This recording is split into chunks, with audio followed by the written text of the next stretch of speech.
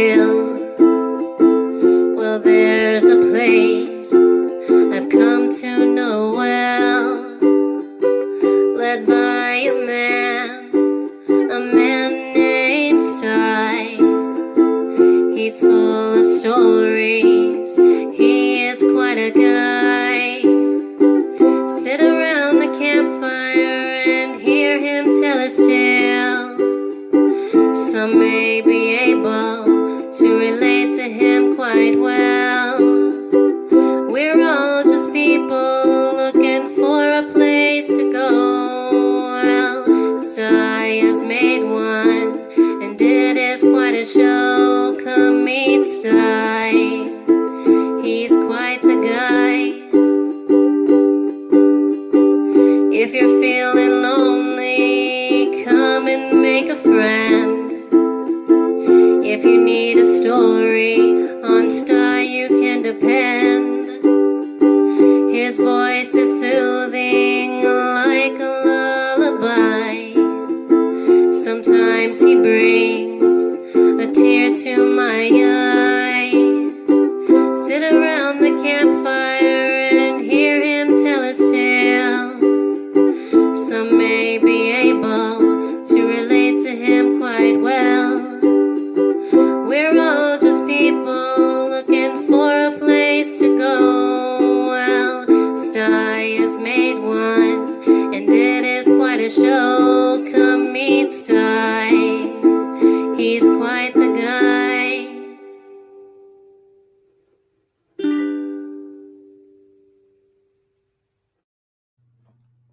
Well, hello, folks. Welcome to the Sty Shack. Yeah, another great Sunday. I think every Sunday is great. Why? Because I get to come and hang out with you guys. That's what makes my Sundays great. You betcha. You betcha. I got to give some folks out in the chat a shout out. I've got Kathy Gahan jumped in early. Hi, Sty. I hope you're feeling well. We'll be back. Of course she will be. And then Metal Music Maniac guy, he says today seems like a good day to order up a dozen or two or three soft taco shell. There's soft shell tacos. Yeah. I could probably eat three, not 3 dozen. Those days are long gone. Then, oh my gosh, there's Yoran, Shadow Scout, sweet. It is awesome to see you, Yoran. Oh, Yoran is great. If you guys haven't checked out Shadow Scout Suite, make sure to get over and check him out. Great channel, great person. He's right out of Sweden. You can't beat that. Yeah, and he's a great prepper and outdoor enthusiast. And then there's Dr. Smith. I'm a little bit country. She's a little bit rock and roll. Yeah, you put those two together and you're going to pay the toll. That's what I'm telling you. Hello, Mr. Fulton. He's saying, hello, Uncle Sty. On Thursday, July 20th is my 24th birthday celebration. You betcha, 24 years. Wow. Yeah. You're just a little more than a third of my age. So you got a ways to go, buddy. You got a ways to go. Hey, there's Freeman James. Good to see you, brother. I will have to get a hold of you and Sis here in the next few weeks. I'm hoping everything goes well and I can make a trip down your way. Got to make a trip down your way. I've got some items I want to donate to local historical museum down there. Old items of my father's that they're very interested in. So I got to get down there. Most important part is to get down there and see my brother-in-law and my sister. You betcha. Oh, there's Native Kutsa. Great to see you, Grammy. Oh, Yoren, you don't have to do that, buddy. That's thank you. Thank you so much. Thank you so much. That's great. Well, that's all I got for folks in the basement right now, or in the chat. But I do have someone in the basement. I gotta pull her up. I've been letting her sit down there too long. There she is. Hi, Gemma.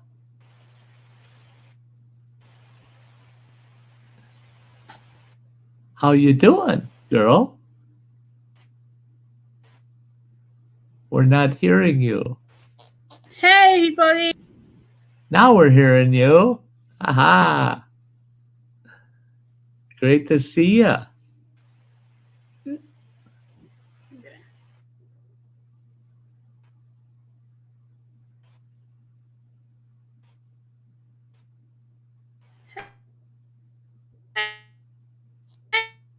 Hey. Your audio's going in and out. It's a bummer. Hey, everybody. There, that's good.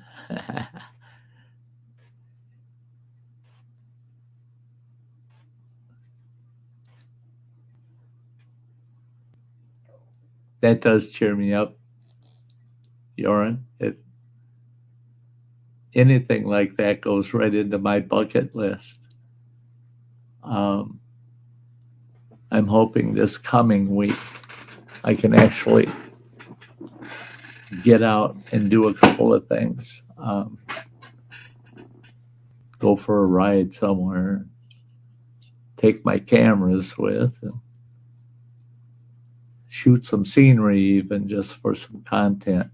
Yeah, Gemma's having some connection issues. I'm sure she'll try again. But yeah, I was just talking with Running Water. He'll be back. He'll be up here in about 40 minutes. He's got about a half hour yet to get to where he's going. He'll park. He'll have good reception there. But he's going through a part of our state of Wisconsin right now that, no, if you're dependent on cell towers, that ain't a good spot to be. But he'll get to a spot where he can transmit well enough. Yeah. Dr. Smith, yeah. You're a big dreamer.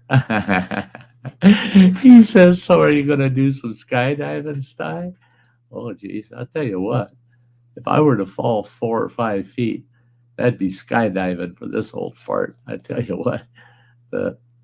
But being you said it, I'll make it perfectly clear, and I have in the past. There's only a few things in this world I won't do. I'm stupid enough to do just about anything, right?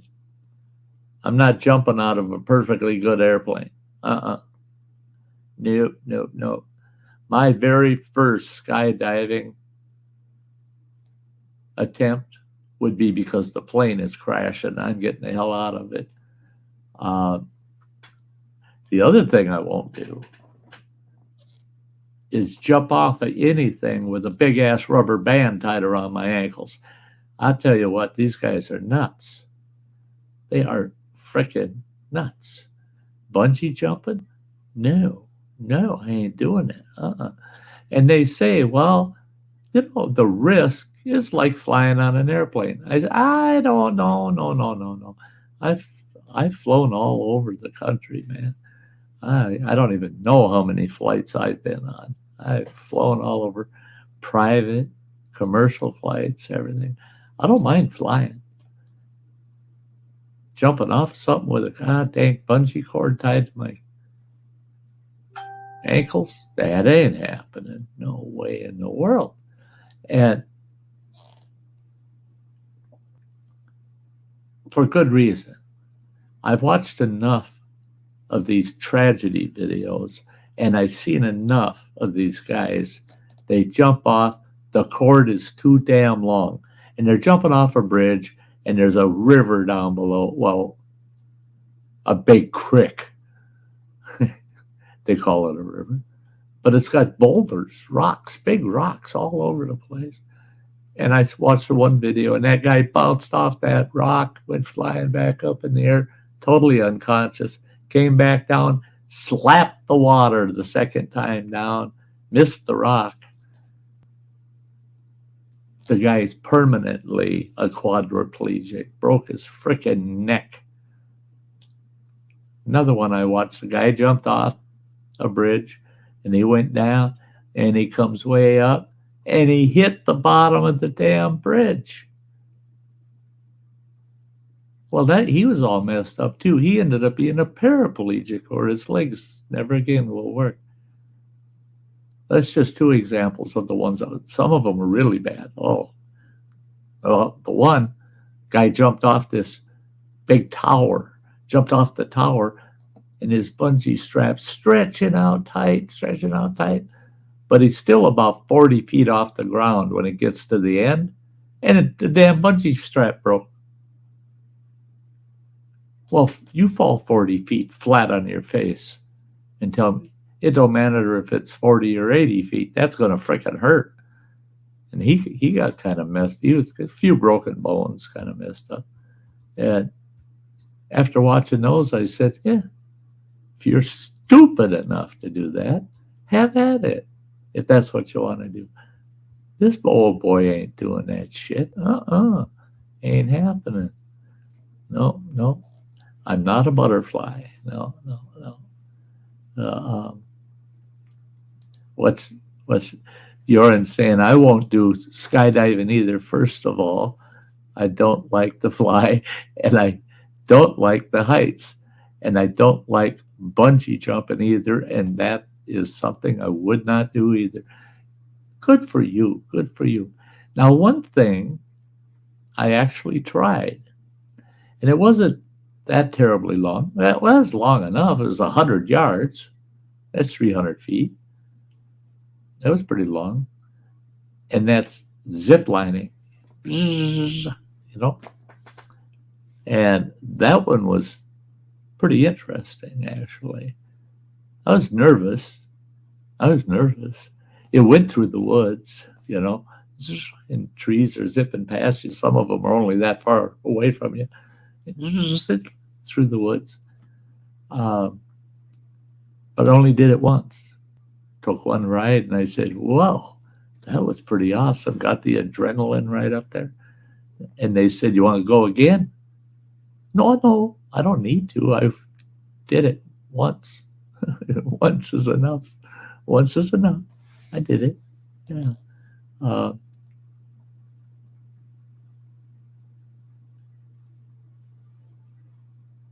Yeah, Dr. Smith, I guess wing walking's out of the question.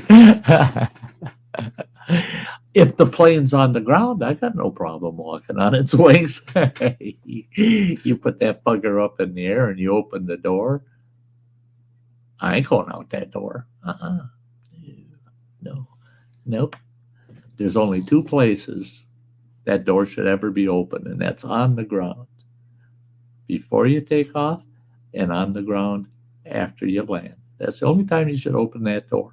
You open that door any other time, I tell you, you couldn't pry me. I grab onto something, you wouldn't be able to pry me out of it. You could have 4 big-ass men, and even in the condition I am right now, you would never pry me off that son of a bitch. You'd have to cut my arms off and my legs off to get me off of it. I'd be wrapped around like a seat or something so tight. Yeah, no, I ain't going out that damn door. Yeah, damn fools. Jesus Christ. If we were supposed to fly, we would be born with feathers. It's just the way I see it, man. Yeah, I wasn't born with feathers. I ain't jumping out of nothing. Yeah, Yoren's right. If God wanted us to fly, he would have given us wings. Yeah. Now, I had a fella, he was a pastor, in fact, a priest, Catholic priest. He told me, he says, well, no, the good Lord did give us wings. I said, he did not. Look, I got no wings. He says, no, he gave man the ability to work it out, and man he built the wing. God created the wings with the birds and the butterflies and the bees. Yeah. For them, not us. All we did was copy them critters and decide we want to be a bird. And being a bird isn't the smartest thing in the world, I don't think. But I don't mind flying. I do like flying. I've enjoyed it quite often. JCT, it is so good to see you. JCT, oh, it's so good to see you. Love it. JCT is so sweet. If you don't know JCT, get over and follow her channel. Yeah, she's great. Okay, there you go. Here's another one. Here's another one. Dr. Smith is having fun with this. So are you ready to get in the shark cage? Now, I didn't finish all the things I won't do. That's another one. I will not be anybody's bait. I don't care if it's a shark cage. I don't care if it's in a frickin' deer stand up in a tree to film grizzly bears. You're just a bait. No, I'm nobody's bait. I'm not doing it. I'm not doing that. No. Yeah, shark cages. That's one. I tell you what. I used to go down to Florida and stay with some folks. And we did a lot of fishing down there in the Gulf of Mexico. And we had occasion to come across sharks swimming, and sometimes when we're fishing, I managed to hook into a 4.5 footer. It was awesome. What a fighting fish a shark is. Wow. It was cool until that sucker, we got him in the boat. The dang thing wanted to eat our boat.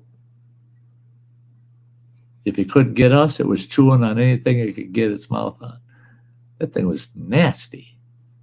We finally got that buddy of mine. It was his fishing equipment. He says, well, I'm going to throw that lure away. He cut the leader. Boom. And he used the gaff hook and picked it up, flung it out in the water. And it swam off, just happier than snot that it was free.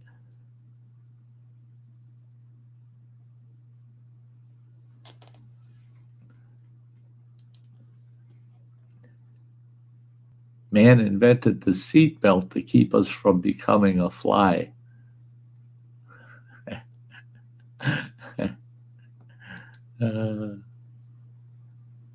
You don't want to be a fly stuck on the inside of the windshield, do you? No. Hey, Owen, it is great to see you there, buddy. That's my grandson. He's the father of my most recent great-grandchild, Atlas. What a name. Boy, he'll hold up the great big old earth on his shoulder, you know. My great-grandson, he's going to be a brute. It's great to see you, Owen. All my love to you and to Skylar and to the baby. Yeah. Baby just had birthday and got all dirty faced. Yeah.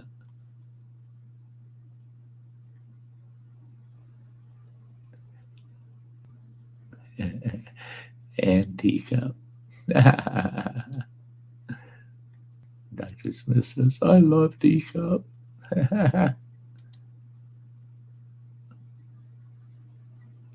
Yeah, I don't.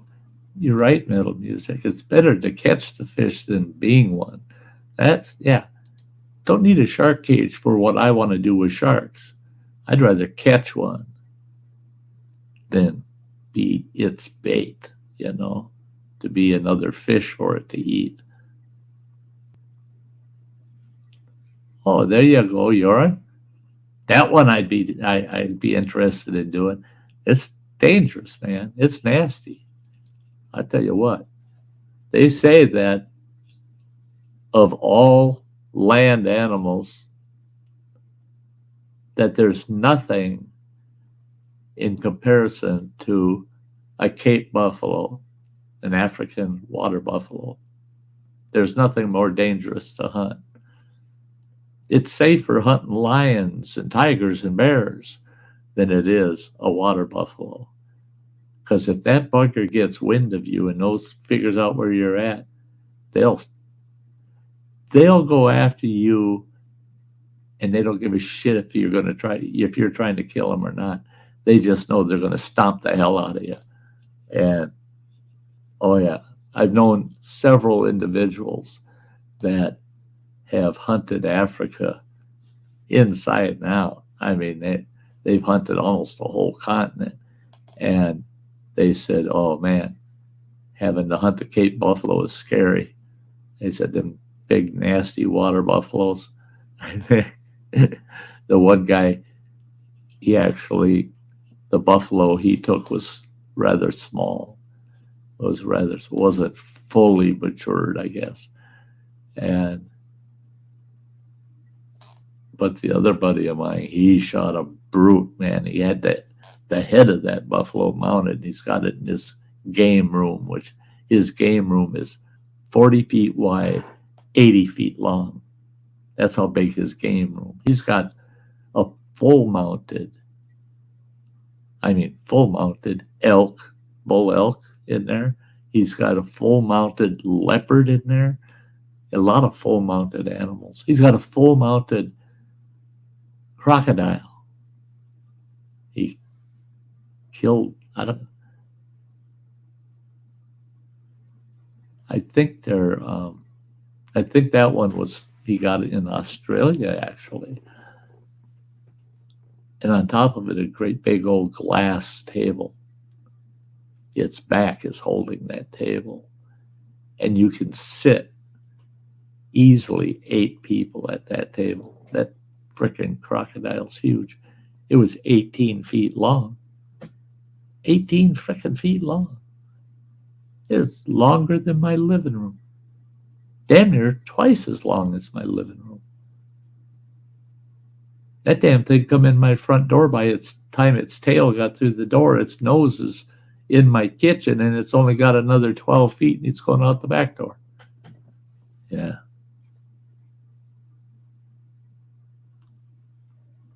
Oh, Dr. Smith, absolutely. That's it, absolutely. Yeah. Telling a woman to calm down is more dangerous than both of those. Absolutely. I always said to my ex-wife, when she decided to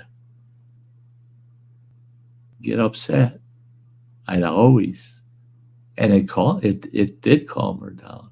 I always told her, get it out of your system. Go for it. Just get it out of your system. She could cause some damage when she would, but not to me, at least, because I gave her permission. Get it out of your system. And she would. She would. I give her a half hour to rant and rave and just accept it. But if I told her to calm down, make sure the guns are locked up and you're the only one with a key, and try to sneak out and get the hell out of there. Yeah. Don't get on the bad side of a woman. She will teach you a thing or two. Uh-huh.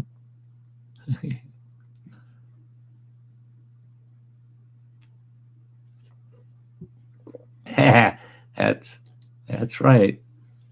Water buffalo are not shag carpeted waterbeds. Exactly. Ah, Dr. Smith, ride a wild hippo. Now that's a dangerous damn animal too. Did you know, I just saw that a couple days ago in a documentary. Of all the critters in Africa, of all the critters there, A huge number of those critters, huge number. They got so damn many predators and poisonous things and just nasty critters, right?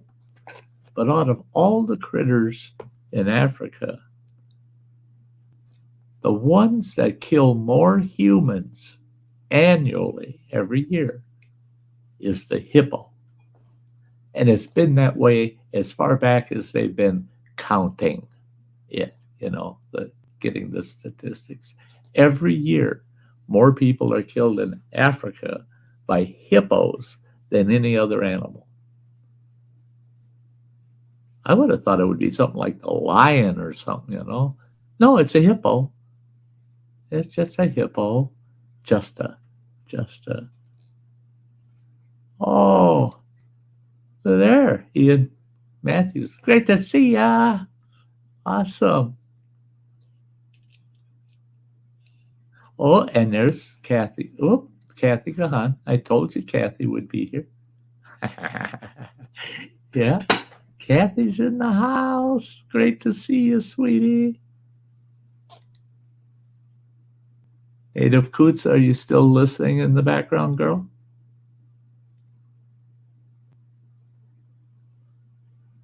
Yeah, metal music, exactly. They're four-legged tanks with a tail.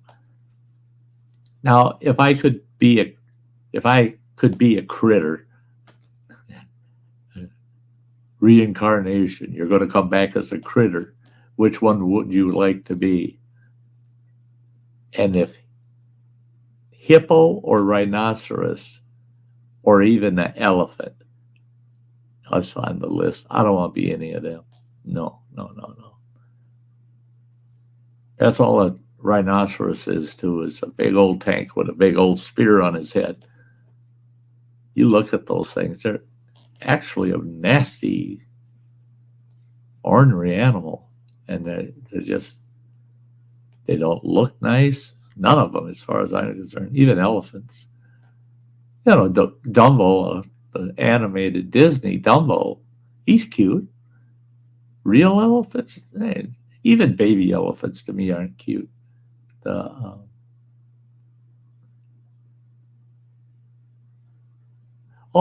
Native Coots, I just want to know if you're still listening. I want to thank you so much, dearie. I didn't look at that account until after the stream. You don't need to do that, girl. Thank you so much.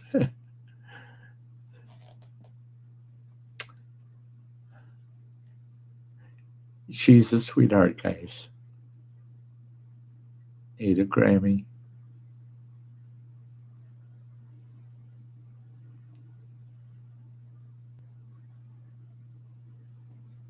Yeah. Talking about hippos? Yeah. I mean, I saw where this one grabbed a crocodile, grabbed it, and he got it up above the water, shaking it, and he flings it away from him. Now, the crocs love to eat hippo, but they wait until they're crippled or dead before they even mess with them. If they're healthy, they don't want to get anywhere near them, right? Yeah, it's the way it is. That is the way it is. Kathy, you do not have to do that, girl. You do not. Helps my bucket list, but you don't have to do that.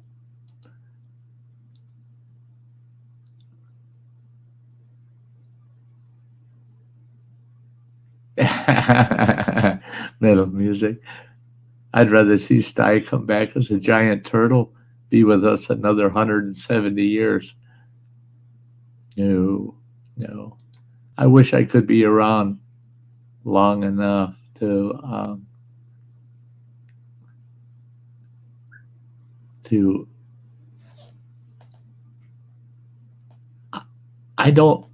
death doesn't scare me. That's not a problem for me. It's a disappointment. I hope when it's all done, I can still see you guys. You know what I mean? But I don't want to live long enough to see all my dear friends pass away. I don't want that. I don't want to see it. See my family and my friends pass away before me. Nah.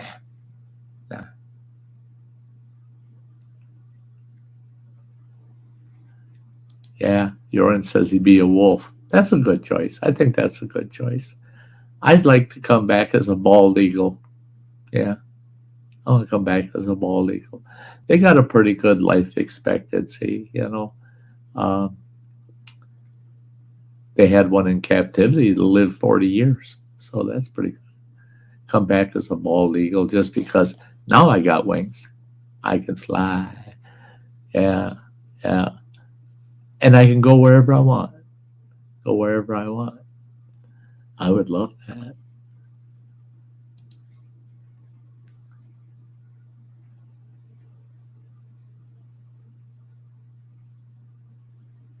Oh, yeah. Come back as a honey badger. Them buggers are nasty, eh? They're nasty. They don't fear nothing. They ain't afraid of nothing.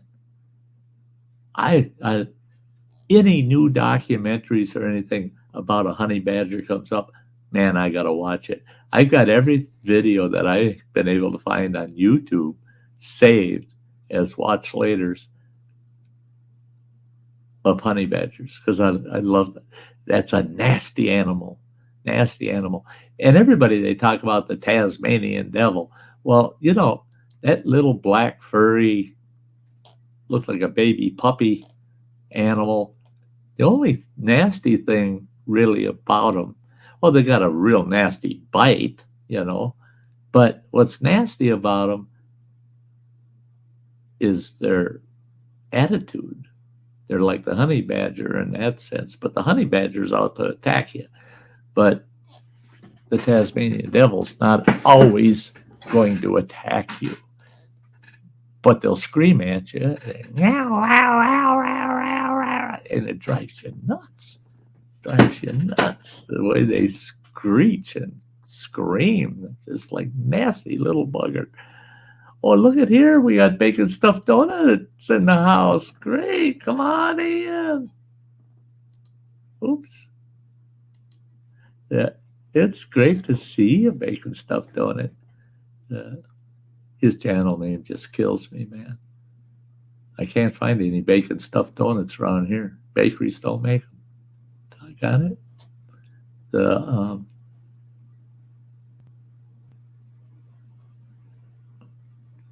That's right. You are absolutely right. There's a time and place for us all to pass, having lived a good life, whether short or long. And that's it. That's why I tell people,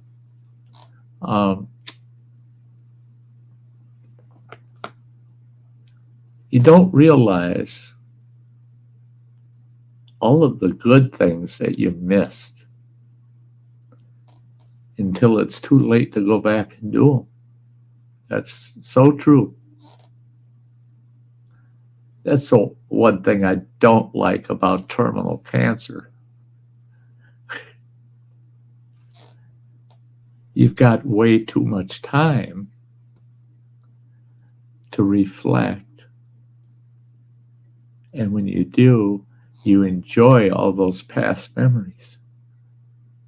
But then, the things you could have done, and you know damn well you could have done it, you just didn't do it.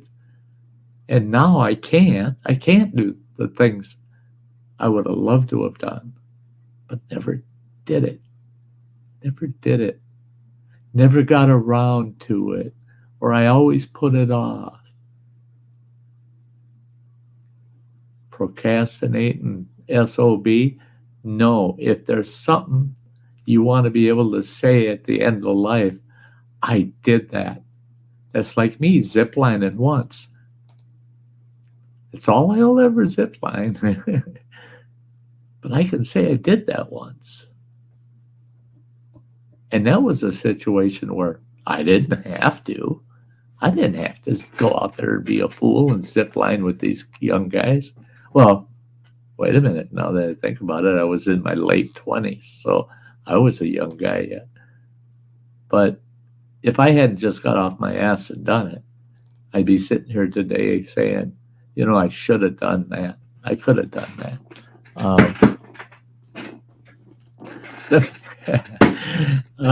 Bacon stuff, don't it? I'm sorry, pal, but if you come back as that, and I'm only going to say it once, I love everybody. I don't care if they're Democrats, Republicans. I don't care if they're black, white, yellow, orange, blue, purple. I love everybody. People are people. And they're what they make of themselves, right? But right now, personally, if I was reincarnated as a person and I came back as a Democrat, I'd be saying, damn it, I didn't think I was going to hell, because that would be hell for me. I couldn't do it. Then I'd be hoping for a shorter life than I'd already had. Yeah. Now, if we turn the clock back when I was growing up in the 1960s, we could have a very good and fair debate over Democrat or Republican. Back then, in those days, and in fact in the 70s and 80s, I would call myself a Republican because I didn't look at the party. I looked at the person. What are they going to do for us? What are they going to actually do for us? And that's how I always voted. So I voted cross-ticket all the time. Not anymore. I don't know, way in hell. Because today's Democratic Party is not the Democratic Party I grew up with. My father was friends with Hubert Humphrey. Folks may or may not know who Hubert Humphrey was. He ran for president and didn't make it, of course, but he ran for president. He was the governor of the state of Minnesota. My father was the chief of police in the state of Minnesota, and they were friends. When I was little, we went out to the governor's mansion and met Hubert Humphrey. But he was very conservative. He had a couple of liberal approach ideas, but in general, he was more strong Republican moderate. And today, his attitude, he would have been a moderate Republican, but more on the Republican edge of that moderacy. Hey, Michael Outdoors. It's great to see you.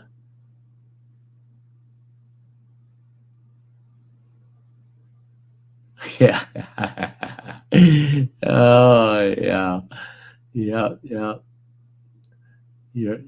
You're so right, Michael. Yeah.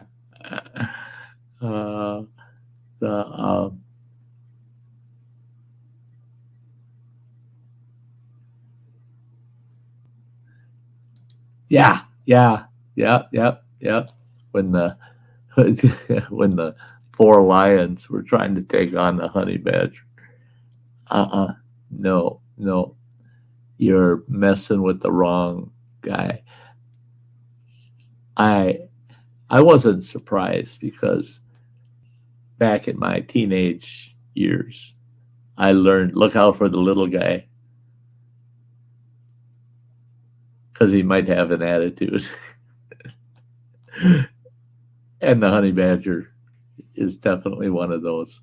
Look out for that little guy because he's got an attitude. Yeah.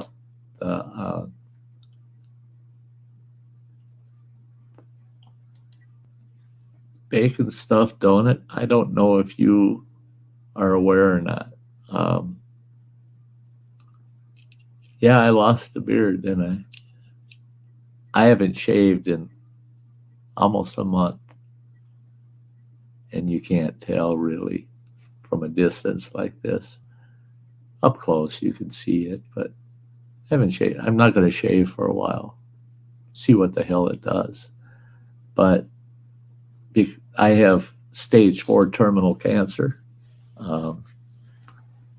If I'm very lucky, I have another year left in me. If I'm very lucky, I'll have another year. The way I've been feeling the last 3 months, it's like I told the family, I don't know. I don't know if I'll see another Easter. I don't know. I don't know if I'll make it. But I'm giving it the best. I mean, the beard got so thin, I looked like a dog with mange, man. It was so bad. I had to cut it off. It was so bad. It was an embarrassment to me. Not the proud beard, the beard that everybody remembered. This one. Yeah. That is hard to believe that I was sporting that beard just a couple of years ago. Yeah. All gone now. All gone.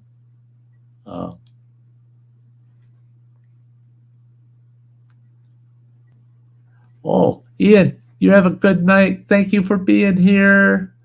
Yeah. Hope we catch up again. Oh, yeah. I'll keep on going. Man. Stay as strong as I can. And making stuff, don't it? Thank you. Thank you. But you don't have to. Don't feel bad for me. I'm 66. I've had a lot of life. Yeah. Sean the Bond. Hey.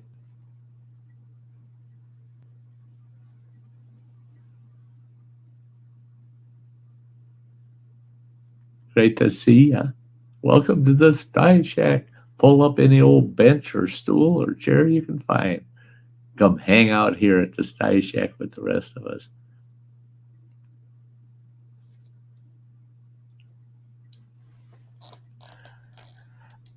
Actually,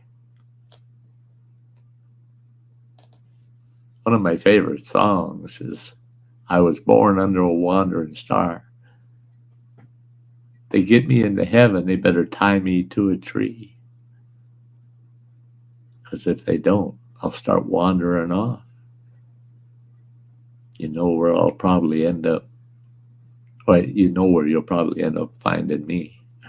So yeah.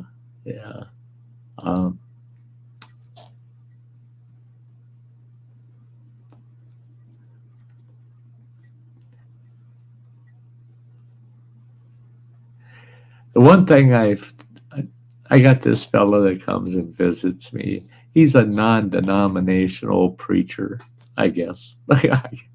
He's a chaplain, and he comes and visits. Not often, but once in a while he stops by. And we sit out here on the porch and just chat and talk about, what I'm going through, blah, blah, blah. And he asked me flat out, he says, do you have any expectations of the afterlife when you're gone? What the afterlife is going to be? I said, no. I see it as my next adventure. It's like I'm climbing up over that ridge of this mountain, and I don't have a clue what's on the other side. I haven't got a clue. I don't know what the hell's after death.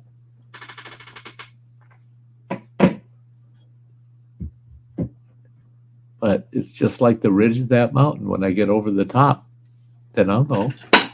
Then I'll know what heaven's about. I'll find all that out if I get there, right? So it's just the next great adventure. I said the only expectation I have is that the good Lord doesn't wipe your memories whether the memories are good, bad, or indifferent. I don't want to lose all my memories because that's what made me, to be the person I am, is my life here.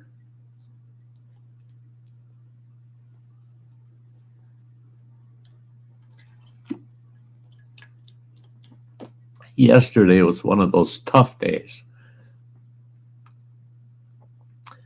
because the day before, all right, now this last week, twice now, I made recipes that I haven't eaten in a couple of years.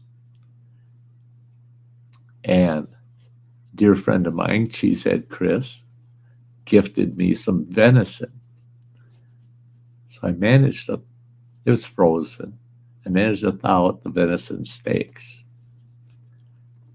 And I smothered them with stewed tomatoes and tomato sauce and condensed tomato soup and lots of garlic, salt, pepper, a little bit of red pepper seed ground in it, gave it a little bit of a bite. And I put it all, I seared this. I only took half the steaks for this. I seared those steaks in the frying pan really nice, seared them up. Didn't cook them, just got them seared, Threw them in a slow cooker with all that tomato sauce on them. And I slow cooked them for 8 hours. Then I made some of the big dumpling size egg noodles.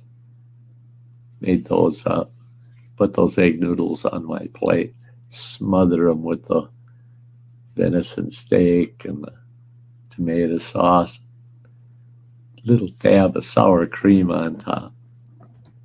I was in frickin' heaven. Oh, that was a couple nights ago. Oh, God, I was in heaven. I love that. Really overate. I mean, I just kept chowing down until I couldn't fit any more in me.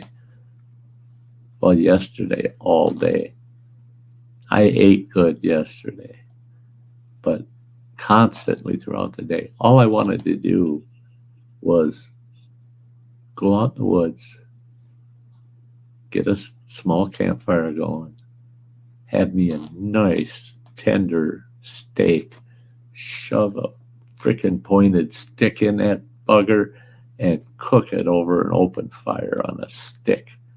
And then just sit there with my small knife that I carry around, a neck knife that I carry, and just sit there and cut chunks off and eat them in the outdoors. That's all I wanted to do all day yesterday. I could have done it in my backyard. I got firewood up the ass. Oh, I got so much firewood. And I haven't been having fires like I should. Maybe I'll go out there and light one tonight. What the hell? Why not? But I could have done that over the fire pit right here in the backyard. But it wasn't going to be the same. I wanted to be out there, out in the damn woods. Get myself away from anybody else. Because to do it here, I'd hear people in town. I'd hear vehicles. So you hear vehicles, voices, dogs barking. You have the sounds of town. You might have the sounds of the songbirds, And we got a big deer living in the backyard with her 2 little fawns. They like our backyard. There's a couple of good spots for her to bed those fawns down, and they're safe while she wanders around town eating people's vegetable gardens. She tried to eat my tomato plant out here, but she got smacked smacked her right in the side of the neck. Boom. With a, no, I don't have one sitting here to show you, but with a small Gatorade bottle. It's like a 12-ounce bottle that was full. I flung it at her, hit her right in the neck. Boom. The look on her face. Her teeth were just, her mouth was just getting the plant. Gonna take the plant. Whack, got her. She jumped back about a foot and she's looking around and she looks right at me. I yelled at her for 10 minutes to get the hell away from my vegetables. And she just kept walking back and forth looking at them because they're all on my front porch. She's looking back and forth at them like, which one should I eat? And then finally she went to eat one of my pepper plants. I said, yeah, that ain't happening. Hit her in the neck with that. Now she walks by and she looks over at him, but just keeps walking. She don't go near him anymore. That smack in the neck didn't hurt her. It scared the hell out of her, which to me was good. I'm going to see if I can show you. You might be able to see just the tops of them. But there's my outdoor camera. We'll go full screen with it. Just at the bottom of the screen, you can see the handlebar to my lawnmower, and you can see the big tomato plants to the left and the one way on the right by the posts. And it's all peppers in the middle, and off to the right, you can't see them. It's another big pepper plant and a even bigger tomato plant. But yeah, that's my front yard, guys. It's nice because there's no neighbor across the road there. And it's a long ways to the right of our place before there's another house. There's one real close to the left, but never see him. So I'm really happy with the place. So, I am fortunate that my oldest boy invited me to come and live with him.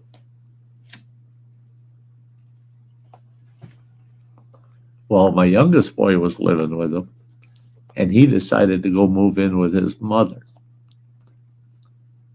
because his mother is my ex-wife.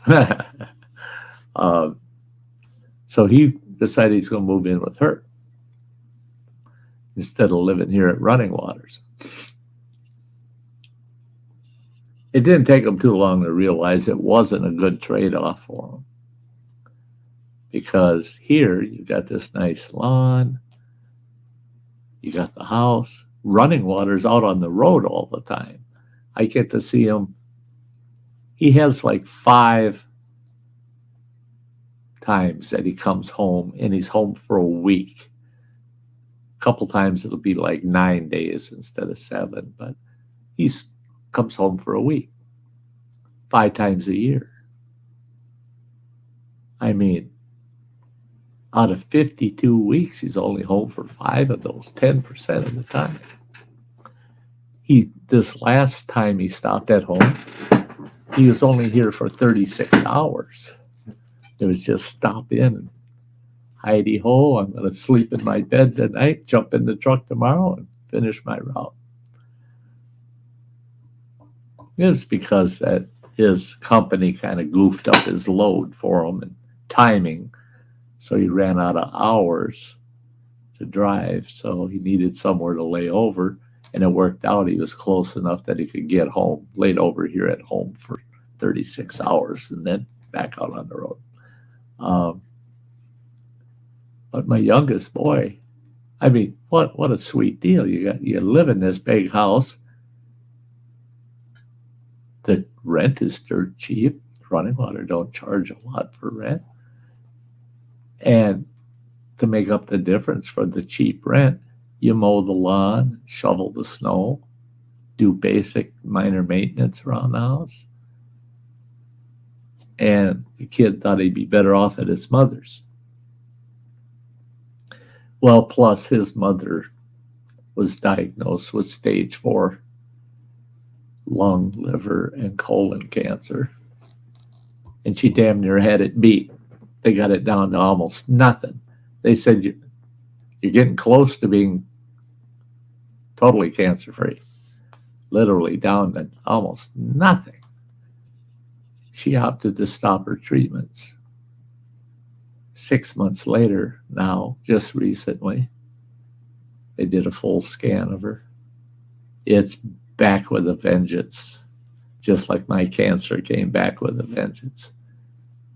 And now they said it's not, we can't get it back to where it was nothing at all.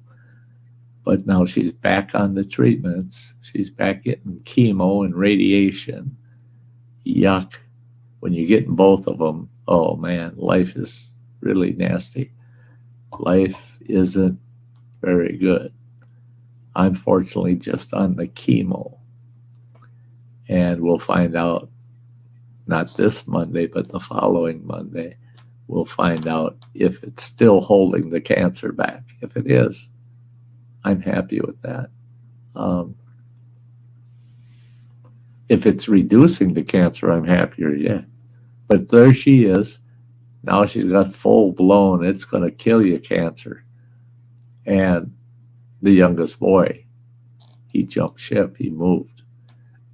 And one of the reasons he moved in with her was because she was diagnosed with stage 4 cancer. And he figured that his mom's going to need some help around the place because she's by herself. She owns a home, and she can't maintain it. She can't do the snow shoveling or the lawn cutting, and none of that stuff. No way. So he thought, I can help her out. I'll live there and do those things for her. Things he was doing here at Running Waters. Well,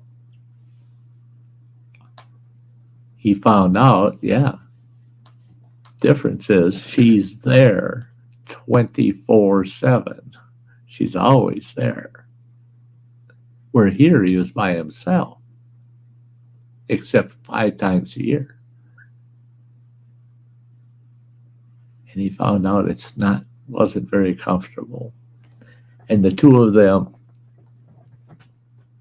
they get along, but it's a rocky road. I mean, they're always upset with each other one way or the other. And so they're not very happy. Well, he made arrangements, got himself a house up here not far from me. In fact, he's on the same street I am, but all the way across town on the other side. So about 3 miles, maybe 2 to 3 miles the other side of town from where I live. Real close. Where he was living with his mother is 45 miles away, and he works up here. So he had to drive that 90 miles, might as well round it up to 100 miles, 100 miles a day, and it was costing him a bundle driving back and forth.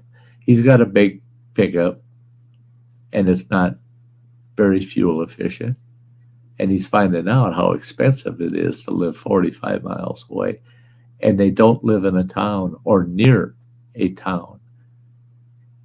Their closest town for him is another 15 minutes, and it's about the size of the town I live in.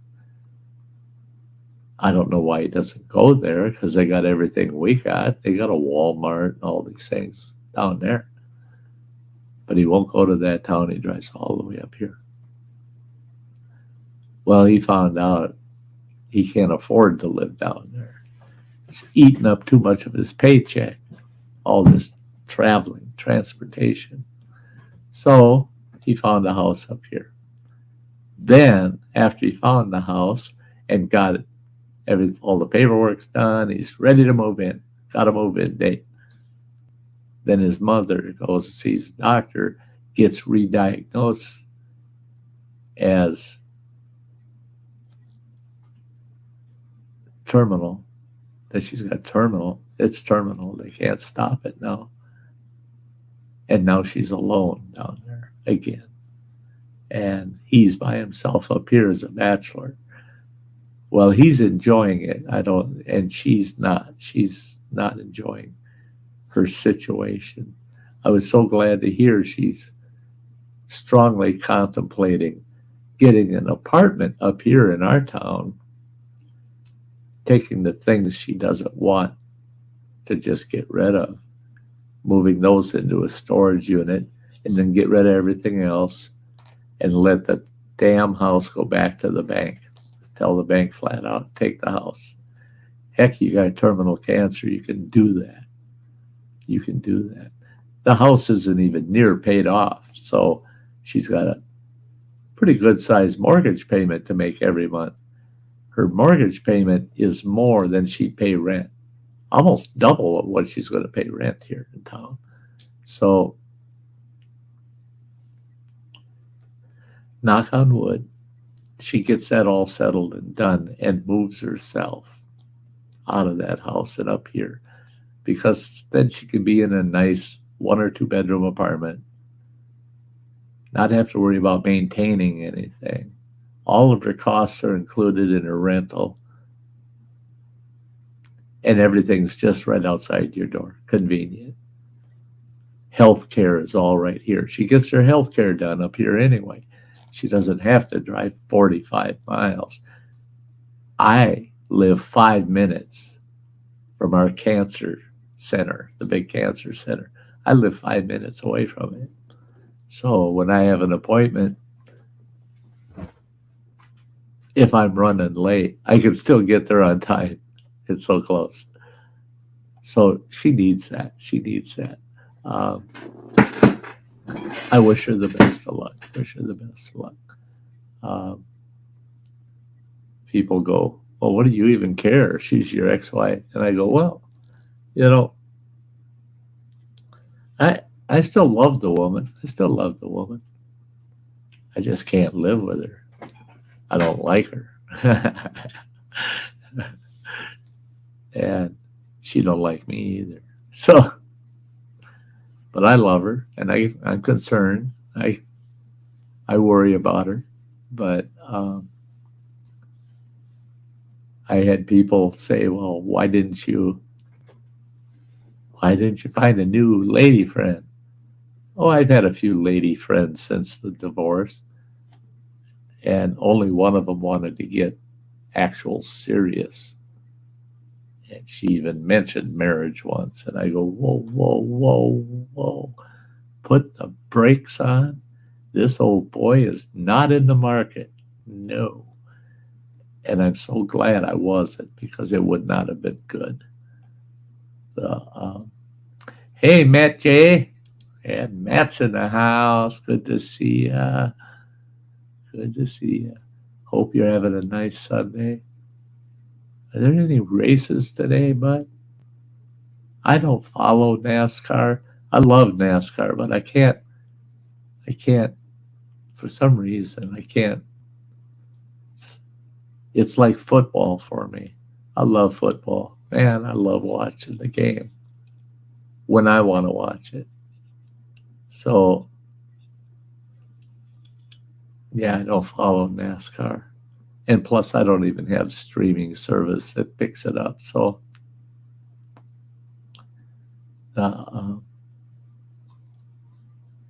yeah.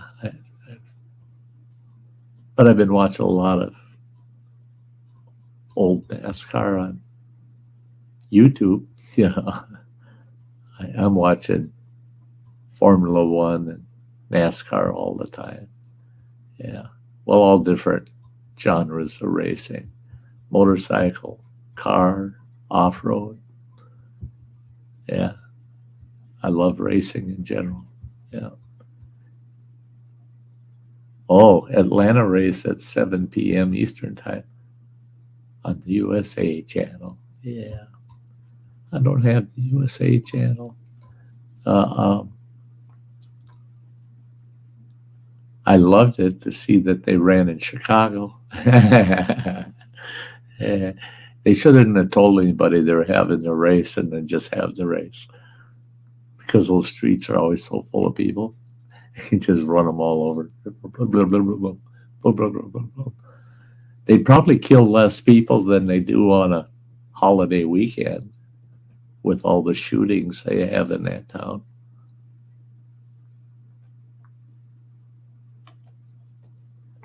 I liked what this one fella from Chicago was saying to a anti-gun person. Nobody should own guns except the police and the military, that person was saying. And this guy said, go ahead and allow people in Illinois to have defense, conceal and carry and have their guns. And the guy says, are you kidding, to add to all of these killings? And he goes, well, what do you mean add to it? There are plenty of people in Illinois that do have guns, but you don't see it. You don't see, oh, well, we had 50 shootings this weekend. You don't see them say, and they were all people, they were all hardworking, normal, everyday Americans that have a permit to carry a gun. No. Who did all the 50 shootings? Criminals. Every one of them were criminals. They were career-type criminals. They belong to gangs. They've got a long rap sheet. There wasn't any innocent, law-abiding people out there shooting people. They were all criminals. And why is it? All these criminals, I saw one where this 19-year-old boy walked up to a guy on the street, just started chatting with him. They're talking. And he says, check this out. And he pulls a 9mm out and shows it to this guy. And he says, ain't that a sweet gun? And that guy says, well, can I look at it? He puts his hand up. The kid puts the gun in his hand and says, sure, check it out. The guy's looking at it. He pulls the clip out, racks the slide so the bullet comes out of it, because he had one in the chamber. And he told that 19-year-old kid, he said, I'm keeping your gun. Kid says, you can't keep my gun. He says, oh, I'm keeping your gun. Just long enough to take it down to the police station, turn it in. Kid says, you can't do that. That's my gun. That's my gun. You can't do that. Guy says, I am doing that. And the kid says, I haven't broken any laws. I don't have a rap sheet. I haven't broken no laws. He told that kid, well, you're irresponsible as hell to start with. You're showing the gun off. You put it right into a stranger's hand. You've got a round in the chamber. The safety wasn't even on. You're irresponsible. You should not be carrying this gun. Period. The kid goes, but it's my gun. Guy says, fine, I'll let you have the gun back. But he said, there won't be a round in it, and I'm keeping the clip. He says, do you have a spare clip with you? The kid says, no. He says, you got any rounds with you? Well, no, just what was in the gun. Guy says, good. And the guy bent over, picked that round off the ground. And he stuck that in his pocket. And he goes, so you can have your gun back. You ain't getting the clip and the ammo back. And he gives the kid back the gun. And the kid looks at it and goes, well, that thing's just useless now. And the guy says, no, you can always hit somebody with it if you have to defend yourself. But until you get some gun safety training, he says, don't carry that damn thing. Don't carry it. And don't be showing it off to strangers. You're just going to get in trouble. But that's in Chicago. How'd that kid get that gun? The guy asked him, how'd you get it legally? Well, I bought it in another state. Okay. It was legal to get it in that other state, but it's illegal for you to have it here in Illinois. So, well, how do you have that gun? He says, well, nobody knows that I bought it. And this, so the point he was trying to prove is the criminals are doing all the shooting. And the criminals are buying guns wherever they can find them. And nobody in the state of Illinois is allowed to own a gun and carry it. So, yeah, you have 50 shootings over Memorial Day. That is terrible, terrible. Yeah, Matt J., I watched it. He says they have the full replay of the Chicago race on YouTube. Yeah, watch the whole thing, buddy. In fact, I started watching it again, and then Running Water came home. So, but I'll probably finish watching it the second time. It's a good race in Chicago. I like the track. I was surprised they picked a good route. In Chicago. And I was really happy that they did that in Chicago. Your gun safety are your number one priority. If you don't get that right from the beginning, I agree you should not have or carry a gun. That's it. See, I was raised with guns in the house. Lots of guns. Oh my God. My dad was the chief of police and a gun collector. We had a closet in the bathroom that had about 35 guns in it. And there were times, there were guns in that closet I didn't even know he had. And I was probably about 8 years old. I asked him, I said, Pop, can I see the guns that are in the closet? And I've never seen you clean them. So maybe we should pull them all out and clean them. He goes, son, you're right. And the reason I didn't clean them is they're all wrapped in oilcloth and they're all oiled up real heavy. But they need to be cleaned with solvent, tear them all down, clean them up with solvent, re-oiled, re-wrapped in oilcloth, and we can put them back. And he says, so go in there and start hauling them up. Haul them all out in the living room. I saw some guns that I'm going, oh my God, Pop, I'm not that old, but I already know you can't own that. You can't have that gun. That gun's not illegal. You can't have it. He says you can with the right licensing, permitting. And he had it. I didn't know he had it. And he did. He had the federal firearms license to own anything he wanted, basically. Shit, he could own a tank that was operational. Yeah. The one gun that he had, and that really surprised me, was he had an old Tommy gun. And that with the big old barrel clip on it, And he had two of the barrel clips and the Tommy gun 45 auto, and that was an auto full machine gun. And he was looking that over. What he said he would clean that one. He didn't want me messing with it. He had me messing with the shotguns and the old, just standard guns, but he was doing all the kind of specialty guns. And that one, he got her all cleaned up. And he said, this one we're not putting away. He said, I'm going to sell this one. And he had it sold within a week. Now, back in the 1960s, if I recall right, he got like $700 for it. That would be like getting $3,000 for it today. $3,000. That was a big chunk of money he got. Big chunk of money.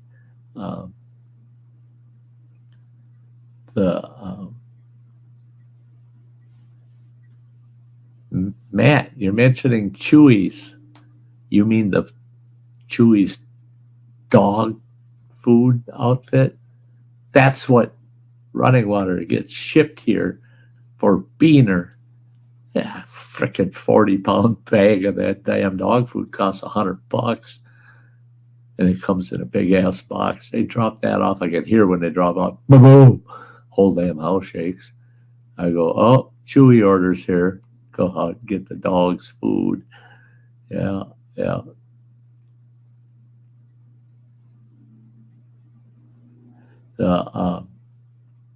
Yeah, Matt J saying I was raised hunting with my dad. So, yep, there were guns also.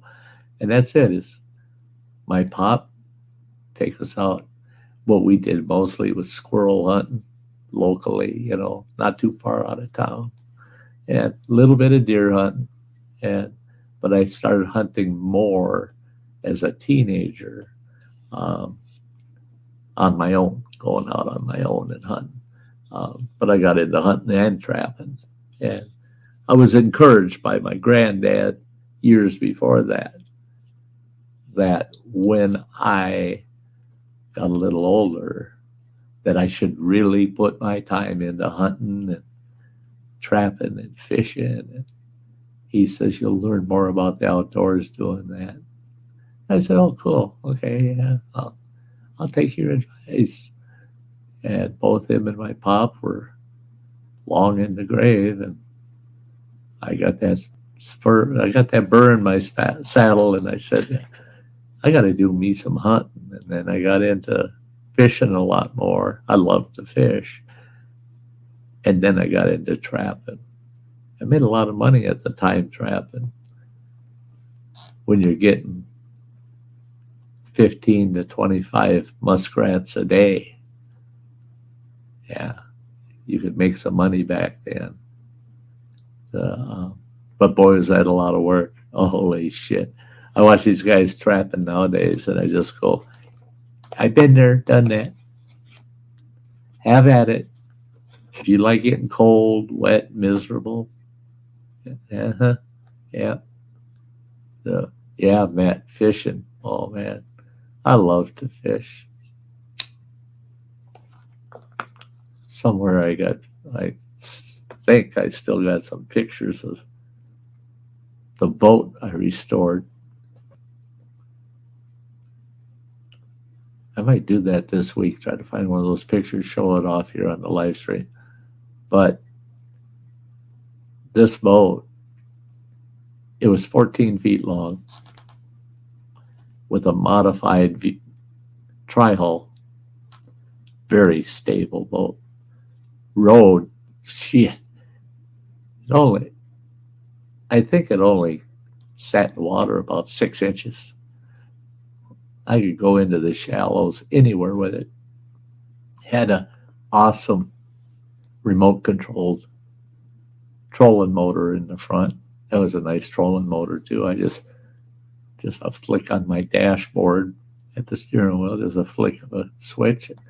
That thing would stand up and drop itself to whatever water level I want. And then the foot pedals were right under the steering, so I could pull those out, throw them wherever, if I'm sitting in the elevated seat. But it had 2 elevated seats in it. It had a bench seat up front, bench seat on the side, which inside was all storage, and pedestal seat in the back just behind the driver's seat, all in a 14-foot boat. But I threw a 50-horse Mercury on the back of that sucker. And for shits and giggles, had the county sheriff's department was out time clocking boats. And you had to go up and you give your, hey, Wolf and Coots of Scum, JFF. You folks are wise, you know who we're talking about.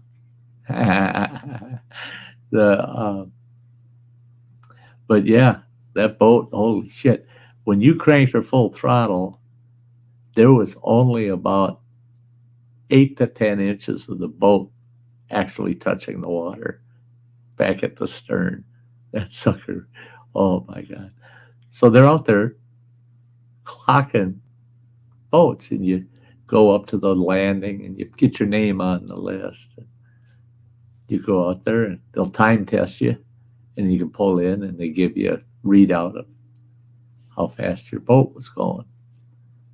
And they had these buoys out there that you went from one buoy to another, and it was about a quarter mile, about a quarter mile stretch, but it ended at you go all the way across the lake and it ends at the landing. Well, they were surprised. My boat hit 81 miles an hour. My little 14-footer hit 81 miles an hour. I beat out this big bass boat that had 150 horse Yamaha on it, big 150 horse Yamaha on it. Really nice bass boat too. But I beat the pants off of him. He only hit 67 miles an hour with 150 horse. My 50 horse pushed that 14-foot boat. Yeah, over 80 miles an hour.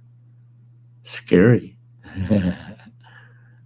But that boat rarely ever got throttled up like that. And it was so good in the shallows for bass fishing. Oh, fishing for big northerns back in these pools that are off of the lake nobody's going into because it's so full of deadheads and everything. No, I drop my trolling motor, raise that big 50 horse, and off I go. Up, get in there, hitting 30, 40-inch northern pike, hitting 4 and 5 pound bass, Loved it. Oh, I love it. I still got my fishing gear. Okay. Yoran, you have a great day.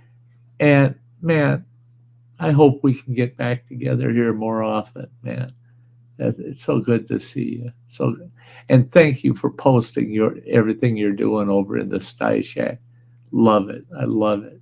That's how I can keep up with you. I just go to Sty Shack. Oh, he's got something new up there, So, yeah, got to make sure I get over and watch it and give it the old thumbs up, Yeah.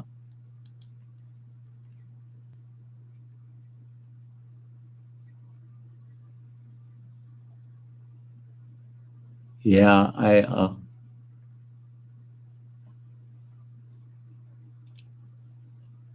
I miss them fishing days, boy. I got my license. I should go out and do some fishing. We'll see. Right now it's time to be out there, but when the lakes start turning in the fall, panfish, the big fish with the water, the temperature changes. And when that lake starts turning and all of the vegetation starts dying back.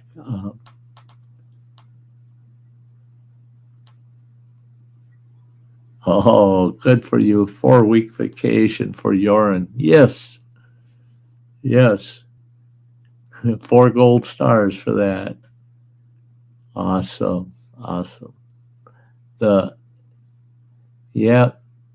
Growing up in the 60s was so different. And the 70s. When I was in junior high school, I think it was 6th grade. 6, 7, 8. No. I would have been in 7th grade. 7th grade, first year in the junior high. 7th grade. Gun Safety Week. They teach you all your gun safety issues. 2 days of it, starting that week. And on Wednesday, we get range time. So all of you kids that have a gun, make sure to bring it with you to school tomorrow. And they pass out this sheet of rules, how you're supposed to handle your gun, bringing it to school. And you're supposed to put your ammunition in a paper bag with your name on it and your locker number at the school. And you turn it in to the instructor for the rifle safety, and you put your gun in your locker. That sounds pretty weird. All these kids that are taking rifle safety in school got 22 rifles in their lockers. Well, if you said you're going to do that today, there's no way in hell they'd let that happen, right? No way in hell. All these kids with firearms in the school? No way in hell. Well, we did. But you think that's weird? We're all out at the bus stops holding our rifles. They're all in a case. You had to have them in a case.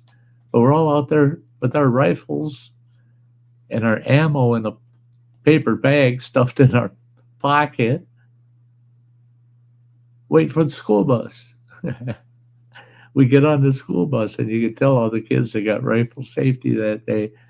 1, 2, 3, 4, 5, 6, 7, 8, 9. There's 9 on our bus with rifles today.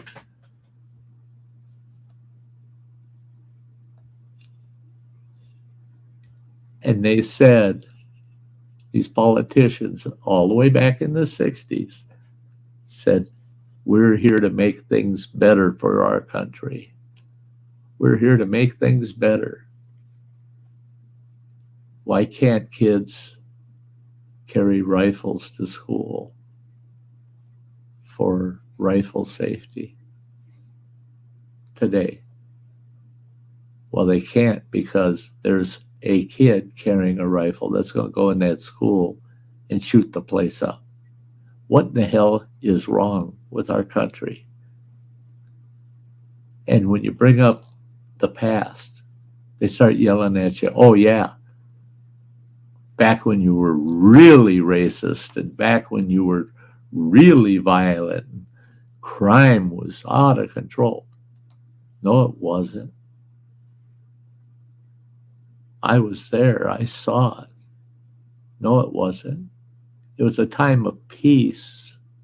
It was a time of being so comfortable with life. Everybody,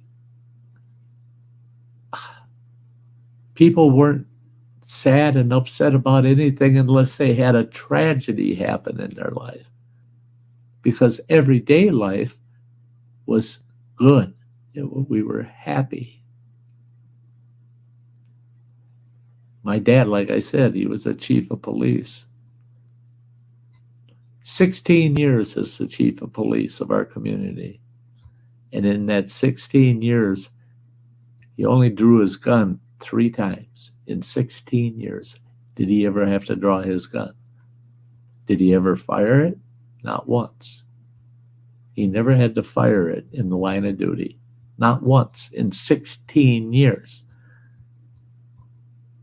And he was on patrol every day of the week.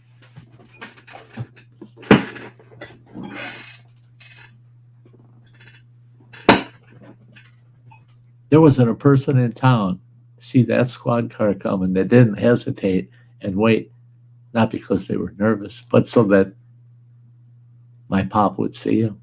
And they'd wave, hi, have a good day. It's good to see you, Porky. That was his nickname, Porky. If somebody came running up to a squad car, what did they run up to the squad car for? They only had 2 reasons to run up to the squad car. And that was to say hi, or say, hey, you heading for coffee? I'll meet you at the cafe.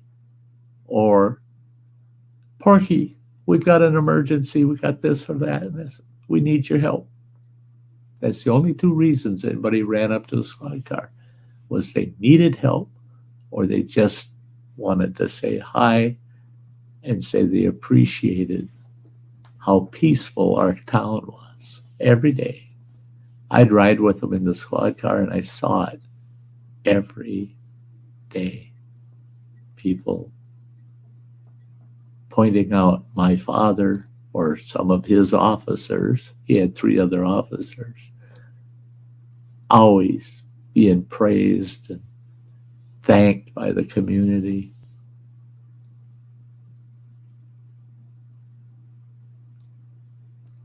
What's happened? I told my boy the other day, this isn't my home anymore.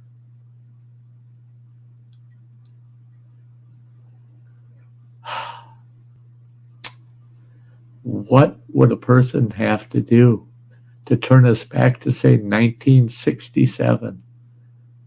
Oh my God, that was a beautiful time.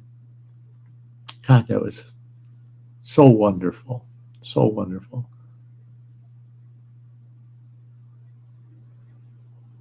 When you and I were, Dennis Nelson, yeah, great to see you, Dennis. Dennis is saying, when you and I were fishermen in high school at exactly the same time, LOL, driver's ed was a credit class taught in high school. Yes. And they showed us gross movies. Oh, the driver's ed movies when I was in high school. Oh my God. You never saw so many dead people until you watched one of those movies. Oh my God. All these nasty car crashes and crap. They would make us kids sit and watch them damn movies to show us what happens when you drive irresponsibly. Different time. It was kind of shocking, whoa. But sometimes that set at home. There were times I drove like a madman, and I loved to race. I loved to street race. I loved it, man. Drag racing in town. And we'd play chase. We'd play car tag. Car tag was nasty. If you had a car, you didn't worry about some bumps and bruises on the car, and you got a few guys with cars like that, you set up a game of car tag. Whoever's it, the idea is he's got to hit one of the other guys somewhere out on the road. And then he's it. He's got to find somebody to tag, to hit. Well, you didn't want to smash each other's cars up. You just wanted to tag them. A bump is all that was necessary. Well, those cars back then could take it. But there were times you'd get up to 60, 70, 80 miles an hour through town to tag somebody. And you tag them going that fast, and they damn near lose control of their car because you tagged them. Oh, yeah, we play tag half the night. And it would stick in your head that how dangerous it was. And you start thinking about those movies from high school, and you start going, we should be doing this shit. Oh, look at this. Oh, look at this. Aha. Hi, sweetie. Hi. How are ya? I'm doing pretty good today.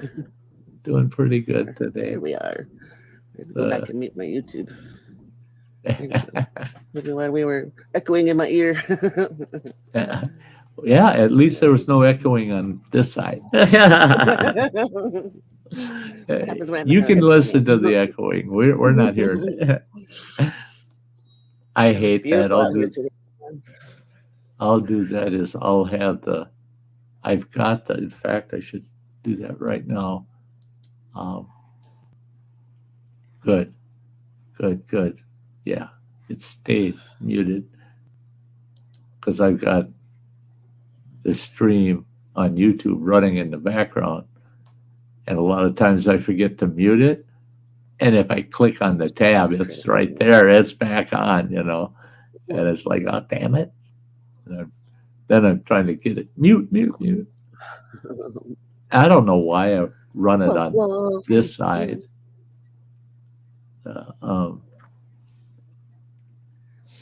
I shared everything out. Love you, JCT. It's been a long time, girl. Been a long time.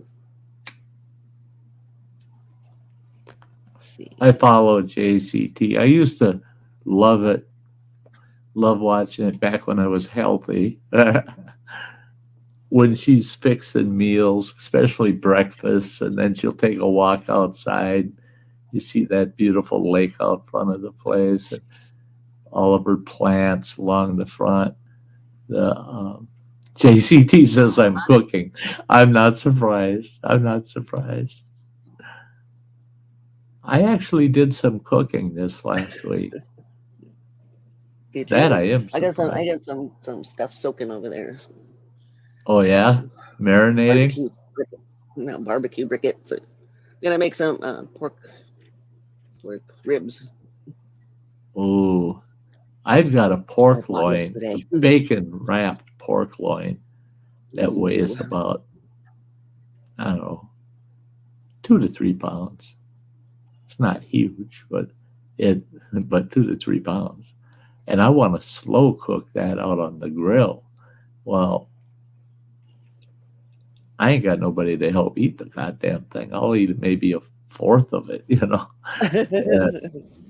and I'm freeze trying it. to think, when the hell and where the hell I'm going to cook that damn thing. And I know it'll be good. Beautiful out here today, but it's like 90 degrees. It's very warm. Oh, really warm, huh? Yeah. The sun just came back It, out. It was cloudy, which is I thought, oh cool, it's hot, it's warm, but it's cloudy. And now the sun just came back out. Might I be just hotter. bought, well, that's 2 days ago. I bought an electronic indoor outdoor thermometer that I got sitting in the living room by my seat in there. And I love that thing. Man, that thing is so sweet because it's telling me what the temp is outside, what the temp is in the house, what the humidity is in the house. And I wasn't too sure. I've had them before where they got the wire you were put out the window and to get the outside temp. This one's just wireless. It's like runs off of Wi-Fi, and I haven't set it up yet, but I can even get it to where I can pull it up on my phone and see everything on the phone. But I monitored it for 2 days. After last night, I said no. This morning, I looked at it, said no, don't have to. I can count on it. I can count on it because I pull that weather app up on my phone, and it's the exact same temperature outdoors as the weather app, and it follows the weather app. Whatever that's saying, that's what it's saying it is outdoors. And I thought, is that thing stealing that information and just telling me what they say? Or is that the real temp? So I took it and I set it out in the sunlight. Well, don't set it on top of something that's black. I come in the house and I watch that outside temperature start going up. Oh. It went up to 118 degrees. And I ran out there, got that sucker off of that black bin that I have out there. I said, no. I'm going to damage it, leaving it on there. So, no, it's actually reading my true temperature out here. I'm so happy my tomato plants have tomatoes on it now. Just, My daughter's been growing like tomatoes, and I guess she's got some melons going and kinds of little veggies going over there. Oh, I didn't know you cool. had a green thumb. She's all excited. It's her first try. She's like following the internet, following instructions and stuff. So she's doing really good. Really good. Sure. So you got to start somewhere. So that'd be awesome. Yeah. Boy, I got these, well, running water bottom. They're the cloth, or the canvas round planters. You just fill them with soil and they stay firm and nice round, and they got a handle on each side. I put the plants in there and I'm rearranging where do I want them to sit. And it's pretty cool when you can grab your garden, take it, and move it around in the yard if you want. I wasn't too sure how well they were going to work. Oh my God, they're working sweet. I can water them. It doesn't come out of the canvas muddy or anything. It's not dripping out of the canvas. And the plants are doing so well in it. I just like, holy shit. I wish I had another 5-10 years. He bought 20 of them. I'd have all 20 of them filled up. I already got the porch. I've got 7 of those big round planters out here with peppers and tomatoes growing in them. I was hoping I this think year. peppers was another one she had going. Peppers. I was hoping that it was her birthday. this. I had to stop in and give her some things. She went Oh, off her hey, plants. I said, "Oh, I haven't been there for weeks." Like, oh my goodness! did I you used to go like find? about every Sunday. Did you guys find the missing boy? Oh yes, yes, a little shit. Actually, he was parked down at Safeway. I just didn't see him. He said he was parked behind a tree. He Oh, he texted. He said, "I'm sorry, I was parked behind a tree. I wasn't out in the open." And I didn't drive through the parking lot. I just went like around the Safeway block right right, there. right. You just looked into the parking area. Yeah, But, and I but sent him some cash, and got him going. Gave him a boost. did you give him a good lip We were just whipping? texting. Hey, don't disappear Vanessa off probably the did. grid without at least letting somebody know that you are okay. You spend wisely and be safe, kiddo. I love you, Granny. Granny. That's where I get my Grammy. My grandkids Yeah, all call me Grammy. I can't believe it. I did not think it was going to go that far. That I've Yeah, got she didn't find nieces. him until afternoon, like around 5 in the evening. Oh, really? Because you were out there Yeah, earlier, much yeah, I was out earlier. there after work, and I finally went home around like 10:30 or so, and it's like, well, time to Yeah. give up. And my son, he drove all around Tudorville, way out in the boonies and shit, way out towards the town that he had a little place at. But he didn't find. Of course, he didn't find nothing either. Well, I would like to get my hands on that boy and tell him, you don't know how lucky you are that you got family that gives that much of a shit that they're out there cruising looking for you. A lot of family, they might call the cops or they might not, but all they do is sit at home and we'll find out, instead of trying to go out. Yeah. Yeah, Dennis, move your planters just like you would a solar panel in a campsite. See, that's the thing is, I want my plants in a location. It depends on the plant. I want some plants to have as much sunlight as they can get all day long. Other plants, I want them to get moderate sunlight. Some of them I want shaded. And all of the plants on my porch, they don't get any more than 4, maybe 5 hours of direct sunlight. My mom knew how to do all that.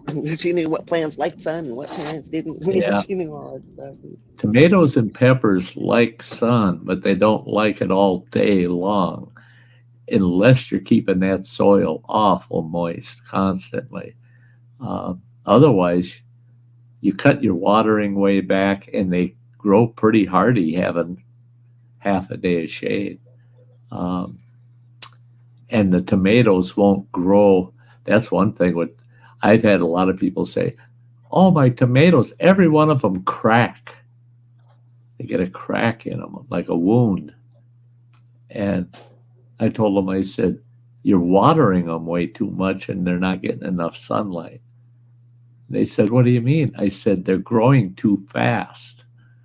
When they grow that fast, the vegetable will actually crack because it's absorbing so much water. So if you start seeing cracking, especially in tomatoes, you see a crack in them. Hold back on the water for a couple of extra days. Don't water them so heavy because you can feed them too quickly. It's just like raising certain chickens. If you feed them too fast, they grow too fast and the legs become crippled. They start walking like they're on sticks. And it's because the muscles and the tendons aren't growing as fast as the rest of them in their legs. And it's because they're being fed too much, too quickly. So they're growing too fast. They'll grow way too fast if you feed them constantly. Yeah, Dennis mentioning something in a campsite. Boy, a couple times this week, I felt like I actually feel good enough. I think I could camp overnight. And then the next day I go, I'm glad I didn't camp overnight. Because it would have been a bitch tearing down camp. I feel like shit. Yeah, I want to So camp one of these days. Damn. I want so bad, even if it's just a one-nighter, man. And Yeah. I've got so much to do around here. Tomorrow I've got 2 nurses. Take everybody with. I'd like to take everybody with. That, But out at the lake, I don't service out at the lake. I should try to find a couple of people that want to go with, because then I can do some serious cooking because they can eat the leftovers. And they can help me set up and tear down camp. Yeah, that'd be a good idea. Yeah. I'm sure Bandit wouldn't mind camping. Yeah. If I had a mascot, I can honestly say that it would be more enjoyable. And I thought about that with the walker, the off-road walker, the new Sty mobile. That, if I got a mascot, I can just throw a leash and attach it to the walker and pull, you little bastard, pull. Yep. I'm watching the chat over here. Yeah, it's quiet in the chat. Today. I got somebody's live, and I'm apparently the only moderator over there, so I'm just watching the chat. I can't hear them, so I'm watching the chat. Oh, you're so good. They make you their only moderator. There you go. I don't know why.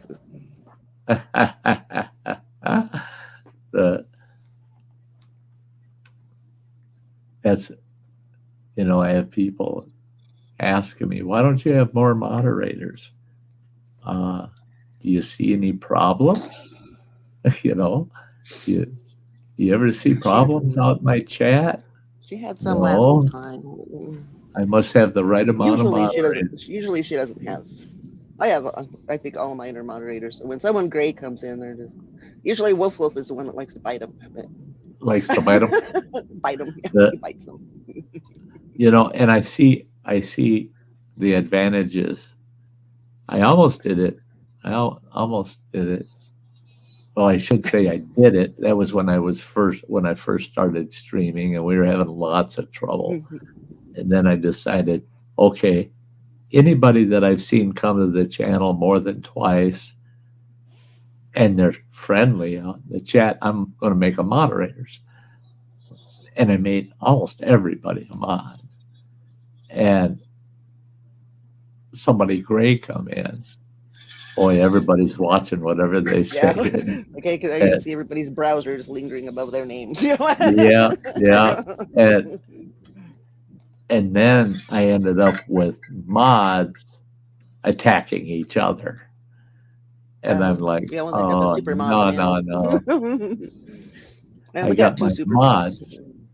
I got my mods attacking each other. I like how they got it set up now, where you got the 2 levels of moderators. Yeah. We got 2 super mods net right now, but you get the good moderators, give them that old super mod, and then they can step on the toes of the other moderators. Yeah, cut that shit out.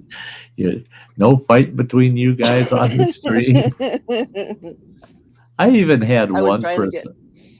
I was trying to get Justin to take out Matt and see if he could, because he's a super mod. He wanted him to take out Matt. Let's take him out. He wouldn't do it. He came in as his pork chop 218, and then he took himself out. Oh boy. So now you're gonna come back all mad at yourself. I still, the very first time I streamed, my very first moderator was Cheesehead Chris.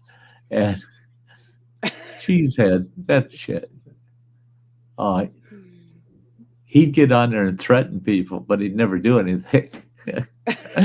and at that time, I was having problems with certain guests. They're just bad, people out in the chat. They're just nasty. And I kept telling, she said, do something about it. Well, I warned them. But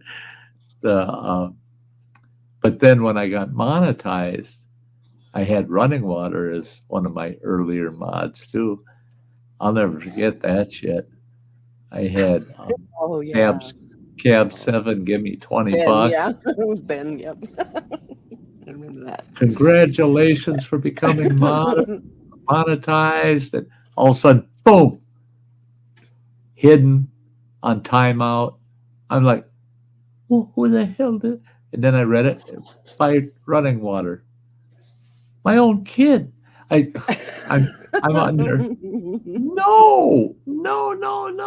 You don't time out somebody that just super chatted me $20. Right live. I'm just like, no, you can't do it. You're not going to be a mod. You do that shit. So running water gives me $20, saying he's sorry. And Cab comes back and gives me another $20, saying it's all right. I understand accidents happen. And I said, you guys keep fighting. Go ahead. I'm making money with you two talking about this shit. Go ahead, running water. Time them out again. That's another $40 I'll make. It was funny. But yeah, moderators, they could make things interesting sometimes. Yeah. It's funny how many people get doxxed. That's crazy. Oh yeah. Why do people do that? Boy, I had that one fella that got on my stream. Now this is a couple of years back. Boy, he's on there. He's making threats to people on my panel and telling them, hey, I know where you live and I could show up right at your house and this and that and crap like that. So I told the guy, I said, that's enough, back off. I'm going to block you from the channel. And he said something, so I blocked him. He comes back with another channel name, of course. Here, I found out at the end, the guy had 75 plus, more than 75 channels, YouTube channels. Holy cow. I have a problem with 2. Yeah, no kidding. I've got 3, and 2 of them I haven't looked at in 6 months. But the one is for me to go on other channels and say things they don't like, Yeah. But yeah, I have a problem keeping up with just the 2. Like, what am I doing today? Which channel should I go on? Am I drinking today or no? Yeah. Oh, I got to go to my embarrassment channel. Yeah. I'm sure I'm going to embarrass someone else or myself. Someone tried to scum me last time. They got scummed back. There's Cheesehead right there. He was a troll. Cheesehead jumping on there going, moderators, are you giving out mod checks? You got your 401k and that's it. That's it. End of story, Cheese. If I have to, I'll make you not a moderator just so that you can't try to put a price tag on it. You little shit. I want to get my 401k and take off. My daughter was just saying, we want to talk to you about buying your place. Oh, God. This place ain't worth anything. It's falling apart.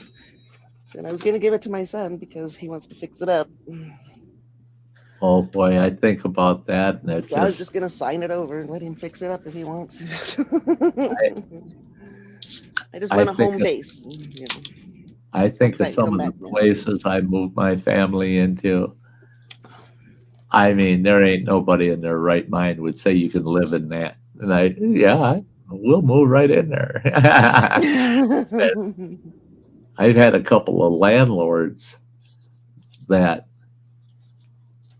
actually, when we were moving out of the house, they give me my security deposit that I had paid them a couple of years earlier, give me the whole security deposit, and they go, the wife and I were talking about it. The one guy, he says, count the security deposit, make sure it's all there. And I counted it out and I go, you gave me 100 too much. And he goes, oh, good, we did count right. No, that's yours. I said, why? He says, all these damn improvements you did to the place, you actually made it livable. I go, oh, okay. Just, yeah, we did the repairs and added some things just to make it okay for us. And he thought, he was thrilled. He was just like, oh my God, I've never paid somebody to move out, you know. Yeah. He said, I've always kept their money. He says, we're paying you as a farewell payment. I said, okay. The one house he gave us, and I was paying $800 a month plus utilities on the place. $800 just to lease the house. And they gave me 2 full months of rent free, my last 2 months there, because of what we did to the house. I added in some awesome ceiling fans, a big chandelier in the formal dining room that we put in. And we did a lot to that house. I got windows repaired, old antique windows. And Virgil, hey, that's my brother right there. is that your brother? Yeah. Well, you two have Super Sunday. I gotta get ready to pick up my All right, granddaughter. sweetheart. Love you. Hey, enjoy your time with your granddaughter. He does. He Enjoy does. every His minute with your grandkids so family. good. And his grandkids just love him to death, too. Yeah, that's awesome. Hey, Dennis, spooky house? Sure, why not? It could be fun.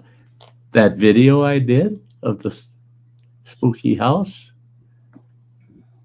Mm-hmm. Haunted Click house that like or not? button before you go, Virgil. I don't know if he knows how to do all that stuff. Yeah, He doesn't yeah. do You YouTube. better do what Sis tells you. You know, when I Do first what started on Sis tells YouTube, I was like, why do they always say click the like button and all that? I never got all that in the beginning. I was like, oh, okay. So, click that Yeah. like button. It helps the algorithm. Yeah, yeah. More likely to be suggested if a lot of people like what you're doing. Yeah, I didn't get it in the beginning for actually a long time. I was like, why click that like button? I don't even know what the like button is. I finally figured it all Yeah. out. I think it's funny because a lot of my YouTube friends had all these differences. You should do this. You should never do that. You should do this. You should never do that. Yeah, And if you don't do it this way, I've watched Well, every it's hard to video keep up about with it. all And that. if you don't do it this way, you're not going. And I told him, I said, you know, you might as well talk to a deaf person because I ain't listening to your BS. I got a standard YouTube channel, and if I get viewers, I get viewers. Okay, I'm not trying to market myself. I'm not trying to make a living off of YouTube. I just want to have a channel. Yeah, I don't do that either. I got, you know, like my Scum channel is just like a few close friends, pretty much. I mean, there's only like, I don't even know, maybe 60 people over there. Yeah. But it's like 10, 20 people or 10, maybe 12 people in chat all the time. It's like, yeah. And they're all people that we're all like close. Yeah. And people that don't get offended easily. The ones that don't get offended easily. Yes. That's the perfect group. That's a perfect group. When you can throw out the insults and everybody in the room are just going to laugh about it. That person last time was trying to scum me. I'm like, we're gonna have fun with this. All right. It went on for like an hour or more. Somebody else come up and we were just, we had a lot of fun with that one. it makes me think back. Don't try to Oh scum us, God, Governor. I'm trying to think of what year that was, but it was at Mall of America over in Minneapolis, and they had a comedy club there. It was just a big bar, with a stage for stand-up comics. And me and the ex-wife and another couple, we went there, thought, what the heck, let's try it out, see what it's like. And the first two people that got up there, a guy, and then there was a gal after him, they were funny. They were good. They were good stand-up comics. The third guy got up there, and that guy, I mean, he's picking people out of the audience and making fun of them. Basically, is all he's doing. And he's getting a few laughs, but you could tell after about the fifth person he picked out of the crowd was feeling like, well, he's just insulting anybody he points out. Yeah. He's not funny anymore. He's an asshole. Yeah. Well, he all of a sudden he decides to point at me. And I can't remember what he said, but I stood up. I wasn't going to just sit there and take it. I stood up and I told him, I said, the funniest thing I've heard tonight was the fact that you were even going to be on stage. Because that's a fucking joke right there in itself, that you're supposedly, you call yourself a comic. I want to know who the fuck was dumb enough to hire you to put you on the stage. The whole fucking place burst out laughing because finally somebody's talking down to him, And I had to come back with everything he tried to throw at me. I had him so fucking embarrassed. He was turning red-faced. And all of a sudden got mad and he knocked the microphone stand and the microphone down on the stage and he stomped off the stage. And the manager comes up, picks the microphone up, the manager of the bar, and he points at me. He says, "Sir, could you stand up a moment?" I stood up and I said, "Come on, I went round and round with that guy for 20 minutes. Do I have to do it again?" He goes, "I just want to introduce myself. I'm the manager of the club. And I just really want you to know that guy will never be on my stage again." That's not what he told the guy he was going to do. He told the guy he was going to come up there and set me straight. And he gets up there and he fires the guy from the microphone. And he asked me, he says, "Are you free on Saturday nights?" I go, "What?" He goes, "I think all I got to do is put you on stage and let you talk to anybody that wants to talk to you out of the audience." I said, "That's when things get funny. Let's just talk about each other."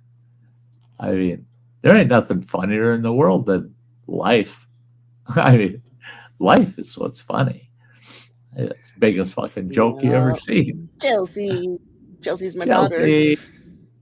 As I shared She's around. Your daughter.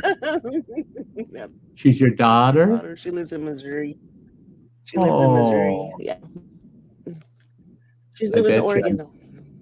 I bet you I've seen pictures of her on your Facebook. Probably.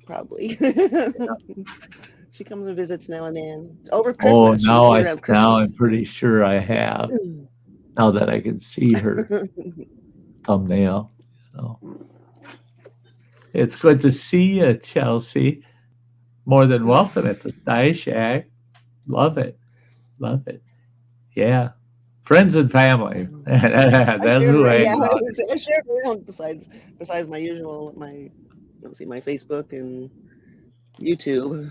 I shared on my community tab. And then a picture on Instagram, which actually shares over to Facebook too. See, I used Instagram about 3 years ago. I like that. I didn't really care for Twitter. And Twitter was worse. I lost interest in Twitter right away. And Instagram, I found it added too much. I've got I've got 5 different email addresses, and I've got 3 channels. And when I added Instagram on top of Facebook and Oh yeah. YouTube, I found Instagram was too much to manage because it's fast paced. There's a lot going on, and so then I backed off. Instagram, I like that. That's where I communicate with people the most is Instagram. Awesome! I like Chelsea. I think we watched you that Christmas. My 8-hour Christmas. I had you in my ear like pretty much all Christmas.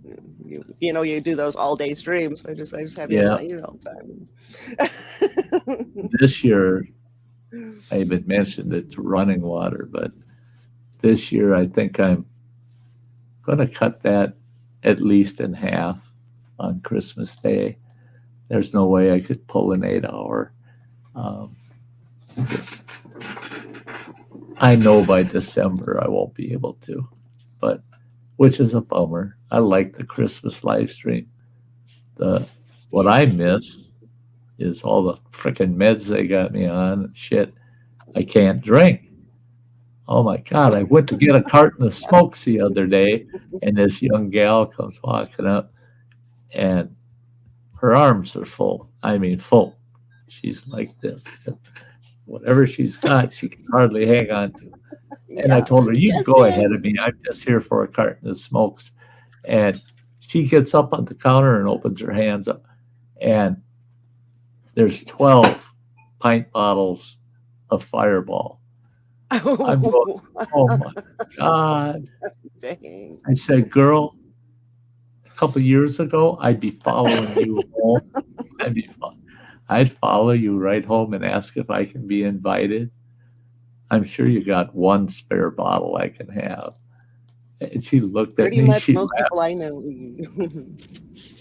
Yep. She told me, she said, she looked at me and she goes, well, you can follow me home now if you want. There's actually 3 extra bottles that aren't assigned to somebody. She said, yeah, you can follow me home and we'll give you a bottle. Just hang out. I'm going, I can't drink. I'm not allowed. I was just, oh, man. And she said, boy, it's been nice to meet you, blah, blah, blah. And I go, it's bittersweet. I said, I'm glad I met you, but I wish I hadn't met you under these circumstances. Lots of people that like that Fireball. I've never tried it myself. Hello. Justin. Great to see you, buddy. Justin, I missed you last night, Justin. Luckily, it's a malt liquor. Or the night before. Well, I think it was actually both nights. And then last night it comes in at the last second. Hello. Or have a good night or something like that. Have a good night. I gotta check them cold. Yeah, Chelsea. Yummy. I'm making some barbecued ribs. I gotta check the colds though. I got a good sized bottle of Fireball here that Running Water left behind. And last week I got brave, had a sip, and I'm going, oh, do I miss that? And I can taste it. Most of my food I can't taste. My taste buds are shut. I've never tried Fireball. But that Fireball, nope, tastes like Fireball to me. And it was just a sip. Well, I was using a shot glass, but I only poured maybe a 1/10 of a shot glass, just a sip. Yeah. Next thing I know, half a shot glass. I popped that, and I'm going, oh my God, is that good? Oh, is that good? And I got the bottle all the way across the room away from me, I'm watching TV, and I'm picking up that shot glass and licking out the shot glass. Then I got up, walked over, got that damn bottle, and poured a full shot, sat down, took that shot, and within 10 minutes, I found out why you don't mix liquor with oxycodone. Oh no. Yeah. Oh, Yeah. don't Boy, do did I that. get a buzz on. No. Man, did I have a buzz on for a while. Don't do that. And yeah, I take oxy a few times a day. Don't take oxycodone. Nope. But I'm curious, now that I'm not on the chemo for a couple weeks, if I stay off the oxy for 24 hours or more, can I hit that bottle, Ooh. Stop the pain. Yeah. Stop After the it's pain more out of your meds system. for 24 hours, and then go ahead and hit that bottle and have a few shots instead of just a shot and a half. But Middle Music, Grammy's laugh is contagious. Yeah, it is.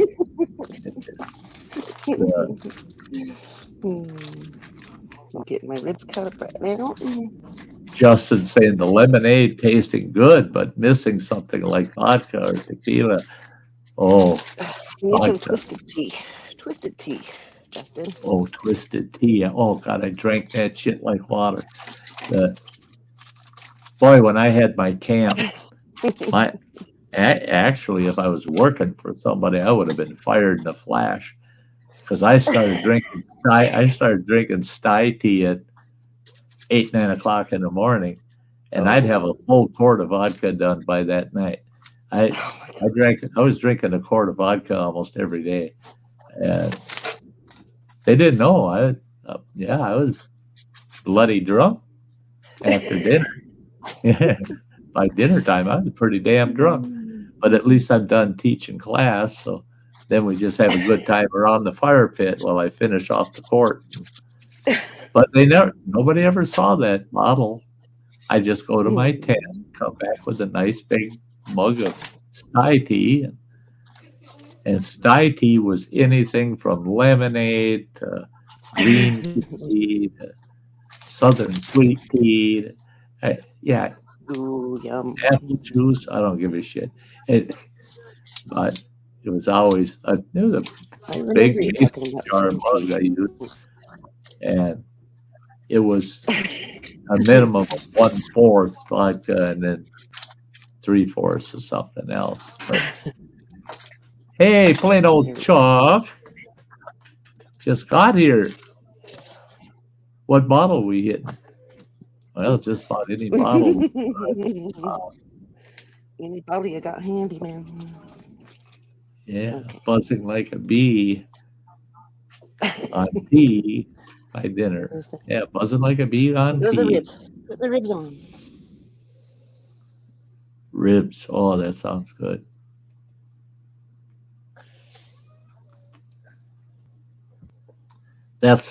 Tomorrow is going to be interesting because I got a hospice. Nurse and my palliative nurse coming in. Well, the palliative nurse is to keep an eye on me before things start getting really bad towards the end where I got to be bedridden kind of thing. Yeah. But my palliative nurse, boy, she was to the point where she was going to get me all the weed I wanted if I wanted to get off the oxy and just smoke doob all day, which I'm still tempted. But Benny Loco says RSO will shrink them cancer cells. What's that? Benny Loco says RSO will shrink those cancer cells. Yeah, could. Yeah.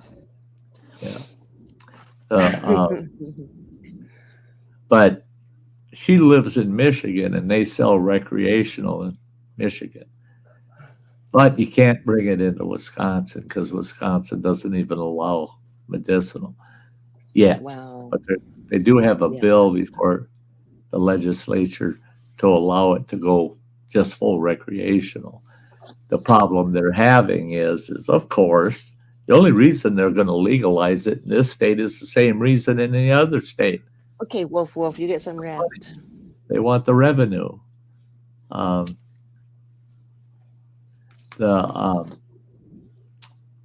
So that's what they're arguing about is the revenue, that they have the whole revenue system all set up to make sure the state is getting its cut, you know, and that's the reason there's such a delay.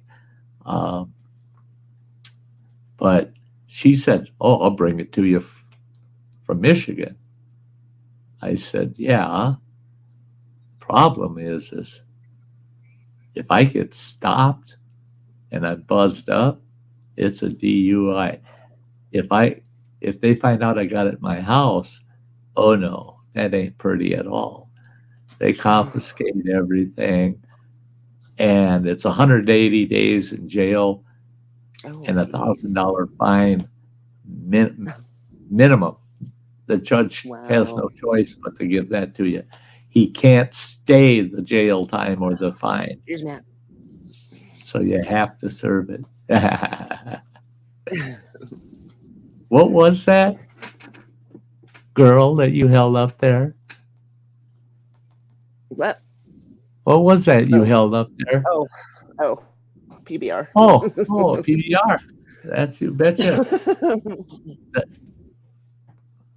We call that the beer of nations up here, of the tribal nations.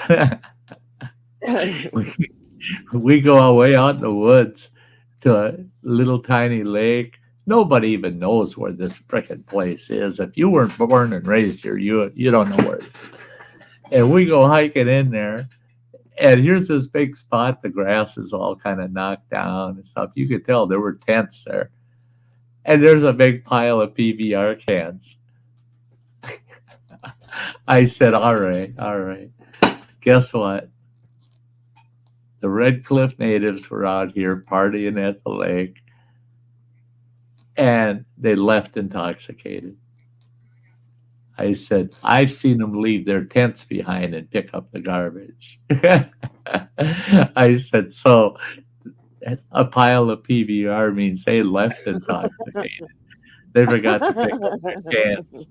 And it was hilarious. It was hilarious because we get back into town, and I asked one of the tribal wardens, "Hey, anybody been going out to that little lake out there?"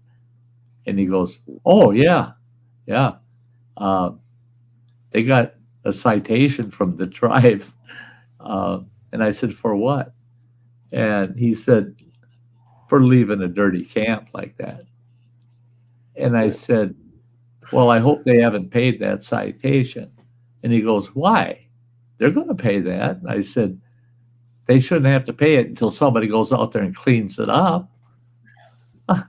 I said, "How much is the fine?" And he says, $150. I said, "Then why isn't the tribe sending somebody like you out there to go clean that up?" Right. If you're going to charge them for it, he should get the service, you know?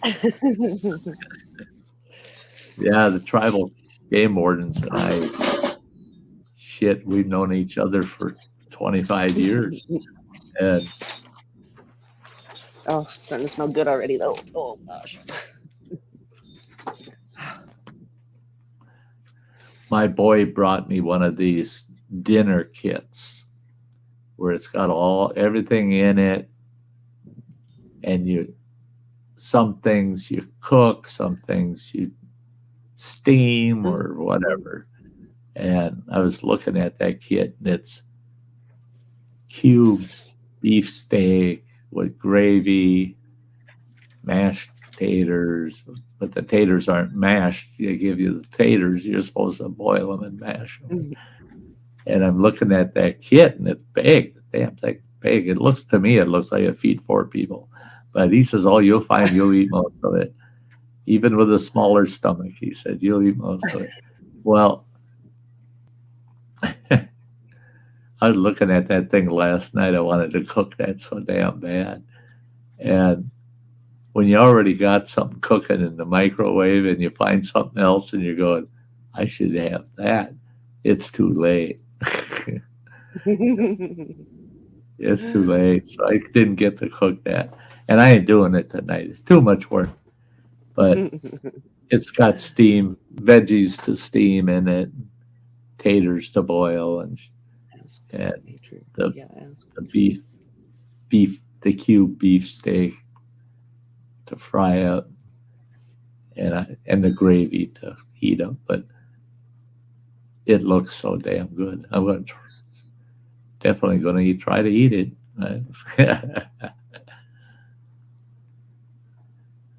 Yeah, when JCT threw the eyeballs up there, I thought, what?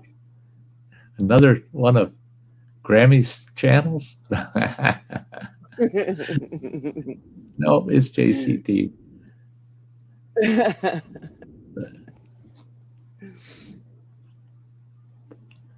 That's the thing I got to do tomorrow. And then as you get the composter moved from the front of the house to the back, I got to get the barbecue off the back porch. Get that. I don't know if I'm taking off the back porch or just get everything else off the back porch and then just leave it up there to cook. But I got to start doing more on that grill. Dennis. Dennis's restaurant. Yeah. Yeah.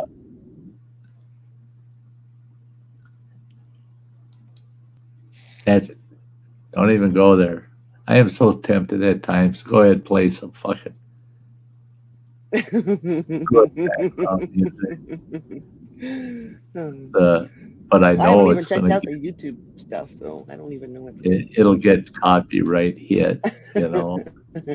And I get those constantly. The problem is if I hit the wrong one, it's going to get a strike, you know. And yep. That's what I don't. One of those yet. That's actually one reason I made another channel. Yeah. Even though I've been playing music for a long time. Just in case. And I've got Epic. There's some good music on Epic, but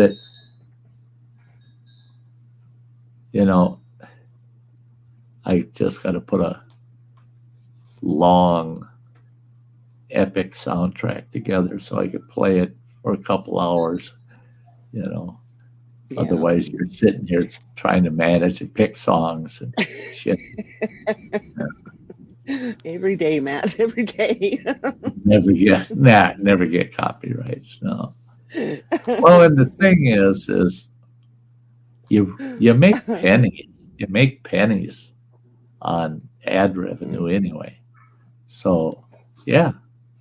Go ahead. Lattes. Yep. Just she gets Bud Lights. Yeah. I've been Bud Lighted. Bud Lattes. I just decided to try this because I see people drink it quite a bit. PBR? It's not bad. It's not bad. I drank at least a full-size swimming pool of PBR in my days. All the reses up here, Jesus Christ. They try so hard in their liquor stores to keep the PBR in stock. I was talking to one of my buddies from the res the other day, and I told him, and he's a pure PBR man. I mean, pure. I don't think I've ever seen him drink anything but PBR. I've actually seen him. Nah, I don't want one of those. He'll go without. If you ain't got a PBR. But usually that means he's jumping in his truck, going to town, coming back with a couple of cubes of PBR for himself. But I asked him if him and all the guys, you know, our old hangout crew, if they were still getting together. He says, yeah, once in a while. And I said, burning up a lot of PBR, I bet. And he goes, no. He says, don't spread the word. But he said, actually, it doesn't taste too bad. He says, but we've switched to Bud Light for a while. I go, what? You rednecks from the res are drinking Bud Lights? I can't believe that. I do not believe it. Bud Lights are my favorite. He says it's $8.49 a cube, a 30-pack. Holy smokes. Yeah. Wow. I said, $8.50 bucks? He goes, yeah. He said, I can't believe it. They finally come out with a beer that's cheaper than PBR. I said, okay, now I get it. Wow. You're drinking the price tag. That's what you're drinking. Exactly. It doesn't have to be PBR. It just has to be cheaper. There's a lot of stuff cheaper than that, but yeah. I just buy Bud Light. I don't even know what the heck. I don't really know how much it costs. I just buy it. It just goes in my grocery cart. I think of some of the beers we drank years back. Oh shit! I was hooked on hams for the longest time. Hams beer. My dad drank hams. Yeah. In the land of sky blue water. Right back. Yeah. We drank a lot of hams. I had a buddy that actually worked for hams, and he's quite a bit older than me, but he worked for hams for years and years. Yeah. God, it used to be back in the day, it wasn't unusual to know people that worked for some of these big companies, A school buddy of mine, his dad was in a high-level position.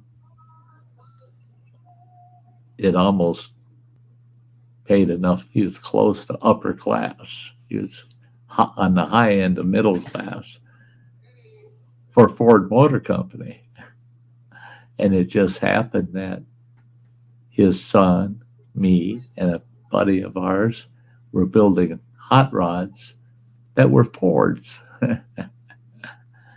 And it was amazing some of the parts he could get us right out of Ford. My 63 Thunderbird parts for that puppy that I couldn't find anywhere. At least back then, you just couldn't find the parts anywhere. And he'd overhear our conversations, come back to the shop to work on the car. There'd that part be sitting there, and he'd say, "Oh yeah, old Henry Ford thought you needed this." He always said that. Old Henry Ford thought you needed this. I was going to mention Buckhorn, Dennis. Yeah. How much buzz can you get for the buck? That's Buckhorn beer. You shithead. I was going to mention that. I was going to mention it. We had a bar in Long Lake, Minnesota called the Buckhorn. And what was the biggest selling beer there? Buckhorn.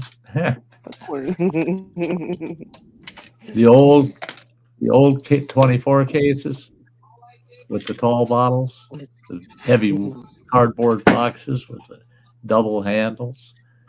Ooh. Nothing like going to the liquor store and saying, "Yeah, I need 4 cases of beer," and they were 24s, of the tall long necks. Yeah.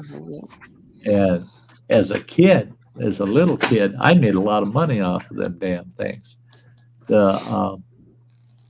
It was funny because you could trade the bottles in. If you're trading them in one at a time, they're a penny. But you got 25 cents for a case. So you made an extra penny. Yeah. So I go around. I knew the town drunks. I hung out with them as a kid. As a little kid, I'm still riding a bicycle. And I go hang out with the town drunks. They're funnier than hell. And I adored those guys. They were just goofy as sin. But 2 of those 3 town drunks had big sheds on their property. They lived in a tiny little 1-bedroom house, but they had a big shed, and each one of them. And the first guy, I went to him and I said, "You wouldn't have any beer bottles or pop bottles that you just want to get rid of, would you?" He says, "I got a bunch in the shed." He said, a bunch of beer bottles in the shed. Kid, you can have every single beer bottle out of that shed. I don't want to mess with them. I don't like that. Haul it back and get your deposit shit. He says, I just throw them all in the shed. Well, I'm picturing this big old pile of bottles, right? I open that shed door, and that shed is damn near packed. I mean, within Holy 3-4 cow. feet of Wow. opening that door is where the cases of beer started. And it was a mountain of these cases of beer. And I'm looking at that, and I'm going, holy shit. There's got to be $100 bills sitting there out of them cases. I bet you there's 400 or 500 cases in there. So here I am tying them damn things into my little red wagon and hanging one off the handlebars in the front of the bike. So Yeah. I'm hauling 4 cases at a time to the store and the liquor store. I had to alternate because the store would say, that's enough for today. We got no room for them. Then the liquor store would cut me off after about 20 or 30 you cases. only have like so many. Yeah. But every time I I'll go. load it up, they give me $1 bill. And sure as shit, that shed ponied me up $120. Oh, jeez. Wow. I made $120. It only took me about a week, but that was more. That's twice as much as your average adult was making in a week, for Christ's sake, back then. And after I got that shed cleared out, that old drunk, he says, did you try old Irv Soanes down there? I said, no. He says, you need to try him out. I bet you he's got a bunch of beer bottles laying around too. So I went over to Irv's place, and Irv says, out my shed. Same line as the other guy. It's full of beer bottles. He says, you can have them all. You can take the liquor bottles, the beer bottles. I said, no, just beer bottles and pop bottles. He says, oh, there's pop bottles out there too. You can have those pop bottles. Take them all. I said, okay. Opened his shed. There were more. And he had the big quart-sized glass pop bottles. Well, I'd fill the wagon. I built sides and front and back on it about 2 feet high. And I'd fill that wagon full of those big quart bottles because I got $0.25 a piece for them. And when I got done with his shed, $165. So I made $285 off of those 2 sheds.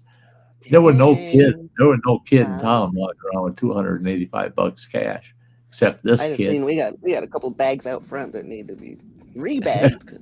They're not beer bottles though. I mean, I just turned in my beer cans and I got like $12 for them. But what I usually do is if somebody is there, I'll just give them to whoever's standing there. But there was nobody there, so I turned them in myself, and then I go in and I do my stuff, but then I leave because I always use a self-checkout because I think it's faster. It's fast. Yeah. So yeah, you can get out of there. Just they won't use the thingies, so I usually just pass it on to some kid or somebody walking by. It looks like they might need it. Yeah. This time there was this guy. He looked like he was homeless. He's all dirty and stuff. Anyways, I gave it to him. This needs to be spent today. Go for it. Yeah. Yeah. Don't care what he spends it on. I don't care. Hey, Joey. Good to see you, bud. Yeah, and that's the thing. I love hearing that because there are some folks that are doing that kind of stuff, that they'll keep a bunch of bottles or whatever to the point where they'll tell some local kid, hey, you can make $20 off that pile of crap I got there. Yeah. Want to haul that down to recycling and get it, and off they go. They load it up and off they go. I love seeing that because that's the way it was when I was growing up. Except we went around knocking on people's doors. I mean, we'd ask them flat out. And I think about it when it was during the Vietnam era. 1967, We'll try to go Boy Scouts, and we'd have newspaper and well, paper in general, and glass drives where you go around and get all the bottles you can get, any glass you could get.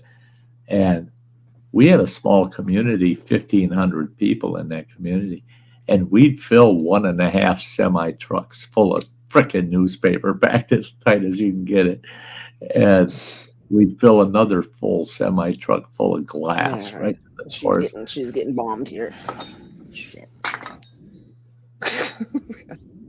Why do people have to be so goddamn cruel? This pisses me off. Yeah. Mother Nature's a very nice lady. Come on, man. And someone in there raising hell, eh? Yeah, just saying stupid shit. Yes, ignore it, Mother. She will. Yeah. I gotcha. I'm still here. She does have one more. She does have one more mod in there, though. So. Oh, good. They're doing anything, but yeah. Joe's saying, feeling better. My treatments are down to 2 days a week, not 3. Even rode my bicycle.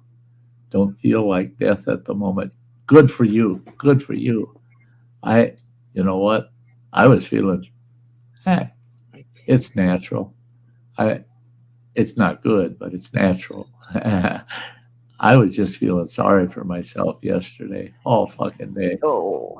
And moping around and just bumming, you know? Yeah. And well, I don't blame you, man. I would be. I probably would be more of my. All that kept going through my head was,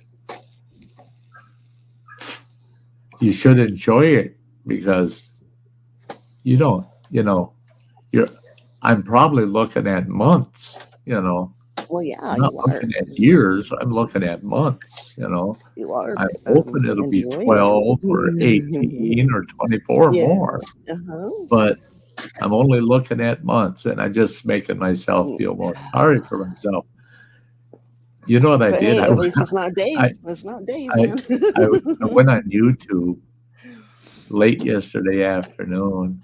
I ate a good meal. That cheered me up a little, and then I just started moping around again. And so I went on YouTube, and I pulled up 10 hours of Warner Brothers cartoons. And when I saw Leghorn, the first cartoon with Leghorn, I actually laughed. I sat on the couch and I just concentrated on watching stupid ass cartoons. No, he said bungee jumping is a big no, Matt. He said that earlier. Oh, yay, get outside, Sty. I got my hammock ready as well. And yeah, Matt, bungee jumping is next. That ain't happening, man. Ain't happening. That ain't happening. That's just like colonoscopy. Oh, God. Guess what? They can shove that up their ass. I got that in October. Yeah, it ain't never happening to me cancer, again. So they really want to make sure I do it every year. Yeah. When they did mine, and it's now been like 5 years. Plus, I have diverticulitis too. Ooh, yeah. But when they did mine, they weren't sedating you much. Oh my goodness. Oh. Barely sedated. In fact, the sedation was just a pill you take. Now they knock you right out now. Now they put your ass to sleep. You wake up. I mean, you wake up and you have the after effect feeling of it, but you don't have the actual. You're awake through the procedure. I was wide awake, and you know how they do that? When they stick that old black snake up your, they pump air into your colon. You can say it. We can scum. It's okay. And, just kidding. It's okay. And they'll keep expanding it so that they can take a real good look at your colon. Yeah, and they run all the way up your large intestine, checking Yeah. everything out. That's how they And found out I had what I had. Yeah. they're blowing that fucker up. That goddamn thing's about 3 feet long, and now it's a big fucking balloon in your belly. Ooh, yep. And you don't want that feeling if you're wide awake. It No, hurts so I would think not. bad. No. It hurt so bad. The nurse, she told me, hang on to my wrist, she said. So I grabbed her wrist. About halfway through it, she's going, please, can you let go of my wrist? Can you let go of my wrist? And I looked at her hand, and her hand was turning blue. I had cut the circulation off to her hand so bad. I was squeezing her wrist so damn bad. It hurt so fucking bad. And when he pulled that thing up, out of me, I turned my head, because I got you laying on your side on the table. I turned my head, looked up at that goddamn doctor, and I go, I wish I hadn't had everything cleaned out of me. I wish I had a big freaking meal of chili in me. And he goes, why would you want that? I said, because I know you wouldn't want what's going to come next. Oh my God. That would not have been air escaping at all. Yeah, some good old hot chili all over you, Doc, you son of a bitch. Some procedures. It amazes me how much, doctors get it. It's like what they're supposed to be doing. It's what they study, what they have to do. But yeah, And they're then- always the one. But then they got to have, the bedside manner, they got to expect it by now. Then I find out once you're diagnosed with cancer, they don't do that ever again. Everything is done through a CT scan or an MRI. Yeah. Why'd you stick that snake up my ass in the first place? Just do the CT scan and the MRI. And they said, well, we don't want to do such a detailed investigation of it. That's just to see if anything looks like it might be wrong. Then we'll use the higher tech to take a good look at. Just use the higher tech to start with. I mean, come on. Dumb assholes. And I walked out of there and I looked around that waiting room. There was like 3 guys sitting there, and I go, if any of you are here for that scope thing, I said, I guarantee you it ain't no fucking party. You ain't gonna like it. And one of the nurses at the nurses station come out. She goes, sir, you can't do that. You shouldn't be saying that to these guys. They're all lined up to do this, go through the same procedure. Right. And I said, if I was one of them, I'd grab my shit and run out of this place. Because there ain't no way ever again. You're never doing that to me ever again. So I asked my doctor a few weeks ago, I said, is there any chance you guys are going to want to do a colonoscopy on me? He goes, no. We check you out for that with the CT scan. If we see anything that looks unusual, then we'll MRI it. We're not going in there. I said, good. You're lucky, because I would start to hate you then. Yeah. I like you today, but you make me go through that again. And he's telling me, oh no, we put you completely asleep. You don't feel nothing. And I said, well, but that ain't right. That I felt something in the first goddamn place. No.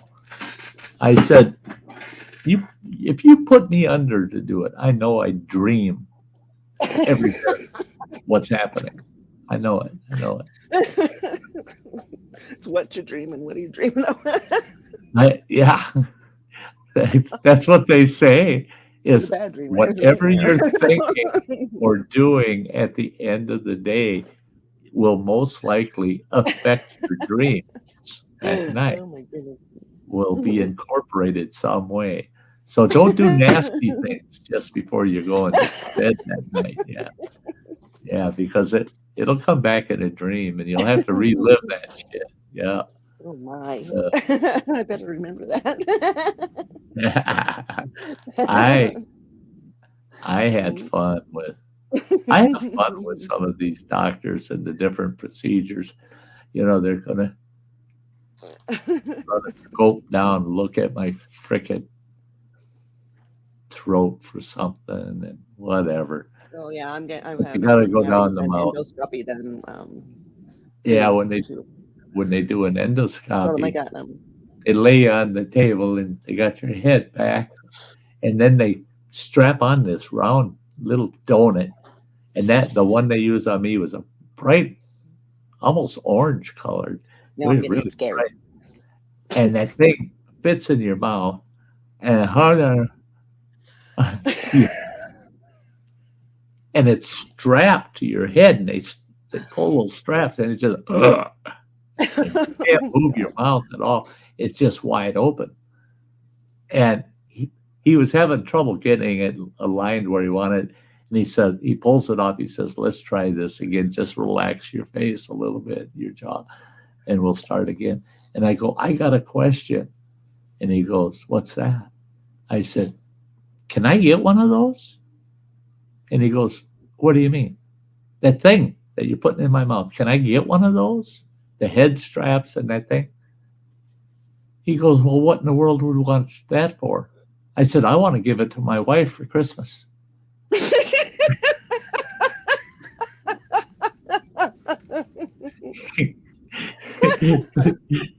The one nurse, she's acting just like you are. She burst out laughing.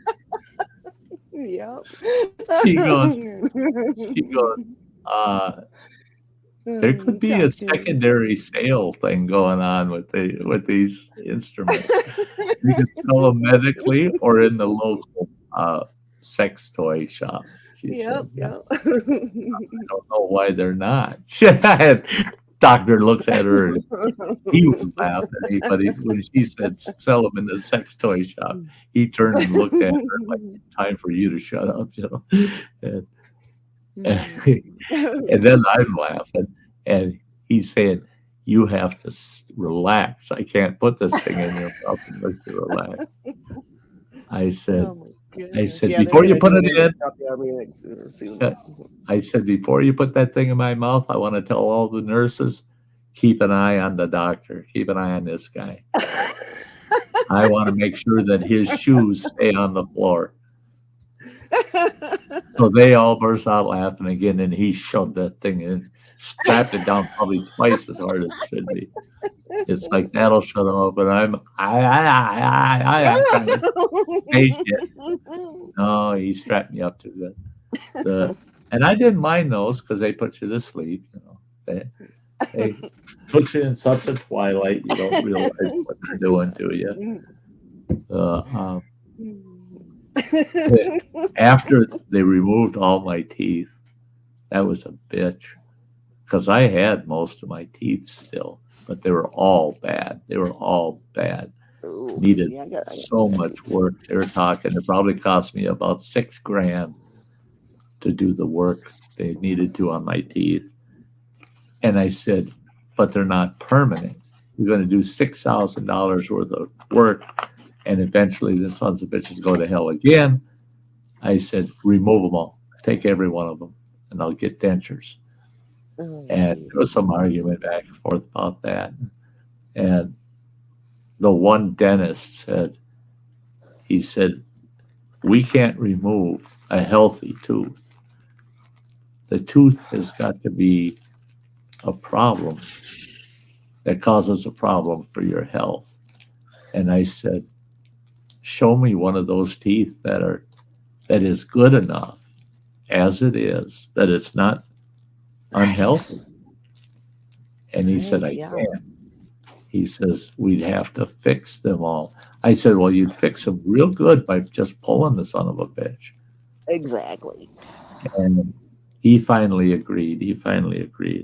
And he was a good dentist, though, because I told him, he said, well, let's get an impression of your mouth so that we can have your dentures for you right after the procedure. I said, oh, no.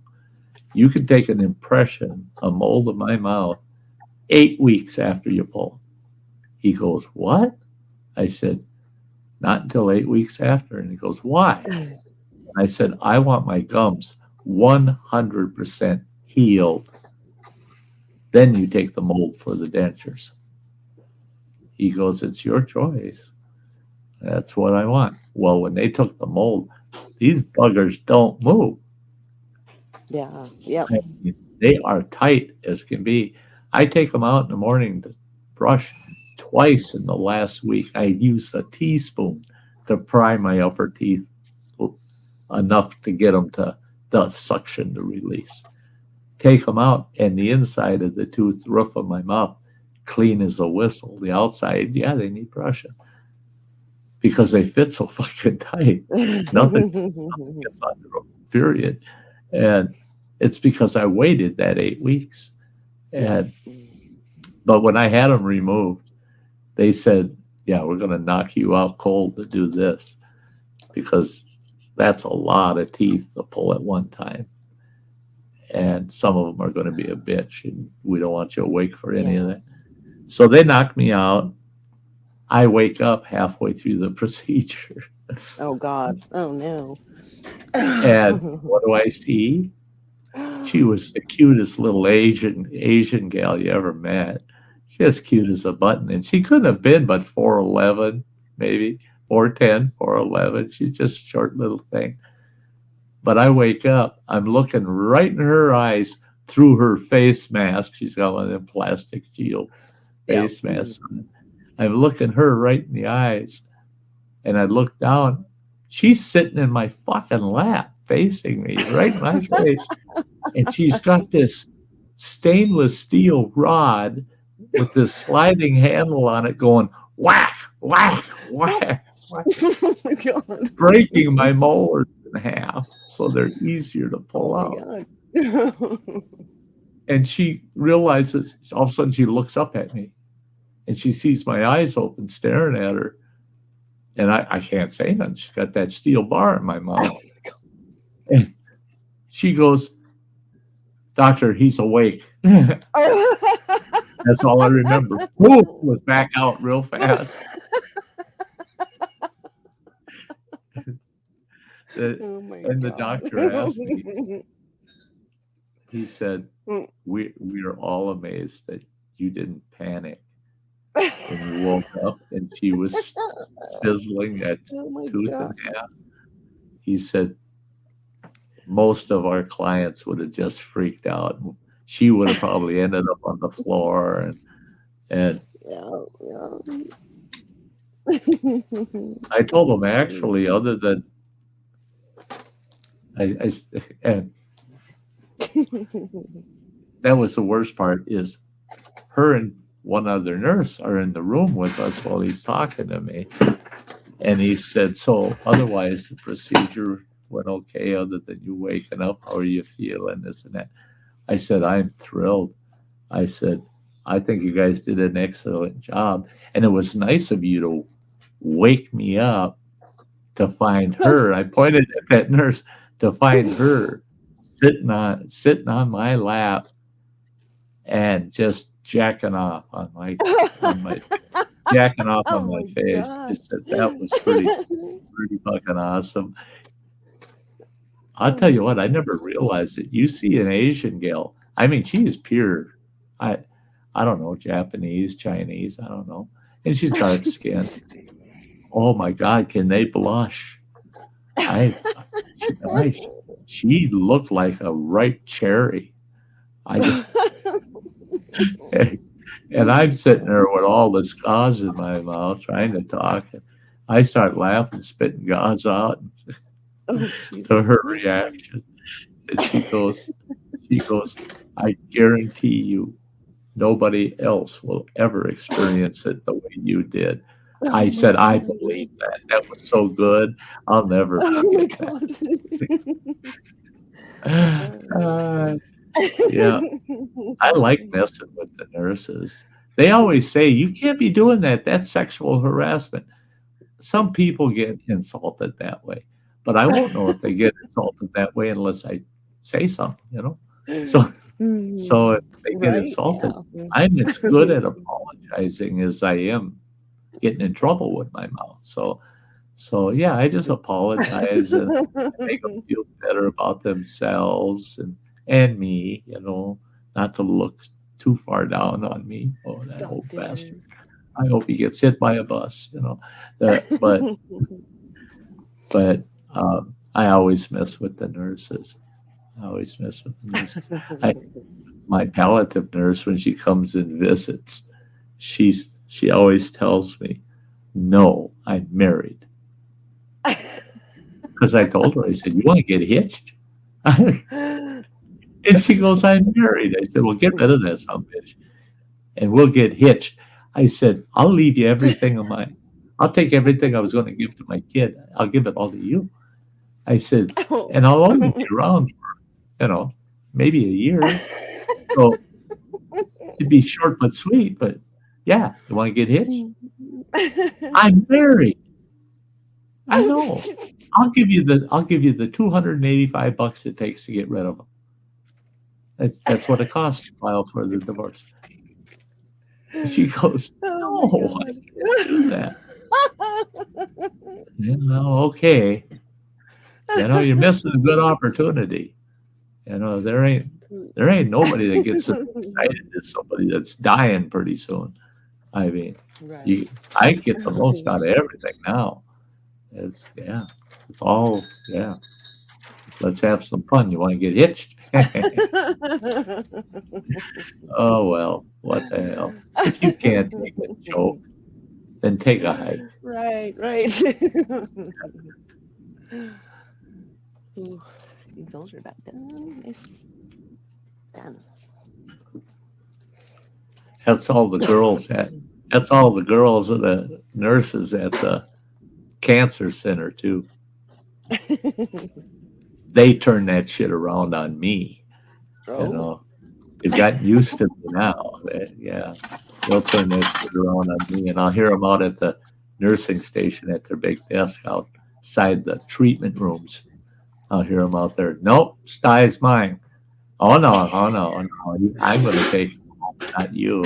And I hear that shit going on out there, and I'll yell at them, "Shut up, girls! Share and share alike. Come on!" Oh my goodness. I'm going to identify as an Arab. You're all in the picture now. You be my harem, and all these other patients can hear us. Yeah.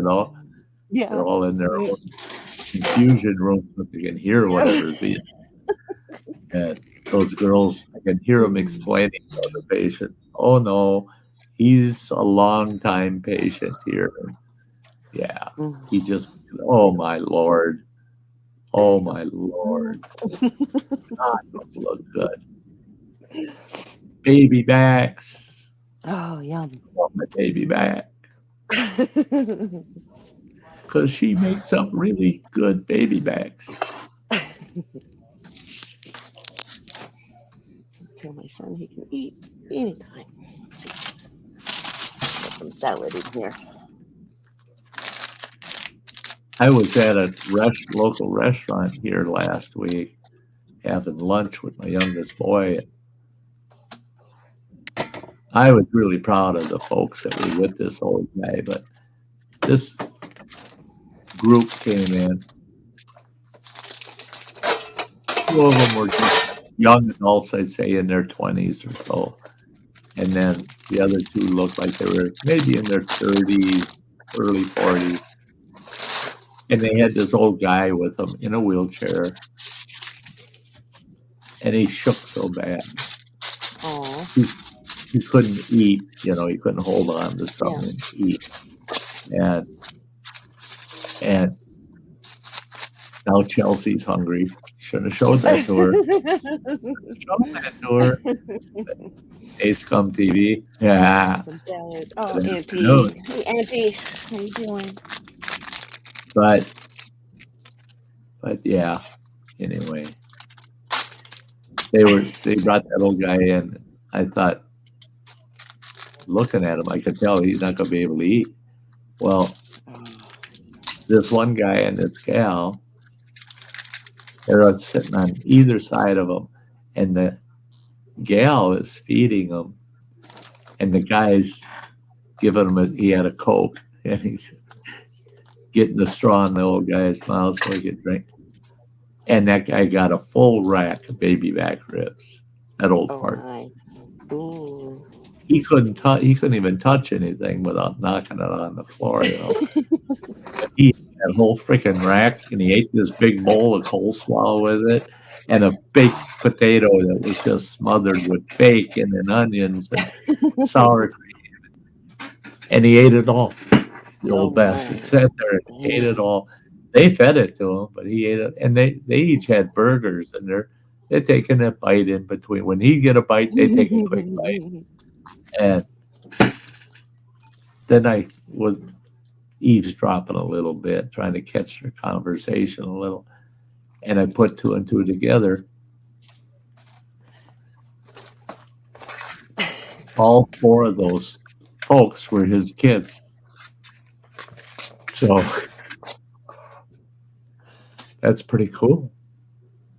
To take somebody in that bad of a condition, you could tell, yeah, he's on the downhill side, you know. I bet you he doesn't. I bet you he's homebound probably 28 out of 30 days, you know, unless they're taking him to a hospital or something. But there he is in the local restaurant chowing down baby back ribs. He could never do it for himself, but his family was making sure the old guy got his baby back ribs. Damn right. And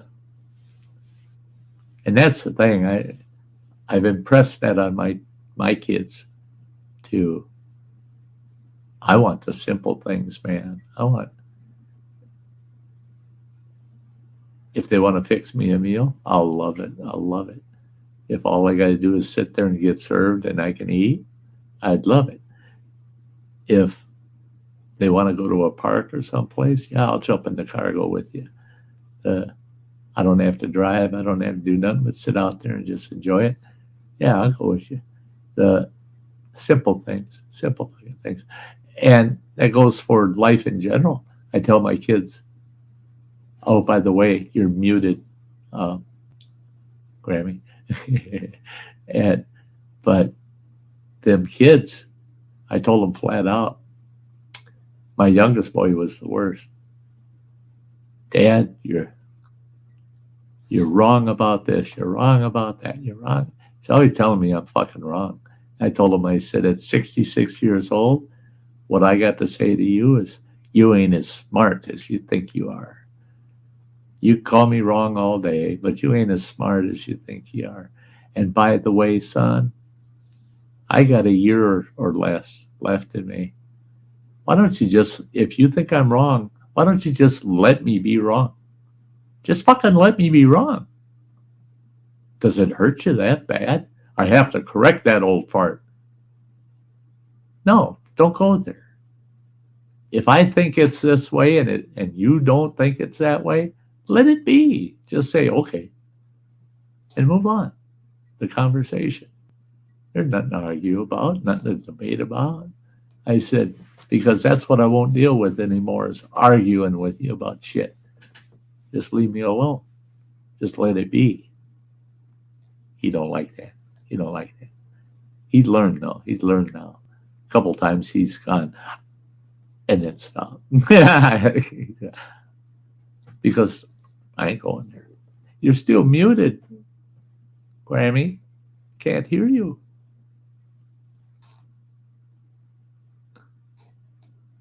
Nada. Nothing. Yeah, it's not StreamYard. What the hell?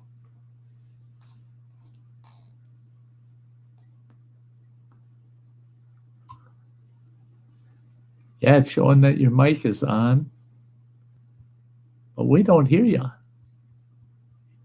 You went over to the barbecue and all of a sudden it went quiet, and it's been quiet since.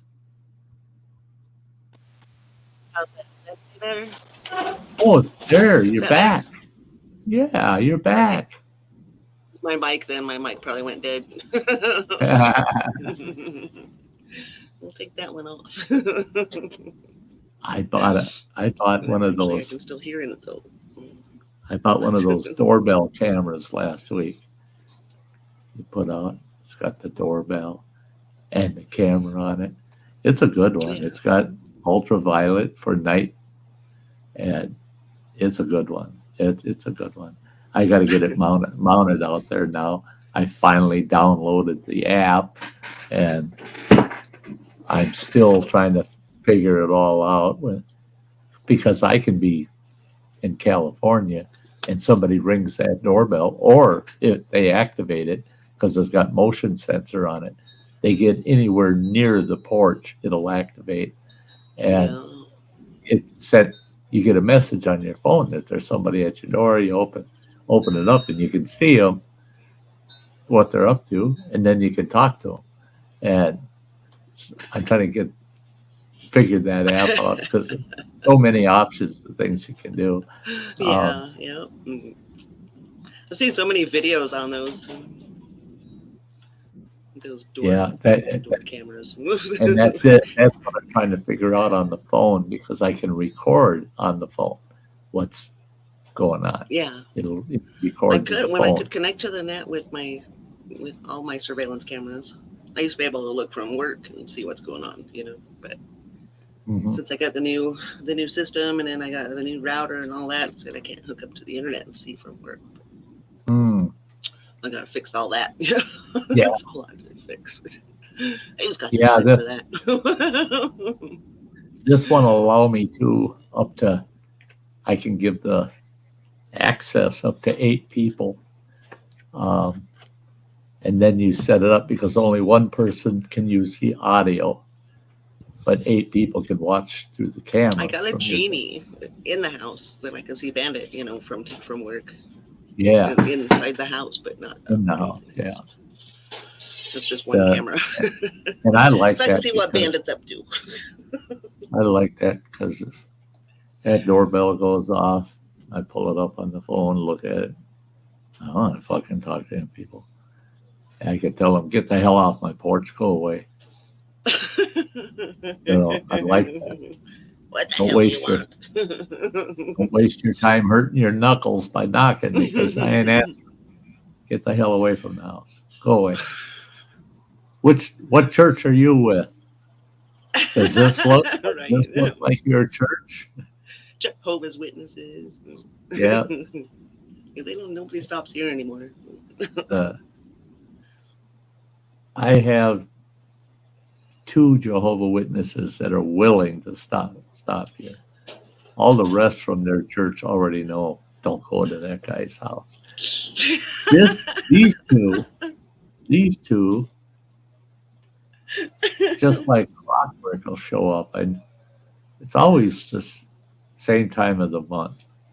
It's the last week of the month, usually Tuesday, Wednesday, or Thursday. Always last week of the month. They show up. I answer the door. I walk out, and we sit out on the porch, and I let them yak away about shit. We talk about anything and everything except religion. Yeah. They never, ever bring up religion. The gal, it's a guy and a gal. The gal's holding on to her Bible, but she never opens the damn thing, sitting there with me. And I was amazed with those 2 because I told them flat out, if you want a lesson in theology, bring up religion and we'll have at it. You better have all fucking day. Because you're going to be mighty hungry when I say, that's enough, you can go home, it's 10 o'clock at night. Because I'll give you a lesson in theology. You come here and preach your shit at me. No, it's going to go the other way.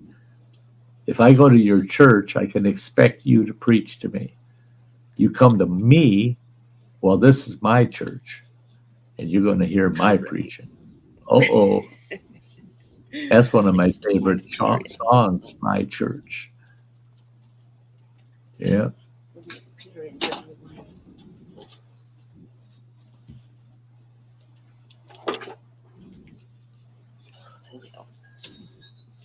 I don't know if I ever played My Church on the channel to see if I got a strike or just a hit. Leave her alone. Just kidding. Well, he said with amen. But Yeah, I Chelsea. That's nice that you say that. That's what family means right there. That old guy and 4 kids, adult kids sitting there and they're feeding his ass. And I like how they did it because it was his 4 adult children, not grandkids, not little kids, because that's me. I'm at the point now where there's certain things I won't do that I don't even want adults seeing me trying to do certain things or certain ways I look. I've got a video going up of me giving Cheesehead his 401k, and I hate that video. I hate it with a passion. I love giving the 401k, but I hate the video because that's the first time I got a good look at myself on the third party view. And I'm going, Jesus Christ.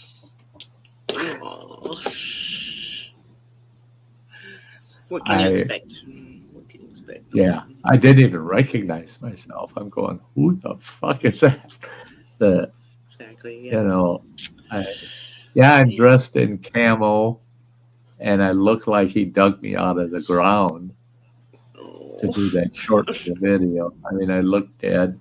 And I'm just like, oh my God. And there's profiles of me, and it's just like, oh, no. So yeah. A lot of my content videos, you're not going to see me much. You'll see a shot like this at the intro or exit or whatever, but it'll all be looking away from me because I don't want all of me on a video anymore. I want to keep it as close to the old style, Yeah. That's like I haven't look at this shit. Can you tell? I haven't shaved for a fucking month. I heard you say that. That's all I got. That's all I got. Wow. I can grow one of those before the chemo and everything. I can grow my full beard in 4 months. The big full beard I could grow in 4 months. That's the way it used to be. And now I went a full month and I just got some fuzz going on. And the nurses, last time I was at the clinic, they're going, what the hell are you trying to do with your face? I said, I ain't doing nothing with it. Nothing. I said, I don't wear makeup or nothing. So I ain't doing nothing. And they go, well, it's a little obvious with all that fuzz going on. And all of them are coming up to me and going like this.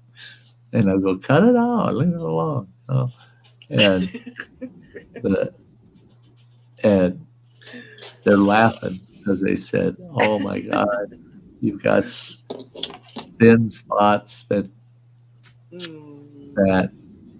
don't match another location on the other side of the face. Like here, it's growing pretty good, but here's nothing. So, but below it, it seems to be it's just kind of spotty, kind of even. So I'm just letting it grow, see how crappy it looks, And then I'll trim it up with a razor to try to get it to where it's compressed in a smaller location. But it's coming back. It's not the beard that makes the man's die. It's not the beard. It's coming back like a translucent white, where you can actually see through the hair now. It's weird. So, but again, that's me. I mean, I know my ex-wife would be pissed. Shave that shit off. What the hell's the matter with you? and I would just say to her, no. I'm at that point where if it feels good, I'm going to do it. It feels good to do this. Who cares what people like? I don't give a shit. Hey, do you like this? No. Oh, that's funny. Too bad. I could because I couldn't give a shit whether you like it or not. Really, Uh, if you don't like the way I look, then I've had to come to that conclusion that if you don't like the way I look, then you don't like me. Because if you liked me first, then it wouldn't matter. Yeah, exactly. And that's it. Exactly. Yeah, you got to like a person, not just the way they look. Some people are fortunate.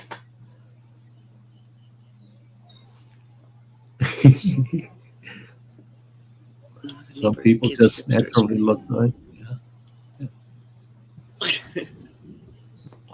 Yeah. I don't get to see you without your glasses often. When you're driving, and you got them up on your head, but yeah, to see you, yeah, you look good without the glasses. Actually, very good.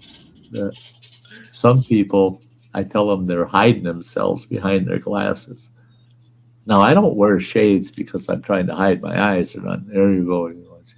But I wear them because I got studio lights in here that are brighter than shit.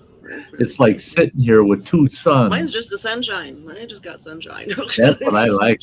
You got enough natural light, And but yeah, I got to have the studio lights.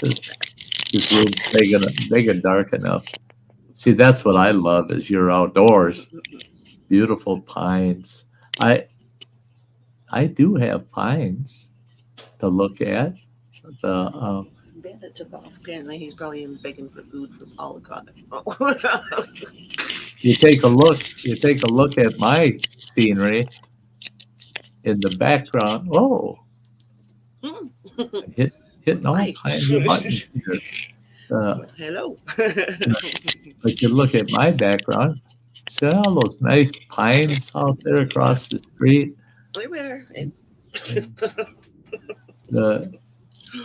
My porch and my tomatoes and everything else. Yeah, let's see. Yeah, I saw that earlier. You got some good veggies going on there.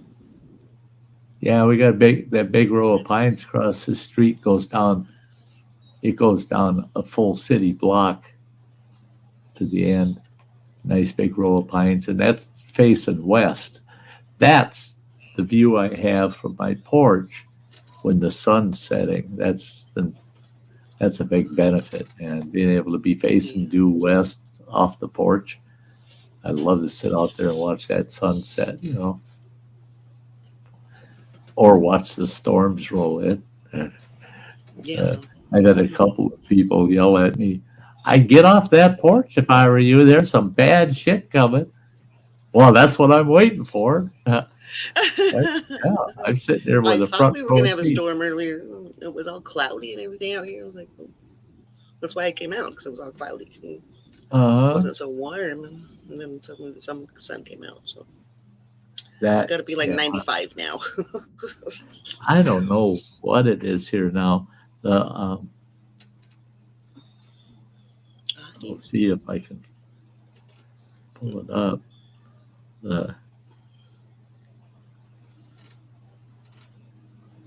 That was at 1 o'clock, 80 degrees. 80 degrees at 1 o'clock. What do we got? It was 90 when I first came out here. I think it's a little bit warmer than that now. Plus, the sun came out. So it was cloudy when I first came out. Yeah, it's 83 degrees out there right now, and in here it's 74 degrees. I was thinking I should just go in and turn the cooler on now because the house is going to get really hot, and it'll stay that way till the middle of the night, and it'll stay hot. See, I'm lucky. Unless I turn the cooler on. Running water went and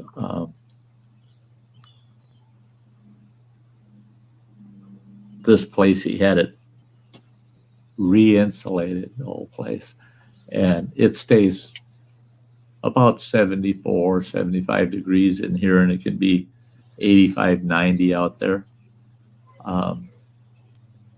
Excellent house for keeping cool in the summer. I haven't even put the air conditioner in the window.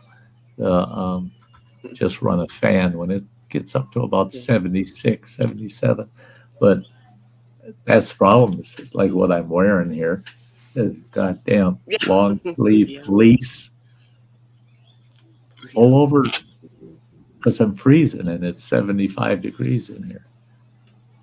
That goddamn cancer. That shit. It has to be like 73 or more, and I'm not freezing. Any less than that, I'm freezing to death. 72, Yeah. I'm freaking cold. I'm cold. Yeah. Oh, yeah. At 72, I would be putting something like this on, making sure I got warm socks. And I'm a person, I hate socks. I hate shoes. But I'll wear my sandals or I'll wear shorty socks, you know. But if it gets below 75, I got to put fucking long socks on and then my sandals. And sometimes, hopefully, I can put the sandals on without the socks. But I've had a few people say, you should go sit down by the beach. I said, bullshit.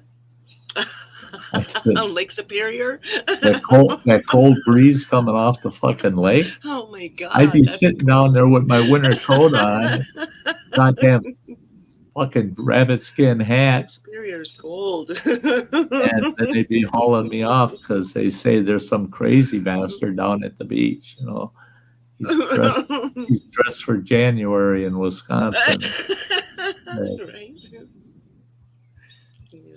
And the cops here, though, they're smart enough to say, does he have any ice fishing equipment with him? No. Oh, well, then he's okay. But if he's got ice fishing equipment with him in July, we get a little nervous that he just might want to go out there and try to do some ice fishing. Dennis, we had 3 really good storms roll through last week when we were over there this last week. One of them had hail and the pop-up canopy left like Dorothy's house. Oh boy, was that when you were up at Birch Grove? Oh God, I'll never forget the Birch Grove storm. What year was that? That was several years back, quite a few years back. But I was on the ambulance crew at the time, and that storm come through, and we got the call that Birch Grove campground got hit really hard. So, and we got paged. We got to go, and then we found out they were paging Washburn, which Washburn's the closest town to Birch Grove, and Washburn, Bayfield, and Red Cliff, and Ashland for backup. So we had 4 backups heading out there. We were the first ambulance, and I was the driver. Thank God I had a second certified driver in the rig, because I told them, you're driving, I'm getting out. Here come the Forest Service. And I told them, you got an extra chainsaw? They said, yeah. I said, give it to me. And they had all the gear. I'm stealing their hard hat and all their gear. Got that chainsaw and started cutting trees. We had to cut trees. We had to cut trees for 1.5 miles off of the road to get the ambulances through. And when we got to the campground, we couldn't believe it. It had leveled acres and acres of trees. And the campground was totally wiped out. Oh my gosh. And Birch Grove's a long campground.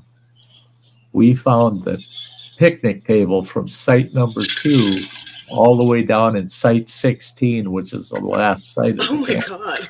I moved this picnic table that far. And we were lucky. There were several minor injuries, and two that were pretty concerning. The gal had broken her wrist, well, just above her wrist. Both bones broke. And her husband had a fairly bad concussion, head injury.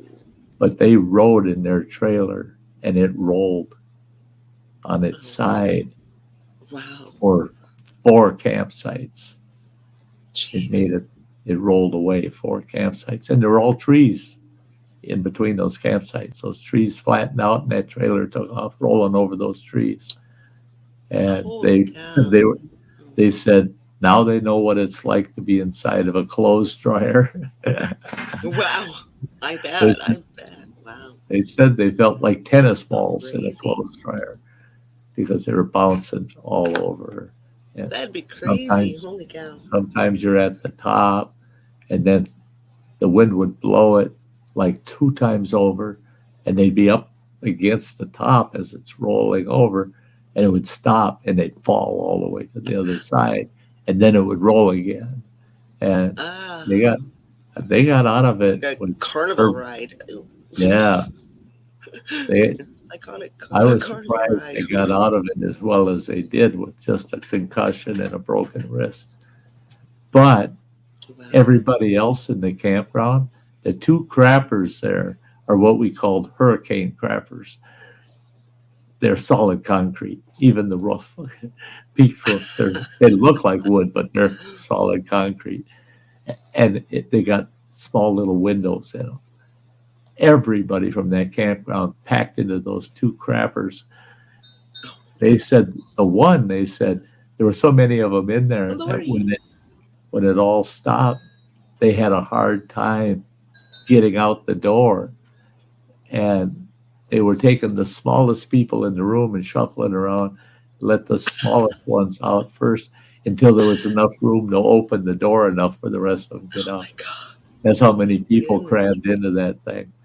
And they said they Wow. could hear the trees hitting the building. Trees that were that big around hitting that building, and they said it sounded like you were inside of a bell. Boom! And they Ooh. said they were hit by, they said they couldn't even count. Scary. They said 20, 30, 40 trees must have hit them.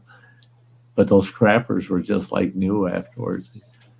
That was the only And thing when I they moved did. back to Oregon, we had tornadoes in Sawyer the year I moved back to Oregon. I don't remember like when the tornadoes were. It had to be like summer or the beginning of summer or maybe even the end. I don't know. Vanessa wasn't there, so she had to be at her dad's in Illinois. So me and my dog were in the basement that night. And there was like 12 tornadoes in Sawyer County that year. It was in 1992, 1991, 1992. And that's when I decided to move back to Oregon. I have no family here. Nobody would even know if I was dead. I mean, I got nobody here. I said I gotta go home. Oh my So gosh. nobody would know anything if something happened to me. Nobody would know. Hi, Lori. It's Sty. So, Hi. yeah. I called my mom the next day. I said I need some job applications, housing applications, all kinds of stuff. Yeah. Because I won't live here without a job. I can't Right. live without a job.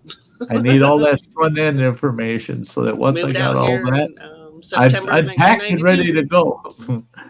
But I got to go September where the job. 1992. My brother that I never met came out and picked me up. I'm like, what? He's like, my little Good. sister wants to come home. I'm gonna go get her. Okay. Good. I don't know him, but okay. If he's my brother, I guess. Yeah. We had a beautiful farm that I leased. We were there for, what was it, 3 or 4 years? And I would have loved to have stayed there, but a job opportunity came up. So I was one too, is I ain't going to live where I ain't making enough money, you know? Right, To Jill. follow the money kind of thing. And I want to be where family is. Well, see, that's my situation is when I lived up at camp, that was so goddamn remote. I didn't get phone calls. I didn't get texts or anything until we got satellite internet up there. Now that was weird because the only way we could run that was off a generator.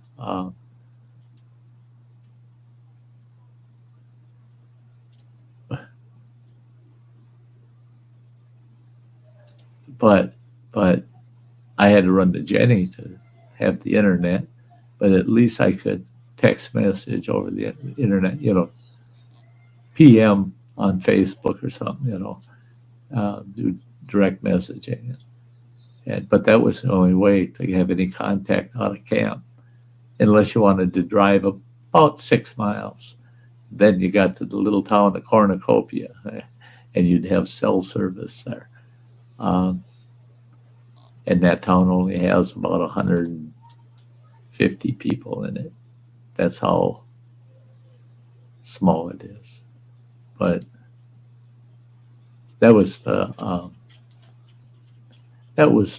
tough part about living out there is nobody nearby. You got nobody. If you can't take it on your own, you don't want to be there. You don't want to be there. And that was part of our training course out there too. The wilderness training course was how to not be lonesome out in the woods alone. You're isolated by yourself for long periods of time. And we didn't teach survival skills per se. We just taught people how to live off grid out in the middle of the forest, where you got to get a shelter together yourself and survive off the land. And so it wasn't, people like to call it survival, but we called it thrival instead of survival. Wilderness thriving fundamentals. WTF, what the fuck? Yeah. That was camp, what the fuck? Because you get there, you don't know what the fuck's going to happen. That's what I loved about it too, is our encounters with bears and other critters. Camp had, for 2 years, we had a porcupine mascot that he'd come through camp. He always come through camp. He didn't go around us or nothing. He come right through. And the only reason he did was he got attached to my little mascot, my Chihuahua. My Chihuahua and the porcupine played together all the time. They loved each other, man.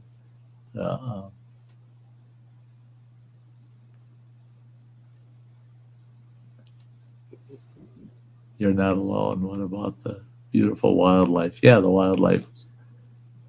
That's it. What I would try to train my clients in is, first of all, as long as you're conscious, awake and breathing, you're not alone. I've got me, myself, and I. Myself and I have a tendency to argue with me, but we get along pretty good. We know each other. The three of us know each other inside out. But when I go out in the woods, I never felt alone, ever. The longest stay I was out in the woods was 41 days. And I came out of the woods like the day I went. It was no big deal. 41 days. I could have spent a lifetime out there, but I had a wife and kids, and you gotta do what you gotta do. Chelsea laughing. But yeah, I tell you what, I tell these people flat out, learn to talk to yourself, man. Your best friend when you're in the outdoors is yourself. Right? Because nobody knows you better than yourself, right?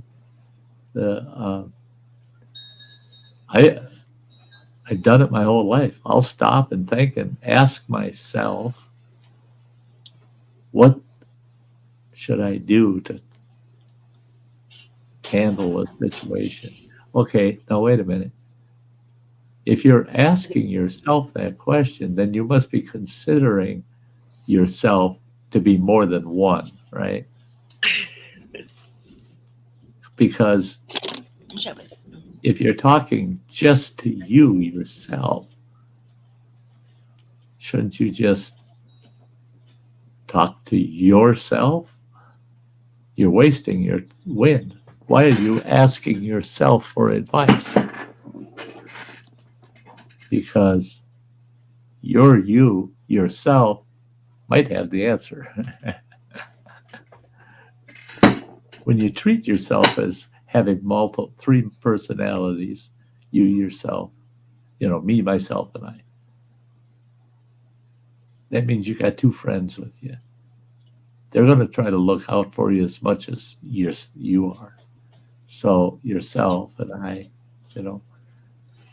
myself and I, they can have some good advice. You ask Please yourself don't move, that, Bandit. It's okay. Don't ask worry about yourself that question. It makes you think through things a little clearer.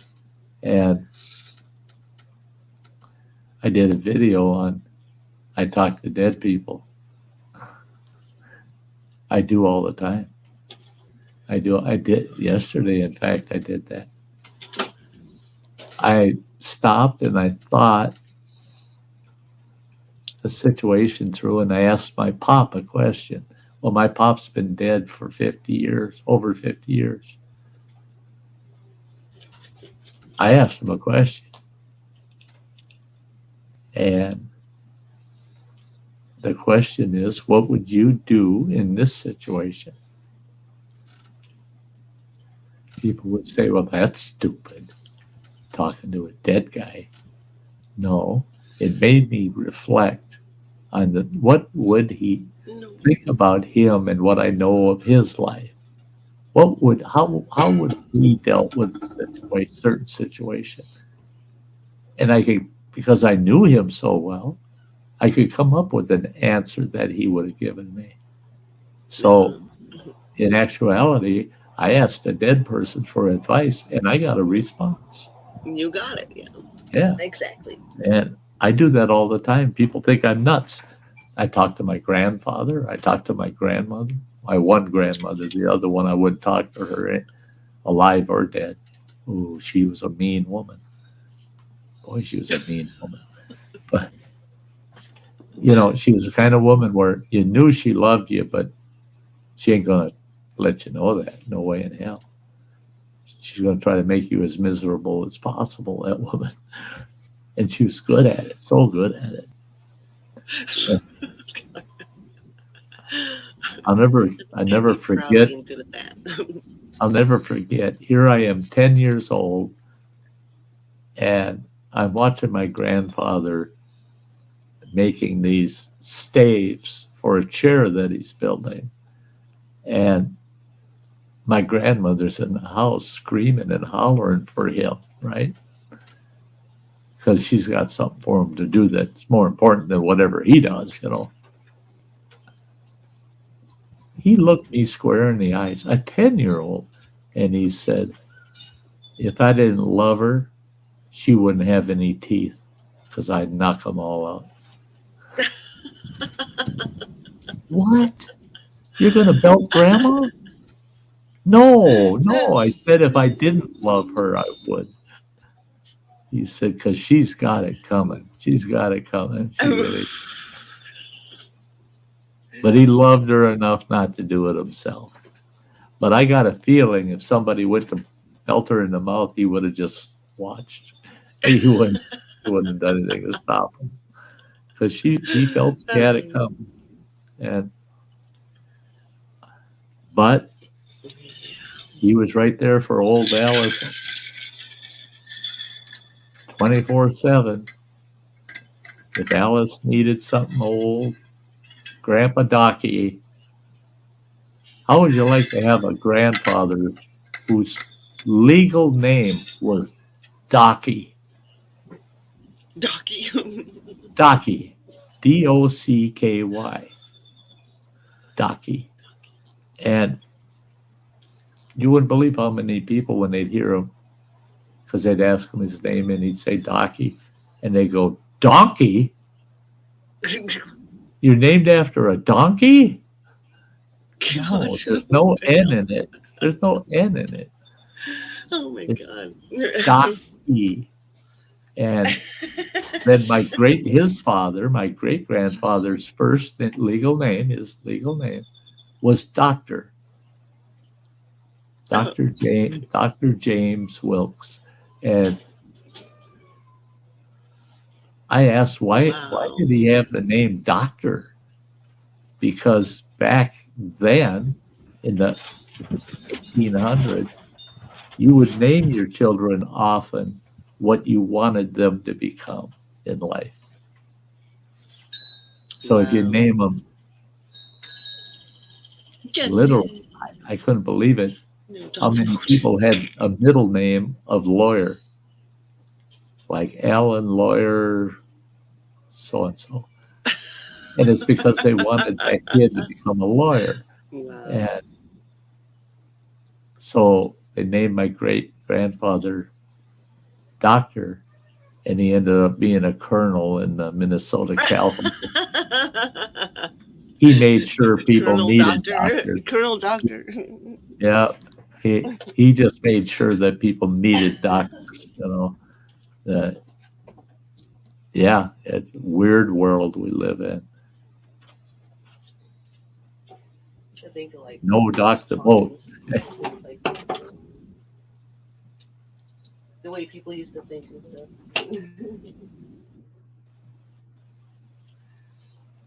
Wow.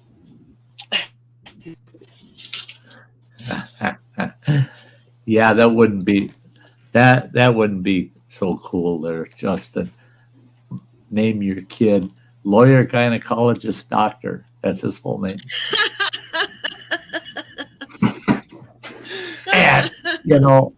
And maybe raised by the mom.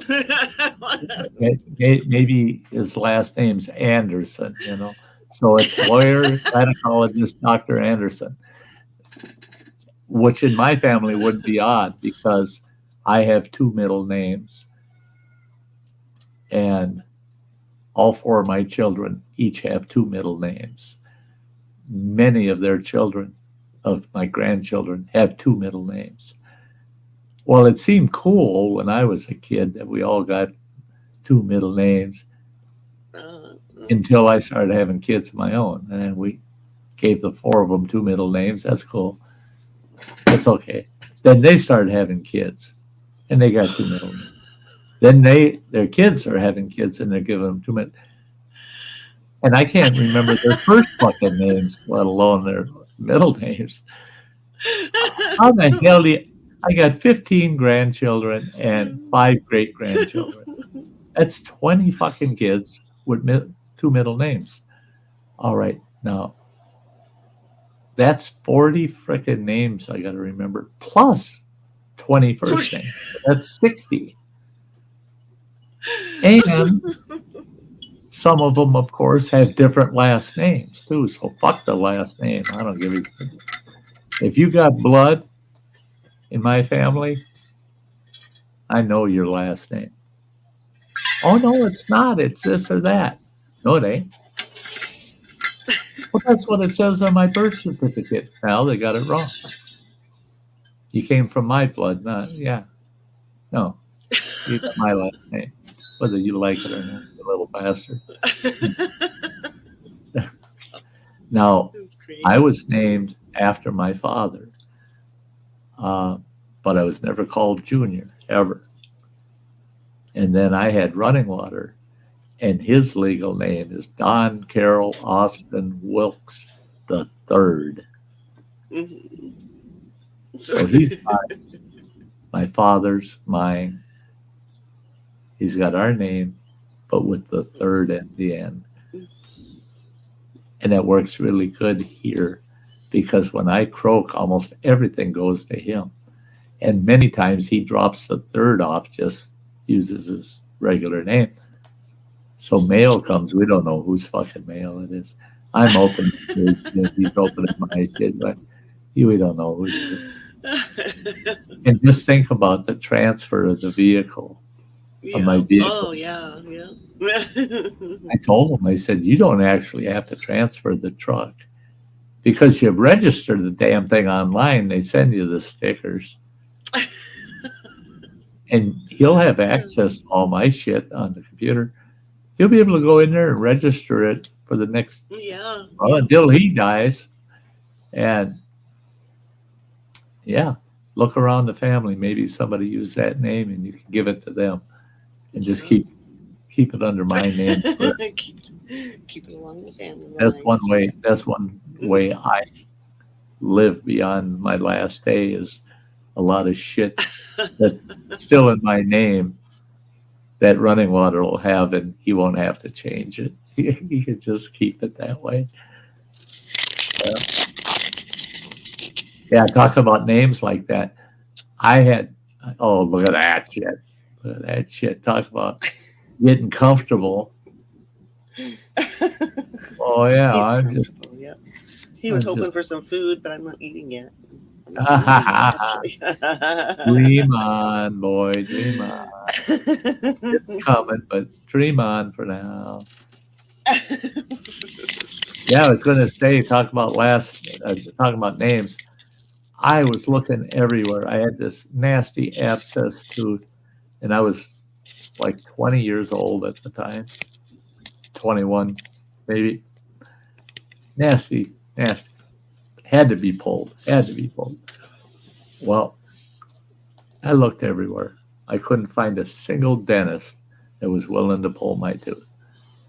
They said, we can't fit you in. We're booked. You can't. And finally, somebody recommended a dentist in the local town, not far from us. So I drove out to that dentist's office. And when I saw the picture out front, I don't know how the guy dared do that. I don't know how he got clients. Maybe that's why he fit me in. But it's got his name of the dentist's office. And on each side of it, he's got a hammer and a knife. And his fucking name, it says on the side, Dr. Tender Dentistry. A hammer and a knife, and you're going to call that tender?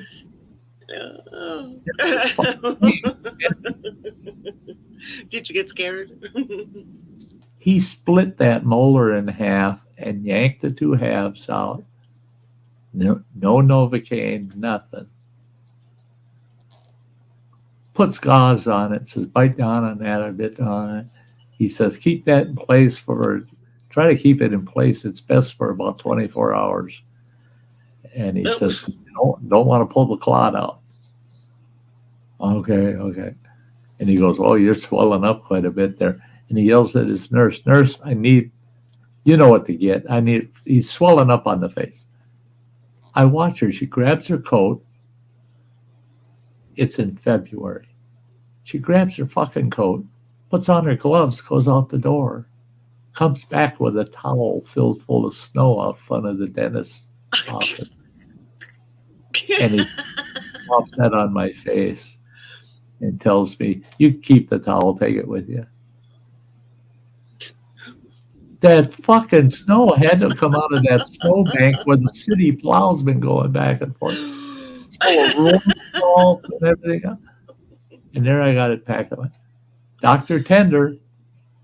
It only cost me $25. So you get what you pay for, right? $25 to get a tooth pulled. That's crazy. No.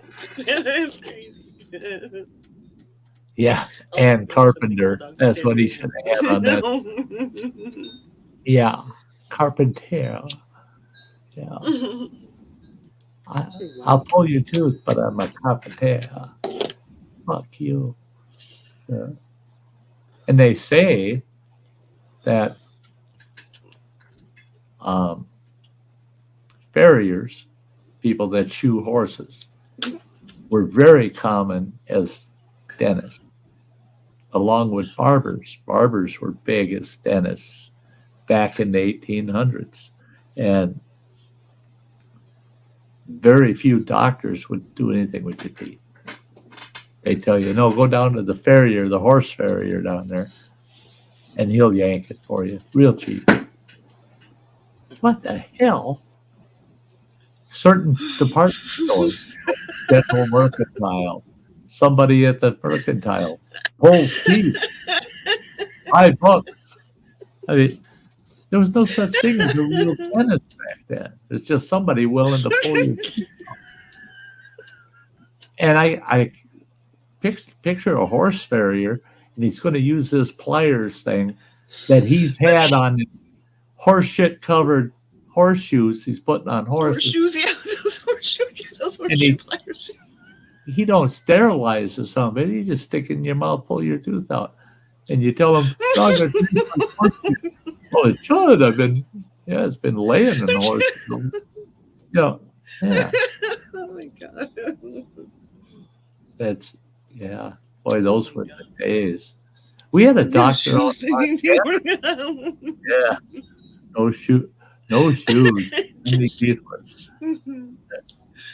We had a doctor out in Montana in the 1980s, and he saw my daughter, and he's a good doc. He's a really good doctor. And I told him flat out, "Oh, twisted teeth." But 5%, yep. But he was a good enough doctor that you knew damn well this boy's making 150 grand a year. Not him. He might be making 45, 50,000 if he's son of a bitch. I told him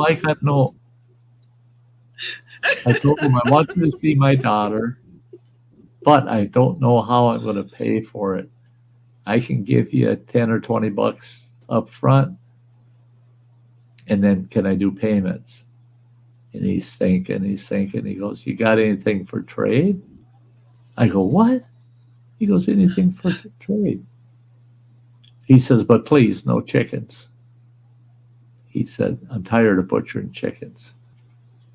People were giving him fucking chickens to see the doctor.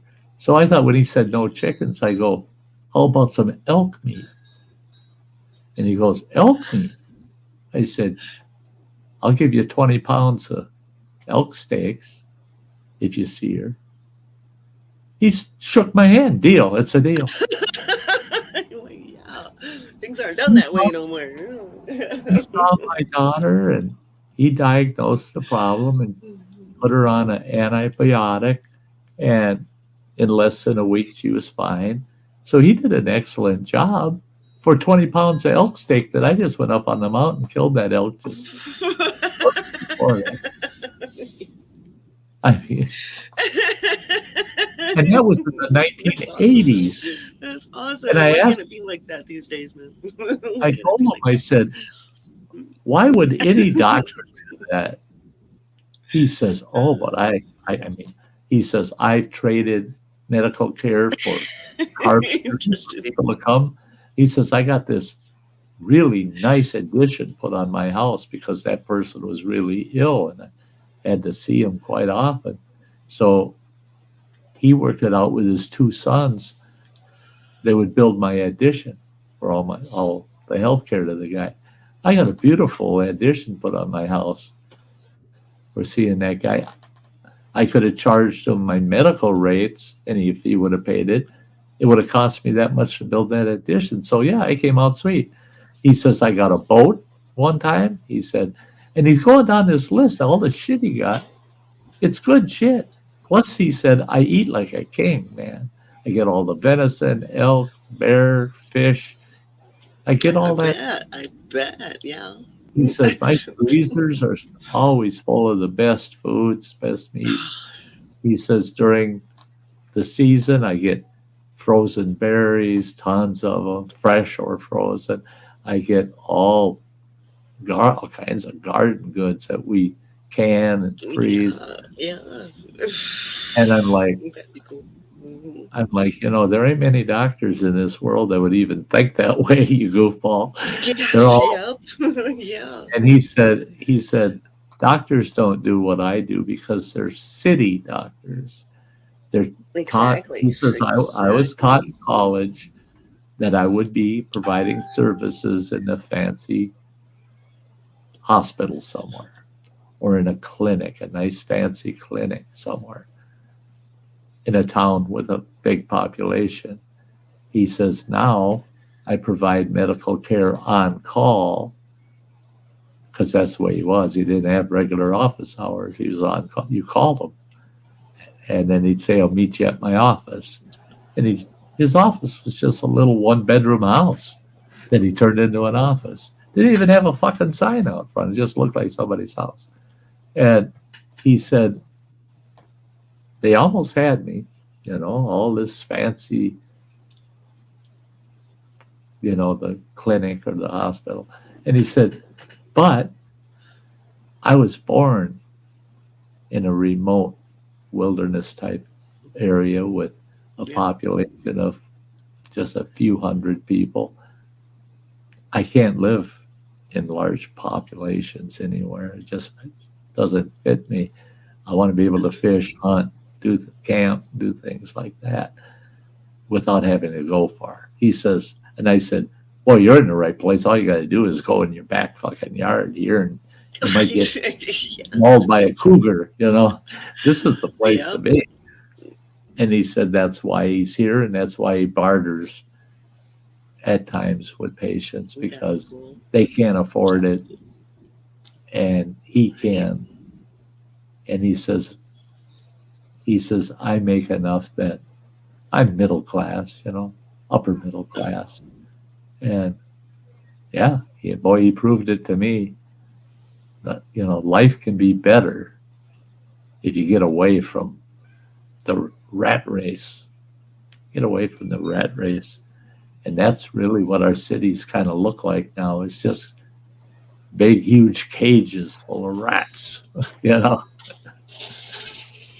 I had someone tell me we should build, instead of building a wall on the Mexican border, should build walls around these cities. and you can go in, but you can never come out. The city is evil, right, Auntie? That's right. Yeah. That would be. I wish things would work like that now. That'd be cool. Yeah, the city. There's nothing healthy about a city. Nothing healthy. Escape from New York. Hey, that's one of my favorite shows. Escape from New York. I like that. I can't believe. That's an old movie. I can't believe that's come through that up there because I just watched that 2 nights ago. And I love that show. Last night I started, but I was getting too damn tired at Oh my God. 3:30 this morning. I said, no, I can't watch it. And I was just started Escape from LA. I don't know if you guys can hear those kids. I hope not. No. Good. They're screaming their damn heads off. I'm like, those neighbors. I don't know what's up with those neighbors. I don't know what they're doing with them kids or what. Their kids are constantly screaming their little heads off. What the hell? I feel can't bad because the trees are right there, but I can't see anything. so you can't see what's really going on. Yeah, I can't see what's going on up there with them kids. Are always screaming their little heads off. But you'll hear like a parent like screaming, and then you'll hear the kids all screaming. It's like, oh my God, what the hell's going on? Yeah, scum. Peter Fonda is in that movie, and that's one of the parts of the movie that I get a kick out of is when he's love that movie. That's good. When he's surfboarding down through town, that big old wave coming through town, he's surfboarding down through town. Craziness. Hey, he's a super dude. Yeah, no shit. When I first saw that movie, I don't even remember when it came out. That was years and years and years. God, that was a long time ago. Holy cow! But right away I'm going, oh my God, there's Peter Fonda, just a down home fucking, yeah, super dude, surfer dude. Oh my god! Oh my god! Oh my god! Yeah, a pot-ridden super surfer dude. I hear this. That's pretty cool. I got a kick out Hear of that. these kids screaming again. We had a neighbor like that where two of the kids, they had 5 kids. 2 of them you could hear screaming constantly. And then all of a sudden one day, I didn't hear that screaming anymore. And it went on for almost a week. Didn't hear that screaming anymore. So I went and talked to my cop buddies, and I said, this is back when they really didn't even have this saying. They sound really young, like around like 3 or 4 years old. And I asked them, I said, can you guys go check on that family and make sure everything's okay? Because there are 2 kids there that you hear them screaming every day, all day long, into the night. And it's dead quiet, been dead quiet. And I said, they're still there. I see him leaving in his car all the time. And I see the other kids, but I haven't seen the 2 screamers. Is there any way you guys can check on them? He says, oh, yeah, we can just check to see if everything's okay. And they went to that house and checked. Well, it wasn't okay. Yeah. Here, these 2 kids, boy and a girl, 8 and 9 years old, they had locked up in a room in the basement. Had them locked up in a room. Goodness. Oh. And I didn't see him hauling them, but obviously he had gone and thrift stores, wherever, got a bunch of old mattresses, put them on the floor above that room, and he put them against the walls of the room. And they put them in kind of like soundproof or something. So they were trying to soundproof it, and they were feeding. When I don't hear them. They were feeding the kids. From what I understood, they were feeding them and letting them shower and the like, just the bare necessities, but keeping them locked up. They were kept. In fact, he had one of those where you put the board in to lock the door. My son was out here weed whacking, and he could hear them over the weed whacker. And he's like, I don't know what's going on up there with them kids, but they're just screaming their heads off. It's like they're always screaming. I don't know if it's. There was a point, when it was like winter, and I could kind of see back there, like they were like in like a little pen, like a little playpen type thing. But, I mean, I can't see anything now because the trees are all bushed out and stuff. But yeah, there's been a couple times where I've been really tempted to call the cops on it and see what the hell's going on. I worry about them little kids. Because they're screaming like bloody murder. If they were just screaming, just scream, you can usually hear it. But when they're screaming bloody murder, you're like, oh my God. It's a different type of scream. Right. That's like my oldest daughter, her littlest one, Fawn. What a sweet girl. She can't talk, and she's not good at verbalizing anything. So she screeches. I should get my daughter up here and get Fawn excited where she wants something. You'd be pulling your earbuds out going, no way the hell. That girl screeches at such a high pitch. It hurts. And you can hear her a block away. Even if she's in the house, you can hear her a block away. But it's because of a medical condition. And she figures that's the only way she can get a reaction from you to do something for her. And she screeches like that at anybody that she wants something from. I think about that too, because I know kids can be like that too. It's like decipher. And my poor daughter, they've got this speech specialist now working with the girl, trying to get her to ask for things without the screech, trade screech for something lower tone. And my daughter says, she does good with the therapist, but within an hour or two, she's back to screeching. And she said, that's her 24 hours a day screeching like that. And I said, I'm sorry, but I wouldn't be able to handle it. I'd have to leave the room, put a cork in it. But knowing all of the medical problems that little girl's got, I mean, yeah, that's just one of her many issues. My poor daughter having to take care of that little girl 24/7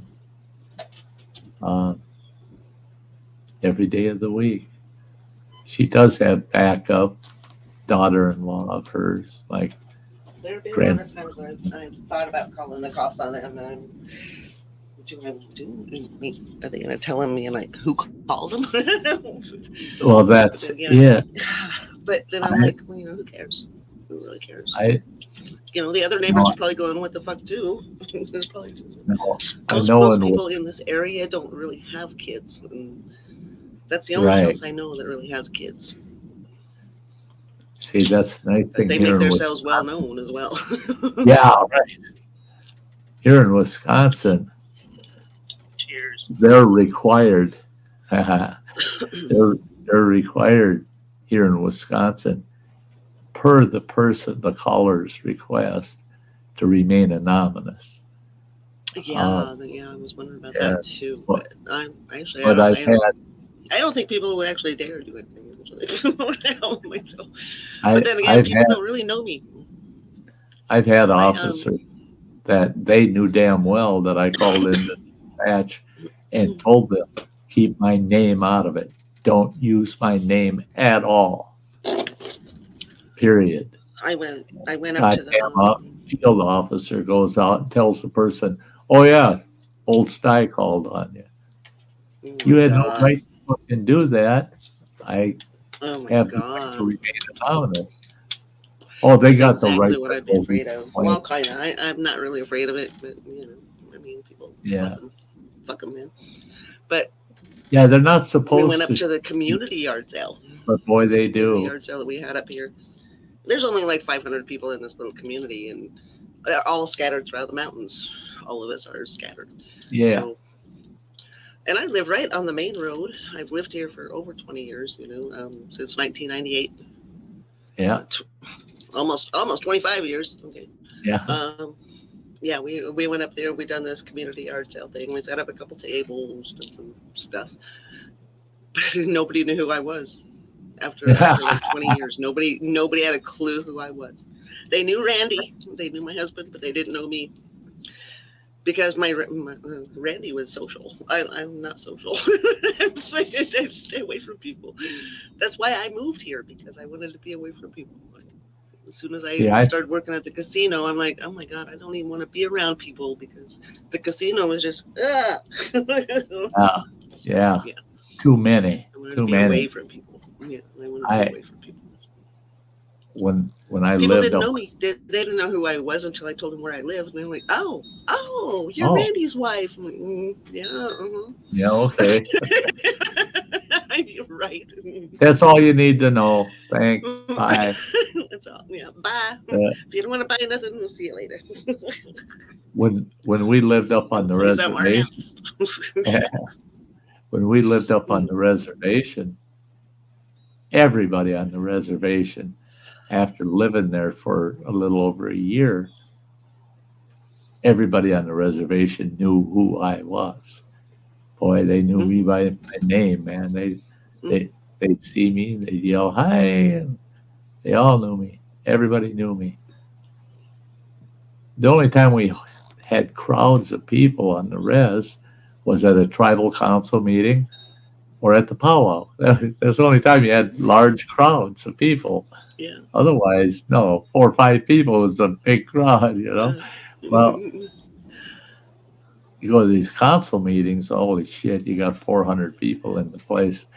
Oh, they all got a cousin on the council that they want them to get something for them. And the council up there pulling their hair out and And I was the chief financial officer for the tribe, so I had to give a monthly report.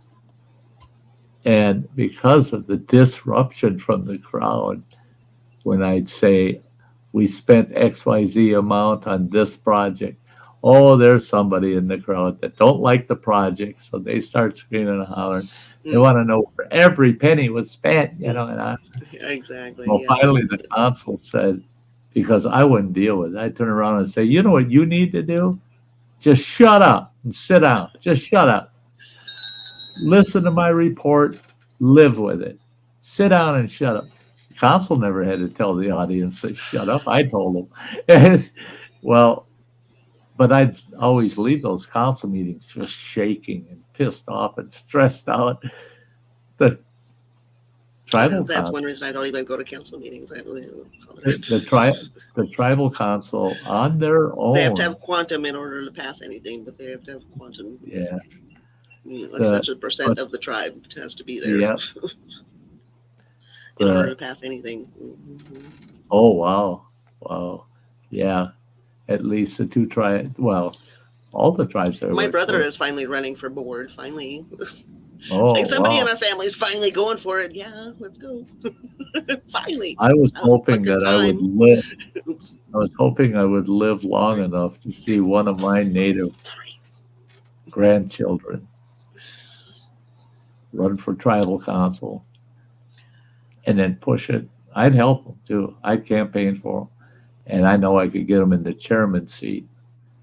Because I told Redcliffe, that tribe, I told him, I said, someday,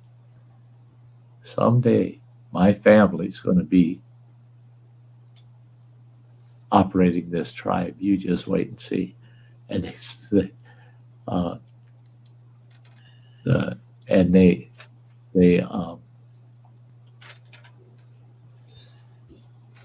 thing is my argument is I don't know if that's a good thing or a bad thing. Tribal management is my problem. That's where I have an issue all the time. Is they're no more corrupt than any other political body, but they're just as corrupt. They're all the same. They're politicians. They're politicians, and I want to see someone actually manage things, because if they manage things well, they do well. They do very well. And you see the same families, the same everything, and usually, like at the casino, we'll see like our board members thinking that they're all high and mighty and shit. If they do something or something, it's like, you know what? I'm the manager of you. I'll give a goddamn shit who you are. I don't care. I don't care. You're doing this. I don't. You know what? You're being bad to this employee. You're out. I don't care. Fuck. I don't give a goddamn shit who you are. Fuck me. That's what I liked when I worked for Bad River. The chairman at the time, it's I worked amazing how there. Entitled they think they are. It's amazing. The chairman that I worked with. I don't live on the res, and I don't even fucking care. I don't care who you are. The chairman I worked under, Eugene Big Boy, and Eugene was tough, man. I'll never forget one big council meeting. Goddamn, the house was full. He got up and he said, what it was is we had a tribal member that brought a federal lawsuit against the Coast Guard because they stopped them out here on Lake Superior in a little 14-foot aluminum boat. Him, his wife, and 3 kids. They were offshore 2.5 miles on Lake Superior, offshore. Oh my God. Fairly rough seas out there. For people that don't know, Lake Superior is an inland sea. It's huge. Yeah. We got no business being 2.5 miles off. I get scared when we get out there, man. I get scared when I couldn't see shore when we were out there. Yeah. And they're way the hell out there, and the Coast Guard comes up on them, and they stop just to do a safety check on the boat because it's such a small boat. There's not a single life jacket or flotation device in the boat. Oh my Not God. one. Coast Guard made them all get out of the boat onto the Coast Guard boat. They gave the old man, the guy operating the boat, they gave him a life jacket, told him, put it on, and you head for shore. They get to shore and they give them a citation for no life jackets, especially for the kids under 13 years old. They better have one on. And you have to, by law, have a flotation, an approved flotation device for every person on the boat. They didn't have any at all. So they get a citation. Well, he got a couple of activists to back him up, and they Wow.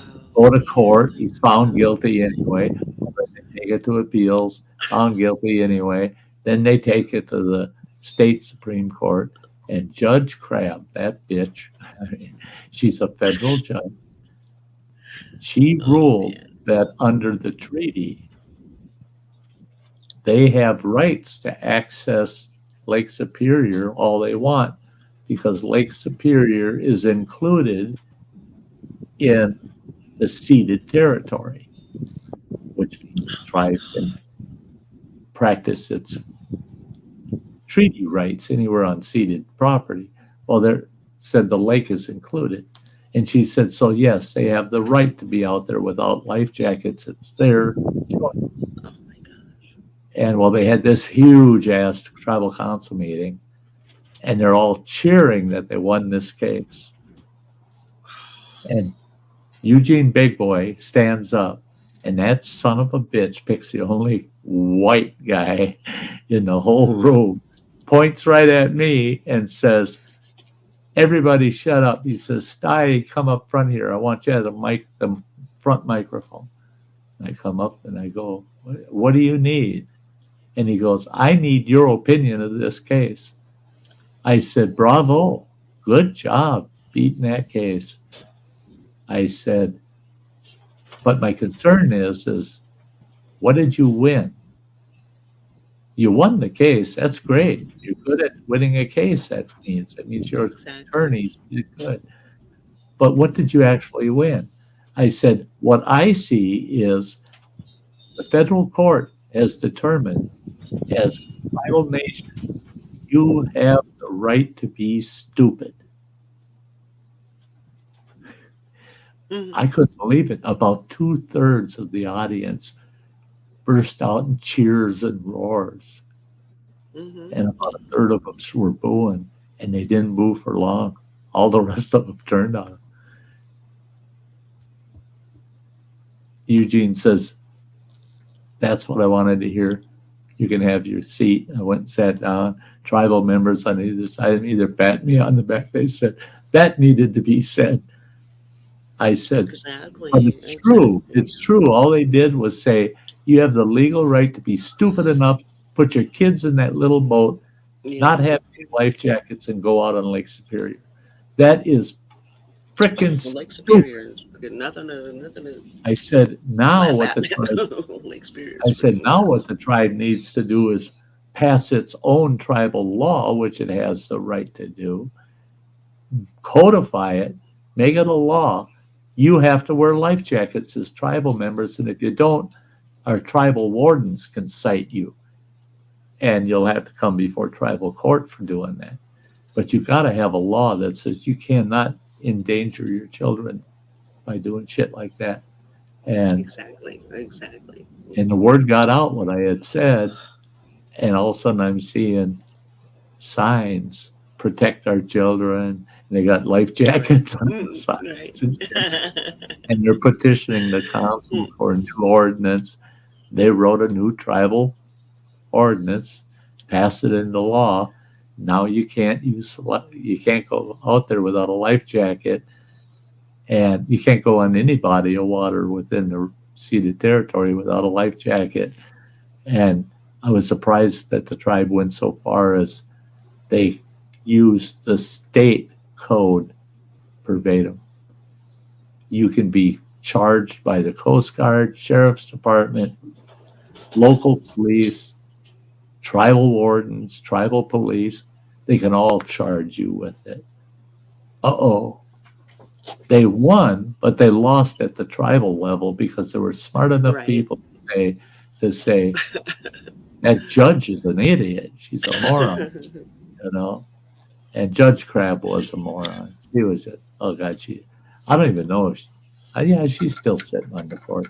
But there were so many treaty issues that she would back up, and the tribe would say, well, we're just going through the ropes. There's no way in hell we can win this case. And then she'd rule in their favor. And even the attorneys would look at each other and say, what the fuck just happened? How the hell did she rule in our favor? Nobody else would have. Why did she? You know, there's no way that we should have won that case. You know? But no, that crazy woman. She's a crazy woman. Yeah. And I heard our chairman at that time tell the tribe flat out, they're their own worst enemy. You know, it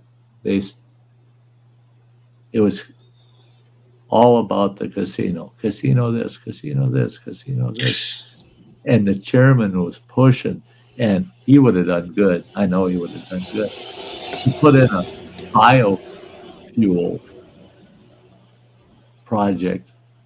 Well, the tribe's got a lot of land. In fact, when I was there, I did the bond issue, and we purchased 40,000 acres. 40,000 acres. And he was going to put in these huge fields of hemp. I mean, we're talking about 1,000 acres of hemp. Well, the hemp they were going to grow, that shit grows about 9 to 12 feet tall. They had it all figured out.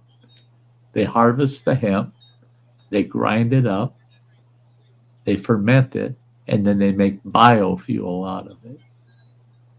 And the return on it was so good. They'd have the whole project paid off in 3 years. Wow. The tribe, they put it up for referendum, so they need quantum on it. You know, they need to have the majority of the tribe approve it. It didn't pass. Didn't pass because it wasn't a casino project. And they interviewed tons of the tribal members to find out why they didn't vote for it. And they said, well, if it was a casino expansion, we would have voted for that. But no, any kind of industry or anything like that, we're not going to support. Casino we will, but no industry. And that pissed the chairman off so much. We had a lot of traditionalists on the council. They didn't like casino. They didn't like the casino. They said gaming is something you do around the campfire, and you're doing it with 4 or 5 individuals. You're not opening up a big gaming operation. They said we need to go into some form of industry, and we need to promote entrepreneurship, get our tribal members. So many artisans that could actually make a living off of their work if they had the backing to do it. Well, build them a nice mini mall with different buildings for all these artisans and make it a big artisan mall. It'd be pretty awesome, you know, and you could draw people in, have them stay at the casino and come and go to the mall, you know. And oh no, they weren't interested. It doesn't have to do with gaming. What? Got it. I think so much of the Nebraska Ho Chunk come here to Wisconsin to have a conference, and the Nebraska Ho Chunk hired me to be there as a consultant, and they had this big conference with the Wisconsin Ho Chunk. Well, the Wisconsin Ho Chunk owned one of the biggest casinos in Wisconsin. Well, in this conference, they're trying to get the Wisconsin Ho Chunk, who are their cousins. It's the same tribe, except some of them moved back to Wisconsin and got the federal court to force Wisconsin to give them a little patch of land. Well, what did they do? Half of the land they got was built into a big casino. A Wisconsin ho-chunk can go to Nebraska and ask for membership right then and there. The council will approve it. You bet your ho-chunk, you can be a member of the tribe here. But if a Nebraska ho-chunk comes to Wisconsin, they say, don't even waste your time doing the paperwork because you'll never be a member here. Because they got rich and snotty. Their own cousins, their own family, they won't even let them become members of their tribe because they won't share the profits of that casino. Well, this conference was to get the ho-chunk in Wisconsin to financially back the Nebraska tribe to build a couple of big projects. They wouldn't back them. Well, they had me as a consultant. I went to Palm Springs, California for a big, huge financial conference. Had all the big lenders in the world in there. I mean, we're talking big. And I got there and I managed to get investors willing to help Nebraska out with $500 million. What did they do in Nebraska? Bought land off reservation. These beautiful homes. God, they're all $250,000, $250,000 a piece in these beautiful projects. They're just beautiful. You just don't see shit like that in Nebraska. They sold every fucking house and they built, what the hell was it? 120 of them. And there are all these little communities and they sold every single house. Well, the 500 million they had went insane on them. They had, what was it?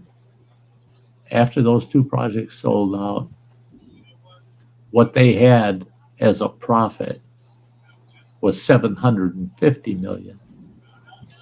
Well, they paid that 500 million off, took the 250 million and built another project. Sold that one off, walked away from 500 million. Now they got 500 million of their own. They don't have to borrow.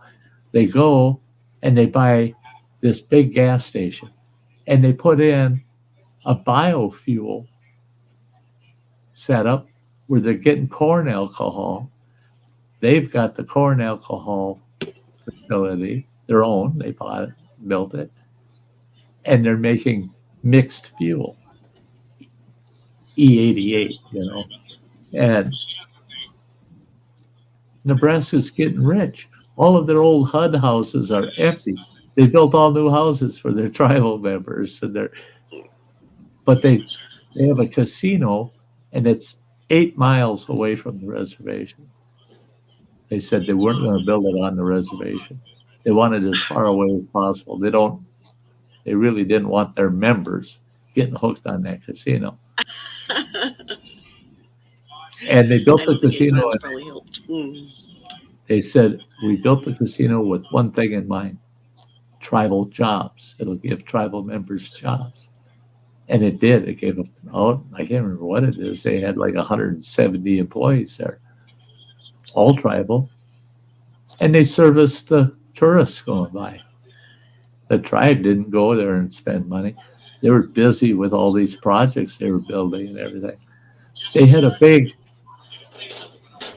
Indian Health Services hospital built years ago. It's a BIA hospital. They bought the hospital from the federal government for about half of what it was worth. Now they got their own hospital. The tribe's running it. I mean, and they're sending their kids to medical school so they'll come back home and go to work in that hospital. And I loved it. I loved what they were doing. They used the casino for a good reason, but they invested in other developments. And now the Wisconsin ho-chunk are mad because the Nebraska ho-chunk told them, guess what? If they ever decide to deregulate gaming and the states can have open gaming, you're not going to have the profits you have. What are you going to do to fill that hole? They said, well, we don't know, maybe go into some form of development or something. And the Nebraska Ho-Chunk are saying, you're so late into getting into this that there probably isn't room on the bus. Yeah. We got no more room for developers. You know,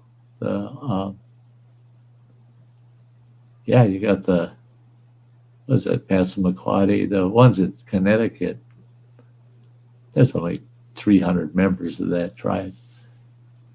But one of the biggest developers in the country, little known secret, they invest between 7 and 12, between $700 and $1,200 million annually into their development projects nationwide.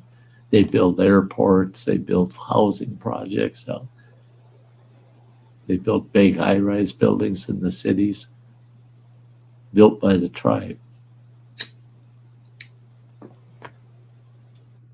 But those people, 300 tribal members, they get a big fat check every year. $5 million every year, every tribal member. But you can't get your hands on that $5 million unless you're gainfully employed or a full-time student or you're retired. Which means you have to be over 65 years. They said if you retire before 65, that you got to be working. You got to work until you're 65. You can volunteer, but you have to be able to show and prove that you volunteered for 20 hours a week, every single week. And then you can touch your money.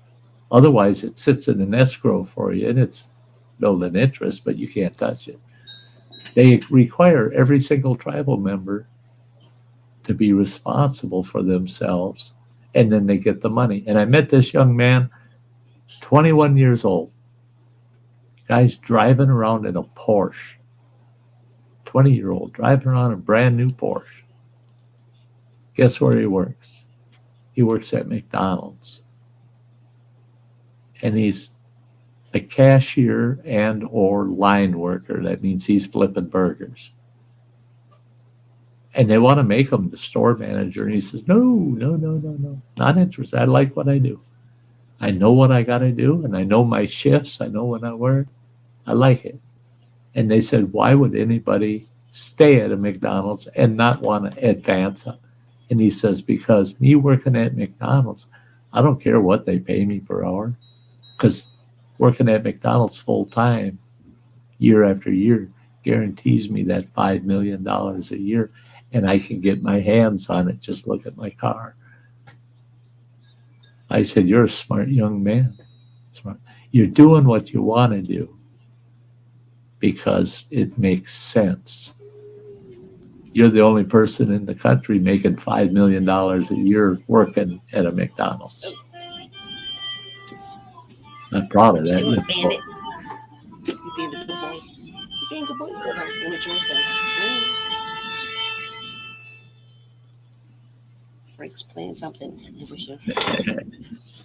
I asked that young man, how in the hell do you spend $5 million a year? He goes, it's impossible. He said, you can't spend it if you're making big, huge investments with it, things like that. He says, but I don't do that. He says, I got it broke up across several different accounts, but he says, it sits in the bank.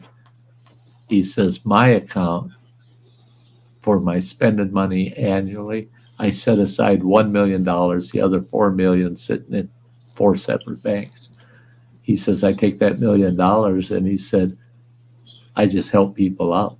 I see somebody that's down and out. He said, I help them out. He says, I don't have to help anybody on the res because we all get $5 million a year. So I go out in the community and help people that don't have that benefit. And I said, really? You're just a philanthropist? And he goes, kind of a weird one. Yeah. He says, I'll tip people $500 at a, I'll give them a tip $500, and the dinner tab came to $60 or $70, but I'll give them $500 as a tip if they're a good waiter or waitress. And I said, that's so cool. I said, Exactly. People that are working their asses off, you know. and then all of a sudden Tip they 'em get good. that windfall. Yeah. And for that kid, I mean, 22 years old, and he's doing all of that. And I said, why hasn't anybody heard of you? He says, none of their goddamn business what I do. Exactly. He says, I give my money to whoever I want. I don't want it. Exactly. I don't want it filmed. I don't want it recorded. I don't want it. It's not to show it off. And it's not a tax break, because when you give money to an individual, you can't deduct that on your taxes. Right. He said he does. There's a couple organizations that he gives about $100,000 to every year, but he said that's a tax break. But he said, I don't have to worry about taxes. I'm only paying taxes literally on my McDonald's income and the interest I earn off the money in the bank. He said, so I got enough money to pay those taxes all the time. He says, I don't worry about that shit. He said, that's drop in the bucket. And I told him, I said, but as such a young man, can you imagine 10 years from now, you're 32 years old, you could have $50 million sitting in the bank. He says, I probably will. I said, 20 years from now, that's 100 million. He says, probably be closer to 150 million. I said, what are you going to do with it all? He says, what I'm doing now. Okay. I told him, I said, I bet you got a lot of girls that want to be your girlfriend. He said, I ain't ready for that kind of relationship. And he said, it's going to have to be somebody that is just grateful that they can live our lifestyle and basically get anything they need, you know. He said, but they're not going to tell me not how to spend that money. So to find somebody like that that's willing to say, yeah, I'll take the relationship, Right. but I'll Good for you. That's never awesome. tell you how to spend it. And I said, man, you are so fucking mature for 22 years old. He was a great kid. I don't know what the rest of the tribe is like, you know, how the rest of them are. I just happened to meet one that was pretty damn cool. The chairman of their tribe was pretty cool too. He said, yeah, I don't get a wage as chairman. I get my $5 million a year. He says, we passed that as a requirement, a prerequisite to being in any of the high offices, chairman, treasurer, and secretary of the tribe. Those three don't get an annual salary, period, because they get $5 million a year off the casino. So he said, if that ain't enough, too bad, then you don't want to be in office. I said, man, you should do that to the whole tribal council. It's a whole different scheme when you don't get paid, you know. Most people, it's about the money. And you've made it for your three top officers. They're running for office for other reasons, not the money, because they don't get paid, period. And he says, yeah, makes a big difference. He said, I forgot the vice chairman. There's 4 of them that don't get paid. But he said him and the vice chairman and the treasurer, he said the secretary doesn't get too involved in things other than keeping the record, But he said the three of us are always champion more development. It's business. We're running a business here, not just a tribe. They're so rich, that tribe, that they take 1 month a year off. It's not considered your vacation. If you get 3 weeks of vacation, you get that too. 4 weeks of vacation, you get that too. But there's 1 month a year, the whole tribe shuts down. Now, people that have jobs with other private businesses, they have to work to keep their employer happy, of course. But if you work for the tribe itself, no work for 1 month. And they spend, I bet you they spend the whole 11 months planning for it. And they have the casino and everything. They got a management contract, so they got a contractor in there that's under management. They don't have to worry about anything during that month. And I tried to get a hold of their chairman. We had a joint investment thing going on with them. That'd be kind of amazing, huh? Yeah. And I must have called 50, 60 times. And then finally, someone, they got on the phone with me, find out they're non-tribal members, but work for the tribe in their administrative offices. And I said, how can I get through to the chairman?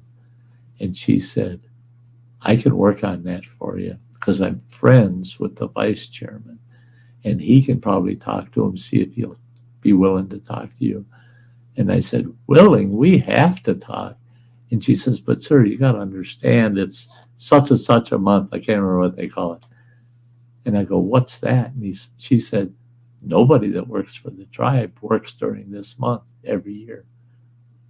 I go, you got to be. She goes, oh, no, they don't work. He's out golfing right now, I guarantee it. I go, so they don't come in at all? She goes, oh, no, we don't see them for a month. They're gone. What the hell? Sure as shit, I get a phone call from him. And he's calling me from the what we call the 19th hole, from the pub at the golf course. And I can hear some of the stuff going on in the background and stuff. I said, so you're out golfing today, huh? He goes, yeah. And I said, I heard about this month that you have by one of the gals I got a hold of at the office. He goes, oh, yeah, we shut down for that whole month. Yeah.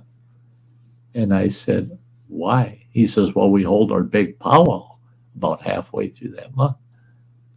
I said, you got to take a whole month off for a powwow? He goes, no. We do a lot of other traditional things, tribal traditional things. That's what this month is about, is total relaxation. Do what makes you feel happy and attend the tribal ceremonial events that we have. He says we have sweats, we have all kinds of things going on. He said, so we can practice our traditional ways. I said, for a whole fucking month, eh? He said, other tribes want to practice it every day of the week and remain poor. We work for 11 months, so we never have to worry about being poor ever again. And we can afford to take one whole month to be who we are. That's really kind of awesome. I like that. I said, I can't believe that. That is amazing. That's absolute. So for the whole month, you cram all your traditional history and activity and everything into a whole month. He goes, oh yeah, everything. Anything to do with the tribe and its history is all crammed into that month. And he said, and that barely covers it, because every person in their history has so much, goes so far back. You can't celebrate it all, even in a month. And he said, but we give ourselves that month. Other tribes, they squeeze in a powwow here, maybe a ceremonial sweat there.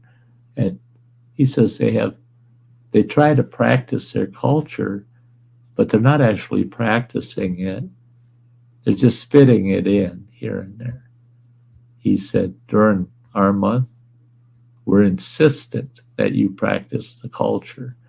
You have to practice it one way or another during that month. And he said, it's to remind us of who we were and what we managed to become. He said, I don't care who you are out there in the world. Anybody can do that. He said, we proved it. One of the smallest tribes in the nation is the richest tribe in the nation. And in fact, Foxwoods and their other casinos, they got two of them out there in Connecticut. Foxwoods had the most revenue brought into that casino hotel complex than any casino in America. But yet they want to say that MGM brought the most in. That's bullshit. That is bullshit. If you look at the numbers, that tribe, that Foxwoods beats the hell out of them. They don't want to bring it up. They don't want to let the world know that tribe's that goddamn successful. Plus all of their business development all over the country. They invest in so many different things. They're making so much money. It's insane. And the chairman said, I said, well, that should mean their 5 million's going up. He said, no, it ain't going up. He said it started at $50,000 a year. Their per cap was $50,000 a year when they first got the casino open. And he said within 5 years, it got up to $5 million a year. He said those big jumps in between, tribal members were so shocked. He said, but when we announced that it's going to 5 million, that was locked in for 25 years. That the cap is 5 million. He said, so at that time, he said, so they still got another 20 years before they're even allowed to increase that amount. I said, wow. And he said, the reason we did that was we bumped them from 4 million to 5 million. They didn't even say thank you or nothing. They weren't excited at all. It was like, well, okay. Thank you. Okay. No big deal. Because it would be exciting. Because like he said, they can't spend it all. They can't spend it all. He said they've only had 3 failures out of the 300. It's a little over 300 tribal members. They only had 3 cases of failure where they made huge bad investments and lost a year's worth, lost their whole 5 million. And he said, but the tribe goes to them. Team of financial experts sits down with them, works things out, and showed them what they should do to protect all of their money. And he said, those 3 fails are now successful. He said, we put them in executor state, so we took over their money for them for 1 year. But we educated them on how to manage their money. And he said, now they're doing fine. And they have full control of their money again. And it's neat because that 5 million per capita is for every single tribal member. If you have a baby, when that baby turns 1 year old, gets $5 million. It's put in escrow. The parents, brothers and sisters, can't touch it. It's put in escrow. The kid can't spend it until he turns 18. Well, wait a minute. That's 5 pretty. million times 18. Yeah. $5 million a year for 18 years is sitting in a bank account That waiting would for be that awesome. kid to turn 18. And because of those failures, they now have, before you're allowed your first allotment, you have to go through it's like a 3-week long personal financial management course. And then they'll release the money to you before you go through that before you are eligible. So that on your eligibility date, boom, that shit hits your bank. Wouldn't that be sweet? Wouldn't that be sweet? And the chairman, I saw a tear running down his face. He said, all the rest of the tribes out there, he said, they don't need the casino. They can do it just with development. Take over an area and become a competitor in the development field. And I mentioned Nebraska, and he says, they got a good start. They got a really good start. But he said, otherwise, you look at most of these tribes, they're living off their casinos. And he said, our tribe doesn't need the casinos anymore. We're grateful that money's coming in, but we don't need them. Development is paying us enough to give $5 million a year to all of our members. So we don't need the casinos. So if anything ever happens, they deregulate or something where states can allow other casinos to be built off reservation by other investors, that would really hurt their income. Well, they're not worried about it. Yeah. In fact, he said, we would probably build those casinos. He said, we're developers. We jump right in that mix and help them build their casinos. There's a lot of money to be made doing that shit. But he said he thinks of the tribes, some of the poorer tribes too, that they can do the same. And that's one good thing about that tribe too, is they'll invest in another tribe. If the tribe has a good, viable project, they can go to them and borrow the money from that tribe. They'll loan them. Oh, heck, I had them willing to loan Red Cliff up to $500 million. But they have some rules you got to follow. And Red Cliff said, no, we're not going to do it that way. We don't want to let someone else manage the gaming operation. Oh, wait a minute. Well, They're talking about management like theirs. Look at, they're getting $5 million a year. You poor fucking dumb morons. Are you crazy?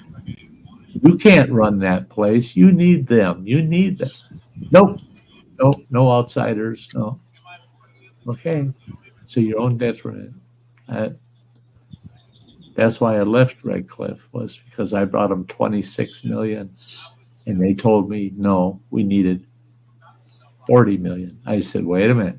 I brought you 26 million today and a commitment to invest another 50 million beyond the 26 in the first year of casino operation. We were going to build the casino and the hotel. Then we were going to go and revamp our whole marina, make it all new, brand new marina. Then we were going to, that would be the second year, third year, airport golf course was going in, a full 18-hole golf course. And all marginal land that the tribe had no use for. And it's away from people. So that they just wouldn't care. Go ahead, put that on that land. We don't use it, but yet the council said, no, we're not going to. You didn't bring us what we asked for, so we're not going to accept it. I had the investors. wow.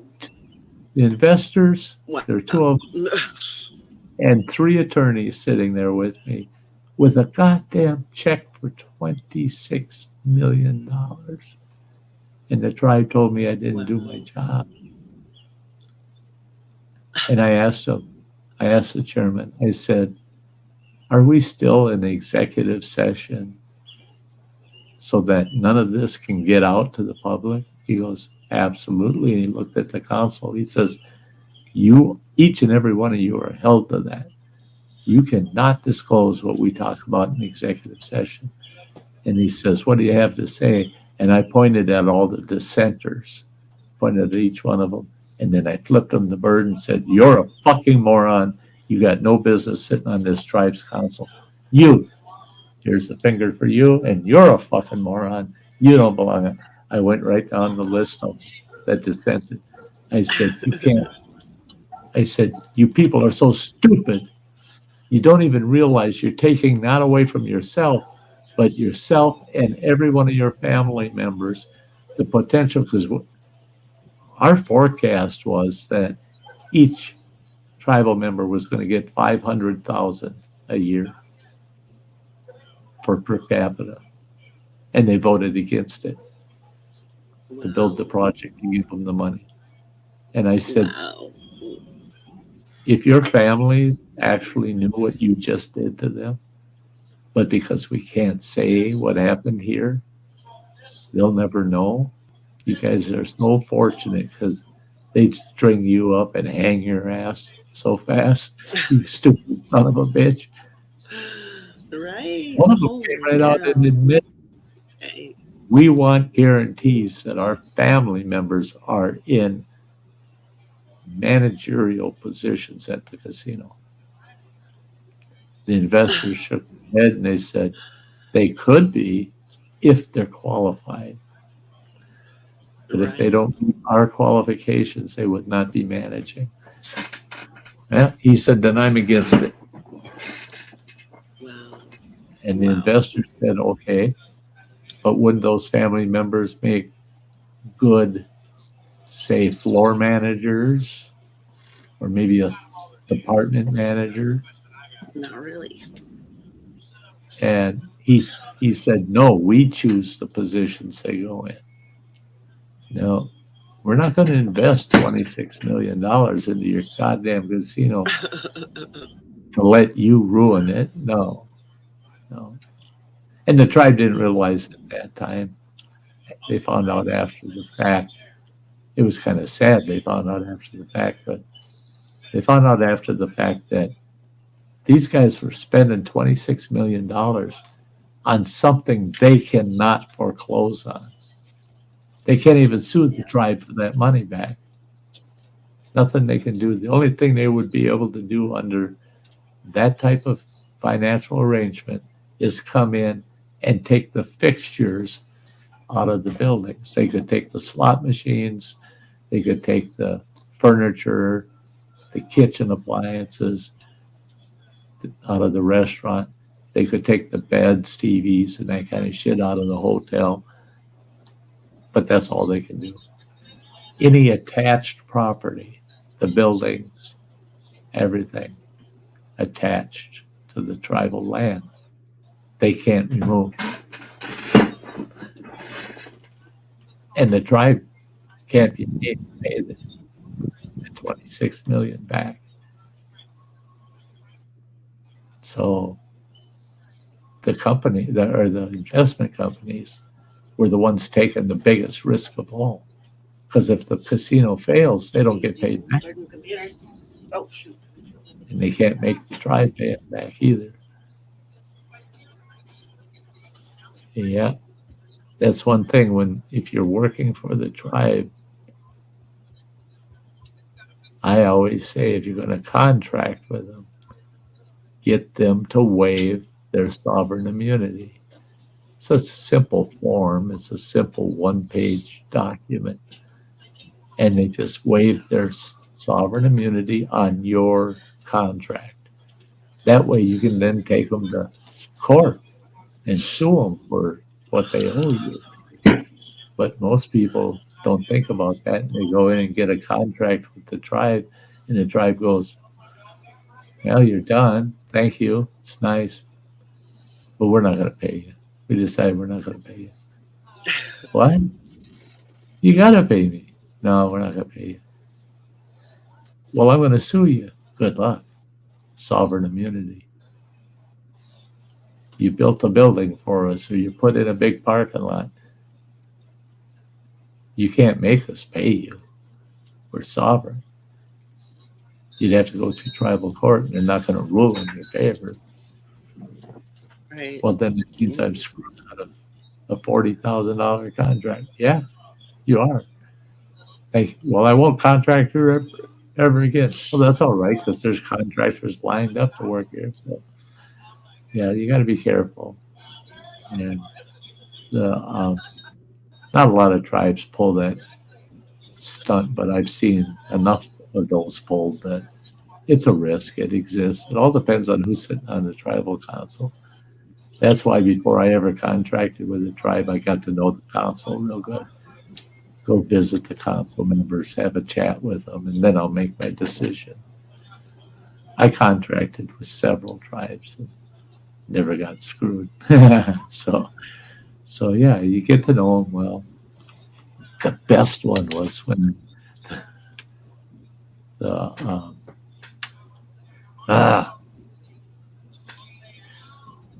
Stockridge Muncie band of Mohicans. I get contracted to come up there, clean up their housing program. They said, we know the housing's been stealing from us and this and that. We need somebody to go in there and audit the whole place and make recommendations to the council what to do. And that's the kind of shit I was doing, was forensic auditing of places like that. Well, they offered me 20 grand. Oh, yeah, okay, I'll take it. I'll do the job. It's going to be a long job, but I'll take it. So I took the job. I figured I'd get done and out of there in 3 months. Well, it took 4.5 months. But I made 20 grand. And I wasn't there all the time. But it got real interesting. They had 2 tribal councils. The whole tribal council got voted out. Literally, the whole council got voted off of the council, and they got all new council members. Well, the old council literally chained the doors shut, everything, and held up in the main tribal administration building and said, no, we're the real tribal council, not that new one. And the new one went to the library and called that their tribal offices. So we had 2 tribal councils thinking they can both make decisions. And they got in an argument over my contract, over which tribal council was going to pay me. And both of them approved my contract. I got pissed. When they paid me my first quarterly, because it was broken into 4 payments. When they paid me the first quarterly payment, I got 2 checks. Now, wait a goddamn minute. Why did I get 2 checks for $5,000? And trying to figure out which one I should cash.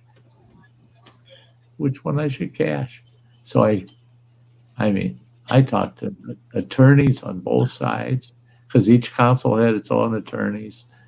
And they all insist, every one of them insisted, no, you cash ours. You cash our check.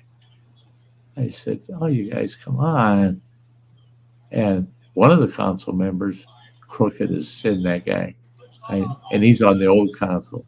He goes, I'd cash them both. I bet you would. No, I only earned 5 grand. The way I resolved it, I ended up going to the bank and I showed them the 2 checks. And I said, which check is legitimate? And the bank manager said, either one. You can tear one up and cash one of them. I said, but that's picking sides. And he goes, well, then go back to them and tell them both, no, what I need is you to write me a check for $2,500 and you to write me a check for $2,500. He said, oh boy, let's see if that works. I went to him and finally fucking agreed to do that. So each tribal council was paying for half of it. But the weird thing is, it all came out of the same tribal account. It was nuts. I had people come into the housing administrative office and saying, Sty, you got to this, and this. And I'd ask them, now, which tribal council are you on? And I only took direction from the council that signed the contract. The other council, I'm sorry, that's your issue, not mine. These are the people I signed with, so I only take direction from them. So lobby them that get it done your way, and then they'll tell me. But I had both of the treasurers, both women, in the housing office. I'm in there. I was given by the tribe full control of the place in the tribal or in their housing program. They come in there to tell me what to do, the two of them. And I said, I need to hear from you one at a time. So why don't one of you come into my office? And they start bickering with each other. Who's going to talk to me first? And I said, hurry up, make up your minds. I got a lot of work to do. And the one called the other one a bitch. And she said, I'm not as much a bitch as you are. I know you're screwing so-and-so's husband. And, oh, my God. Ladies, take this shit to the bar or outside, Right. Yeah. And then the fists started flying. They literally were tearing wads of hair out of each other's heads. There was blood. Oh my God. There was blood Oh my pounding God. each other. One gal ended up with a broken nose. It was laying way on the side of her face. And a couple of the employees in the housing office, I wasn't going to touch them, but they went over there, just grabbed both of them, threw them both out the front door, and there they are out in the parking lot, beating the shit out of each other. One finds a great big chunk of lumber laying there and breaks all the windows out of the other treasurer's car. The cop pulls up and he's telling her to put down the board. The other gal comes running around her car to attack this gal because she figures she's distracted. I can get her. And the cop catches her out of the corner of his eye and he turns and yells at her, stop. And then he realized that board's coming around and it hit him square in the face. And the woman hit him square in the face. And she points at him. I couldn't believe it. She points at him and she says, and you'll get worse than that when I get home tonight. She says, you act that way with me, you're no brother of mine. It was her brother. Oh my God. Busted his face with a board. Those two women were nasty. Oh my God. And both of those women, when I left there, they were begging me to stay, both of them, because they were in the homeowner program for the tribal house. And I told them, guess what? We owe you both a lot of money. The housing authority will be paying you a lot of money. And they said, why? I said, both of you have owned your homes for 8 years. So for the last 8 years, you've been making mortgage payments on something that doesn't exist because you already own the home. What? I said, literally, the housing authority was stealing from you. They were letting you make mortgage payments on a deed that's already been satisfied. I said, so the house is yours and the deeds are getting prepared. Plus, we're calculating how much each of you are owed for that 8 years, and you'll be getting that check. Yeah. I said, I worked it out. You got two options. We'll go in and do all the repairs on your house, put a new roof on it if you need it, put a new furnace in it, air conditioning, all the things you need to get your house like it was when you first moved in, brand new. We'll get it back in that condition and deduct it out of what we got to pay you back. And I said, the estimates so far look like you'll each probably keep getting a couple of grand back after we totally renovate your house. Both of them opted for renovations. Said, renovate my whole fucking house. That's sweet. And then I'll take whatever's left. One of them got like 2,300. The other one got 3,100. Oops. And so the two nastiest women in that whole reservation, all of a sudden they love me. They love me. And it's like, I went to the local pub there, and it can get rough. It can get rough. There's a trailer house, really. And the bar, they cut that big hole in the side of the trailer house. The bar was outdoors. It had this weird lean-to roof off the side of it. That's where you drank, was outdoors. And they'd serve you through that hole in the wall. That was their all their liquor and everything was back in the trailer. It's like like you went to a carnival and there was a liquor cart, you know. Yeah. But oh my God, I went there 3-4 times. There was always a fight, always a big fight that would happen. So I went there my last night before I was going to head home, and yeah, a pretty big buck decided he wanted a piece of me.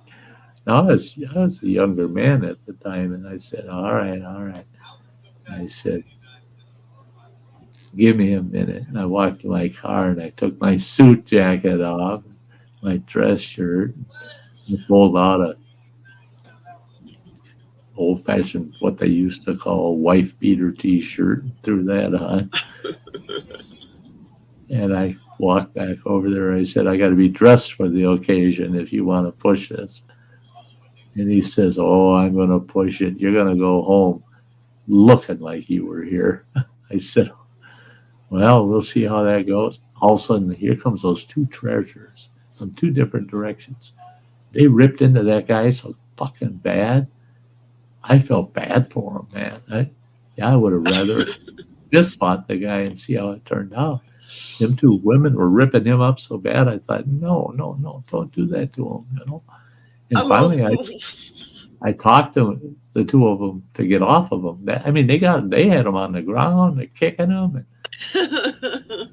and I managed to get the two of them off of him. And one turned and looked at the crowd there at the bar, and she said, "Anybody else have a problem with him? Let's take care of it now."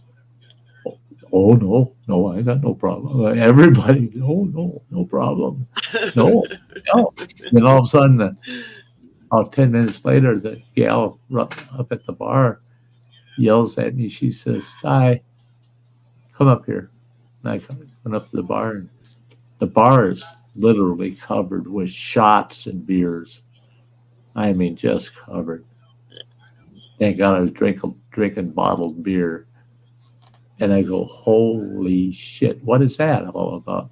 She goes, those are your drinks. I go, that's funny. I didn't know anything. She goes, no, I think everybody here bought you a fucking drink. They come up and they all insisted, I want to see it poured. He's going to drink it. I said, I ain't drinking it. You tell them it's on the house. They come up and grab themselves each a drink. So she yelled out there and announced it. She got a PA. She announced it. Yeah, they come running up to the bar and they grab a shot or they grab a beer and they give me a old pat on the back. A lot of happy tribal members. I was happy as snot. I managed to give 35 families their homes back. They've owned those homes for years. I gave 35 families their homes that they owned for so long, but we're still paying for. And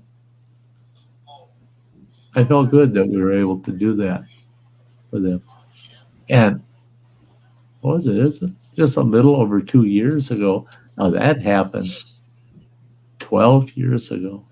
2 years ago, I was down in that area in Shawano, Wisconsin. I went over to the Reds and I drove through those homeowner projects. I only saw 2 houses that looked like they had any wear and tear. Otherwise, every house, their yards, everything looked awesome. They took ownership. I mean, that was the best part. I own this house. It's mine. And you could tell the uniqueness and the family differences, the art they put on their homes and things. it was awesome to see. It was like, wow, not only did they give them their homes back, but they took damn good care of them for 8 years. Look at this place. It's beautiful. Yeah. So, yeah. Some of them were mad. They said, Be like a vacation. well, the tribe takes all the money from the casino and wastes it on stuff. Couldn't they have done this for us and this and that? I said, why should they have? They'd be taking your money to do it. And I just made the housing authority be responsible, you know. So, no, it's better off this way than making the tribe in general just revamp your project. Problem was is I could see him coming back and saying it's all revamped and your mortgage just went up. You got to pay more mortgage now because we did such a good job on your house.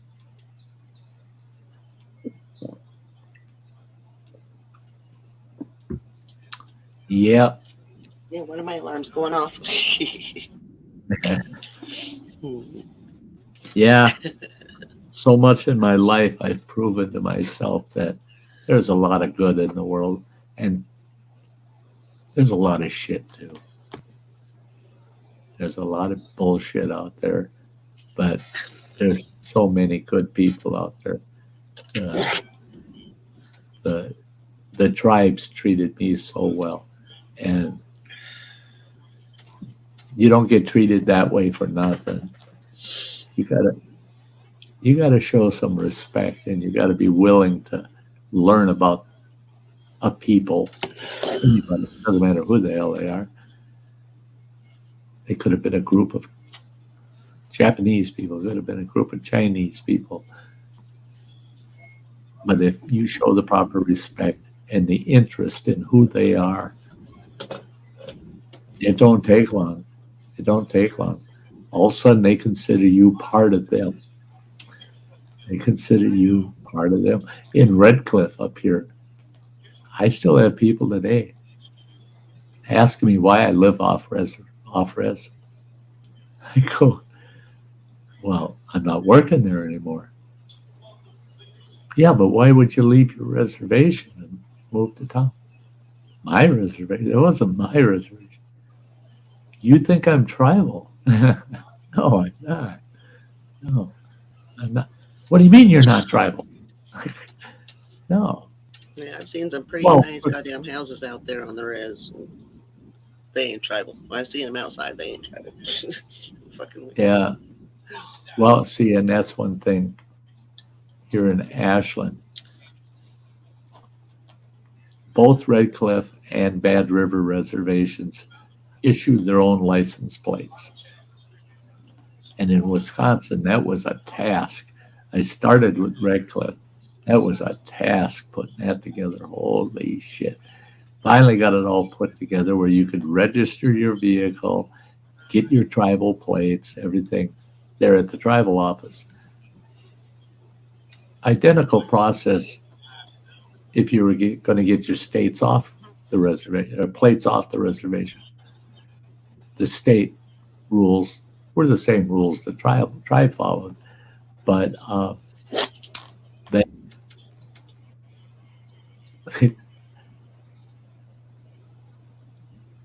tribal members didn't realize you only have that benefit of having your own tribal plates on your vehicle is if you live on res. You can't live off res and get those plates. Well, they were lying to the administrator of the registration up there at the tribe. And we had a lot of off-reservation individuals getting those plates. Well, here in Ashland, you can't drive more than 3 blocks without seeing a Bad River license plate on a car parked in a driveway. We've got a huge portion of the tribe lives in town here. We're not on the reservation. We're 14 miles from the reservation.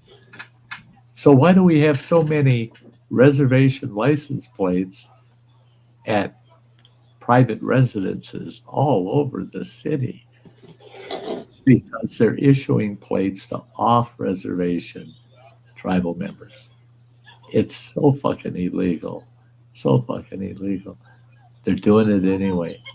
And I talked to the state. I said, you know this shit's going on? Yeah. They said, do you know how many goddamn prosecutions it would take to clean that up? So you won't prosecute it because it's a nightmare. Right. They said, right. You don't want nothing to do with it. Nothing to do with it. I said, at least I would think that an officer, if they pulled somebody over, asked for their driver's license, they get it. There's the address. Is this where you live? Yes. Oh, in the city of Ashland. I see you got tribal plates. Those have to be removed now. You can't have those off reservation. You can drive your car off reservation if your address is on the reservation. You can drive anywhere you want. But you can't live in Ashland and have those plates. You know, follow the damn rules. And Bad River really came out sweet. I got their plate registration down to $5 a year. $10 if it's a pickup truck. I pay $100 a year to register it through the state. They're paying $10. But yet, if they're not living on the reservation, they run on the res and get their plates for $10. Why can't I go over there and get a set of plates for $10? God damn it. I live right next to the guy. Well, no. He's a tribal member, but he's breaking the tribe's rules and the state's rules. Yeah, it's too much work. Too much work to enforce it. That's what I don't like nowadays. Jesus Christ, nip those things in the bud right away and just say that's a privilege for those people that live on the reservation. And they're just showing pride for where they live, you know. We got natives living in town here that I've talked to that haven't been on the reservation, which is 14 miles away, haven't been on it in over 15 years. They never go to the res, ever, 15 years. But yet they got tribal plates on their car. Well, you had to go over there to get the plates. For a collection? What the I fuck? did. I did. What the hell? Greetings from the French Collection, settlement. license plates, what Right. the fuck? I'd like to buy a Keweenaw Bay reservation plate for my Serious? collection, but it's hard to find online. You don't look for one online. You just look for someone with a Keweenaw Bay reservation plate, and they go into the quick trip and they're not paying attention. Go take that plate off. Just take it home. They'll just issue them a new one, and you'll have one for the wall. Uh-huh. You just want to make sure when you're taking the plate off, nobody's looking. Stupid fuck. Sorry. Sorry. No, go for it. You don't want me to say shit. This ain't no scope channel. I ain't gonna say nothing. I'm holding it. What's- I'm holding it. You hold it. Don't hold it. Right, Auntie. We hold it. I'm holding it. Holding it back. All right. I'm gonna.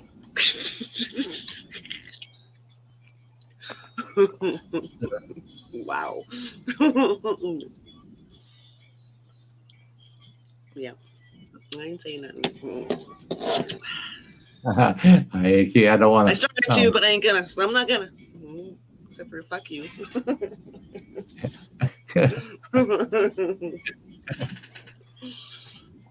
I'm glad to hear that come out of you. You're holding your own, standing your ground. Fuck you. You ain't never been to my scum channel, apparently. I'm going to. Yeah, it's I usually delete all the videos afterwards. After every live, I delete. So anybody can say whatever the hell they want there, and I am going to delete it. I will delete the whole stream. Oh, Everything is okay. That deleted means over there. that means I gotta go there. Yeah, If you I go if there I want to have and fun, do whatever you want it's over one of there, those Sky. things. Sky. It's, Everything will it's be one of those deleted. things. You had to be there. Yep. I like Yep. that. I like that. You had to be there. When I got all fucking drunked up that goddamn night, and I went on the Exactly. wrong channel Exactly. Yep. and started Yep. spouting my mouth off and It'll always shit. be deleted. I Exactly. like I got a hold of them. You start Guys scumming who people's channels stuff. was, Yeah. Yeah. and I asked them, I told Frank oh my gosh, Frank "Can the you other night, delete he that?" was played some video, some song that he done. It was fucking hilarious. It was like freaking blow me and all this goddamn shit. I'm going, you Ah, scummed that song. Oh my god. What the hell? that's Oh my god. What the fuck? Yeah. Wow. That was funny. It was funny as hell though. That was so funny. the. Yeah. But I couldn't get that guy to delete that portion where I was getting a Now I little delete the loose. whole stream. Any stream that comes up, whether we're good or not, it gets deleted. So See, that's what I do with my other channel. Is I've only gone live twice on it, and I everything gets deleted deleted. both of them. Deleted both of them, Or on private or just delete it. It and might it take was me a little funny. bit to get in there and delete them, but It was funny though because both those live streams I did with my new channel. Um, my last the, one, someone thought they could come in and scum me. Yeah, they got scum back and they got friggin' oh, with too their own fucking bad. balls. Yeah, they got their own balls. That was fucking funny as hell though. Oh my god, it was so funny. I almost didn't want to freaking privatize that, but I did anyways. It was funny. Me and Dog Danger had a blast with that one. But my two live streams under my other channel, oh, they got so out of line, man. They got so out of line. I mean, there was some crap going on that was just like, wow, nobody can see this shit or hear it. This is, wow. And my own fault because I told everybody, let it fly. I don't give a shit. Awesome. Yeah. And some of them didn't. Fuck ever. Some of them just didn't get it, and that I was doing it so that people could air themselves, just say what's, something's, if you feel like you got a cockroach in your crotch, let's hear about it. Just don't hold back. We want to hear what the hell's going on. Right. And that's it what went those in. channels, that's what scum channels are for. You can see whatever. It'll be deleted later. I've If I'm only too drunk, had, then I might have to wait until I wake up, but yeah, it will. right. Privatized. Yeah. Oh, I've been to a couple of channels where the channel host, goddamn drunker than shit, falls down, and you can see him laying there, and they're drunker than shit. They just passed out, And there's people, shouldn't we somehow call an ambulance for them or something? No, fuck them. Goddamn drunk. If that kills them, they asked for it, Right. And all the shit that was said after that person passed out, guaranteed that person was going to delete that video because of all the, we're telling that person secrets and all kinds of shit. Oh my god. Because that person had kind of a shaky background. And we were having a blast talking about him. And just, oh yeah, did you know this? Did you know that? No. And then someone goes, oh, if you think that's good, do this about him. I'm like, holy shit, everybody that's got a secret on him is letting it out. And I was loving it. I was just like, yeah, let's hear it. Let's hear it all. And then the fucker, I contacted him like 2 days later. And I said, thank God I see you finally goddamn deleted that stream. I wasn't surprised when I saw it was demonetized. I said, oh shit. I said, you're lucky though that you were passed out because if he was involved, they would have come after him. I But don't even try to monetize. I play a lot of music, so I don't even try. see, that's the thing is if you're running a channel, a second channel that way, it don't matter. How they going to throw a strike at you? Deleted the son of a bitch, you know. And Right. the now, do you have that set up But as a they can get you private? before it's done, though. I mean, we had somebody doing explicit things on one, and they done it just before the stream got over. So yeah, they took Oh, them yeah, down because they still and monitor. striked them before it was over. Yeah, they got it before it was over. Yeah. I was at one where I was surprised. Holy shit! YouTube just shut it down. Look, Oh yeah, yeah, yeah. everything's blank. We're just like, Yeah, they oh, do that. They do the that world too. came to an end. What the And hell yeah, it happened? usually takes like a couple of minutes, and once they get that song off there, then they'll bring it back up, and it'll be like they've done that 11 times to Auntie the other night, like a few nights ago. They've done that 11 times. Gumby and I were counting. It's like we were on panel, so it was like a week ago, but. Yeah, they've done that to him 11 times. They took his stream down, then they put it back up. Then they took it down, put it back up. It was like 11 times because of the songs. So what do you do? Just sit there on StreamYard? Yeah, we just sat there and then just waited for it to come back up, and it came back up. And, I mean, chat was still going and everything. Chat was still going, and all that. You know, everyone was talking and stuff. but then our stream would come back up, and then we'd be up there, but. He'd put another song on, then all of a sudden it'd go back down. So it was like somebody was like reporting for every time he put a song up. It seemed like if someone was reporting it or something. Yeah, somebody was staying right on it. Yeah. Then we finally just went off it. Yeah. Do it that fast, they were just watching. Yeah. It would only take a couple of minutes before it'd come back up. It would say, this stream has been taken down because of copyright policy or something like that, and then it would come back up like a minute later, and you put a different song on it. It would play for a little bit, and then it'd say the same thing and bring it back down. I bet I can't deny it 11 times. I wouldn't be surprised if it wasn't the same YouTube idea that was hitting it every time too. How can they own the copyright to so many different songs? Especially to songs that we have been playing all along. I mean, to songs that we always played or whatever. Yeah, that's just a channel attack when they do that. That's why I play the same songs over and over, because I know the songs that I can play, I don't get strikes on. I always get claims, but never strikes. So I always play the same songs over and over and over. That's like I got a few songs that I play, and I might add one in here and there just to test it out, and then I'll just add it later. Okay, I didn't get a strike for that, so okay, we'll add that one. I'll do it on a whim and just play a song and then cross my fingers. And then, no, I got to get it. All right. They get the whole 30 cents. We always get the claims. I get a ton of claims all the time, every day. But it's the strikes. I have not. I don't know how the hell they get. Yeah, you get. I play a lot of music all the time.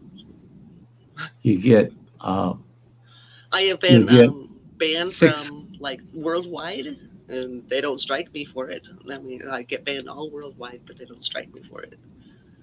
Oh, wow. I still haven't gotten a strike yet. I've got a couple that say ineligible for monetization, but yet when you open that up, it's ineligible in Russia and I can't remember. There's like three. There's like all you want to, Justin. Come on. There's like three. Holy shit. Don't do that, girl. If I did that, I'd be crippled up for a month. Holy God. Ouch. I mean, literally, visually, ouch. Let's go streak, Justin. I wish I could stretch like that. God damn.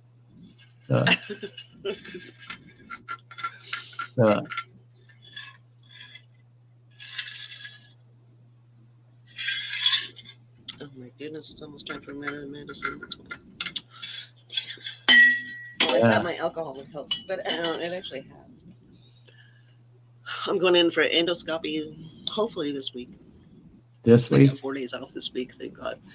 But I'm going in for, well, first a mammogram, which fucking sucks. But I'm going in for, they're going to scan my lungs for an MRI, and then they're going to do an endoscopy because I told them I'm having trouble here and there with swallowing. Swallowing. Yeah. Sometimes it seems like I got a big ass lump in my throat, and it's like nothing will go up, nothing will go down, not even water. Nothing. It's just like stuck, and it just hurts like hell until I can finally either throw it up or make it go down. But it's usually throw it up. So they're gonna check that out. And so, well, I'm I thinking got things about coming up this week. Yeah. I'm so fucking. When you mentioned tired that, of doctors already, and I haven't even gone to them very often. yeah, when you mentioned that a while back, I just, I want to know how that turns out.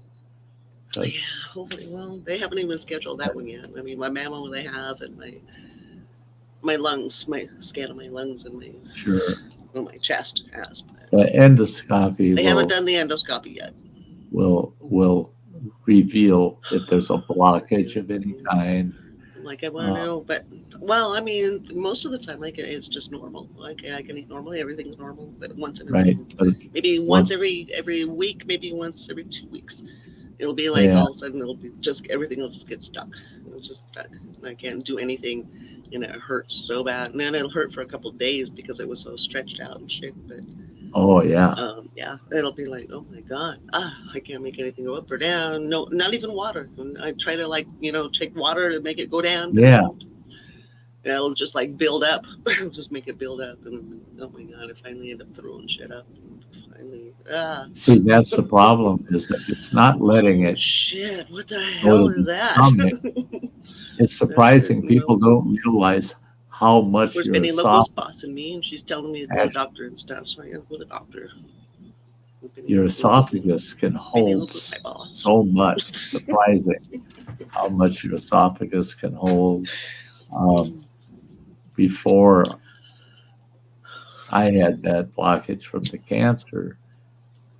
Yeah, that's what I thought about. But I was like, oh my god, I better go. Well, I went in for just only my pain contract, and I just went to sign that, and then I brought all this stuff up to him, and he's like, "Oh my god, okay, we need to do this and this and this and this and this," because I got an ear infection too, and we got medicine for that, and we done my lungs and the endoscopy, and we signed up for that, and then we done the pain. We done some more pain stuff. We're gonna do acupuncture and fitness stuff, and chiropractor. So we can try all that. And besides, basic stuff, dentist and all that good stuff. But, yeah, I gotta get all fixed up. It turns out. It usually does, but it's been a while since I done the whole thing. I'm glad that you're going through the whole gamut. Go through the whole gamut. Every time we get like a whole new doctor, we get like a whole new. We got to go through the whole new regimen. That's what I don't get. I've been through that in the last 2 years. I think 3 times now, where I fought like hell with the older that you get, you got to go through things, yearly. So it's been a few years for a lot of it. So and all right. What I didn't like was, so the way I got diagnosed was they did an endoscopy on me up in Duluth, Minnesota, and they were concerned about me not being able to eat at all. I was only getting 400 to 600 calories a day, and I lost 80 pounds. So they wanted to know what the fuck was going on. So they do an endoscopy. Okay, fine. So they find the cancer, and they said, well, yeah, you're going to have, you're going to die within 3. They said, you got 3 months, or you go through treatments. You'll definitely survive for quite a while as we put you through the treatments, because we're going to make sure it stays open. And then you go through the surgery, and you got about a 60% chance that you'll live another 5 to 20 years. Well, yeah, they did the surgery, and 9 months after the surgery, they go, guess what? You don't have cancer of the esophagus anymore. It's all gone. It doesn't show up at all. But your liver's full of it, full of cancer. And there ain't nothing we can do. What happened to the 5 to 15?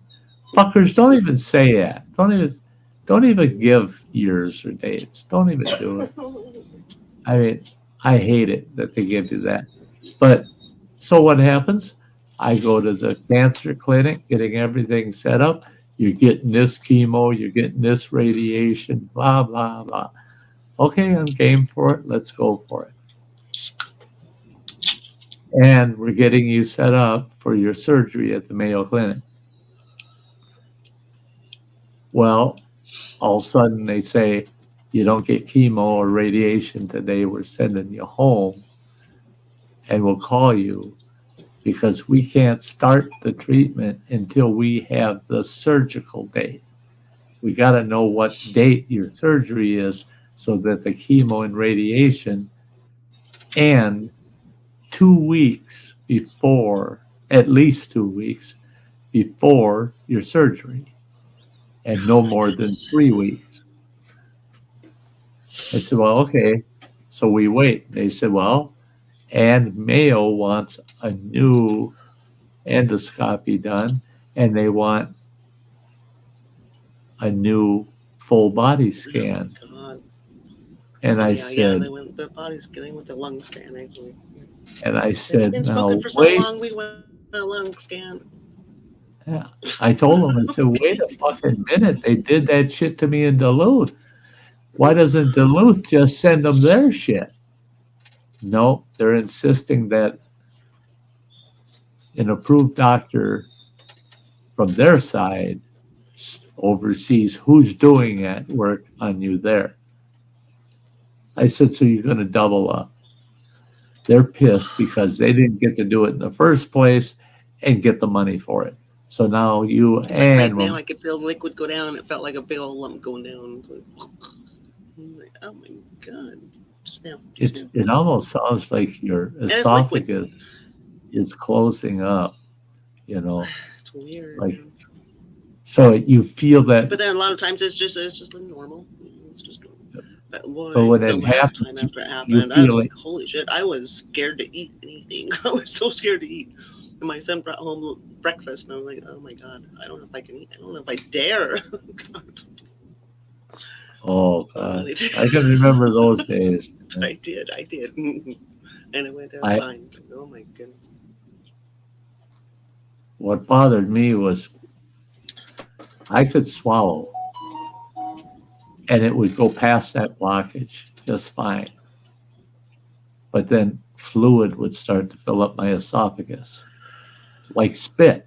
It's like spit, but it would fill my esophagus, and I'd have to throw that up. Well, one of the nicest porterhouse steaks I'd ever seen, that John and Jan from Adventures in the Heartland, they made it over the open fire out there at camp. I cut off a nice chunk of this big ass porterhouse. They cooked up like 3 or 4 of them, and I just cut a piece off, and I thought, I can eat that fucker. So I sliced it up and thought, oh yeah, I can eat this. First fucking bite, I could feel it go past that blockage. I'm going, oh no. I should take a smaller bite. I got the second bite. Little bites and freaking.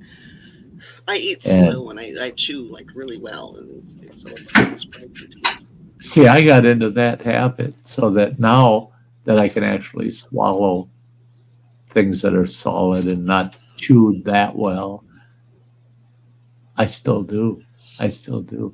Jesus Christ, you see me take a forkful of sweet corn and I'm chewing it for 10 minutes.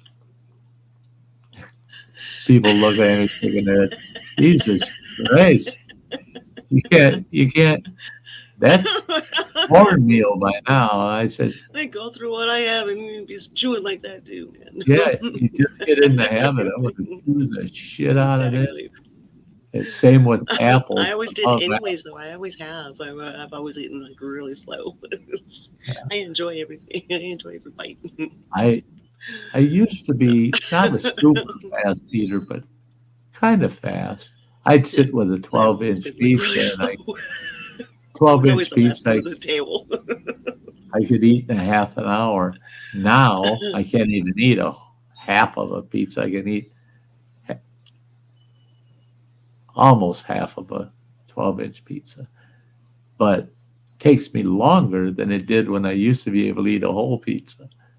Every bite, chew, chew, chew, chew, chew. I can usually eat 2 pieces of pizza, and my son will eat the rest. But That's me. Is I can eat a couple of pieces, and I feel comfortably full. yeah, The third piece, by the time I'm done with it, I start feeling like I'm forcing myself to eat it. yeah. The fourth piece, that puts me over the edge where I feel, no, I'm going to end up puking if I eat any more of this. And I can't believe that. I would sit and eat the whole fucking pizza, and it wouldn't be 10 minutes after I ate it. I'd sit there and eat half a box of Nutty Bars or something, you know? I just chowed shit down. I mean, my ex-wife had I've drove never her been able nuts. to eat that much. Why in the, my ex-wife would scream and holler all the time. Why in the hell do we have to have 10 fucking sausage and pepperoni pizzas in the freezer? I said, because I ate the other 4. That's why there's 10. Because I ate the other 4. Oh, I buy them 14 at a time. Well, I got to where I was just buying the box. Was it in there? 10, I think, in a box from Walmart. Well, they stick them in the freezer in the boxes. Then they open the boxes and pull them forward. And they don't open them until they pull them forward. I go in and I get that open one out of the way, and I grab 2 full boxes and throw them in the cart. So I take 20 pizzas home with me. And people look at me like a crazy old fart. What the fuck's he doing with all the pizza? Now I buy 1 pizza and I'm thinking, God, something flying in here. Jesus Christ.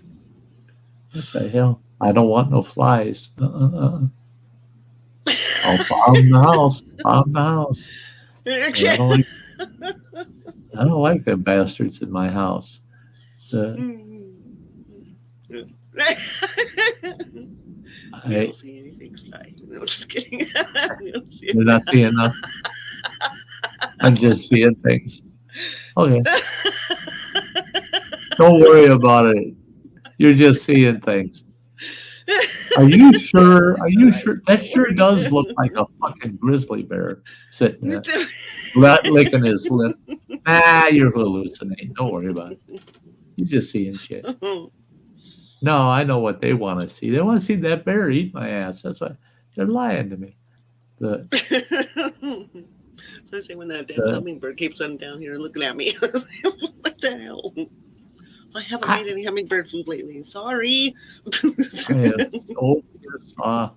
No hummingbirds this year. I did early, but then the cowbirds came in. We call them cowbirds. I never did look up their proper name, but they look like a blackbird, but they got a yellow beak. They come in and ravish all my feeders, my suet, wiped it all out in a matter of about 4 hours. It was all gone. And I thought, well, tomorrow I'll fill them. I fill them the next day. Then fuckers come in again, wiped them all out within 4 hours. I said, I can't put food out like that for them. And the other birds, they chase them off. Well, they chased off all the fucking hummingbirds. Why chase off the hummingbirds? You're not eating out of their feeder. Let the hummingbirds. They chase those hummingbirds so bad. The hummingbirds aren't even nesting in the area. And that pissed me off. I was hoping to have a nice summer, sit on the porch, watch the hummers, you know. The last year, hell, I had them landing on my finger. I hold my finger up. They'd land on my finger. They're so cute. I love hummingbirds. They're so cute. I had two of them on my finger. Like they come like so close, they just like look at you. It's like, okay. Well, when they're buzzing around in front of you. For fuck's sakes, get away from me. I just for shits and giggles, I took a artificial flower, a plastic flower plant, and I pulled the stem and the blossom off of one of those fake stems, and I stuck it in my glasses right at the bridge of the nose. So there's a flower up here. I bet you 30 hummingbirds trying to feed out of that fucking flower on my forehead. They kept coming up. And I could tell they're right there. And I could feel the breeze from their wings. They're trying to feed out of that plastic flower. They love the red flowers. The red flower up there, right there. But then I seen this big old bumblebee buzzing along, and that fucker landed on that fake flower. He was so heavy, I could feel him walking on it. And it's like, all right, it's attracting bees now. No. Sorry, hummers. I'm not gonna let bees have me. Yeah, Justin. Yeah, running from the bear. Yeah, right.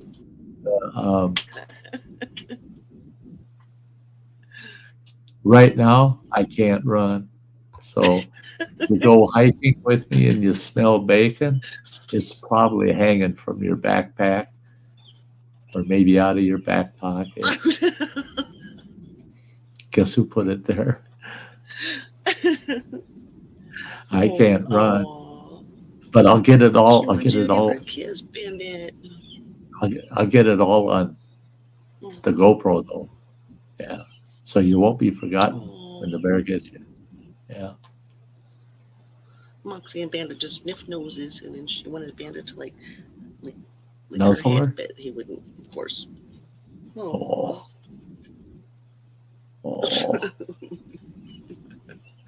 She's getting old. I gotta close that cabin door. Goddamn cat keeps hiding in there. And then I gotta go out and hunt her down. And she's usually upstairs in the cabin. It's so hot up there. Yeah, why? She's 20 years old. You know, I don't think she can get back down once she gets up there. I don't think the stairs are really steep going up there. But yeah, I have to go up and get her. Turd, don't you go in that cabin either, Missy. Yeah, my kid, my youngest boy, he's so weird. He's weird as hell. I call him a woman hater because for some reason he just don't trust women. His last honey, haven't had an experience. he's had a few.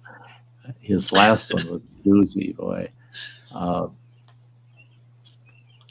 I saw her and she looked normal to me, and he said, no. She goes absolutely ape shit crazy, and I can't know. She's busting a bunch of his stuff at home, and he said I had to break that shit off, and he found out that she's fucking down or something. She's a what we call a front end crack addict. She's smoking her crack in secret and then telling people, no, I don't do crack. And here she was. Yeah, she was coming down a few times. When she come down, she'd get just meaner than shit. She'd go have a little time with her crack pipe, and she'd come back happier than snot, you know. And I told him, boy, you don't need her in your life, man. To start with, you can't afford that because all of a sudden you're going to be missing shit. It's been sold, and you're gonna have to sleep with your wallet in the crack of your ass. And, yeah. I had one guy all mad in one of my streams because I blocked him, and we were over an anti-stream, and he was telling everybody how much better he is than everybody else, but just because of how much money he makes and stuff. And well, I blocked him for my own streams. He's better than ever at the because same time, the money he's he standing makes. there, showing everybody his little baggie of Coke and shit. Oh, wonderful. Wonderful. Hey, take a look at this. I'm going to leave it in the White House. Right. I got VIP passes to get in the White House because I'm got so much more money. She likes Coke, and I make this much money because I'm a director of such and such. And thank God, block. And he's like blaming. I would have told a some bitch like that to start with, just to get things rolling with them. I would have said that was a work night. I couldn't get back. I couldn't get on panel that night. So it was like, I would have told them that was a right up night. front. Started off with, you know what? You got all that money and shit. You can afford to buy the Coke and all that, and you're so proud of yourself, and you should be. Rich. I congratulate you that you're that proud of yourself because nobody else is proud of you. You worthless piece of shit. I'm You're so much amazed. better. I mean, no, it was the only fact that he said he was better than anybody else there, which means he was better than anybody else on panel, in chat, or anywhere on his stream, on that stream. Yeah. Yeah, I just blocked it for my streams. I had an individual. So then he comes in as so-and-so alternate. I was like, well. He's like, Sorry. no, she's only blocking me because of so-and-so and so-and-so. I said, no, I'm only blocking you because of yourself. Right. I don't care what so-and-so feels about you or so-and-so feels about you. This is me. This is what you said. Yep.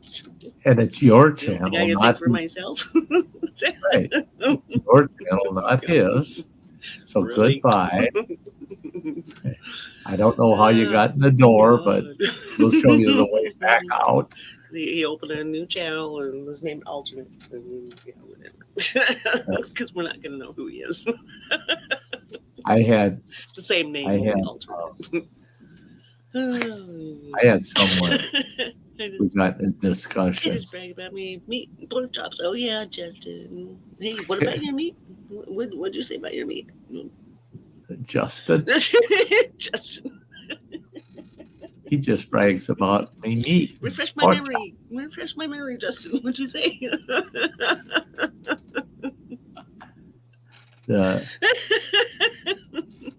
Jesus. Justin. Hey, Justin.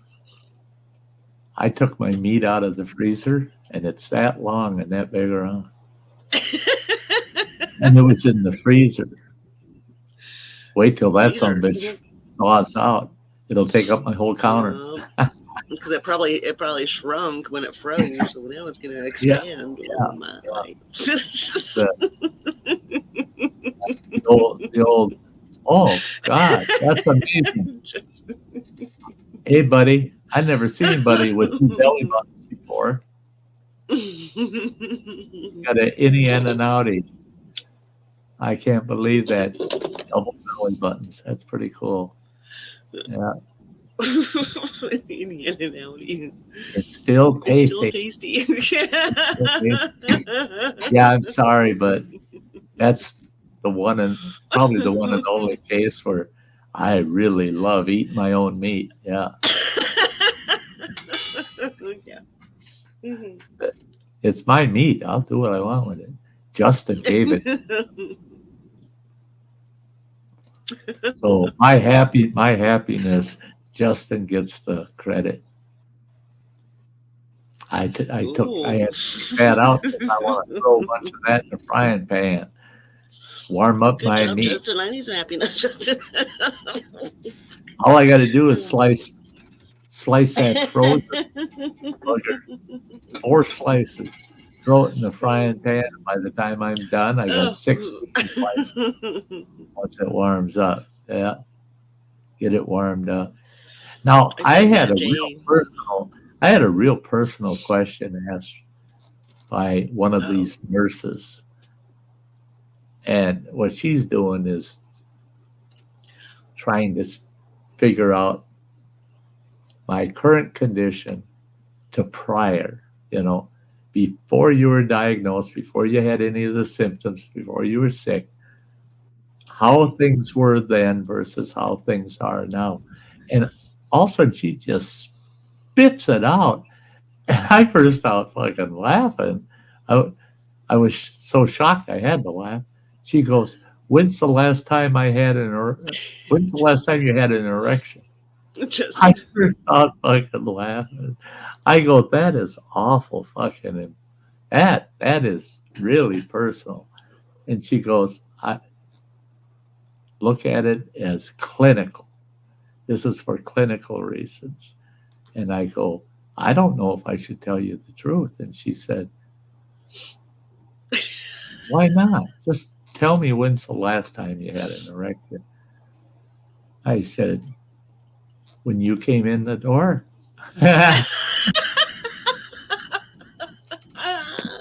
What can I say? I mean, yeah, you're pretty attractive. I'm sorry. And she goes, I'm serious. I said, oh, I am too.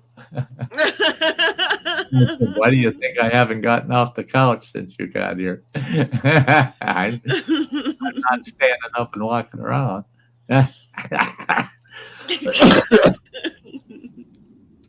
And she goes, does that happen often? I said, well, at least every time you're going to walk in the door. I guess it all meant what determines that is who's walking in the door. I mean, yeah. Things change, I said,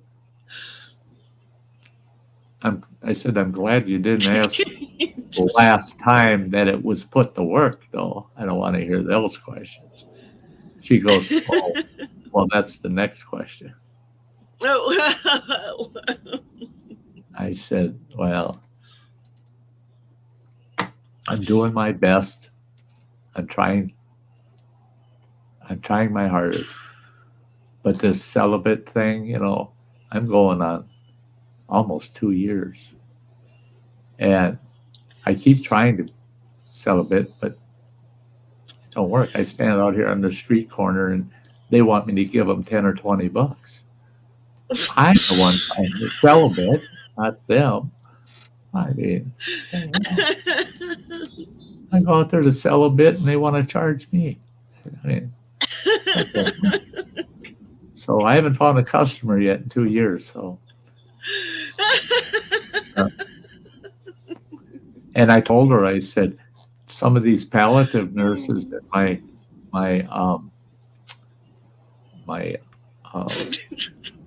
hospice care right at the end, the last few days or so, gals, I've already warned all of them. Don't ask me if I have a last wish. Not at that. Not at this stage of the game. Don't ask me that. That I'll keep to myself. My last wish will not be openly disclosed. No. Because I know I'll just create disappointment, Just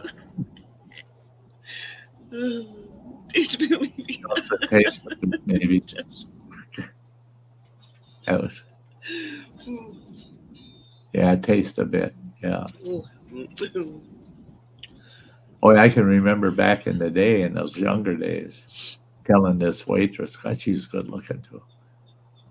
And she came to pick up the tab for my meal I had. And I got the exact amount there, right to the penny, exact amount. And she looks at me, and because I was really nice to her. I was flirting with her all the time I was there. She thought she'd get a good tip. She goes, oh, no tip, huh? I said, no, I thought I'd give you more than the tip tonight after we have dinner and go out to a movie. Said, you deserve a lot more than the tip. Yeah. Yeah, I'll give you the whole thing. You don't need to accept the tip. I did take her out too. Took her out. We had a good time. That might make me think about it. Hell, I think she was willing to pay me. I didn't ask her. Yeah, it turned into a better time than both of us expected. Yeah. Okay. God, I think back to them days, and I'd look at myself in a fucking live stream or in the mirror, and I go, "Oh fuck, you should have put a little more effort into that because those were the days." If I tried that shit today, what I used to do, holy fuck, what are they gonna do? I tell you what. I asked one of our local cops. He told me we were talking about a certain situation. If I did something, I said, "You're supposed to throw me in jail for that, right?" He goes, "Yeah." And I go, "It's kind of a bad crime. And I know the court's not going to send me to state prison, but they can send me to the jail for up to 11 months. I said, "I probably won't live that long." He goes, "Sty, do whatever the fuck you want. Nobody's going to put you in jail or in prison for more than a night or two."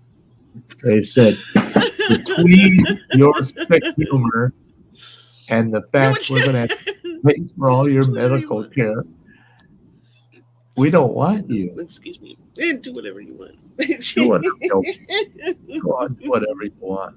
I said, "Boy, oh boy, that's kind of getting me excited."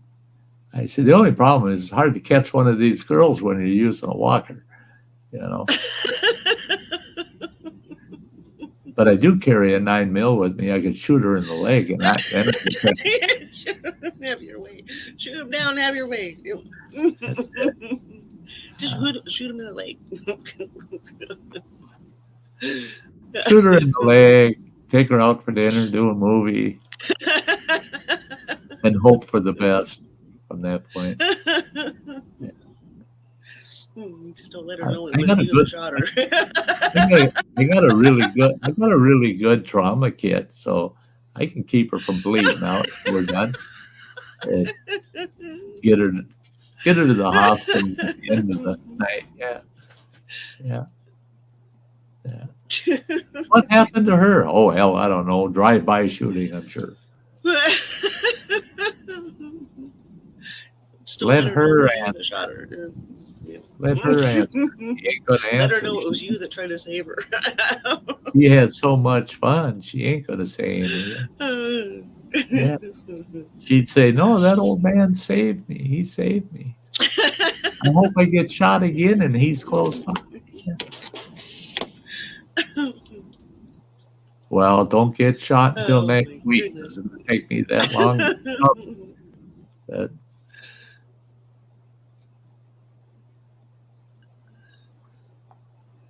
She's not able to run. That's it. It's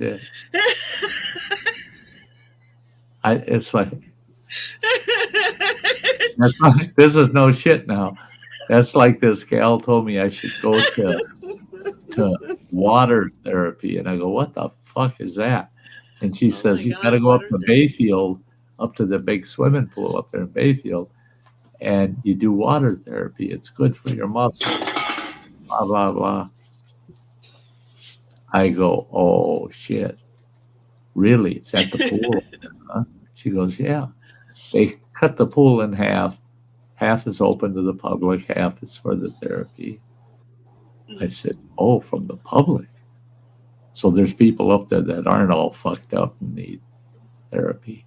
She goes, "Yeah." I said, "I could go to that."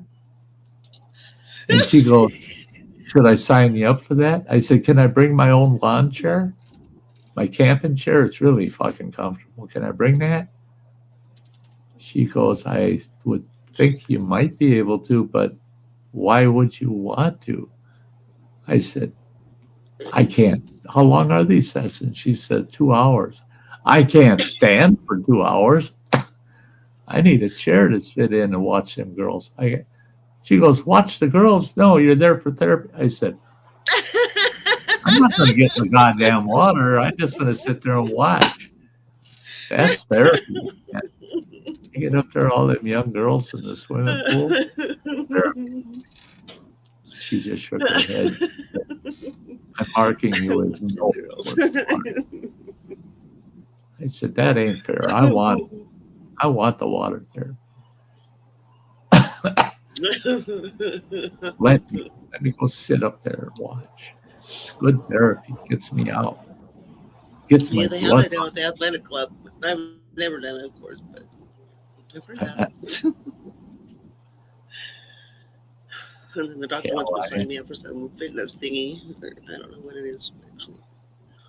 This is no shit. This was back. Something to help me build muscle, I guess. Again, this was back when. This is back when I first got really sick, and I had to stay in. And he was asking me about physical fitness. I mean, physical therapy. I was like, hey, I've done physical therapy. I said, you know what? I am very limber. You know, I said, they try to bend me whatever way. It doesn't help me. It doesn't help me at all. I can do that. There's no biggie. But yeah, if they're doing things to you that you can already do, it's like. I can already do stuff. So it was like, okay, so we're going to do acupuncture and chiropractic and some kind of fitness program or something. So we're going to do that. I wouldn't attempt it now. But a lot of my friends and acquaintances benefited from it. But I went through 1.5 years of studying with a couple that do it professionally, acupressure instead of acupuncture, but using acupressure. I had a hand-carved pressure tool. I had the table. I had everything. I had it all the gear. And this is acupuncture. Right. The needles. And I did acupressure on a gal that had a very severe case of the shingles.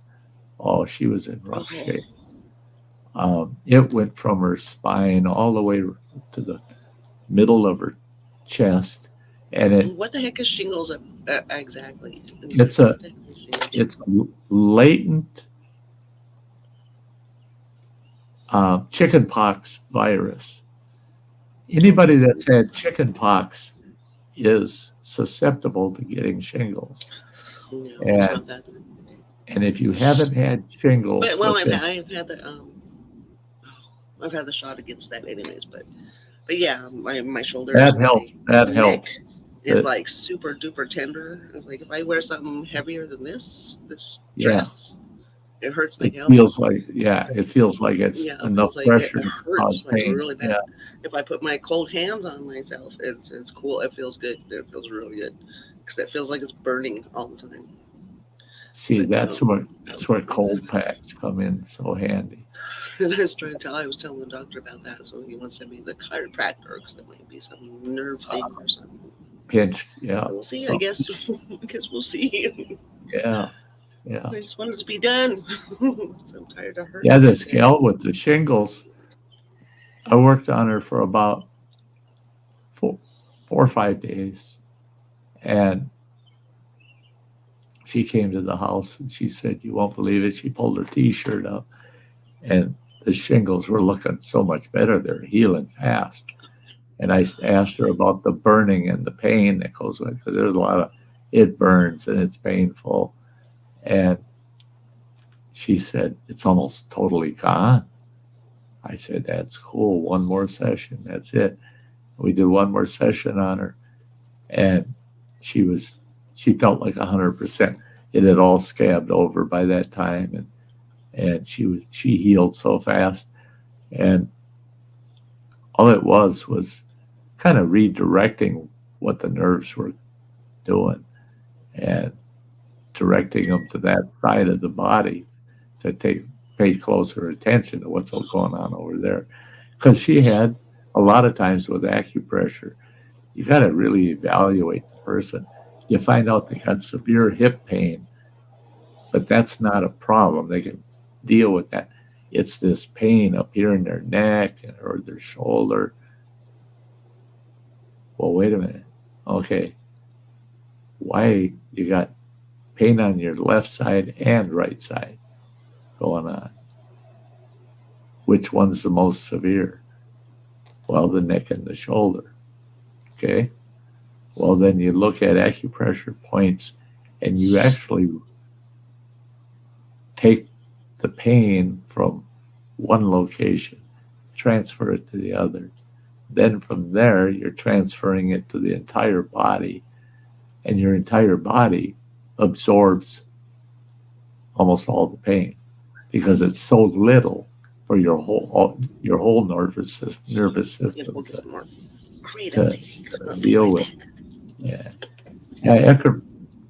acupressure is pretty interesting field. It's a pretty interesting field.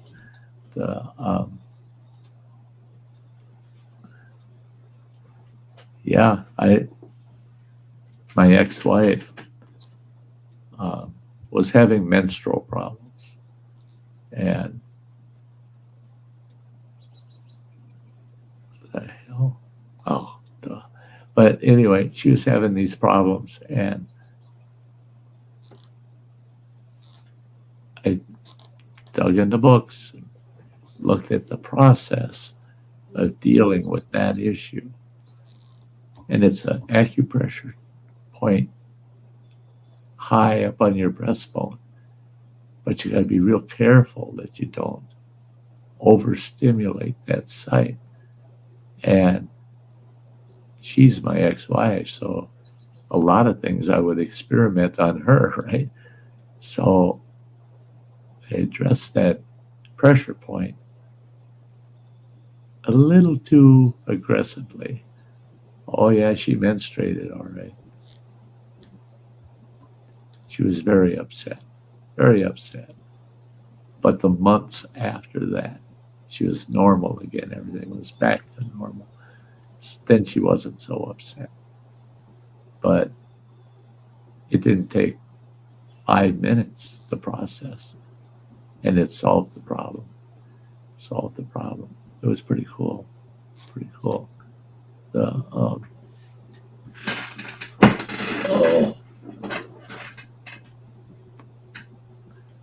Oh my Lord.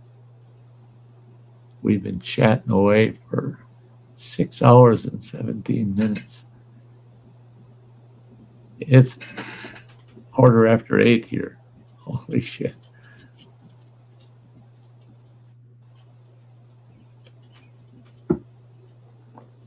I guess I needed some enjoyment and fun this week. It's just like my ma used to say when I'd say, "But Ma, I can't believe I slept so long." And she'd say, "You wouldn't sleep that long if you didn't need it." Oh, okay. I must have needed that sleep.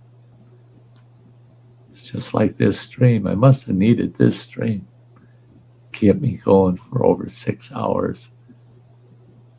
That's a lot of nothing I could have been doing. But this is where I like to be. I feel at home here on the channel. I really do. But we're going to be wrapping it up here when Grammy gets back. I am. Grammy? I Guess am. what? We're going to wrap it up. It's only been 6 hours and 18 minutes. It has. Holy cow. And I said I'm going to cut my Christmas stream in half. And here I proved, You're going to cut your Christmas stream in half? Yeah, that's 8 hours. I was going to cut it down to 4.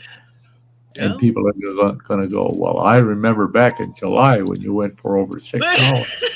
You sons of bitches. I remember. I was there. She was here. She came up on panel a little later in the stream, but boy, she was here. She made up. She was here longer than she was. I waited around.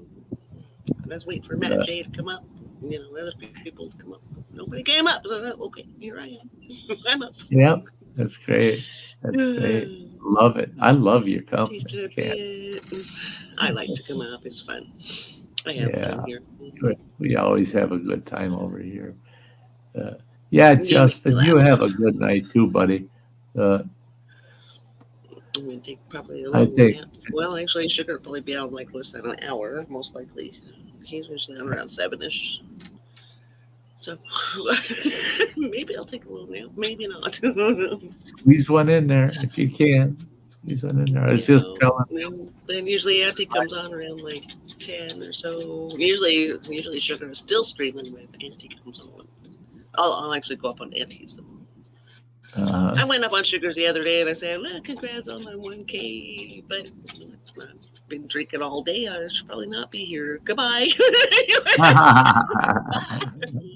Bye. I'm going to go someplace else more appropriate for me.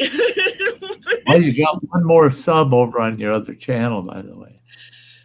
Oh, the Scum channel? Okay. Yeah, and I hit the notification so I know when you're up to something. Okay.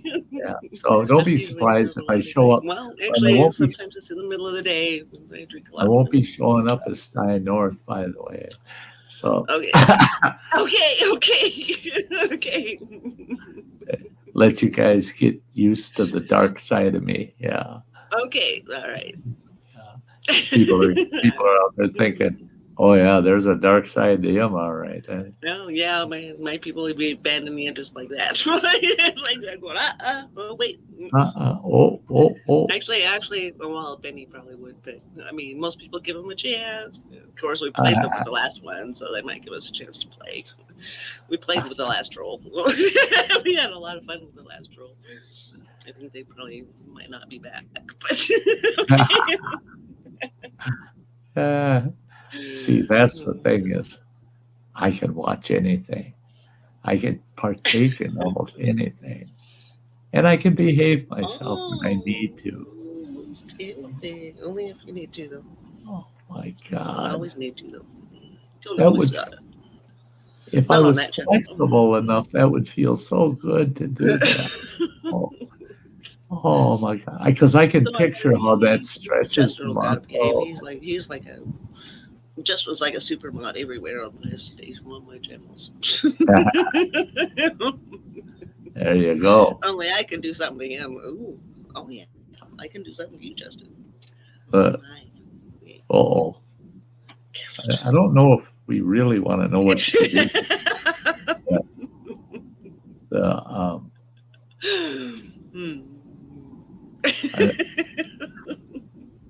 I should make freaking Wolf a super mod because, man, he takes out all them damn trolls. Last 2 days, he has taken out a couple trolls. So he's done really awesome on my channel. That's on good. The Native Katsa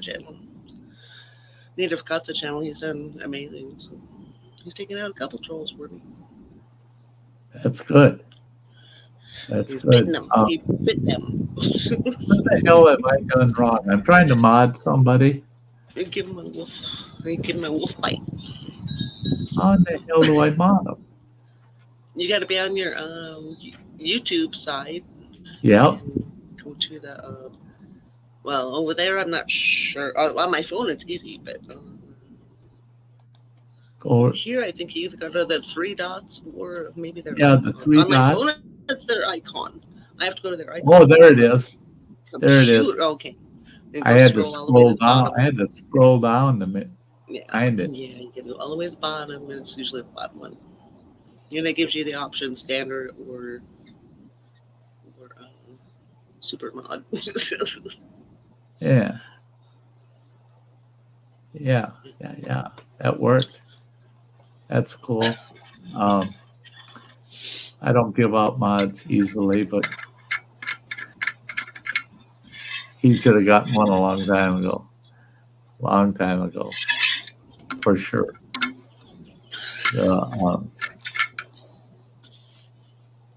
He's always been a super mod on mine, but he usually only like takes him off of my channel if I tell him to. He'll take him totally off, but He will time Uh, him out anytime. He'll time him out whenever. Yeah. Well, take him out of my channel for good. Well, Well, that's it. Is all my mods know before they some take comments I'll action. just take out.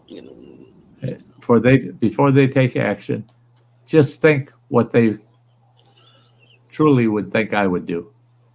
You know, because they're doing it for me. You know, they're Justin, you got clothes on. Oh my god. I can't see. Actually, I'm in StreamYard, but yeah, I can't see. But temperature must be dropping. Temperature must be dropping. Yeah, gotta get some clothes on.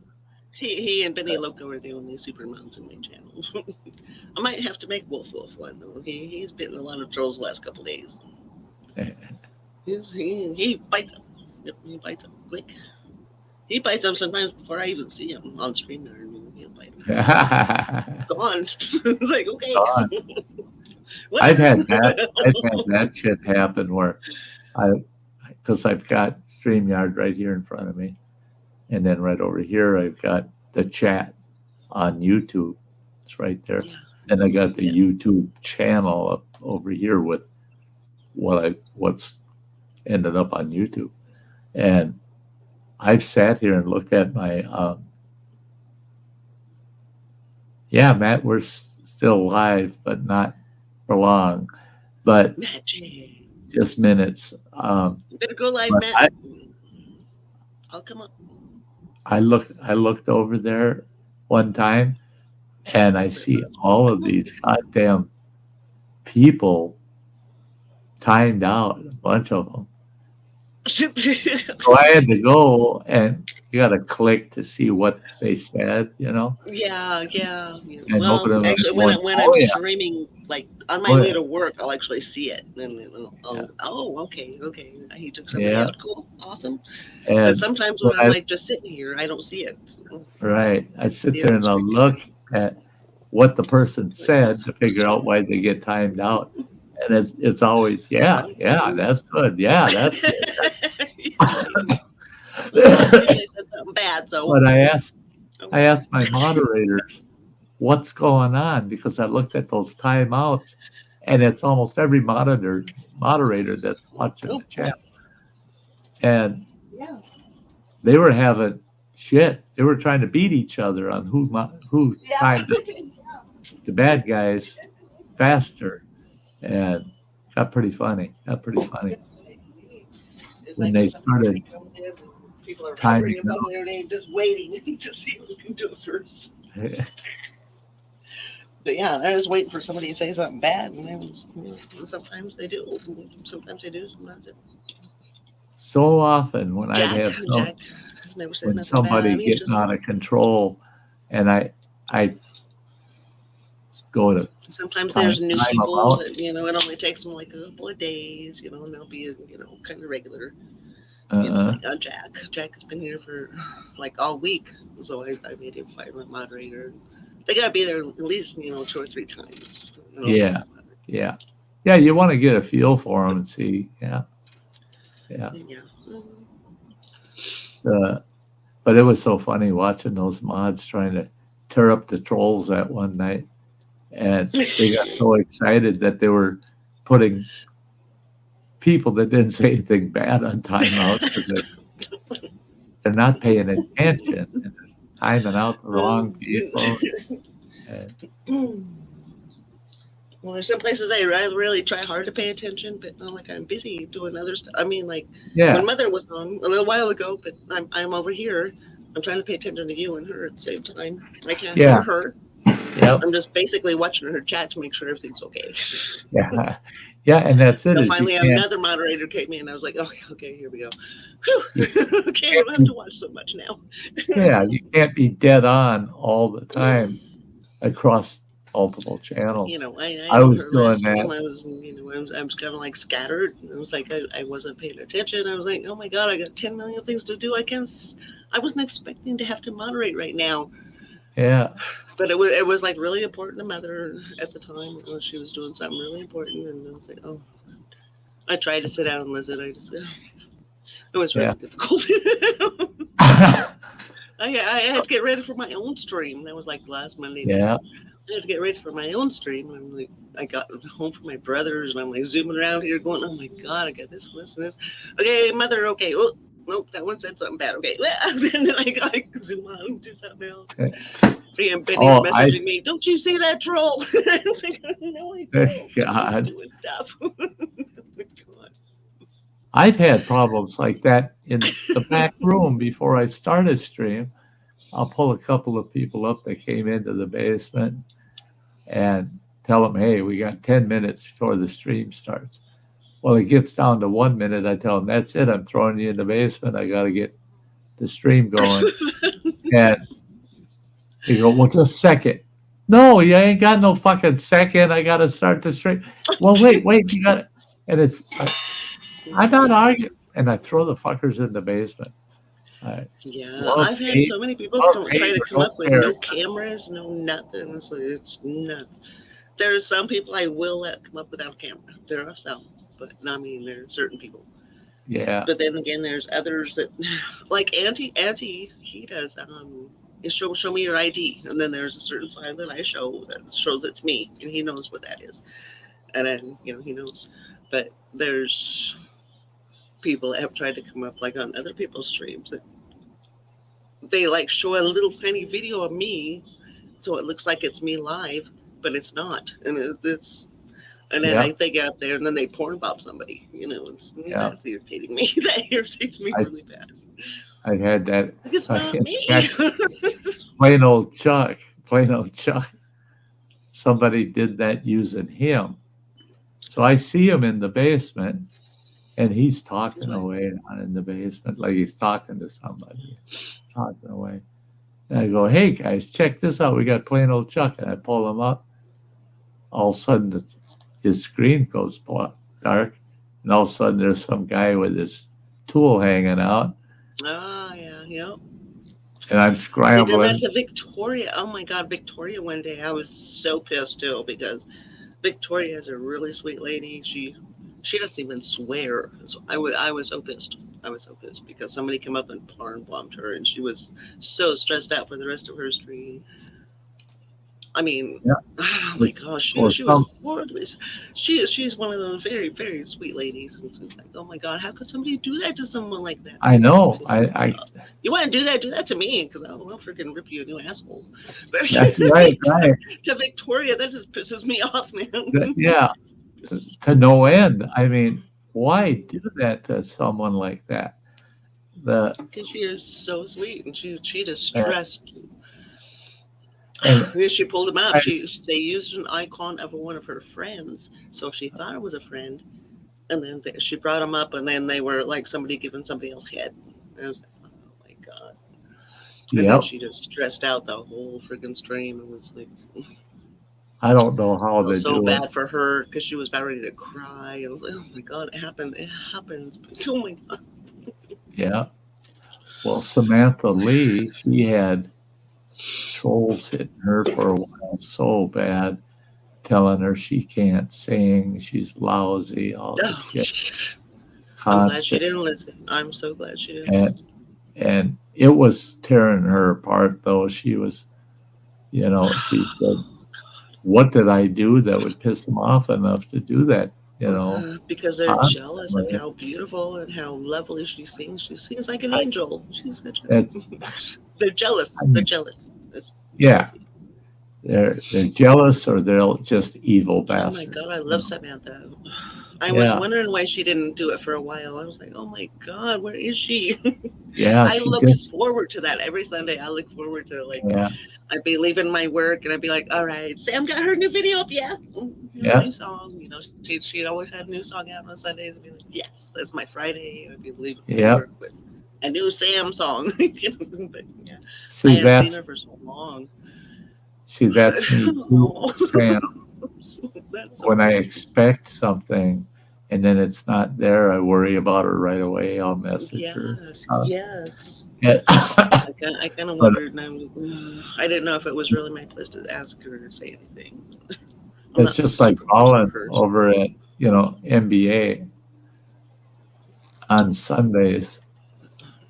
people that I invite to come to the stream, several will come into the basement before the stream starts. I send my invites out a half hour early. And Yeah, I know you do. and but even running water, he forgets week by week by week by week Yeah. that Mhm. if you pop into the basement, yeah, I'll pull you up. But give me a second because I got to shut off Rowan. If MBA is doing his sad song Sunday, Sometimes we're still private. I mean, sometimes I have had a private stream here and there too. and I've so many times I'd be watching NBA and then I have someone pop in the basement and I'd pull them up and I'd say, not until the song's over, and I put them back in the basement. I love her song. The song she made. Oh yes, I love the song she made for you. It's so amazing. And it fits perfectly. It's so perfect. I don't know that it does anymore, but right away. It sure did. It fit me, fit my channel. Yeah. I told her, they just kept saying hello, hello, hello, hello, hello. Or I don't know, hey. I think they were saying hey. Like every couple of minutes they were saying hey, hey, hey. And Deidre finally took them out. But I'm like, oh hey, after maybe 3 times, like, hey. hey. And Deidre took them out, so it's fine. It's like, guess what? Hey, we've already said hey so many times. Thank you. We got the point. Hey. We've already said hello many times. She was so funny. Boy, we had that one nasty troll guy. Well, he actually threatened to kill me, and he put my actual physical address in the chat. He found my actual address. He put it in the chat. He says, I know exactly where you live, blah, blah, blah. I'm going to be showing up at your house, and I won't be knocking on the door, but I'm going to put a bullet in you. And I told him, I said, thank you for the death threat. And he goes, I am not kidding. I said, thank you for that, too. Put some frosting on the fucking cake. Because guess who's watching this right now? The cyber division of Ashland County, Wisconsin, and the cyber crime division of the FBI are watching this stream tonight because I knew you'd be. My audio, I got so many surveillance cameras around here. That's fine. Yeah. But they live. But they nailed that guy. They nailed that guy that after my stream threatening everybody. They actually I got pulled over one time and the cop says, I gotta warn you that I'm recording. And well, so am I. We are live. We were over it. Yeah. We were by the way, I'm recording. We were on our way to the. Yeah, we were on our way to the powerlifting tournament. Yeah. We were on our way over. I get a and kick I didn't out. have my I didn't have my. I get a kick out of it. License thingies on my yeah. plate, so it's funny to tell. Yeah. But I okay, well, just put your things on, Okay, you're free to go. Thank you. Bye bye. Mine never go quite as quick because freaking Chillin' Charlie is sitting there going, tell it how big Chillin' Charlie's dick is and all this shit. I'm going, oh my god, shut up. I'm laughing my ass off. You're glad sometimes too in that case that that the chat is typed if you don't hear it because they're on this. Yeah. You don't want the cop hearing that shit.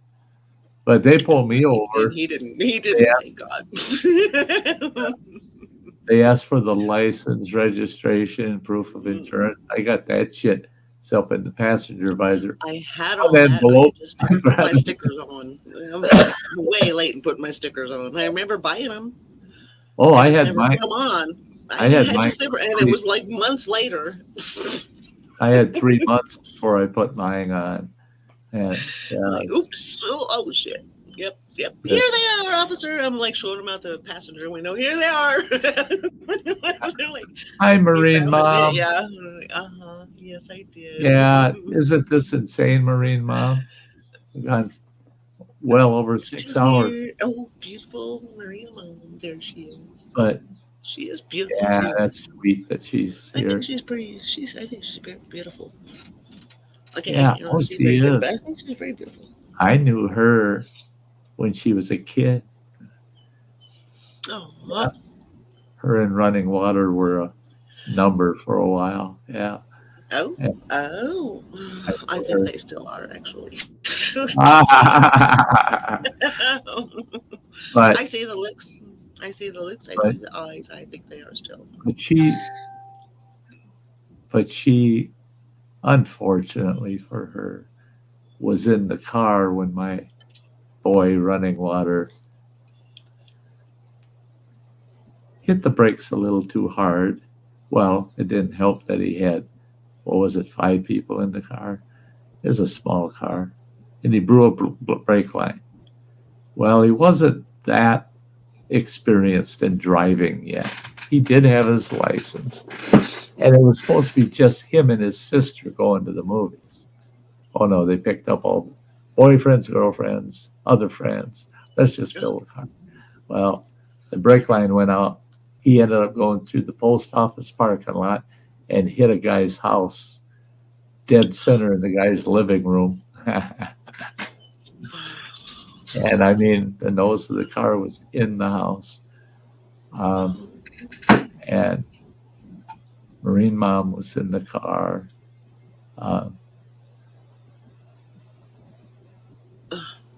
Well, the steering wheel went out because Running Water turned the car off. It was fully investigated. I know exactly what happened. You turn the car off. You can't steer it at all. Yeah, it knocked the wall off the foundation sorry. into the house, and it only cost me $600 to fix his house, but fortunately we didn't run it through the insurance company, because by the time he got estimates and the contractor to do it, yeah, it would have been 4 times that $600. But they all came out of it. They're both bumps good. and bruises, except my daughter. She'd put her face through the windshield. You could see the shape of her face in the broken glass of the windshield. Oh my God. And she got all those little tiny glass cuts all over her face. It looked like a cat went crazy. That show?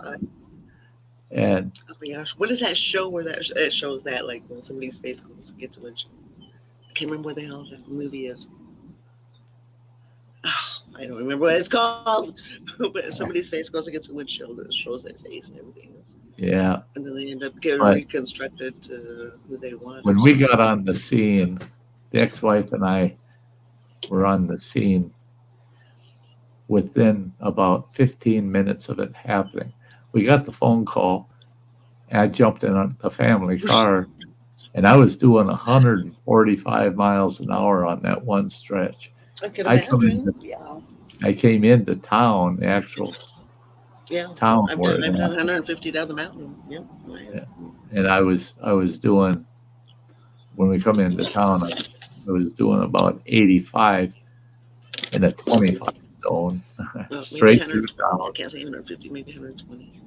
Got there and I looked at the scene, what I could see, and I wanted to see that Running Water and his sister were okay, because that's the only people supposed to be in the car. But I see kids laying on backboards all over the fucking place. What the hell?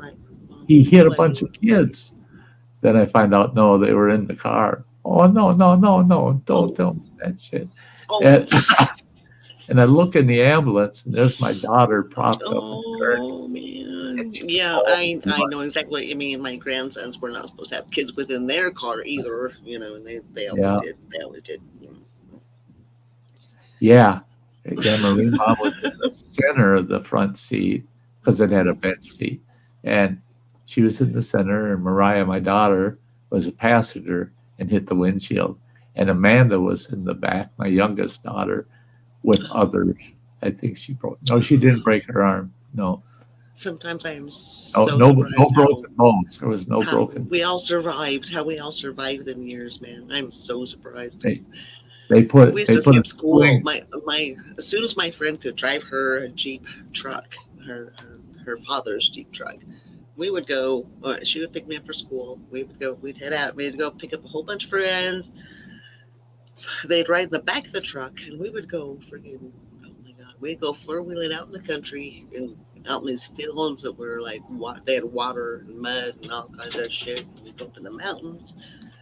We'd go. Well, we'd be drinking, of course, and we'd be freaking on these cliffs and shit. And they'd be like, "I'm so surprised that none of us actually died." I'm so surprised.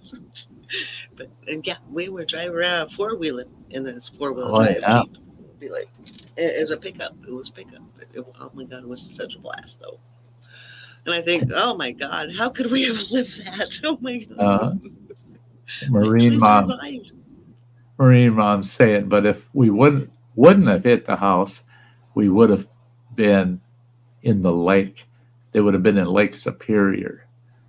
Oh, that would have been They, horrible. if Oh he would my have been god, lined up I'm glad with the the, house was there then. Oh my if he would have god. been lined up with the street instead of the parking lot and kept going down that street, it would have been about it's about I two love Lake full city Superior. That's blocks. fucking scary, man. And then he would have gone through all the bushes that were at the end of that street, right into this big open field And that's there's got a parts of walking path on it. They would have gone down that open field and then airborne right into Lake Superior. oh my god, Um, Lake Superior is scary. Oh my god. and I told Running Water, I said, you ain't ever borrowing one of my cars again unless you take life jackets. I said, Right. you, I need like Lake Superior. I love Lake Superior, but it's so freaking scary. My yeah, boyfriend would get us way out there. I couldn't tell what direction was what. And I am very good in directions. And I would get out there and be like, I have no idea where we are. I can't see yeah, shore anywhere. And I sure as fuck hope you know where we are because I have no fucking no clue. idea. It was See, scary. Oh my when god. we were Amazing up that in we make it northwest back. Montana, Because we'd I be like, well, we'll go this way and hope, you know. I had I had guys riding with me in northwestern Montana. Some of Oh those my forest god. roads, you can get on them. You can drive 300-400 miles up in that North Country and never see a person. And I got to know most of it pretty well. And I had some huckleberry patches that I liked to harvest. And they're way deep backcountry. And I'd drive in there with my Jeep and I'd have a Oh, couple of guys, a couple of people, a couple of pickers with me, and they'd get nervous, boy. We get way back in that backcountry. Where in the fuck are we? Do you know how to get the hell back out of here? And this, that. And I go, I think so, just to make them nervous. But and they, God, you could get so fucking lost up here. Yeah, you sure could. And then I'd take a different route down off the mountain when they're coming home. And they go, where in the hell are you going? We weren't on this road. Oh no. I think we're kind of that's pretty scary confused. too. And I always told them, don't worry. I've never, ever been lost, guys. Don't worry. I've never been lost. I've gotten confused for a day or two, but never been lost. I always call it, I'm not lost. I'm just confused here. But there were times I got up in the backcountry and got lost enough where I had to spend the night and finish getting out the next day. But driving and going, where in the hell am I? The town that I live by, it's got to be over that mountain. So I'll go that way. And then I'll all of a sudden realize that road didn't take me up that mountain. It's taking me around. Okay, we'll come around the other side. No, then the son of a bitch turns and heads the opposite, right? This fucking road ain't getting nowhere. So you got to turn back, figure out which mountain you got to get across. Oh, Yeah. son of a bitch. Yeah. And, I remember but when when my I was son-in-law, a kid, my I was a my kid. son-in-law, yeah, my son-in-law, Holocaust dad's son. Well, I guess no, not my son-in-law, my stepson. I let him use my car one time, and he freaking went in the ditch between like the casino and Mission Market. He went in the ditch there because apparently someone from the other direction was like in our lane, and he decided to go off into the ditch. But he totaled my car. It was like Oh, the all he could think of was I had to go to work that morning, and he needed to let me know what happened. That's all he could think of, and that's like they said. That's all he kept repeating. You gotta let Val know. You gotta let Val know. oh And boy. yeah, my car was totaled, and I was thinking I have insurance, and that's all right. But I mean, thank God he's Well, okay. So that's all I wanted to yeah, know. He was all right. He could yeah, have died for fuck's sakes. I mean, it right, was a right. highway. I mean, there's Mission Highway down to the res. It's like it's a big drop off right here, but there's another road that goes off to the side. So he ran into the ditch, that little square ditch right there. So that's what he ran into. And I was like, oh my god, he could have died. And everyone Yeah, in the car, he had his girlfriend and other people in the car. Nobody got yeah. hurt except for he I hurt his think, thumb. That was I, it. I think back when I Oh was my young, god. us guys, we had a car club, and most of us were building hot rods, and all of us had beater cars that we drove around. They're beater cars. You didn't give a shit about. Somebody kicks your car, says, "There, how do you like that?" We go, "Well, that's a pretty good, Dad. Thanks." Because we didn't give a shit. They're beater cars. But about once a month, this one summer, about once every month, we'd get together and we'd play car tag in the middle of the fucking night after the bars closed.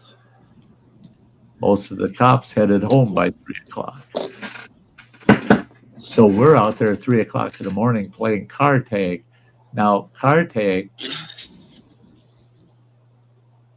you draw for who's going to be it, right? And we usually have 4 or 5 cars, and we'd all agree we'd look at the time and say, okay, at such a time, the game's over. Okay, and we meet up back here. Okay, well, the person that got picked, their car has to sit where it is for 5 minutes. The other cars take off and they go any direction in town. And usually we try to go the opposite direction of any other car.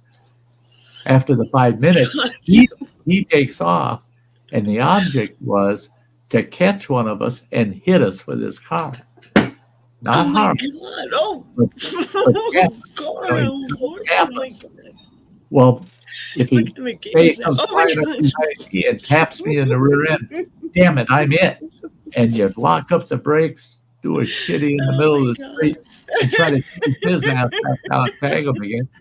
And then you see another guy down the block. He doesn't know I'm it. So I go flying at him, and they'll It's gonna be realize he's coming right at me. He's got to be it. So off there. God damn he would take off, and I'd chase him for a while and tap his rear end, it. catch him on the front end or side panel. But the object is you got to Oh my touch him. You god. gotta Like touch tag him. with cars. Oh my Yeah, god. and I It's I had terrible. one situation. That'd be fun. The guy that was it got on my tail, and I had this old Buick with a huge V8 in it. Boy, did that sumbitch fly! And I decided I'm not going to let him tag me. And I had this long 3 mile stretch. I cranked it up, looked at the speedometer. I'm doing 95, and I could look out the rearview mirror, and I could not see his headlights. That's how close he was to the back end of my Oh car. my god. He backed off a little bit and then come flying at me. Uh, So I still got the foot on the accelerator. I took my left foot and tapped the brakes. He saw those brake lights come on, and he locked his brakes on, all out of control. He went off the street through this little parking lot and right between the gas pumps of the gas station, damn near went right into the gas station. And he comes whipping out, and I'm laughing. So I backed it right down to about 20 miles an hour to watch him. Once he gets his shit together, he flies back out on the highway trying to tag me. And I knew where two of the other guys were hiding out. So I had him chase me right to those two guys, see if he would change his mind and chase one of them. And he finally decided, no, can't chase Sty. That some bitch will kill me, Yeah. But none of us, I mean, 2 or 3 of us should have got killed doing that shit. Okay. I had somebody like chase me down the road one time down the mountain when I was on my way to work. I was pissed. Actually, I was pissed because it was a construction zone. They were like making the highway. I don't know what the hell they're doing. Now I have no idea what the hell they're doing. But it was construction zone. Well, I have several siblings and family members that were construction. So I'm going the speed I'm supposed to go because I don't care if it's closed. It's freaking, I don't care. It's like 11:30 at night. 11:45. I don't care. It doesn't matter to me. It's freaking construction. So this vehicle behind me, this big ass black truck was behind me, shining its brights in my window, and then they freaking dim them. Then they brighten them, then they dim them. Then they brighten them, dim them. They come up behind me, and I'd get like really close to my bumper. So I'd slam on my brakes, and motherfucker, test your goddamn brakes. Right? Russia has good brakes. So they backed off. We kept doing that shit, and then they tried to pass me on the right side, on the shoulder, where the trucks go up the ramp, in case they don't have any brakes. The runaway truck ramp. Yeah. They tried to pass me right there, and they couldn't do it fast enough. So then they were behind me, and they were honking and doing their shit. Motherfuckers, I ain't gonna go any faster, so we got past this construction zone. So we were past. I went faster, and they didn't go any faster. They stayed right behind me the whole way to town. So they could have went faster, but they didn't. No. We pulled in to go to work, and there was tribals sitting there at the truck stop. And I was going to pull in there, but then they decided to pull off there at the truck stop. Idiots. Man. Idiots. Could have went and talked to tribals about them, but I did not. Said maybe some little one just had to go use their bathroom or something. I don't know. It pissed me off, but yeah. It was weird just having some big ass black truck behind me shining their friggin' lights at me. I was like, I ain't stopping. I'm not stopping. I don't care who you are. I ain't stopping. If you want to stop me, you can come to my work and stop me. I brake checked several vehicles through my years, but every one of them had it coming, man. I wasn't doing it with road rage or nothing. It was get off my ass. I do it with trucks that would ride my ass like that would. And yeah, I threatened to with semis and stuff, but I know the semis can't stop like that. So I don't really. It's just a threat. Yeah, I know a lot of people. I drove down the mountain I've lived up here since 2000. No, I've lived up here since 1998. So yeah, I know how it is driving with truckers up and down the mountain. Yeah. All these years. Yeah. 5 days a week. Well, there was many times in the backcountry when I'd be driving that damn logging truck coming down. Well, some of those Forest Service roads are only the width of a logging truck. They can't stop like that. They can't slow down like that. And there's no room to get around them. So you got to back up. Yeah. And that was just a known fact that you ain't getting that tractor trailer to back up the mountain. He's coming down. And if he stopped and didn't hit you, he'd give you a wave, and that meant back up. And so you had to back down as far down that mountain until you could get off the side and let him by. And I've seen guys get pissed off and get out of their vehicles. They're tourists roaming around the backcountry and start yelling at the truck driver What is that, Bandit? on how they got the right to come up that road, this, that. And when that trucker comes out with a goddamn tire knocker or something, I'll show you some rights. You get the fuck back in your car and back up. Oh yeah, don't fuck with them guys. You know, You're I lucky. kind of feel bad for truckers. You know, I watch trucker videos a lot, especially on my highway down here. You can look up Cabbage Hill, Yep. Northeast Oregon, and so many videos will pop up. You'll see the truckers and how many freaking cars will like pull out in front of us. You can't expect a trucker to stop, you know, just like that. No. But there's so many cars that'll pull out in front of them, like just like that. And like, I hit a car out in I'm Massachusetts. so glad for the skilled And drivers that do drive the trucks.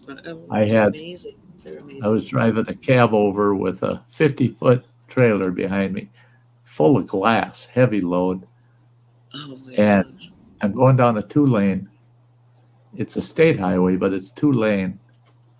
And all of a sudden I saw the driver's blind spot mirror. There's this little blue Subaru hatchback kind of thing passing me on the goddamn shoulder, and I'm doing 55 miles an hour.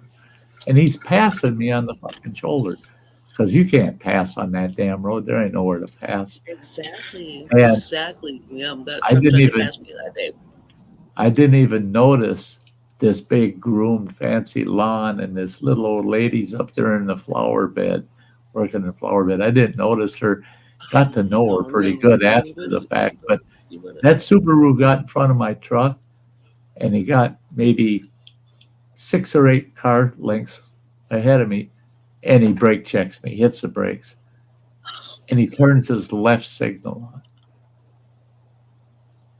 There's no way I could stop that fucking truck. Plus, there was water on the No. street, No. and because whoever owned that big fancy lawn, they had these big sprinkler things going, No. and there was water on the road. I locked up the trailer brakes and the tractor brakes. Realized, no, I'm going to hit him. So I turned the truck towards the ditch, but I wasn't going to go off the blacktop. No way in hell. I turned towards the ditch line, and I caught its tail light on the passenger side. Sent that Subaru spinning like a top down this street, Yeah. and smoke from the tires spinning in a circle all the way down the street. That car spun a minimum of 8 times before it came to a stop. The guy opened the door. His airbags didn't go off or nothing, but he got out of his door, and he took about 3 steps, and he collapsed, fell on the ground. And I Oh thought, my God. but he gets up again, and he's trying to walk. He's staggering because he's so full of adrenaline, and he's all fucked up. The old He's lady all- was fine and stuff. Oh, yeah, she was up on the hill kind of, and she saw it all. Well, when the cops got there, they were going to cite me for speeding. They were going to cite me for reckless driving and all this other shit. That little old lady comes down, and she called one of the officers to the side. He was a sergeant, calls him off the side. She talks to him for a little bit, and he's nodding his head, and I heard him say, yes, ma'am, right away. He comes back, he comes up to me, and he says, give me the citations. And I hand them to him, and he tears them in half and sticks them in his citation Oh, book. And that's amazing. Oh, he goes, you're not getting cited. And I said, why? It's cool. What has changed? And he said, you see that gal standing there? I said, yeah, what about it? She saw the whole thing. That guy is getting cited with what you got cited for, That's with one amazing when additional people are so one, and honest that's like that passing. and don't care That's about passing what on the shoulder. could possibly He says that happen. boy's That is so actually, amazing. he says that boy's actually going to lose his license over this for a year. I go, serious? He goes, oh yeah, That's this guy- amazing. this guy's in a lot of trouble. And he says, I love when and those all people thanks are to so that willing. little old gal. And he says, and by the way, do you know who she is? I said, no, I'm not from here. I'm from fucking Wisconsin, for Christ's sake. No, I don't know her. And he goes, that's the governor's mother. The governor of Massachusetts at the time, that was his mother. And he says, if It's she amazing says, though that she would, regardless of who she is. I mean, that's just amazing. She that was- she would be that honest. and that's what that cop said is, That's amazing. That's what I like. she's a person that is going to say it exactly the way it Yeah. was. Nothing different. Well, yeah. She well, don't give a yeah, but shit. I mean, She's not using her position. He told me she's Exactly. not using her position. oh, that's cool though. That too. she's That got is awesome. a history I like that. I of, like that. and he said Yeah. one thing I like that her. he said one thing to keep in mind also is she was a past district attorney. She's well retired now. It's been years, but she was a district attorney for years and years. So when she saw the accident, she knew it wouldn't hold up in court. You had no choice but to hit him. So they sent him up the river, not me. I was so happy. That little old gal. I went over and That thanked is so awesome that she was like so honest about stuff. her. And she gave me a big hug. That's and one she of the awesome stories. I love that. And she said, I'm just glad I was working in the rose garden facing the street. She said, I could hear the gravel sound when the car was passing you on the shoulder. Scary. And she said, I thought, who the hell's driving on the shoulder? And when I looked up, there he is about halfway past you and just coming ahead of you before you got to where I'm at. And you hit him just right there. I saw you hit him.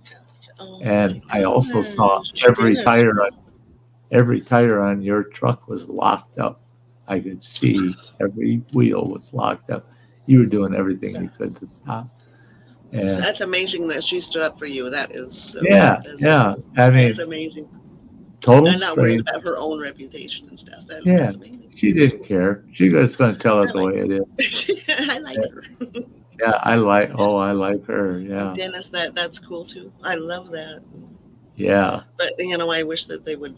Oh my gosh, I wish they would have found the family. yeah.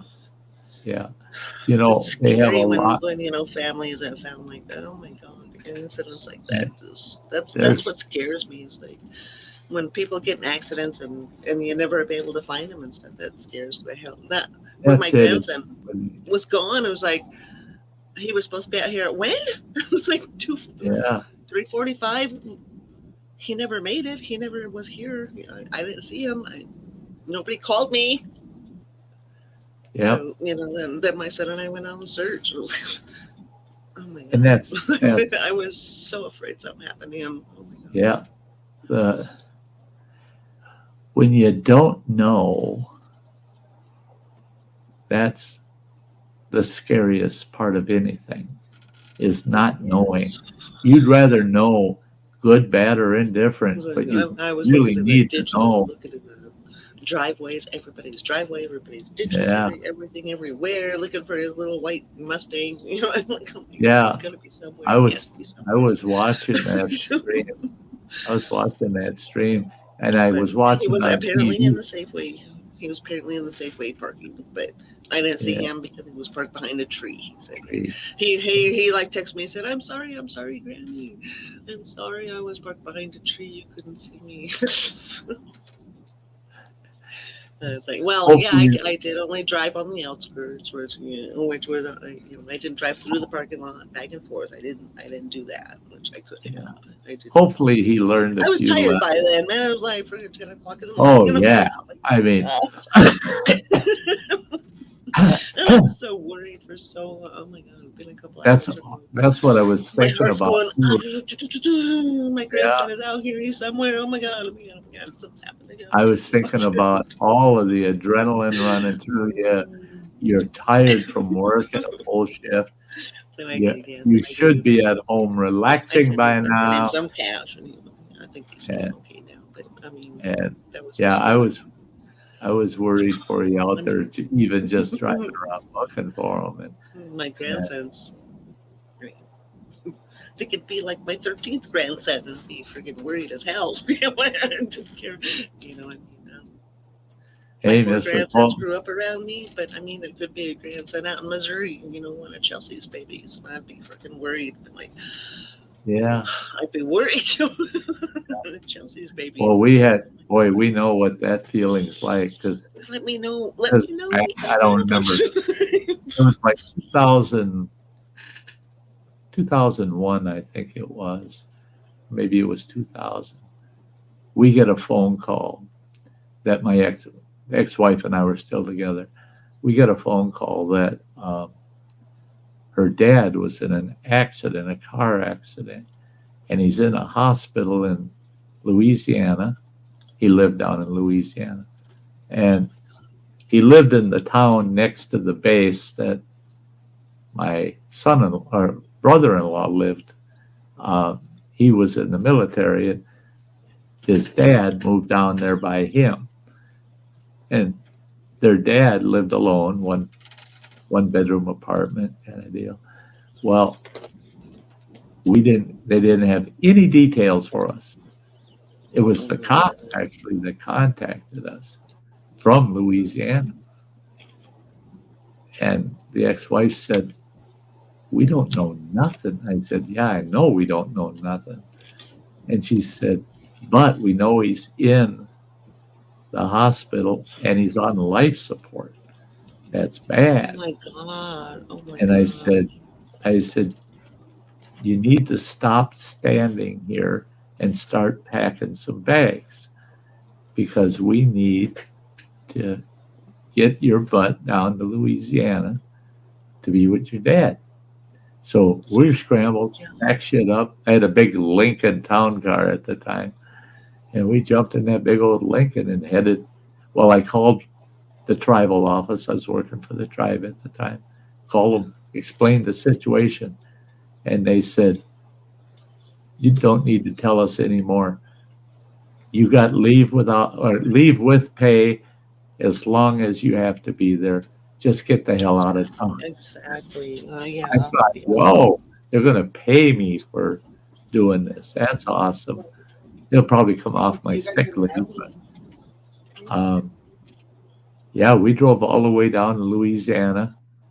Took 25 hours here to get there. Drove straight through. Grabbed my other brother-in-law that lived up here and took him with. So there were three of us. We got down there in 25 hours, got to the hospital, and yeah, he's on full life support. Mr. Fulton. Miserable. Yeah, he's going to learn how to play That's games. just weird, man. I mean, even if I was out of leave, what could they do anyway? So I'm going to call it in, so fuck you.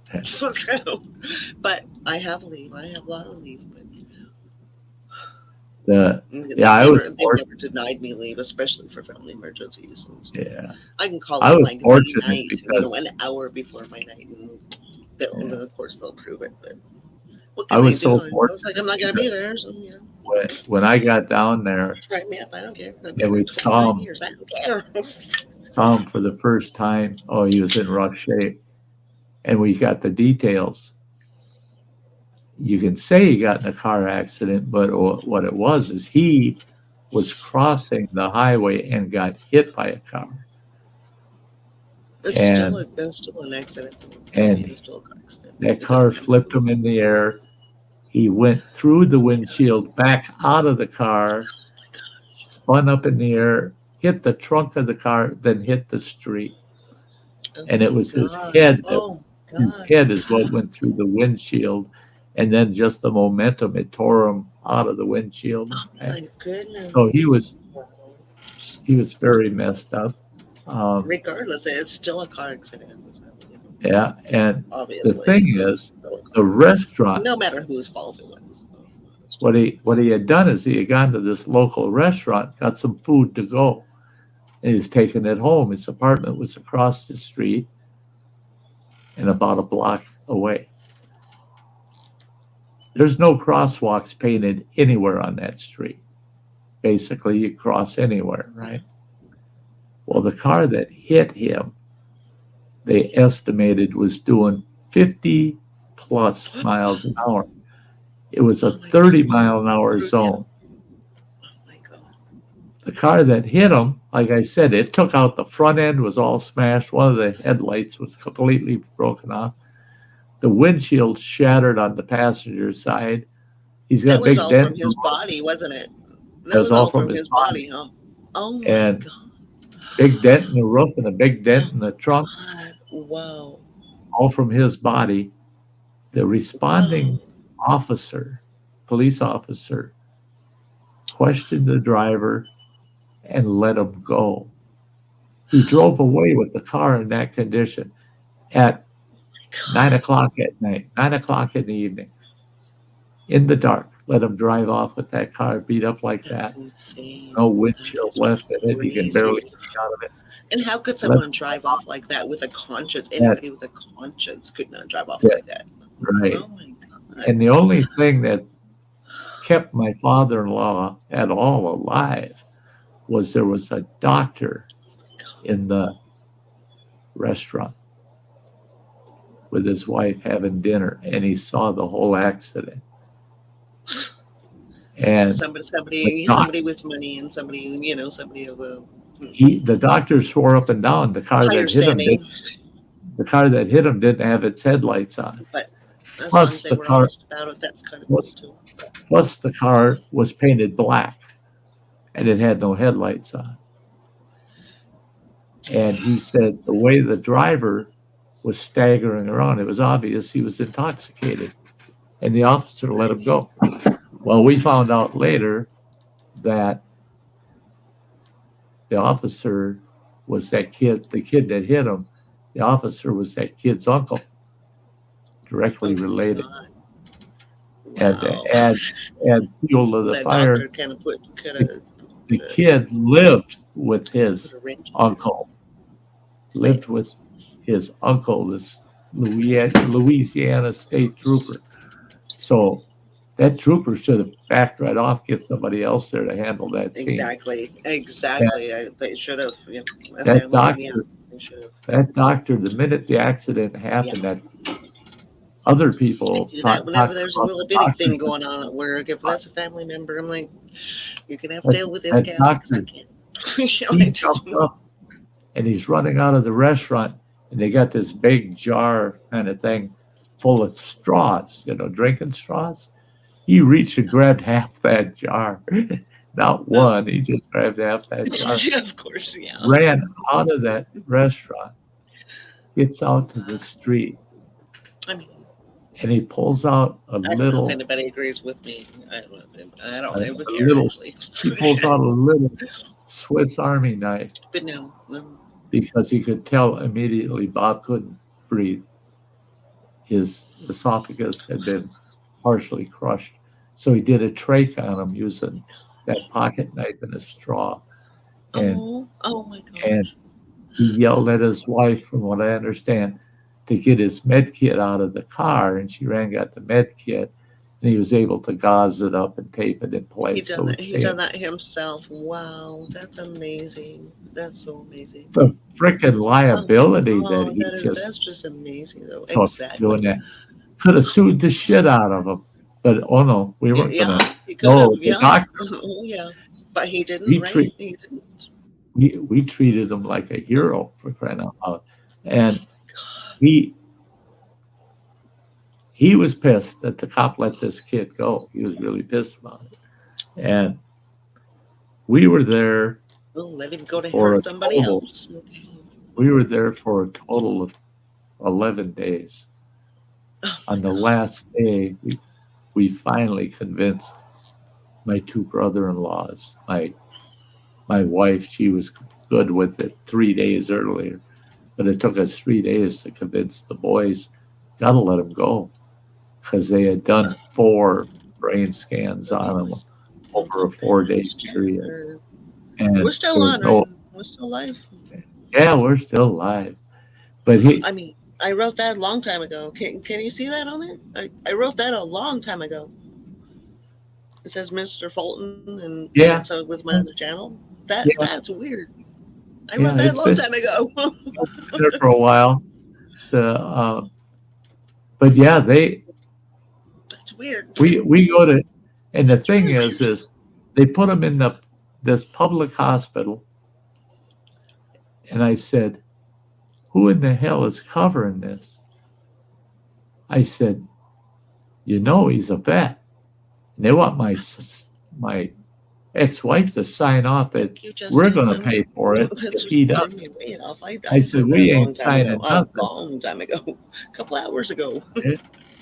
We told them that we're not signing nothing. We're not paying for any of this. And they said, well, because he's a vet, that's weird. He should have gone to the VA hospital, and it's 4 blocks from here. And I was working on that shit hard. I said, all right, let's transport him to the VA. They said, we can't. He's on life support. We can't move this heavy equipment over there. There's no way to transport him.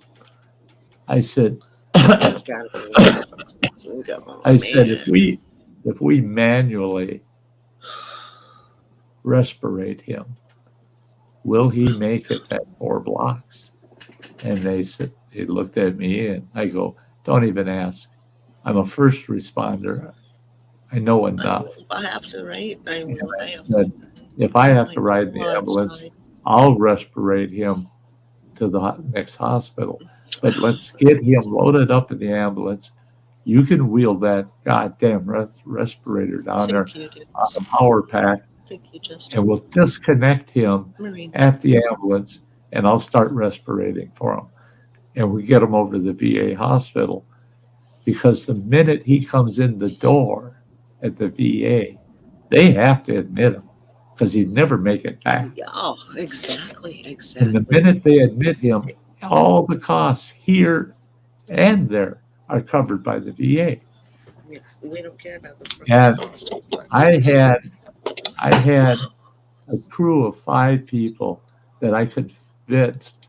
The whole ambulance crew, that was 3 people, 1 paramedic, and I had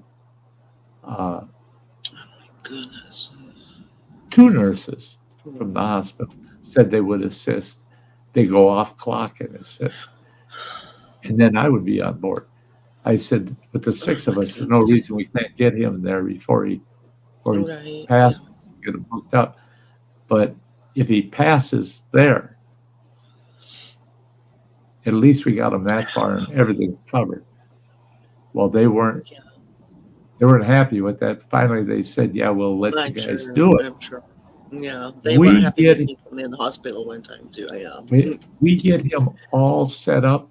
We wheel him down to the ambulance garage, and we can't get to the ambulance garage because here this big Southern Baptist church had about 80 protesters there to stop us from disconnecting him. They heard what was up, that he probably won't make the trip to the VA, but it's just so that we get it paid for, and we're willing to kill him to get it paid for. As soon as we're willing to get it paid for, fucking money, man. It wasn't really about the money. It was about the right for Bob to have that paid for by the government. He was a vet, for God's sake. It's the same thing, though. It's still about money, though. It's still the same thing. And so they stopped us. We had to wheel him back to his room. And that's when we started talking. It's time to disconnect him and just let him expire. And 3 days, it took 3 days for everybody to be on the same page and agree. I'm so sorry. And we disconnected. Well, and the thing that really, the way I sold it to the 2 boys was I said, now come on, boys, you know your dad even better than I do.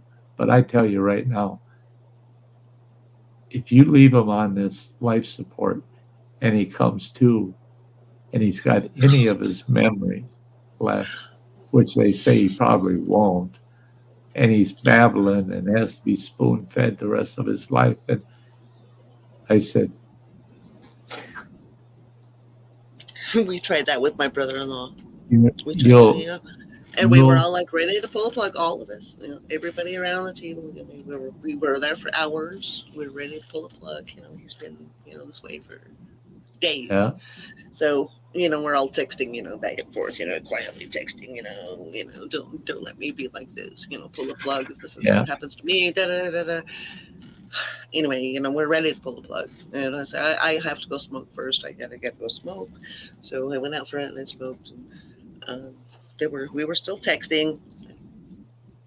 I went back up, and my sister, she like automatically goes to my son-in-law or my brother-in-law, and she said, "So you want some coffee, Johnny?" And he just friggin' walked up just like that. And he's going, "Yeah, I want some coffee, some sugar, a little bit of sugar."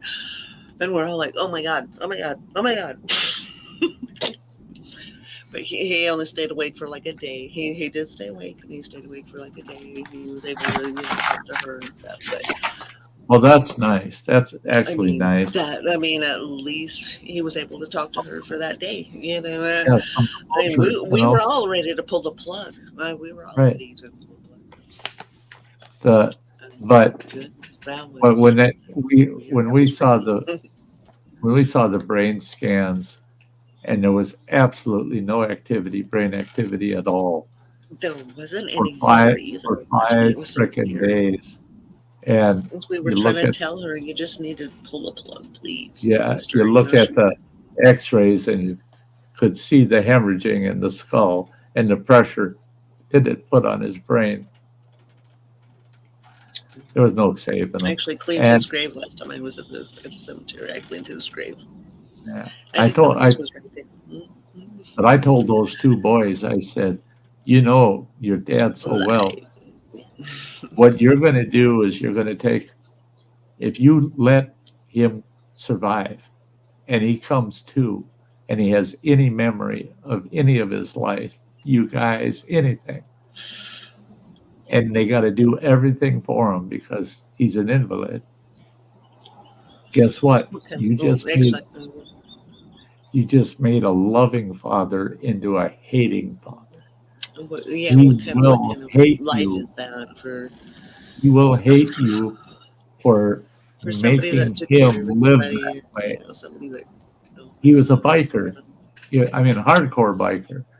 I mean, he wore colors. I mean, and that kind you're of going to so make him. difficult for families. You're going to make him into that? No. And That kind of thing is so difficult for families.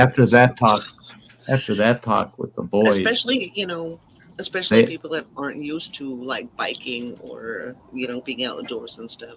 My family would not realize how much outdoors means to me. That they wouldn't realize that shit unless they actually went back on my channel and looked. But right? yeah, they wouldn't realize that.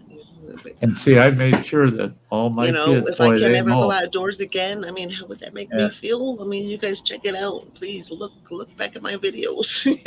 And I'm happier than hell I got this. Right. I got 2 people with power of attorney over my health. And both of those people, I don't have they anybody both, right now. Actually, they both I have a know. list of everybody to get a hold of when that happens. I got sugar. Right. I wanted to make sure that my wishes are going to be followed if I'm ever incapacitated. They got to put me on life support. I said, no, don't even put me on it. Just let me expire. Let me go right then and there. They said, if you have a massive heart attack, you want us to revive you. I said, you can attempt to resuscitate me on a heart attack. But if I know people with heart attacks, so I'd have to say, if I can be. I already survived a major heart attack, so I know what that's going to take. I could probably live through that, but I'm not going to live if my brain's damaged. I said, if my brain's damaged, no. I got to go on life support because I've got brain damage. Unplug it, man. Don't even put me on it. Don't waste your time because If I'm just gonna lay here, gotta then have you my can- wits to me, and I gotta be able to talk. Yeah, I gotta be able to remember my life. I gotta be able to talk Right. Right. because at a point, that's all you got left are your memories. You know, I'm and close to people for people to contact, for my family to contact, because I am so close to YouTube people. I'm so much more close to YouTube people than I am my own family. I mean, I am so serious. me too, girl. It's Me too, amazing. girl. It's I, amazing. Yeah, they contact me when I've got, something's wrong, when something's happened, or something. Like my daughter yesterday, she's like, "Did Cameron ever make it?" I'm like, "What are you talking about?" And I haven't heard from her, for days. No, no, I haven't heard from Cameron. Cameron was supposed to be I've here. got When? No, I didn't. No, I didn't see him. I don't remember anybody ever calling me. Security. Yeah. No, nobody called me no. for Cameron. My oldest daughter is one. For 3 weeks in a Would row, have called me right away. by text, she promised, I'll call you. And she'll tell me, I'll call you this evening, or I'll call you tomorrow afternoon. And for 3 weeks, all of those I'm going to call you promises never happened. And that happened again last night. She was supposed to call me last night. So I'm sitting here watching television with the phone right there. Every time it would beep or do anything, I'd look, see if she's messaged me or something. But no phone call. Say you're going to get a hold of somebody, please get a hold of them. Oh my goodness, it could be. My youngest daughter is worse yet. I haven't talked to her on the phone for, I don't know, 4 months. It's been about 4 months. And we text each other 3 or 4 times in the last 4 months. My youngest daughter. Now, my youngest son, he stops once a week here at the house. So I get to see him once a week. Well, I only see Running Water about 5 times a year. Yeah. My 2 boys, though, I'm not bitching about them. They're trying their best to do whatever they can for me. Yeah. And they do. They do a lot for me. 24-hour lives. Let's go. Yeah. I'm at that point. I don't give a shit. We wish. I don't have anything important. However long you want. It's my day off. I don't give a shit how long we're on. I don't care. Every day of my life is a day off. So I don't care how long we're on. I got a nurse showing up at 1:00 tomorrow afternoon. I should be able to get up by then. I think I can get up by then. For days, as long as I care. But yeah, Grammy, you are so right about YouTube friends and acquaintances. Yeah, I mean, yes. I've literally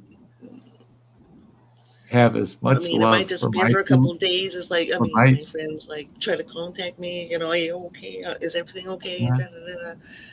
But my family, man, I can disappear for freaking weeks, and they won't contact before they me and know. ask me Before anything. They won't ask me anything. Yeah, they're like, and do you that's have where any drugs I can have, or they don't contact me at all. Yeah, see, and that's where I've got you got any Vicodin I can have? That's like the first message after weeks of not hearing from anyone. Yeah, it's like, with their hand up, brother. And my youngest daughter was notorious for having her hand out. And I got my YouTube friends that are going, Grammy, are you okay? I just want to make sure you're all right. And just want to make sure, different people. My YouTube friends too. They hound me. They hound me. And I've got a YouTube friend from England. She actually only lives about 8 miles from Stonehenge. She drives past it all the time. And she says, I'm glad you keep bringing that up because I look now at it more often. But she says, after spending years living close to it, I don't even pay attention. And she says, it's one of the world's wonders. And I just drive past it like it's just an open field with rocks in it. So what? Shoot. But What the but heck is her she name? I know who you're talking about. I know who you're talking about. she contacted me and said, I'll be there. This is after I had my surgery and I was I think I know who alone. you're talking about. I didn't My have auntie. I anyone. know I auntie. had That's why I know that you. no family, no I know friends, because nobody. you care. And they You're sent me there by home. finding somebody. They sent me I home have with a dated somebody the feeding last couple of tube and weeks, but all that it's crap. been on here. So When my 24/7, grandson was missing, I was like, oh my god.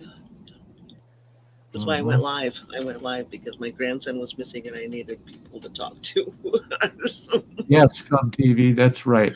I'm a real person, not a but YouTube friend. yes, That is true. I We love call Scum them TV. I YouTube love friends, Auntie. but He is amazing. but And it he's doesn't take there. long. He's like, when he doesn't hear from me for like a day or a day and a half, 2 days, he is like on there going, "Where are you okay? Just want to make sure you're alright. Make sure you and Ben are okay." Yeah, I mean, he's one of the few that do that. yeah. But Instagram. I had this one gal It's told me, amazing. she said, you cannot be home alone after that major surgery and you're on a feeding tube. You got to care for that all by yourself and you got to fill it and everything. She said, you can't, she said, Sty, you need 24-hour care yet for at least another week. And she said, I can be there on Thursday. This is a Monday. I'm talking to her. She said, I can be there on Thursday. I already made arrangements for a hotel room right there in your town. And I go, not at the Schwamigan Hotel. She goes, yeah. I said, oh my God, that's so expensive. And I said, and airfare from England to here? Are you fucking nuts? I said, you're not coming. She's still, I think, a little mad at me. I told her, you're not coming. You are not going that far out on the limb. Oh, no, she must have pushed a button. But I told her, I said, I can't be responsible for that. Do I want the help? Do I feel I need it? I might not need it, really, but I could use the help. It would help me. It would help me probably heal quicker to have some support, somebody close by. Well, that spread like wildfire. She caved in and she told me I was lucky that she was able to get her airfare and her hotel fully refunded. I was so happy about that because come hell or high water, she wasn't going to lose a dime on that deal. I was going to see to it she got the money to cover that cost. Even though it was her choice, she was doing it for me. Then she realized that no, Sty's not going to be happy if I go there. So I got to do what makes him happy. And she chose to follow my lead and just not show up. Well, I had other YouTubers. If you need me, I can be there in a day or two. I had YouTubers that live close by. I can be there in an hour. If you need me, if you just need me to come and hang out with you, let me know. The one individual, he's a teacher. He's got to be at the school. He's a teacher. He cannot be taking time off from school to come sit with me. No, I told him, I don't care that you're only an hour away. Just knowing that you're there if I absolutely need you helps a lot. Helps a lot. So I turned a lot of my YouTube friends, all of those real people out there, those real people. I felt bad, but I had to tell them, no, I'll get through it. I'll get through it. It was tough. It was tough. The Native scum was trying to get in the basement. I seen it.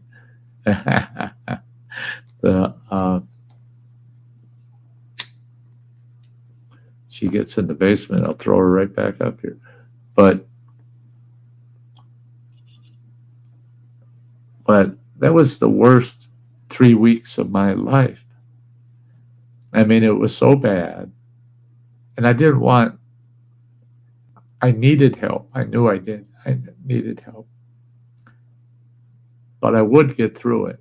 But I really could use that help. But I didn't want anybody here. I didn't want people here. It got so bad that I had my youngest son come and get all my firearms and take them out of the house. Take them home, lock them in your gun safe, and I'll tell you when to bring them back. And he knows me. And he came right out and said, is it really that bad? I said,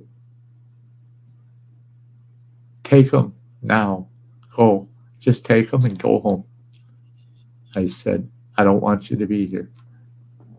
I love you, but I don't want you to be here.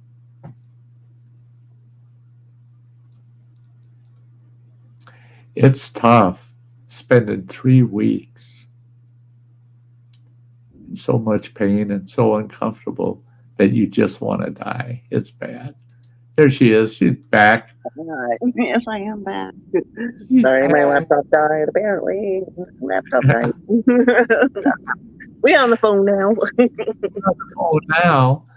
You look just as good on the phone. But yeah, I was just telling them folks about what it was like after that surgery, and all my friends off of YouTube, all wanting to help so much, and I was in and then here I am, just sicker than shit. I should be in a hospital bed, and I should have somebody tending that feeding. I remember that. And I got tons of paperwork to do. Sitting next to me in my recliner is a stack of paper about that thick, all the bills and everything. And I got to go through all that shit. Well, I'm so fucking sick, I just want to die. And then I get this. Then I get to this one page that tells me how much of that formula that you tube feed with I'm supposed to use every 24 hours. And I looked at what I had in the house to meet that requirement. I had a week and a half's worth of food for that tube feeding. I can't swallow anything. I'm not allowed to even sip water. Yeah. And I, unfortunately, I know that kind of feeling weird. I was in a goddamn panic because right away I got on my phone and I'm searching and I found the formula. And enough formula to get me through to possibly have the tube removed. I needed about $300. Yeah. And you'll notice that with me. Oh, I got to have this, or I got to have that, I got to get this done. I'll always say, it might take a little while, but I'll get it. I'll do it. I don't say, can you guys give me some money to cover that? I'm not doing that. I don't do that to people. I know. I know you don't. I know you don't. But they do anyway. I know they do. I know they do, and that's awesome. Damn people. I love everybody. I love y'all. Y'all so awesome. Yeah. It's a great community. It's a great community. Because, they all ponied up. Exactly. And what they ponied up was... little, don't matter how little or how much. It amazed me because it was within $15. It was within $15 of getting my food for the next 3 months. That is so cool. I reached in my pocket, pulled what cash I had in my pocket. Other than the loose change, guess what I had in my pocket? $16. $16. Just to There's entertainment. $15 to cover the difference, and I got $1 this. Look it up for you. I got enough loose change. I could go order something off of the dollar That's menu amazing. when I get That done is with so it. amazing. Yeah, that was so amazing. So Oh my God. it was amazing. It was covered by all the people on YouTube, and That's they amazing. saved my ass. Love it. They so that took a big burden off of me, and I had a lot of That's amazing. I had a lot of times that I had to tell people to back off, just because Well, it wasn't you it wasn't just that I didn't. It wasn't right. whether I or not I needed the physical health or anything. For me to feel, People care about you and we want you to feel. I mean, for me to comfortable. feel dependent on You people, shouldn't have to it's tough. worry about. It's tough. You shouldn't have to worry about your medical stuff. You shouldn't have to worry about that stuff or eating or anything. And I do have to say, I mean, all we love the you, and you know what? all- I don't need the recognition. I don't need that. I just no, want you to be. I want you to be all right. I want you to be a little bit better, I've had people tell me, they said, "Oh shit, what you're going through, Sty? You should start a new channel about your journey through the end." Mm. They said, just keep doing live streams about your progress and stuff, and That could be. educate people on what you're experiencing with the cancer and stuff. That could be And something, but I think people should be able to see what's been behind you as well. I mean, I told them, I said, I include that shit, as far as I'm concerned, to a great degree on my regular channel. And they said, well, no, if you start a new channel, I mean, you could it won't. hashtag it. They said it's just like GoFundMe. Once it starts rolling, you'll have over 1,000 subs right away, and you can monetize, and you'll make a lot of money off of it too to help you out. And I said, I don't want people's money. I want friendship. Right. I mean, you could always hashtag and put tags in your streams. That's like, Yeah, I mean, if people want to come over and see, I don't mind. Oh, I don't mind, and I gotta thank you. I see you tagged my PayPal earlier, but but I don't mind that kind of thing, because that leaves it to the people's option. Yeah, they can. They can if they want to. If they can't, then I don't want them to either. That's why I don't ask. Up That's to why them. I don't ask, Mm. because I fear that maybe just one of those people did it because maybe they felt guilt or something, like they were guilted into helping or something. I don't want anybody. No, people I don't don't want feel guilty. people- I don't think people feel guilty. I think people love you, Sty, and I think that they do it because they love you.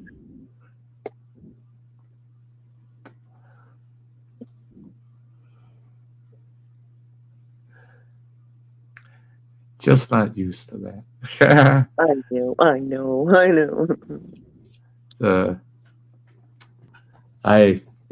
I'm just not used to that.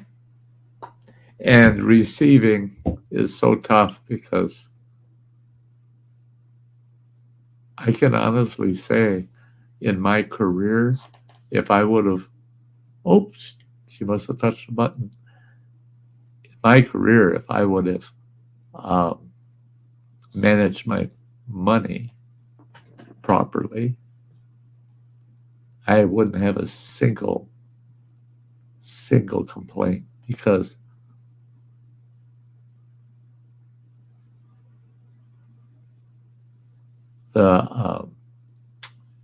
I'd have quite the bank account right now. Yeah, I could have been very flush. I definitely made better than my $1 million during my career. Yeah, I made well over $1 million in my career, And I'm only thinking of my take-home pay. And I could have easily invested half of that. I could have stuck 500,000 away easily. I had a good retirement. It was pretty good.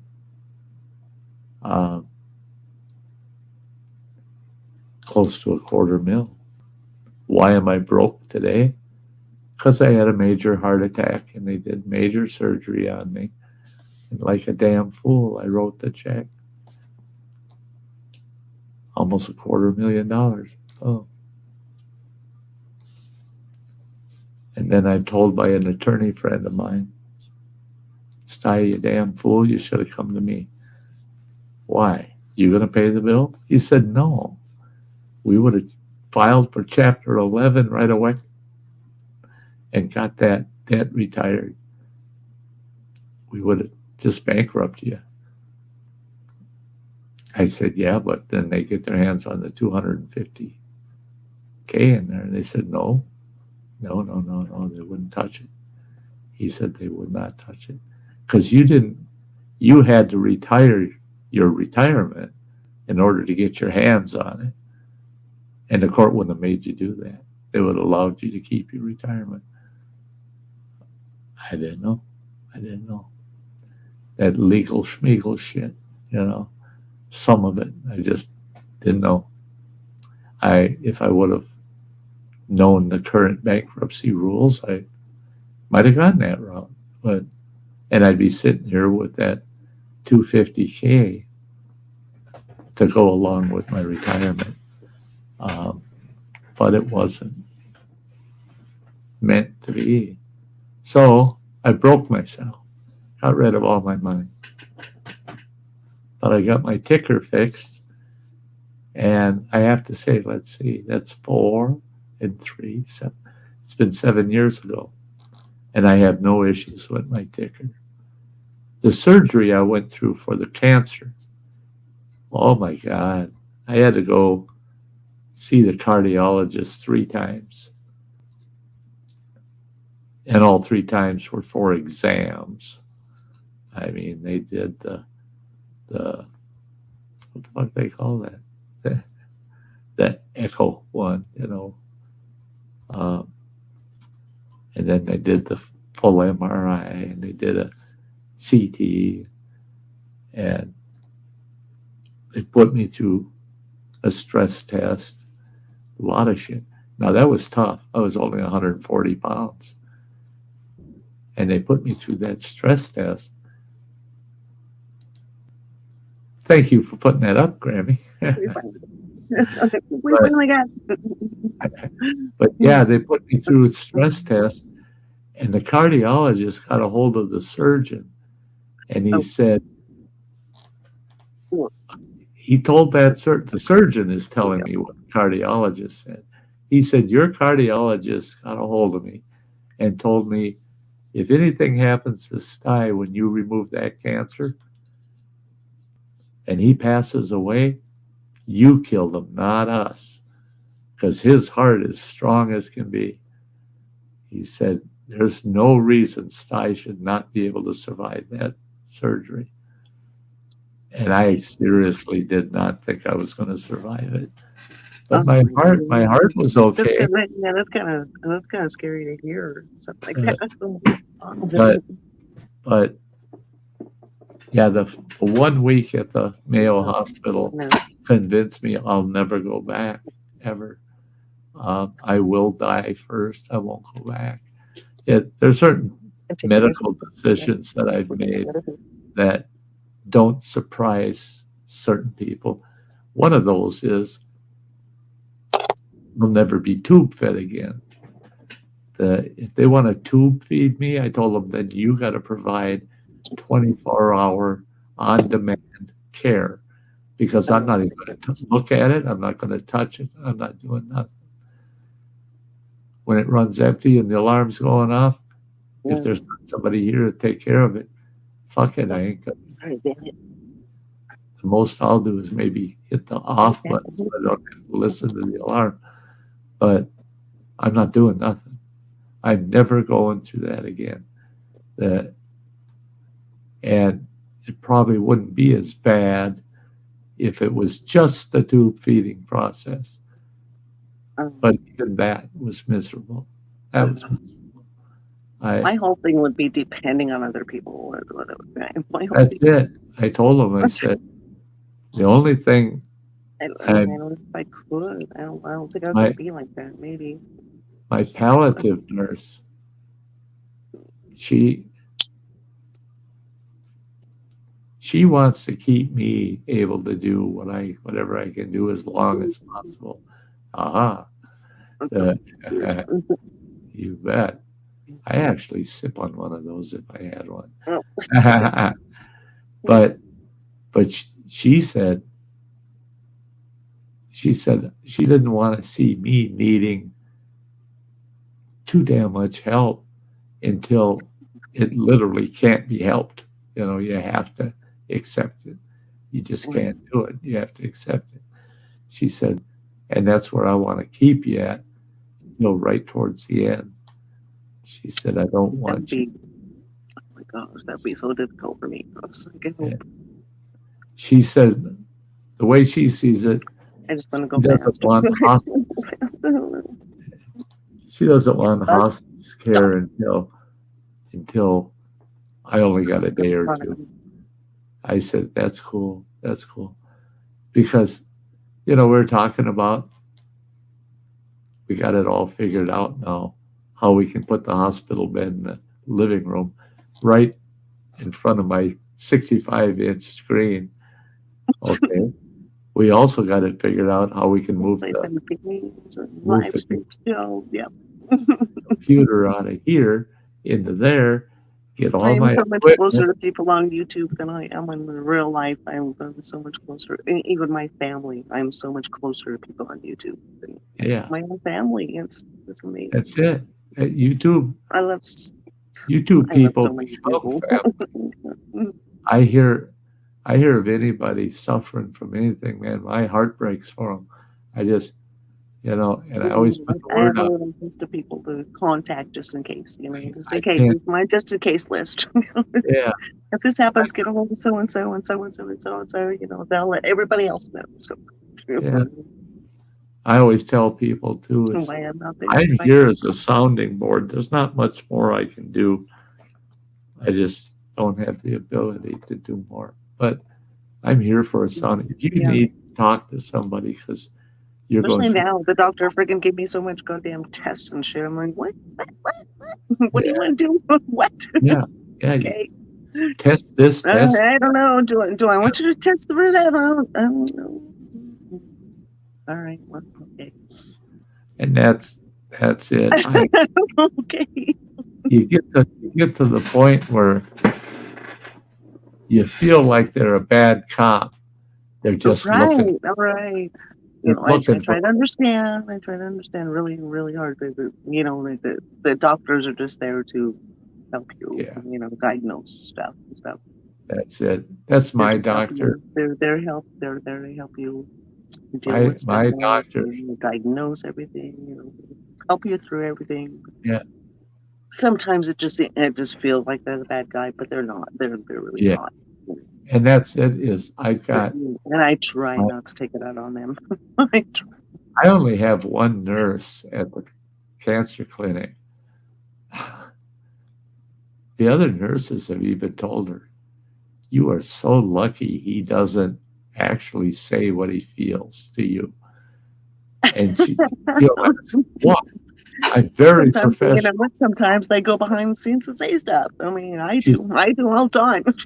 Yeah, she's telling these other nurses, I don't know why when I walk in on Sty all of a sudden doesn't have much to say, and I just do whatever I got to do, and sometimes I try to start a conversation, and he doesn't seem to participate.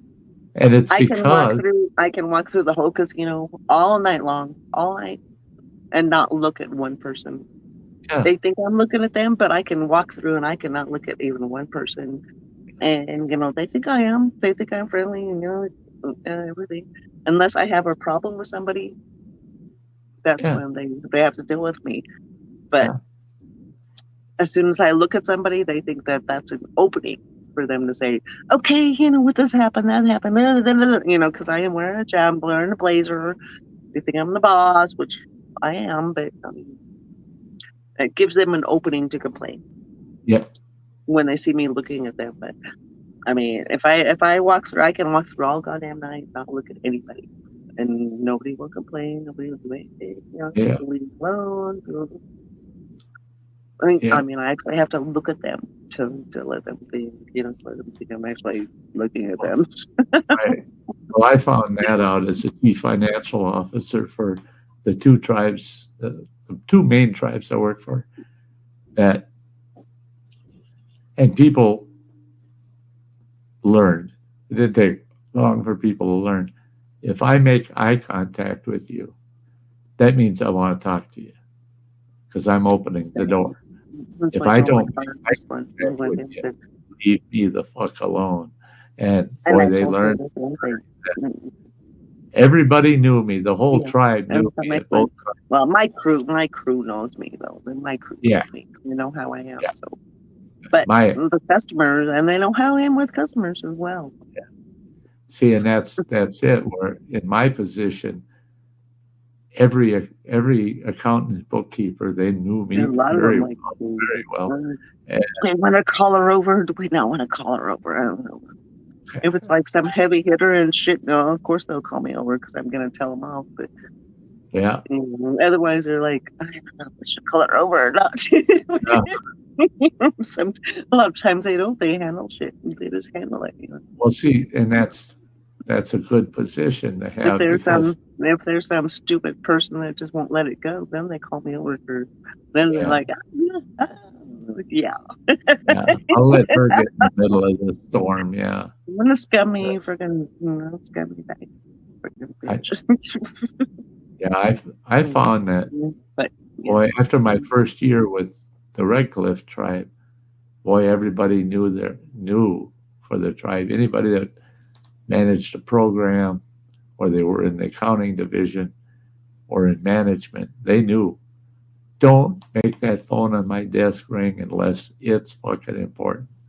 I got no time for whining, or complaining.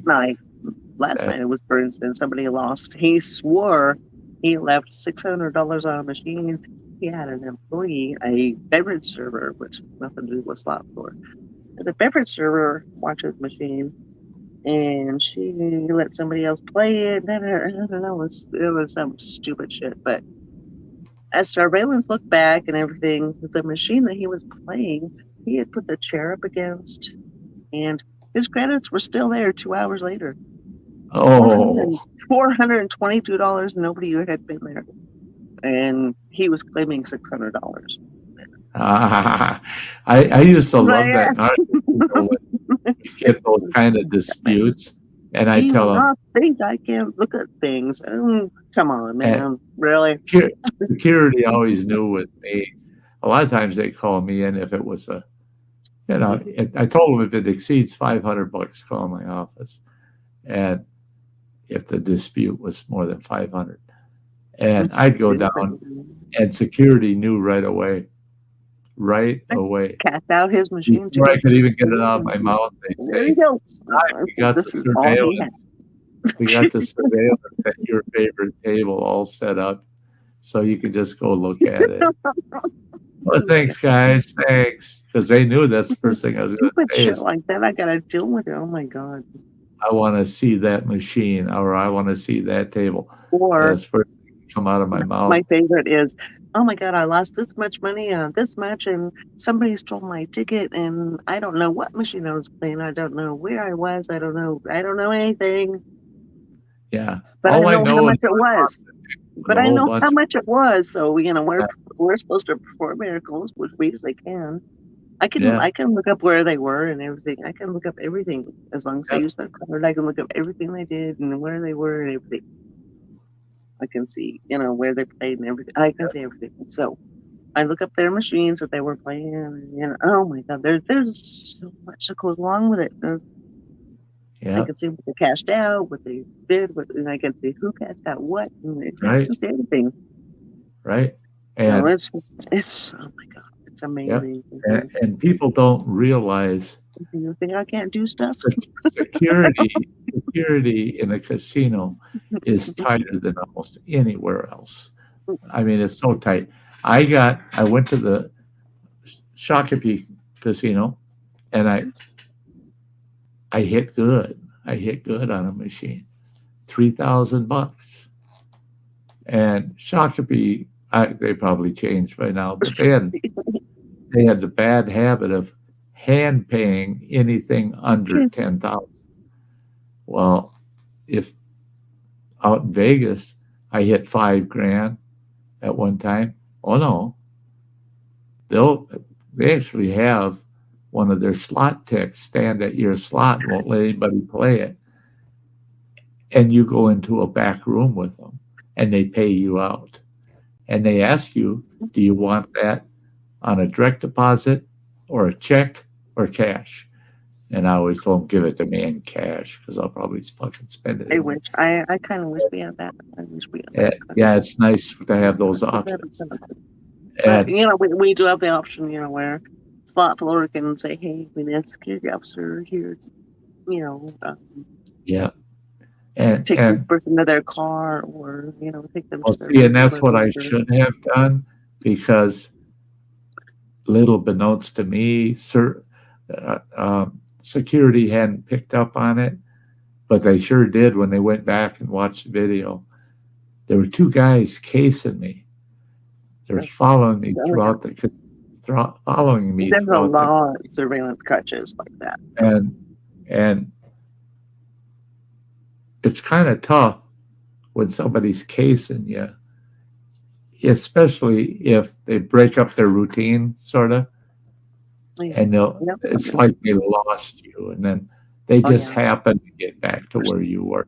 So it's hard to determine. It's scary to watch on video. It is so scary to watch. Those guys cased me for over an hour. I hit that $3,000 to watch people stalk other people. Oh my god, it's I got cashed out. I got cashed out. I played that machine. The credit said, well, no, I had a loose $20 bill. Stuck that in the machine, and I played down that $20. And then I decided, well, I'm taking my $3,000 and I'm beating it. I'm getting the hell out of here. I head out to the parking lot. I get to my fucking car, and them two guys jump me out there in the parking lot.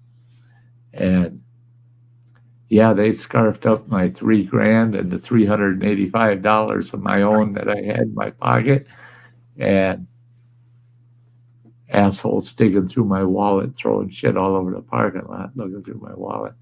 And you ask, why did that happen? Well, for one thing, you can't carry a firearm in the casino. So it's in my car. It's not in I don't have it tucked in my pants or anywhere. Security wasn't, oh my god, security wasn't there. And the whole event out in the parking lot didn't take maybe 4 or 5 minutes. And yeah, that's why a lot of people have security, to defend myself. Them with their cars. It would have been totally different, but I didn't. So yeah, they scarfed up my $3,385. And yeah, we have security watch a lot of people. And to their rooms or to their cars or wherever they need to go. The two officers that showed up, not security, local cops that showed up, they were asking me a bunch of questions and blah, blah, blah. And then they said, come with us, we're going to go in the casino and we're going to look at some surveillance tapes and you can come along. It's okay. When I got in there and saw that surveillance video, I go, there's the two guys right there. That one's sitting on that machine, that one's on that machine. They're right behind me in the next bank of machines. Wow. And I said, okay, I'm moving.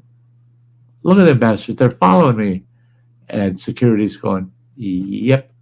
And you're sure that's the two of them? I said, oh, that's the two of them right there. And the cop, great big fella, too, is a monster. He had to have been 6'4" or more. Big, tall, burly guy. and he's black. And he says to me, he said, I hate to ask the question. He said, when they robbed you, did you notice their race? And I said, yeah. I said, they were black. I'm sorry to say, but they were black. And he goes, yeah, welcome to Minneapolis, the Minneapolis area. He said, it could have been me if I was off duty. Exactly. It could have been so much worse. He said, if you didn't see some identifying mark like a tattoo or certain piercings or something, what are we supposed to do? It's like looking for a needle in a pile of needles. He said, we have a huge black population. So how can we nail these guys? I said, get their car. At least try tracing the car. Yeah, and get their car. Well, their license plate. I know surveillance. They can zoom in to their license plate. They can get all kinds of shit. Yeah, I've been back there. I know how surveillance is. Sure as hell. They run back in. I've been there a million times. I know how they followed those guys through the parking lot. I know what they can see. I know what they can't see. They saw them get in this white Chevrolet Malibu. And guess what? The license plates were covered with tinfoil. We couldn't read them. And off they went, and they got out of camera range. And they, around Minneapolis, probably about 10,000 white Malibus running around. So they're looking for a needle in a pile of needles. So I lost out on it. But you know what? Shakopee did me good. For one thing, I know the tribal chairman there quite well. He's run unopposed forever. I mean, the tribe just will not get rid of him. And they won't ever vote him out of office. Never will happen. He runs unopposed. And nobody wants to go up against him. But he's the one that reminds me, the same as our tribal government. I could think of his name. But our tribal government is like that. Oh my God. And this guy, he's somebody new in there. My brother is actually running this year. I'm so excited. Yeah. Somebody in my own family. Finally. You bet. He's been the security director forever. And he was, oh my God. He was gaming commissioner forever. Oh my God. But I called the chairman, and oddly enough, he's built Shakopee to the point, I don't know how many hundreds of thousands the tribal members get now. They get so much per capita, they just love it. That's why they keep voting him back in, because he's so good. We don't get a whole lot of it. I don't care, man. As long as our tribal government is working, I don't care how much we get. Yeah, and this guy, that's one thing, boy. He makes the tribal government work. If he finds a tribal council member looking for favors or something, I guarantee you within a couple of weeks, that council member's not sitting there anymore. And they're having a re-election for us. That's the same thing with my brother. He won't tolerate any corruption. But what's so weird is this guy is so anti-corruption. But that's why I'm kind of wondering, thinking, oh my gosh, some people might not like this, but this tribal chairman, chairman is the furthest thing from a bad character. I mean, oh boy, I want to track every penny. I want to know, this guy, open book. He wants transparency for the tribe, and he treats the tribal members so well. And that's where the tribe's money goes, is right back into the members. He makes sure that they benefit from everything the tribe does. But the poor son of a bitch's last name is Crook. So he's a crook. A crook. Oh, no. So I called Mr. Crook up and I told him what happened out at the casino. He says, I'll meet you at the employee diner at the casino. Well, their employee Oh no. is a 4-star fucking restaurant. You can go in there and get prime rib, and it's $4.95. For $4.95, and you get a king cut prime rib dinner. That's for the employees. He said, "Oh, I want to be able to eat great food." And he says, "So I make sure it fits their incomes, that it doesn't hurt them to buy their meals here." So I go to the diner and get a table, and I said, "Mr. Crook will be joining me." Oh, shit. Yeah, they give me this table in the corner. And Mr. Crook comes in, and he walks over and sits down, and he says, "Did you say that you won 3,000, they stole that, and you had 385 in cash, and they took that?" And I said, "Yeah, that's right." I said, "My loss." And he goes, "Well, you lost at the casino, but," and he slaps the table, and he goes, "Count it." And I looked at a stack of money. I counted it, $385. He says, "At least I can make you whole again, but the casino loss I can't cover." And I said, "Well, who's covering it with the 385? He goes, "The casino." He said, "That's from the casino. They're giving you the money that you had personally on you. They can't give you the money you lost, the $3,000, but they can give you the money you had in your pocket." And That's weird. I said, "So I'd have to sue for the 3,000. And he goes, "Yeah, you would." He says, "And you'd probably win, but is it worth it?" I said, "Yeah, good." We did all kinds of things, business. We were business associates, so Maybe. we knew how things went. And by me not complaining about the $3,000 and taking my 385, it wasn't maybe a month later. I had a nice business meeting with him, and we ended up with this joint agreement that was really good for my tribe. It was good for his. I don't think our tribe would have ever got that deal cut if he didn't feel that I got shorted by not getting that $3,000. So he was really helping me out. And so, yeah. Wow, that's good. That's just weird the way things work out like that. Yeah. I got robbed at their smoke shop, for Christ's sake. Three Eagles smoke shop. Was it Three Eagles? I think it is. Oh no, that's in Bad River. I don't remember the name of that. Oh, Little Six smoke shop. And there ain't nothing but this little fucking shack with a big gravel parking lot around it. And it's a smoke shop is all it is. Go in there, it's every kind of tobacco in the world, right? Well, I went in there and I got myself 4 cartons of cigarettes. And all of a sudden, I got 5 Asian guys pull up in this little fucking Toyota. And they're standing outside of their Toyota, in some Asian language. And I'm looking at them and kind of smiling. Next thing I know, boom, hit in the middle of the small of my back. I'm face down in that gravel. I've got somebody's foot right in the middle of my shoulder blades. Another foot, and I knew it couldn't be the same person, standing on my right wrist, standing right on the wrist.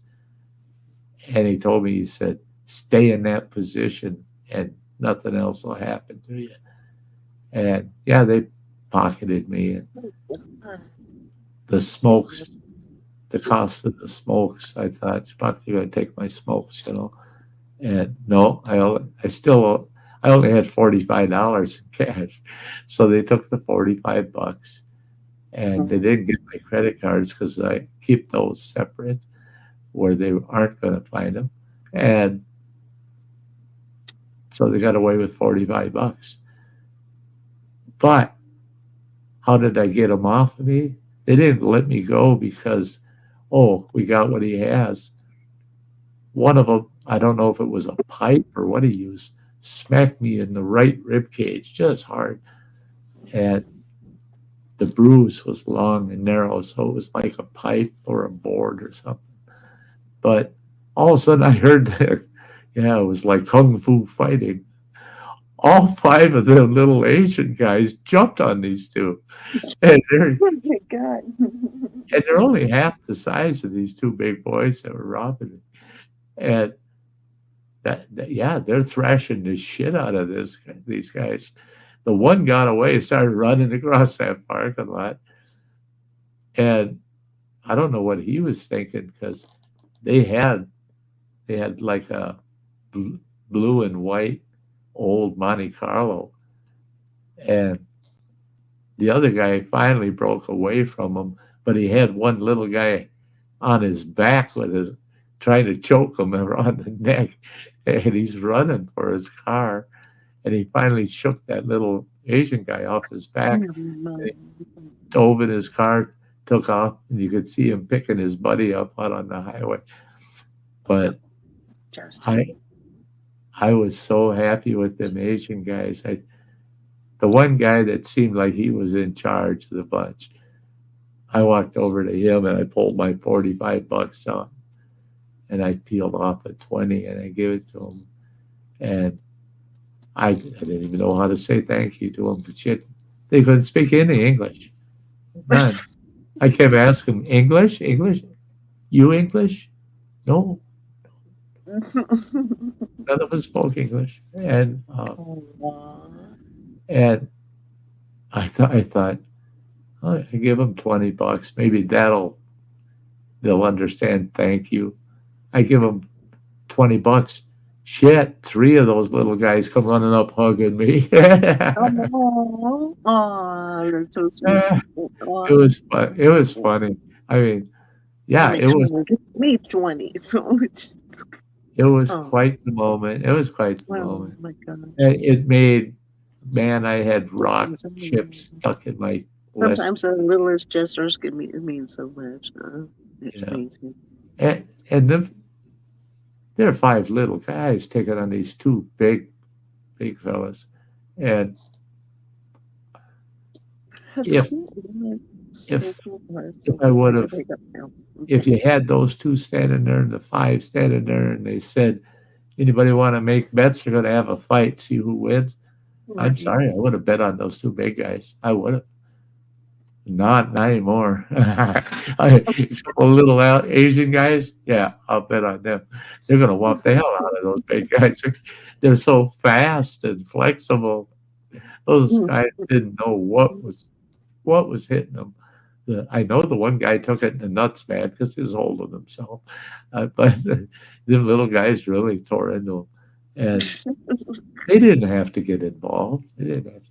And the best part of it, those guys had taken my 4 cartons of cigarettes, the bag with the 4 cartons, set it on the trunk of my car. Well, they have to go past the trunk to get to their car. Yeah. Well, when these little Asian guys jumped on them, they were still trying to rob me, shake me down. And when they ran off, they left the smokes on the car. So they only got away with $45. But I had a 20 hid, and they didn't find that. So I give it to the Asian guys, and I still got my 4 cartons of cigarettes. So I thought, well, $45 for an interesting night. Except the ex-wife was mad. She had to sit there with tweezers and pull rock chips out of my face and both my knees. Red pair of jeans shredded the knees. I would actually be happy that you were safe. That's what I'd be happy about. Oh, not my ex-wife. That's all I, yeah. My ex-wife came right out and said, in front of a group of our friends, she said, that old son of a bitch, if he died in his fucking recliner there, I wouldn't know he's dead until his place started stinking. Oh my God. Yeah. And one of her girlfriends said, oh, you can't be serious. Oh yeah. She said, I don't. If he's going to die, let him die. I'm not his nurse. I'm not his babysitter. What the fuck, man? And I just, God. it's my wife. Oh my God. Aren't I lucky? Don't take that to heart. Don't take that to heart. Please. On a Thanksgiving, I don't remember what year that was, but on a Thanksgiving, we had the family, the kids, all the kids over, and we had a big, beautiful Victorian house. And I had worked all day. I put the whole meal together, everything. I did all the work. I cleaned the whole fucking house, put the meal together. We all had dinner at that huge dining room table we had. Our dining room table sat 14 people. It was huge. Big formal dining room, big chandelier hanging in it. Yeah, awesome fireplace in the dining room. Yeah, beautiful place, but a lot of work. And I had done all that, and we had our big Thanksgiving dinner. Then we sat in the living room to watch that Thanksgiving. The Packers were playing, so we're watching the Packers. Yeah. And all of a sudden, the pain in my jaw is just killing me. Then it moved to my chest, over the heart, down the breastbone. And my youngest daughter looked at me and she goes, "Dad, are you okay?" And I said, No. I said, "Tell your mother to call 911. I need an ambulance. This isn't a good one. This ain't good." That's when I had all my heart problems. And she went in the kitchen. My wife sitting by herself at the kitchen table. And she says, "Mom, Dad's having a heart attack on the couch, and I'm not shitting you. You got to call 911. You know what her response was? "Tell him to get off his lazy ass and call him himself." That was her response. That I should get off my lazy ass and call him myself. And it got bad enough where I couldn't talk. I couldn't breathe enough to be able to talk to people. A word or two. Well, my daughter, she called 911, got the ambulance there. They checked on me. They gave me nitro. And it started to settle down. Things started to settle down. And I told them, "Leave me that bottle of nitro. I'm out." I said, "So leave me the bottle of nitro." And they said, "What do you mean? We got to get your ass to the hospital." I said, "No, I ain't going to the hospital." And they said, "Oh, well, you have to. You really have to go." And I said, "Listen," I looked at my youngest daughter and said, "You can use my vehicle, and can you take me to the hospital?" She said, "Yeah, I'll do that for you, Dad, of course." And the ambulance crew was going, No. You need medical help right there, all the way to the hospital." And I said, "I ain't going with you guys. It's over $2,000 for that ambulance ride, and my insurance ain't going to cover it. So, no, I'm not taking your fucking ambulance anywhere." And they said, "Sounds like you've been down this road before." I said, "Yeah. Give me the release. I'll sign the release. And you guys aren't responsible for what happens to me between here and the hospital." And they went and got the release for me. I signed it. And I said, "Sorry, guys, but I'd like to chat with you, but we're out of here." I told my daughter and my youngest boy, help me get out to the car." And they helped me get in the car. She took me to the hospital. And yeah, they sent me to Duluth right away. They wanted to life flight me. I told them, "Fuck that, I ain't flying in a helicopter." And they insisted. I mean, they flat out insisted. They're just going to boot me out on the sidewalk. Didn't go along with it. But I had to take an ambulance to Duluth. They get me up there, sure as shit. First thing they do is put me in the cardio lab and do an angiogram on me. And oh yeah, artery all plugged up pretty tight. And they got in there, did an angioplasty, and it didn't open it enough. So they went in there and put 2 stents in. And they said, that'll fix them. It did. Those stents lasted me about almost 8 years before I had another major heart attack. Goodness. Whoa, 8 And years. yeah, 8 years with those stents. Just the Dang. stents did it. But I needed to get home. Right.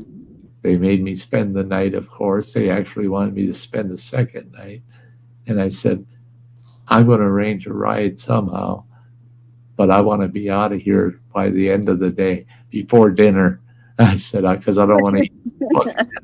I want to stop at Get me Perkins out on of the way here. home. God damn it. Get me out of here. Out of here, I'm going to Perkins. Yeah. So I get on the phone and I call my ex-wife and I said, we were still married at the time. I said, hey, hon, they're going to let me out this afternoon. This is like mid-morning. I said, they're going to let me out this afternoon. If you can be here at 4:00, I'll be waiting for you at the door. She goes, I am not driving to Duluth today. I said, what are you doing? What's going on? She says, nothing. After all of that rigmarole with Thanksgiving and everything, and me having to scrape all the dishes and put them into the dishwasher and that, because you ran off, she said, I'm not going to Duluth today. So I had to call one of my kids and ask them to drive up to Duluth to pick me up. It's only an hour from home. Yeah, I've been to Duluth, man. My daughter had spinal meningitis way back when. Oh, yeah. I spent like a month over at Duluth Hospital. You know what? St. Mary's Hospital in Duluth, that thing was ancient, man. That hospital's been there, I think, forever. I think the first thing they ever built in Duluth was St. Mary's Hospital. You go into those rooms and you can see the old brownstone. My husband, he just continued working and doing whatever the heck he does. But I mean, we were custody fighting at the time, and I was like, I don't care what's going on in that life, but my daughter is in the hospital for her spinal meningitis. Yeah. Oh my God, it so killed me to hear her screaming when they were doing their, spinal tap and oh my God. Spinal taps. Oh, that they're was nasty. like the most horrible thing ever to hear your child go through that pain. Oh my God. My old daughter. It was so horrible. It took freaking so many nurses just to hold me back from like knocking them all out. My oldest daughter broke her arm out. She was screaming. Oh my goodness. And I mean, she broke her right arm right across the center here, and her arm was at a 45-degree angle. Well, we transported her to the nearest hospital, and they x-rayed it. They're going to try to set it, right? And they said, we can set it, but it's what we have to do before we set it that is not going to be good. And they told us, they warned us, you do not want to be in the room when we have to do this. And I asked, can you give her enough local to deaden that arm? We will be giving her a ton of local to try to deaden the arm. And we can't put her under while we're doing it. So they said, you probably don't want to be in the room with us when we got to do this. And I knew what they're talking about right away. And my ex-wife says, well, what are they going to do to her? And I pulled her to the side so my daughter wouldn't hear it. I said, they have to finish breaking her arm. They got to finish breaking that second bone in order to get a proper set. Oh. And I said, we should not be in here for that. And I looked at the doctor and I said, we're out of here. And I headed right for the door. I'm getting the fuck out of Dodge because I'll hit somebody. You heard her. Boom. I knew it. I had to be away from it and get quite a ways away. Well, my ex-wife, she had a fit. You're not going to be there for our daughter? Giving me a bunch of crap. And I said, you should not see her go through this. And she was... Oops, I was touching stuff. Oh, yeah. Sorry. Oops, I touched the wrong button. Yeah. I'm But, touching stuff. but that woman insisted she was going to stay in the room and comfort our daughter while this was going on. I said, that girl doesn't give a fuck if you're in the room with her or not. When they start that procedure, she will not give a shit. She'll forget who mom is. She'll just, all that's going to be in her mind is that pain. I said, you have to leave the room. You're not going to be able to have it.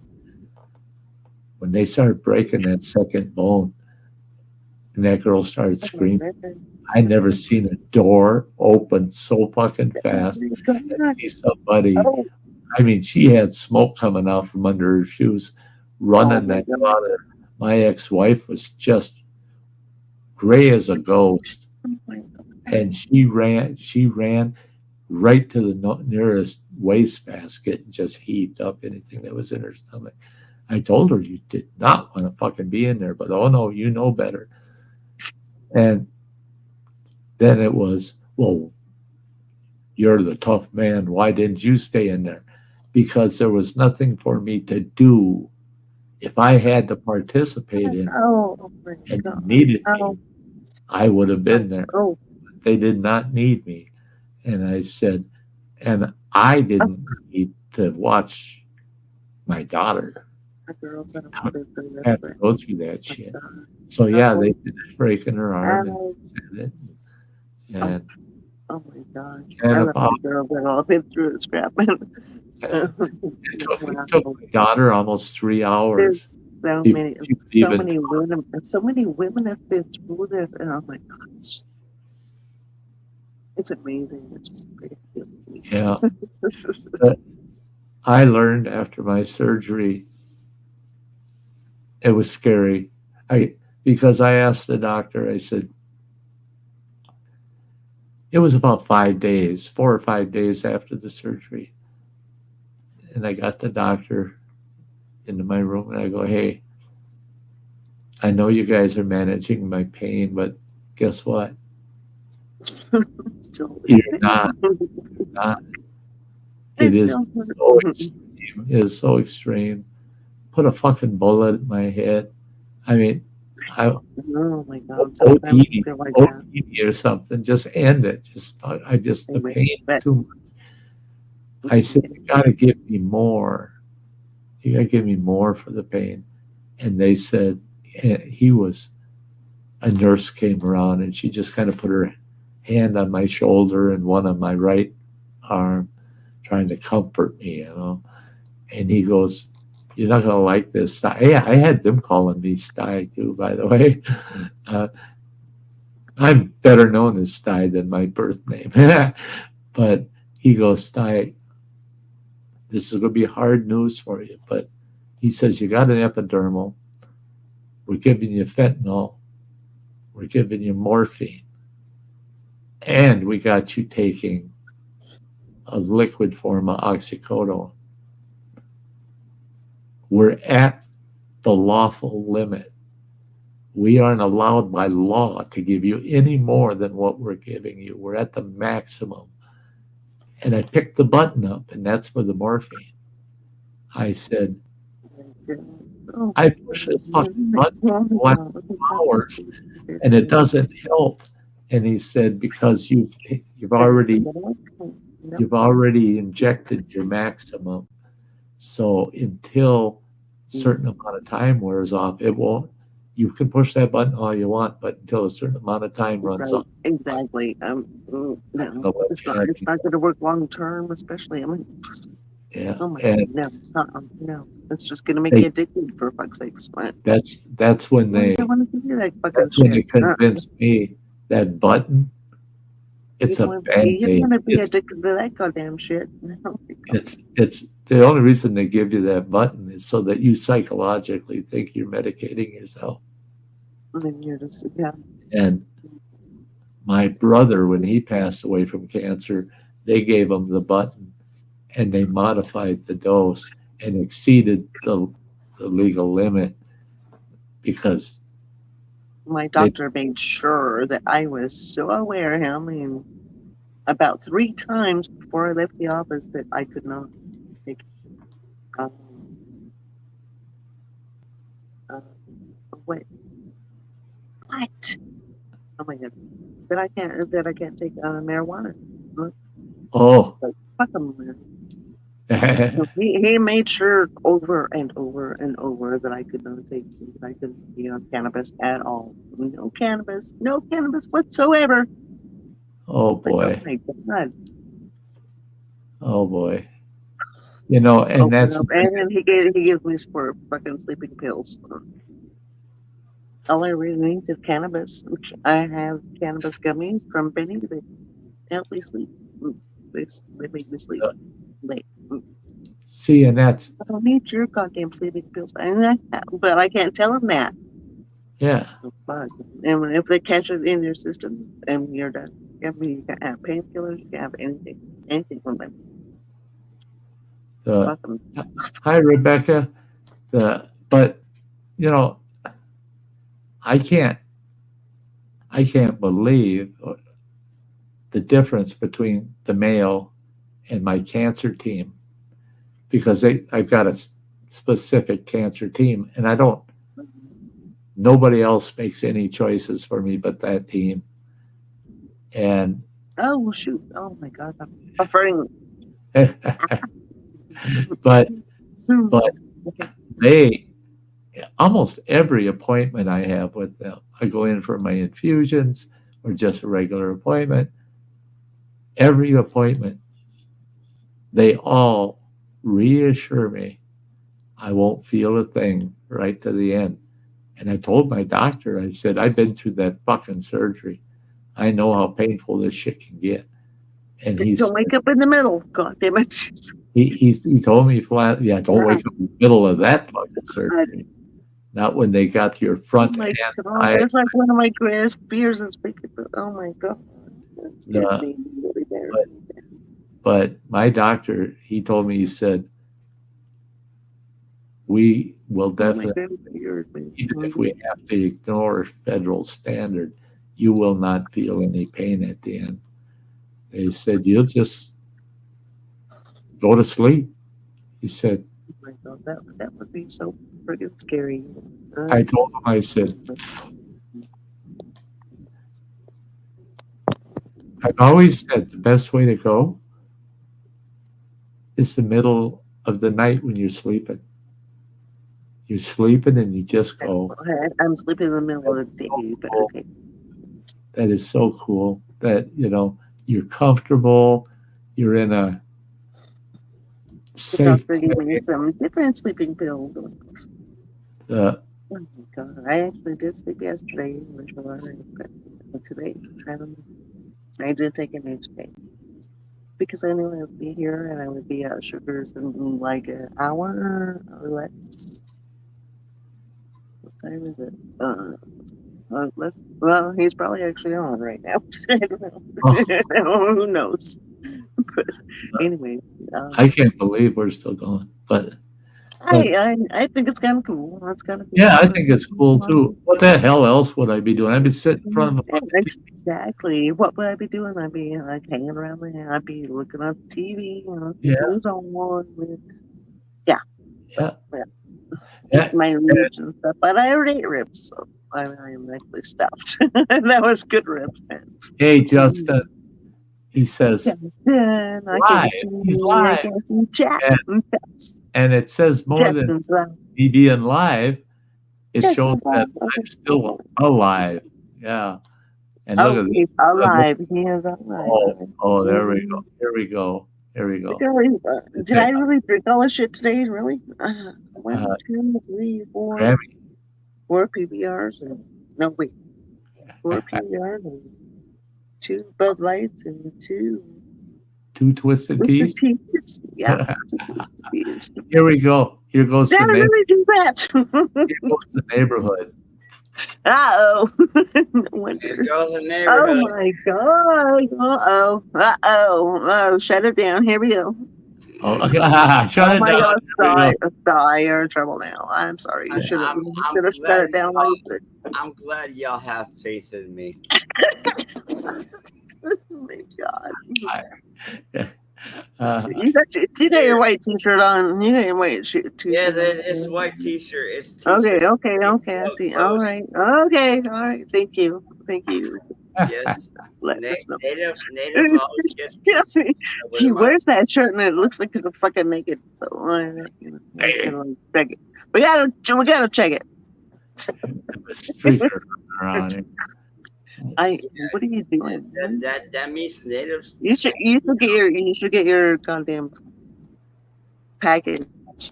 Justin, Marine Mom. I'm kind of excited. Are you gonna do a live or anything, Matt? I'm trying right now, but hey, it is what it is. I sent him in one of my jars that I Sorry, can I did not catch up on the NASCAR race.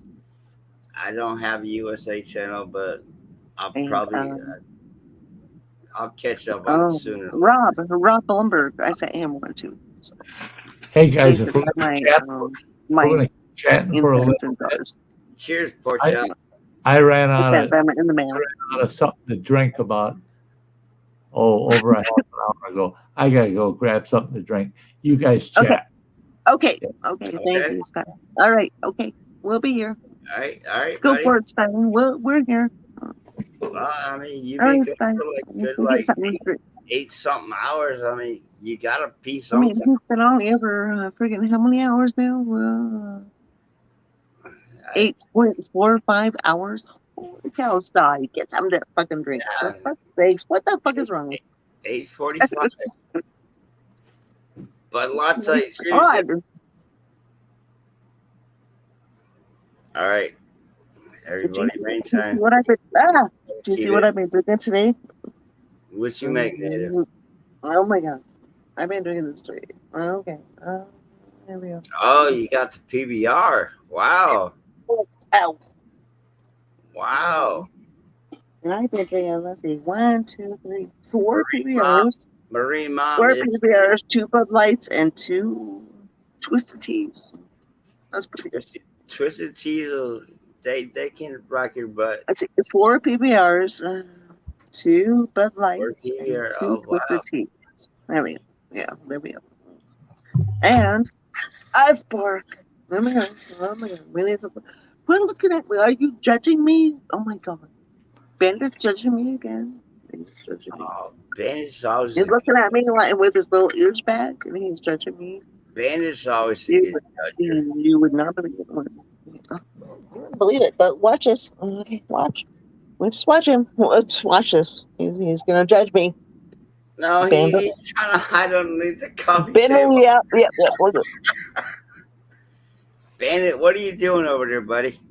He's judging me. Look, he's looking right at me. He's judging me. He's like, "Oh, that fucking bitch. What is she doing?" Bandit's looking for a treat. He's fucking judging me. Cookie. Oh my God. Okay, I'm not on Scum channel right now. Okay, I'm on Sty's channel. Okay, I gotta behave.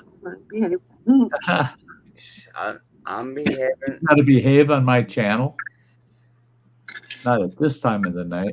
I'm trying to behave on Sty's channel. I'm trying to behave on Sty's channel. We're not prime time anymore, boy. Yeah. I'm trying to behave, family, and we don't want to show legs or anything like that. Whoa, look at them legs. Yeah. Heck yeah. Oh, my Lord have mercy. Oh, my God. And so flexible. We don't want to do that. Wow.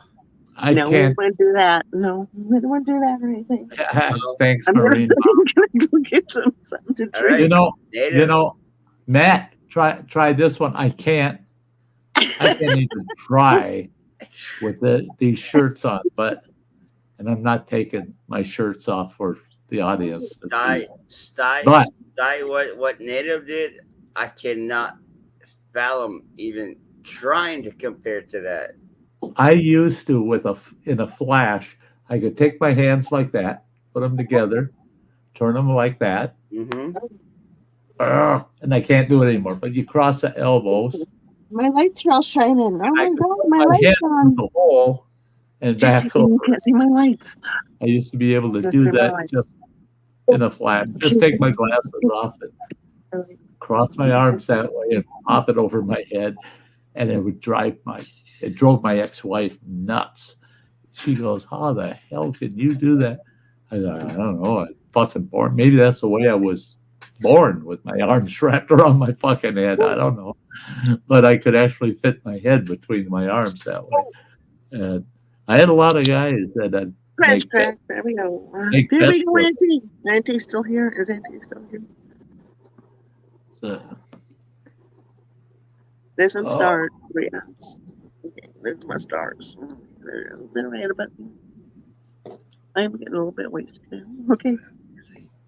1, 2, 3, 4. 4 PPRs and 1, 2 Bud Lights and 1, 2, 3 Twisted Teas. Hey, get this Here we one, go. Graham. Get Oh. this one. It was my When was it? 18th birthday, right? My 18th Okay. birthday. And I'm driving not a brand new, but fairly new 1972 Pontiac Catalina. It was a sweet car. Oh, And I had two of my buddies with me. And I said, "I'm 18." And thank God, Sexy as the hell, sweet I'm sure. Dakota, Okay. 4 months before I turned 18, passed the law that 18 was the new drinking age. Okay. So for my birthday, we're going to go celebrate, me and my two buddies. Well, those two weren't 18 yet. Didn't matter. I still got them in the club I wanted to go to. Close enough. Okay. So we go, I'm sure. I keep ordering gin gimlets, right? Right, yeah.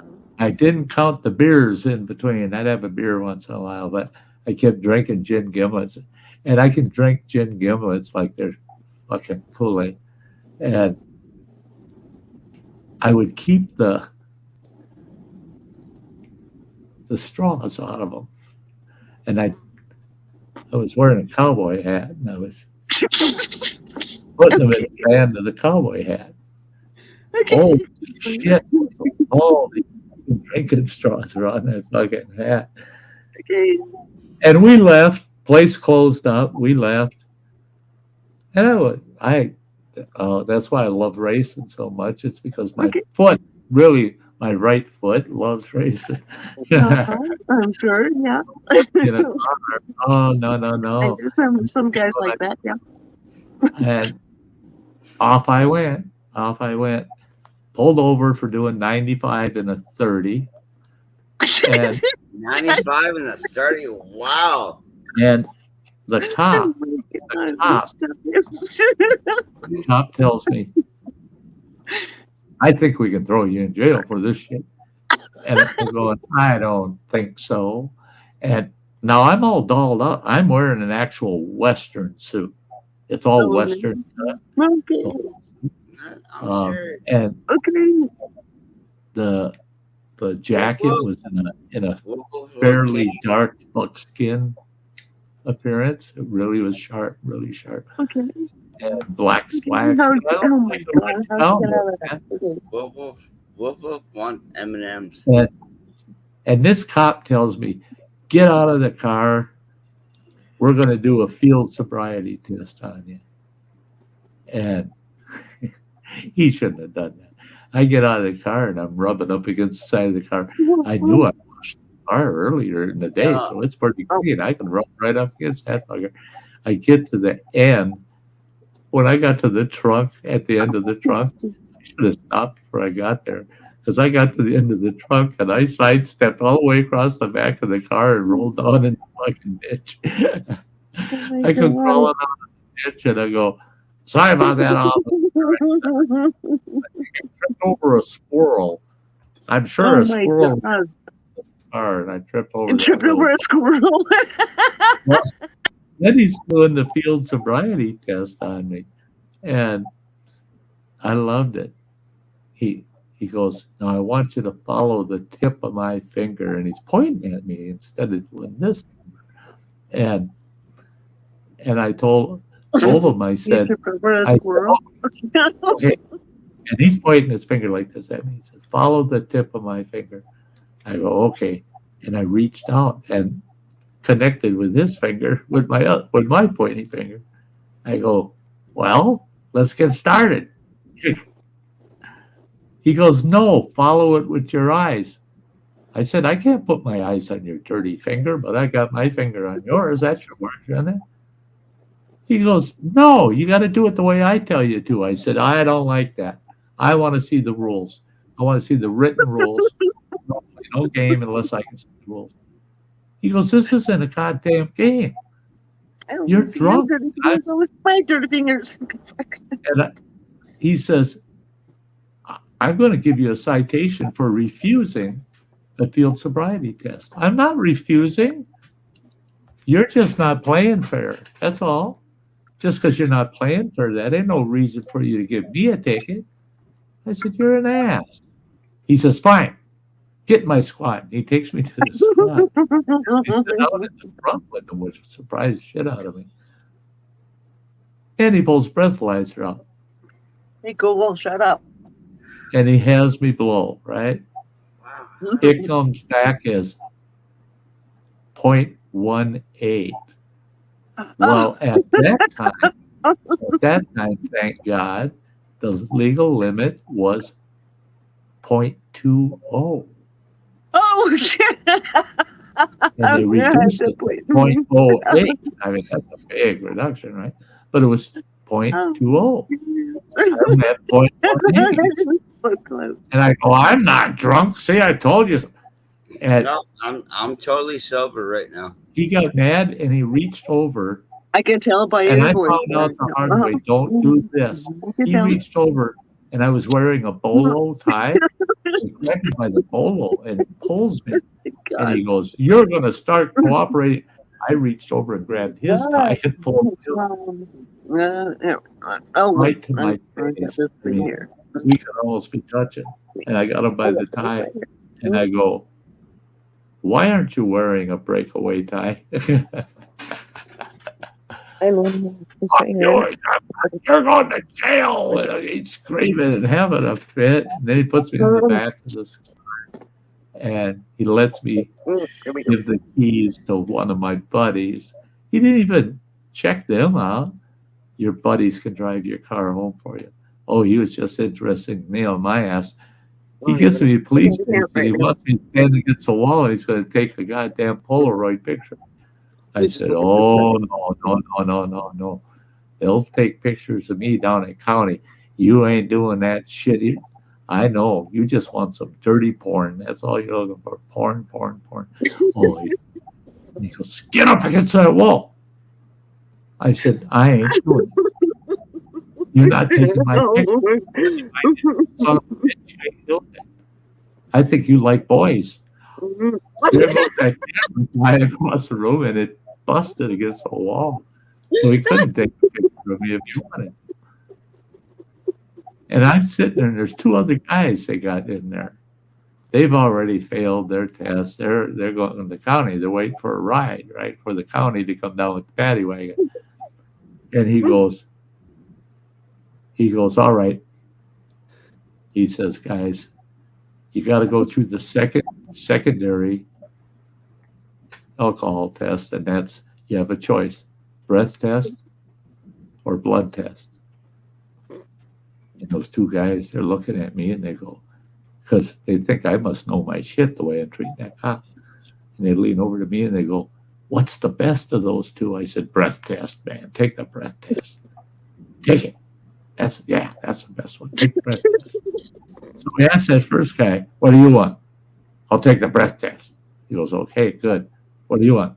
Breath test. Okay, good. And I go, blood test. And he goes, you have to be an asshole. Everything you do has to prove you're an asshole.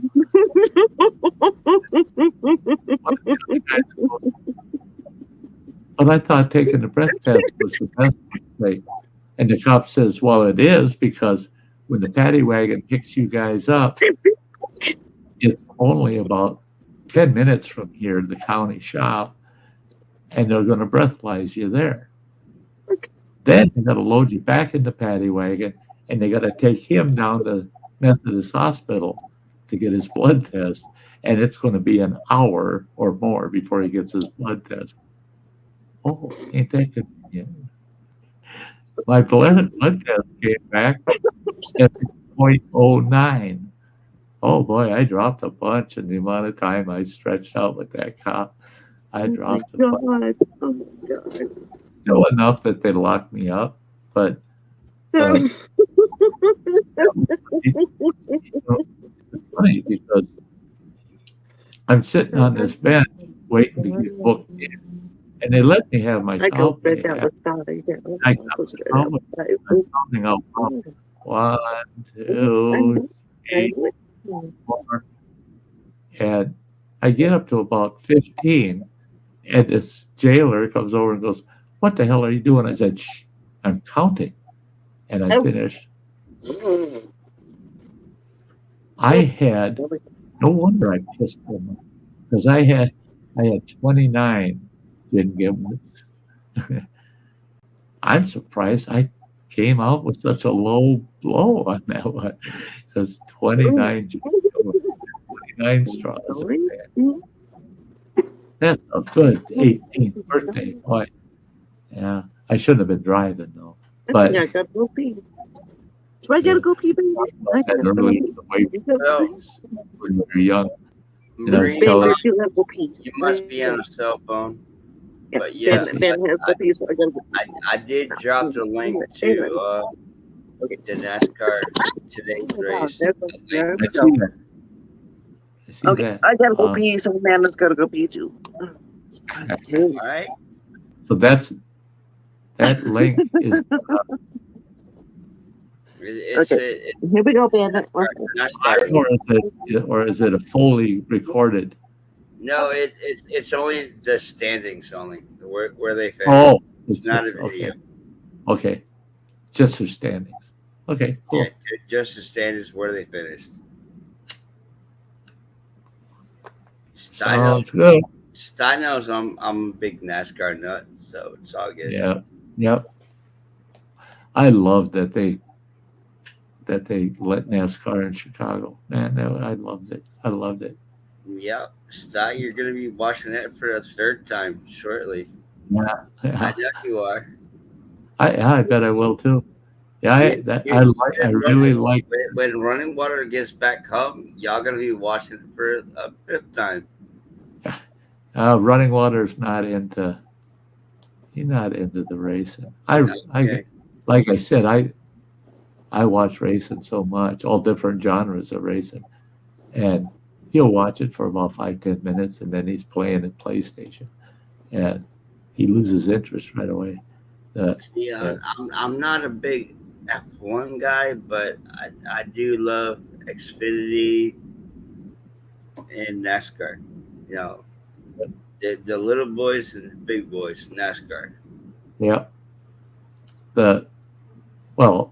I like watching F1, 2 and 3.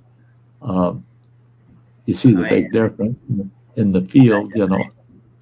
I got a NASCAR game on my cell phone. I do a lot of F1 on that one, but the other night I must have watched 6 hours of an off-road fucking buggy racing. Time out. Marie, Mom, yeah, it's called when they nigged the rebel flag. Yep. I know what she's talking about. Yeah. Are we still here? I know what she's talking about. Are we still here? Oh, they made such a big issue out of that too, didn't they, Matt? Mm-hmm. That was such bullshit. Yep. That's such bullshit. I don't know what you're talking about. I don't know. The one thing I did love about NASCAR, at least they did not kneel at the national anthem. Yeah. I don't know anything about that. Well, like football. Is my lipstick on? No, is my lipstick on? Yeah, Native, your lips look beautiful. Are my lips okay? Yeah, I don't know personally, but I got a feeling they're very okay. Yeah, something tells me, the lips would function. We're still on well. Sty Channel, though, right? It probably should go somewhere else. Look at this. I don't want Sty to like, Hey guys, you know. what? Yeah, no. We're in class now. I mean, the Sty Shack just got running water. Oh, Hey. Water. What's Oh up? Hey. Oh my God! I suddenly feel the need to go to the bathroom. Howdy, hey, Oh. RW. I'm just kidding. I'm just kidding. I'm just kidding. Hey, goofball. I'm running water to I'm the glad you got connection. You know, I am a little bit wasted right now.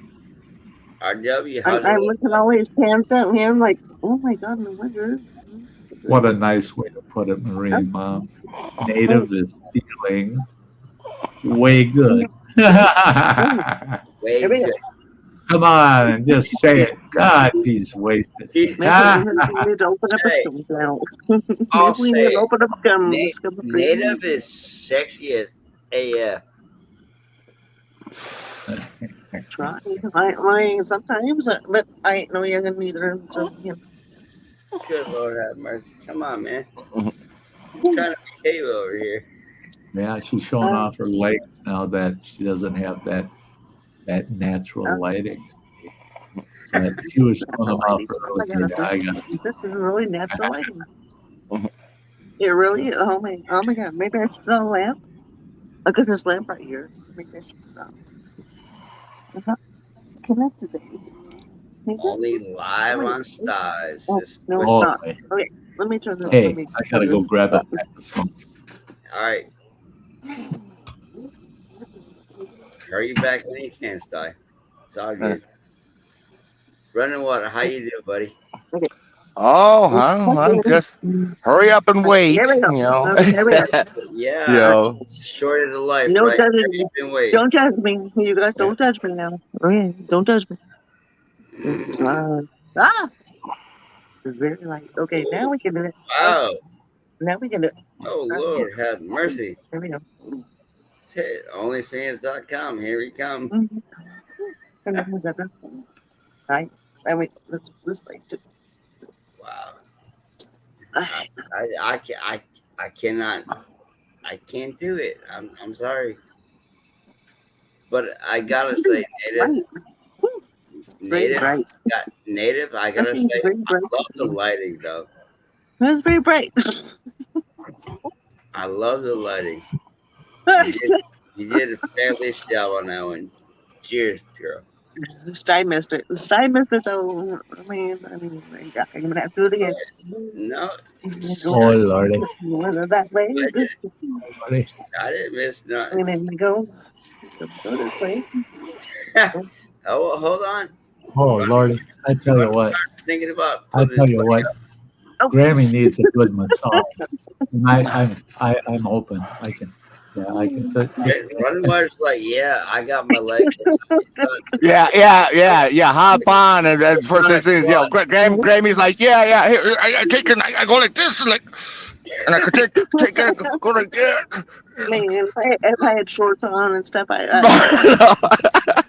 Running water's like, yeah, I can double clutch. I'd actually pull my shirt up and show you my belly and stuff. Anyways, we'll do that later. You can show off all you want on my channel on it. I don't give a shit. Well, I do really, but this is my scum channel as well. Pork chop. I mean, I'll tell you what. My scum channel, I probably would. I'll tell you what. When it comes to gals on my channel, they get on the panel, they want to show something. I never intervene and say, no, because I tell you what, Crazy Ann will show up her there. Is this running water? And it only made me $60. The hell. After that, I learned, no, don't ever. You go ahead, show what you got. Hey, Kathy, it's great to see you. So it's kind of like a scum channel, going for it. But if I was scumming, I'd be scumming.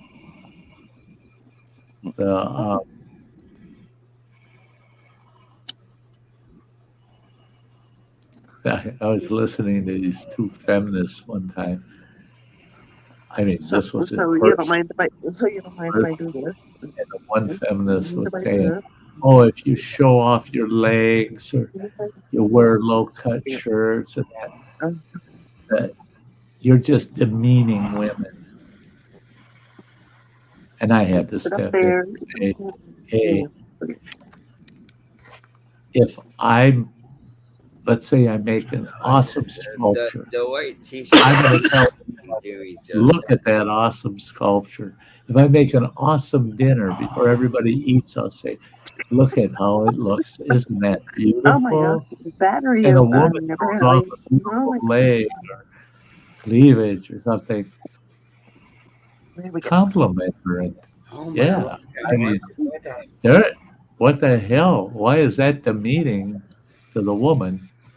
Like, it's not. Just because she's better looking than you two feminists that don't, you show off your legs and Jesus Christ, the guy's running for a weed whip to fucking give you a buzz, you know?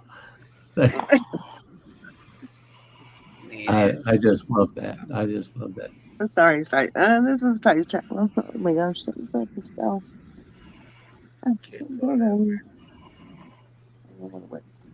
Yeah, Justin. I'd wear low cut jeans, talk about plumbers. So offended. Yeah.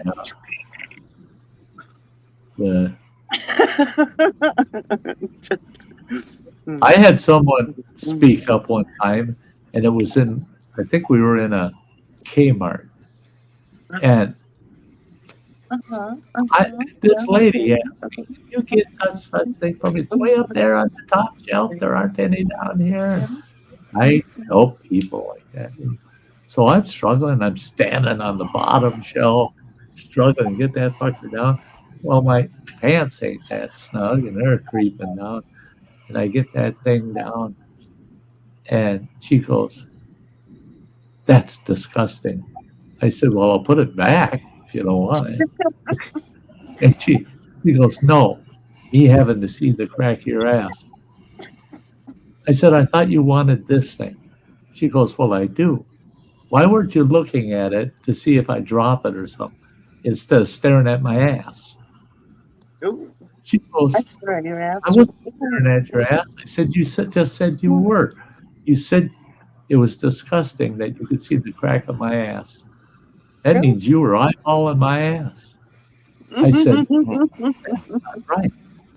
I'm offended. You're looking at the crack of my ass. Don't you have something better to do? Are you some Stop kind of objectifying me. Objectifying me. Anything better to do with that? I told her, I said, you're saying it's disgusting, but you're saying, boy, I got a good look in your head. I said, you just won't admit what you were up to. Oh, yeah. And she took that item and it had something glass in it. And she threw the fucker in her cart. She didn't set it. She threw it in her cart. Off she went. I'm going, bingo. I won again. Yeah. Native, when you get a chance, check your IG. My IG. Okay.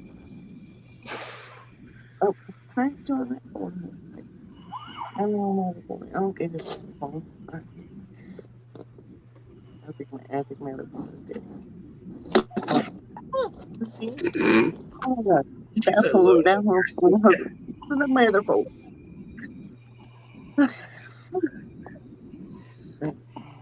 Yeah, where's Flushy Buck? Playing around. Where's Flushy Buck over here? You should get your pocket fight borrow though, man. You should get your Running pocket. water, much love. I'm not leaving, but much love. I just want to give my appreciation out. Hey, same back at you, buddy. We were talking about it earlier, how important this YouTube community is, you know. I'm surprised you've been going. I said Madison ends that, so he should be good. We are so much more connected to the folks here than we are in our daily life, you know. And oh yeah, I told my audiences before, but I can't think of everybody all the time, but I guarantee you, I've thought of each and every one of you on many occasions throughout my days as I go, all of a sudden something will trigger. I'll hear somebody call somebody Oh back, my and I God, go can back, feel go back, it go back. automatic. Yeah, That, well, that's what pops up. Is everything's I know closed. that. Yeah, you're damn right. And and you guys are always on right there on my mind. And um, yeah, I'm trying to put together a. I know a lot of people are bitching at me and say you shouldn't do it, Sty, but I don't give a fuck. But I'm throwing together like a farewell video. When I get to that point, when I know I just can't, No, we're not doing that one. No. when I can't stream anymore, I can't do anything Sty anymore. lives. No. That's when click that. That'll be already made, ready to post. Stop it. Stop it. But Stop the it. Sty majority of lives. Sty the lives. majority of it is going to be a lot of thank yous and by name. The people Stop it. that followed me, stuck with me all this time. So yeah, um, it's and the reason I'm doing it more so is so that in the future people get an idea of how important this community is, and Sty, we love you, buddy. No doubt. You know that through and through. I Right I here, buddy. feel it and I appreciate it, and I just, and Granny knows I really battle with receiving instead of being able to give. I've done my best in my lifetime to just give. And I crunched the numbers, and in my career, I made well over $1 million.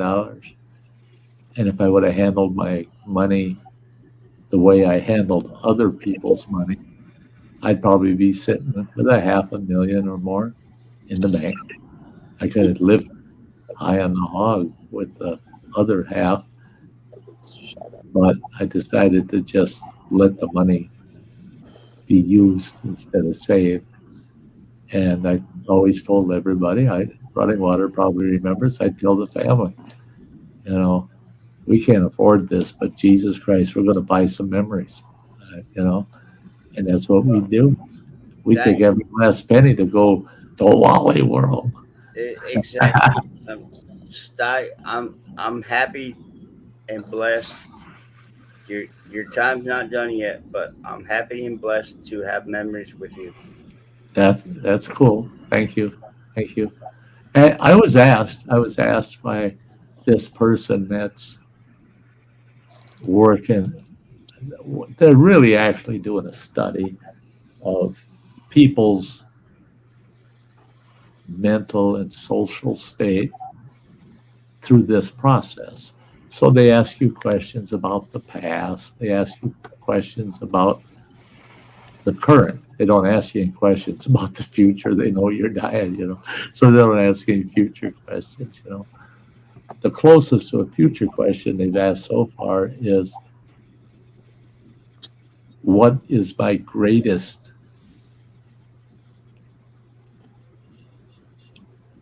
fear of what I'm going to lose? I said, well, all the physical shit, I have no need for it once I'm gone.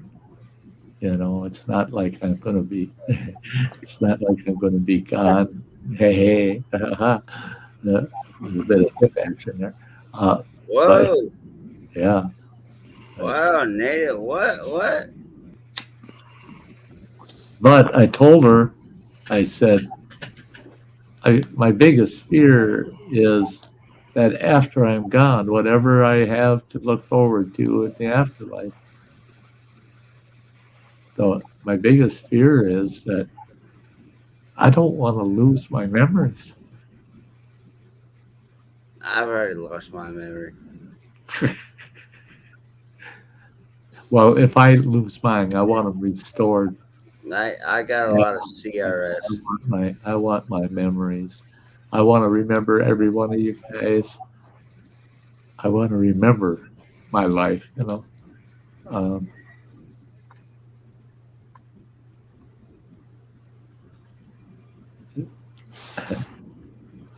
Justin saying my neighbor calls money fun tokens.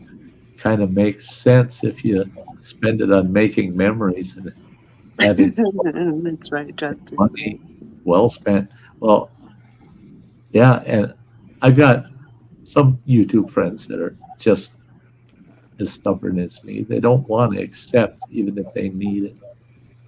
And I tell them, I said, it's tough to accept, but you got to watch it because sometimes Right. a refusal There we go. of what somebody's giving you actually hurts them. I take it you don't have a big classic audience right now. So you don't want to hurt people. So just be grateful and accept and because I don't want to see anybody hurt. Because I did have one individual that had sent me some money and I sent it back to him off of PayPal. I said, no, you're not sending that. My need has been met. I don't need that. I'm sending it back to you. They sent it back to me. So they sent it to me twice. I sent it back to them.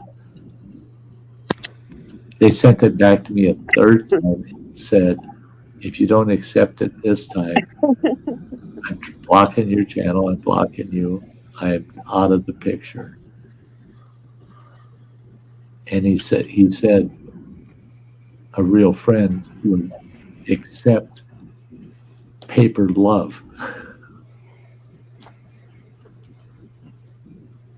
That's How do you argue with that? You can't argue. And he doesn't see it as money. I can analyze that like really quick for you, but no. I don't know if I should. And yeah, my whole life has been make money and enjoy the money when you got it. It's like smokes. If you got them, smoke them. Speaking of which, I gotta get smokes. I am all empty. You're empty. I gotta leave the smokes. I got a pack in the house. Yeah, when I went to grab mine, I forgot we had running water totally rearranged the living room for us. And I forgot the cigarettes were all the way in the corner of that living room. I run way around to go get my smokes, where they used to be just right here at the corner of the living room. I just walked in there, they were right back in less than a minute. No, not now. It's a good walk over there to get smokes.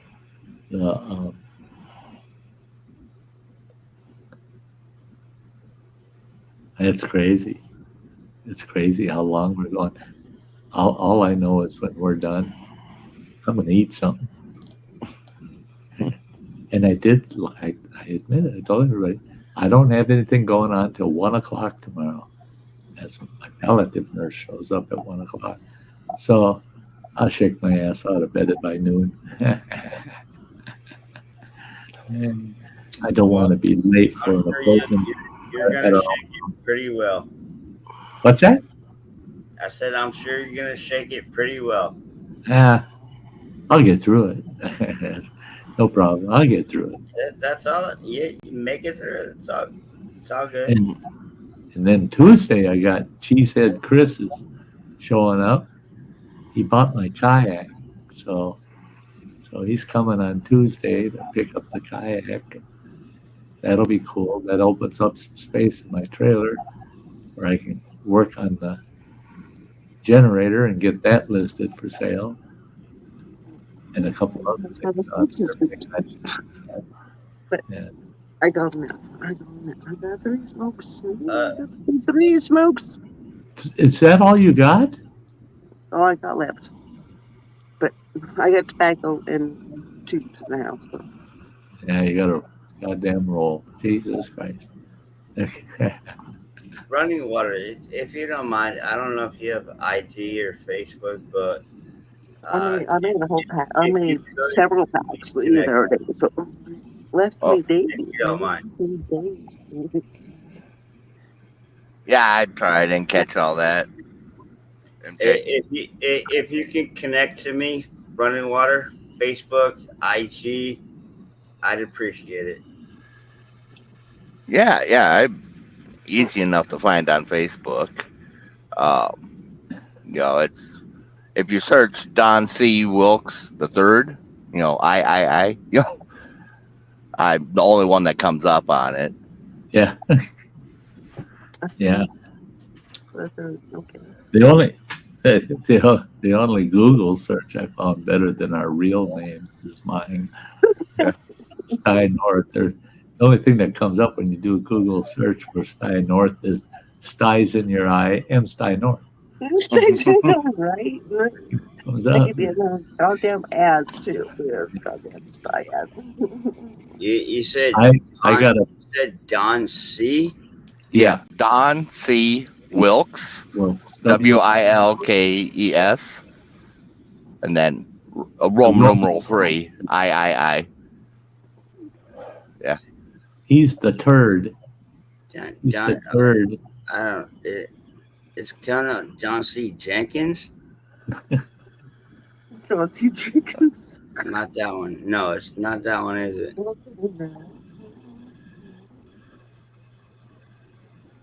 I typed in Don C. I and it came up. Don C. No, Don C. Wilkes. Oh. Yeah, Wilkes.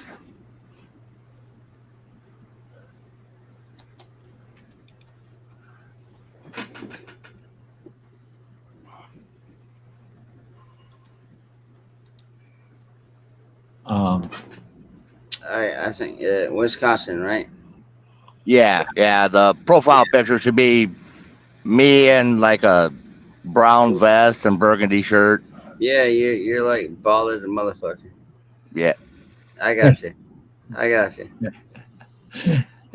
So are all motherfuckers bald? Yeah. Just got The good ones. question. Yes, a good one. Because I'm letting mine. It's growing. It's almost as long as my beard. Hey, I'll leave it alone. I sent you a request, by the way. Yeah. Well, you MJ Thomas. ball guys don't need an introduction. Come on. Go out to the bar and the women always come up. They want to touch that smooth head. I don't know what it is they want to polish the old cue ball, or they want to run their fingers through your fucking beard. Mm-hmm. That drove me nuts, man. Women, I don't even know these women. I don't know whose dick they've been hanging on to the last 20 minutes, and they come and they run their fingers. I don't know what they're rubbing off. Well, that's why I bought that shirt that says "bearded for her pleasure." Right. Yeah. Find out that her pleasure was this big old farm boy just before she come over. Ew. I had a thing about women wanting to pet my fucking beard, run their fingers through it. I didn't like that shit, man. I'm not petting your beard. Come on now. And then another one is little kids want to touch your beard. They want to run their fingers, and you look, and it's too late, man. Peanut butter and jelly all over their fucking fingers, and they grab you by the beard. Oh, I like your beard. Fuck. I gotta go wash my fucking beard because of that kid. Never fail. Well, that was the worst part of that nosebleed on Friday. Cause it's so hot and sweating. I'm just dripping water, and Yeah. So I didn't realize my nose was just bleeding, and I was just coming all down my face and shirt and vest, and I'm out there just working. Safety manager goes, "Whoa! What the fuck happened to you?" When you said safety manager walking up, I was just like, "Oh shit! Oh shit! It's just the Yeah, boy. I promise. got so many of these bloody damn towels. You know, got half a dozen. I'd hide them fuckers. Cop pulls you over and sees them bloody rags. Oh boy. Yeah. I'm bagging them up so I can burn them when I get home. You know, I don't want to leave any DNA evidence across the country. You know. Oh, can I have one of those? You just drop them off at random scenes. Yeah. I'd make sure it was a real interesting one that I dropped. Well, there's 6 rags. I think we could get a good 30 samples out of each rag. Just cut out little inch cubes. Yeah. Drop them all over the place. Oh, we got a serial criminal. I mean, this guy's doing everything. Running water. Don't forget to drop a hot dog here and there. Yeah. Wow, it makes me think of that case. They're looking for serial killer. That this DNA just kept coming up, but it wasn't in the in the records. They didn't have the history of it, but this DNA kept showing up at all these different crime scenes, and they narrowed it down to this medical supply company in the Ukraine. Jesus. Little lady there licking the ends of the Q-tips to smooth them out. Yeah, just putting her DNA in every Q-tip, because they got to be smooth when you put them in the package. Yeah. And they're out there taking crime samples. We're going to Thailand and Philippines next.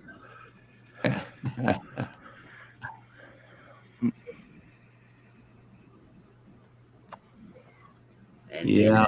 I don't know. Maybe she dropped her internet. I don't know. But yeah, I'm not sure. Native. Justin, pork chop. Cheers.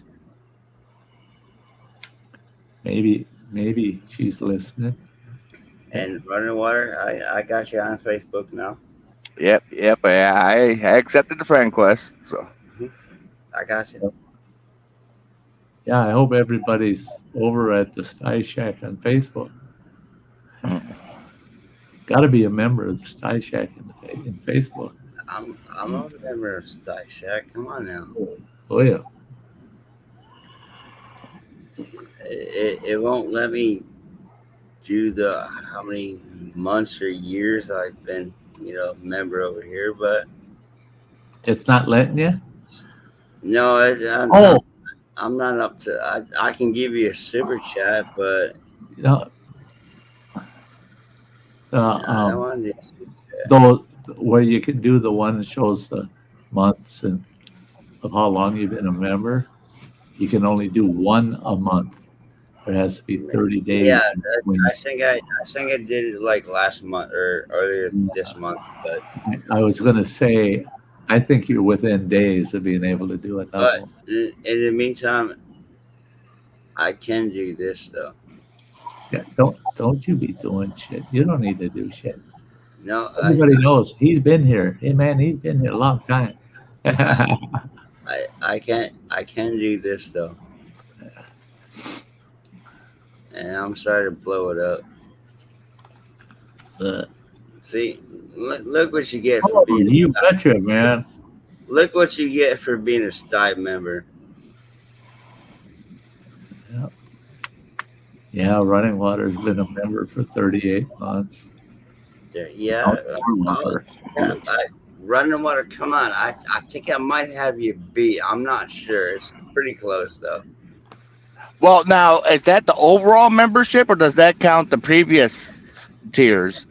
No, that's if you were let's say you came in as a hiker.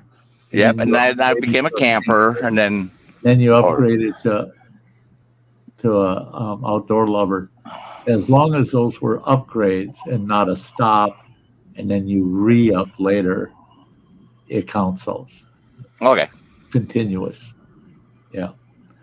We were looking at that for Dennis over at Canoe Hound. We were looking at that one day to figure it out.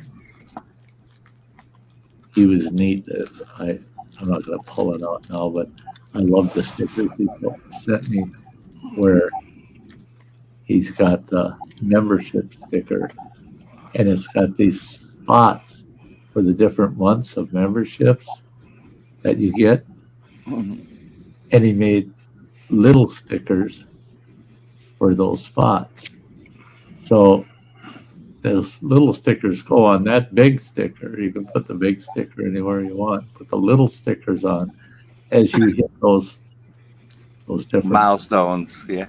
And he said what he's doing is okay, if you've been a member for a year, he sends you that 1 year sticker, that you can put on there. Been here for 6 years, he sends you Big stickers, little stickers. Stickers are stickers. It's all good. Cheers. So he sends me all the stickers because they're full length, There she is. There she is. Oh my god. I can't find anything to hold my phone with. You need one of these phone stands, God damn it. They're slick as shit. I need one of those. That is awesome. That's what is heavy shit. And if you set that on a table or something, prop your phone up, it's pointing right at you. Oh, Yeah, I dropped that damn thing on my foot when I was moving around the living room.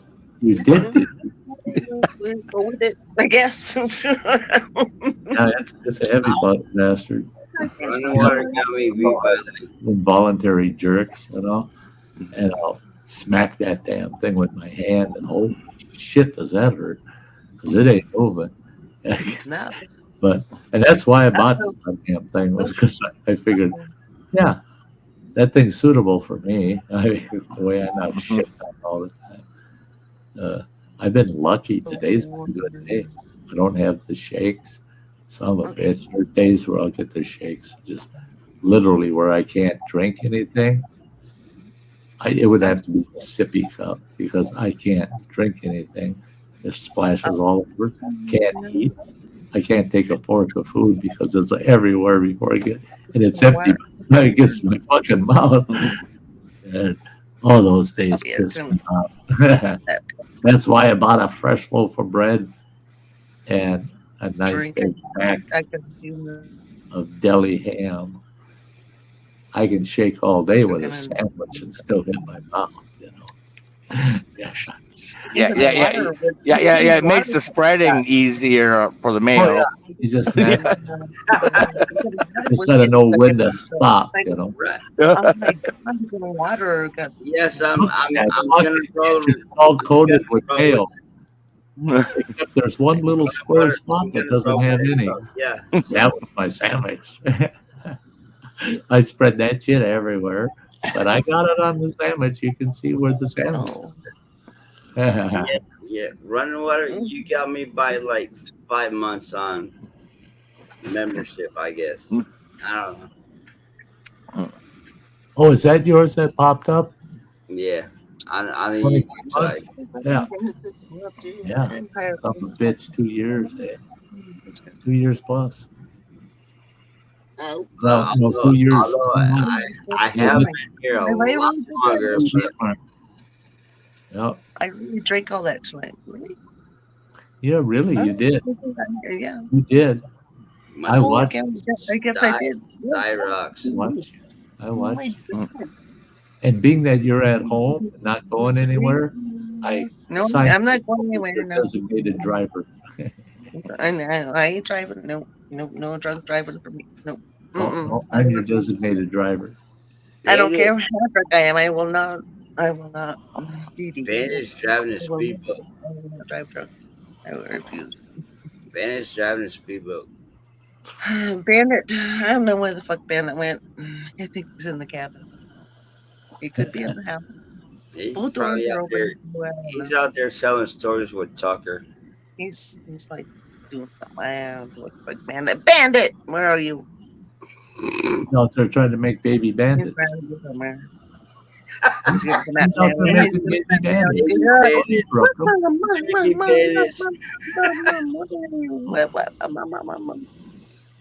Bandit, where are you? Wait till he comes home and he's got about 8 little bandits all over him. Anthony, what's up, scum? Hey, the funniest fucking thing I ever seen in the world, man. But I can't put my leg up though. I can put that. Funniest thing I ever fucking seen.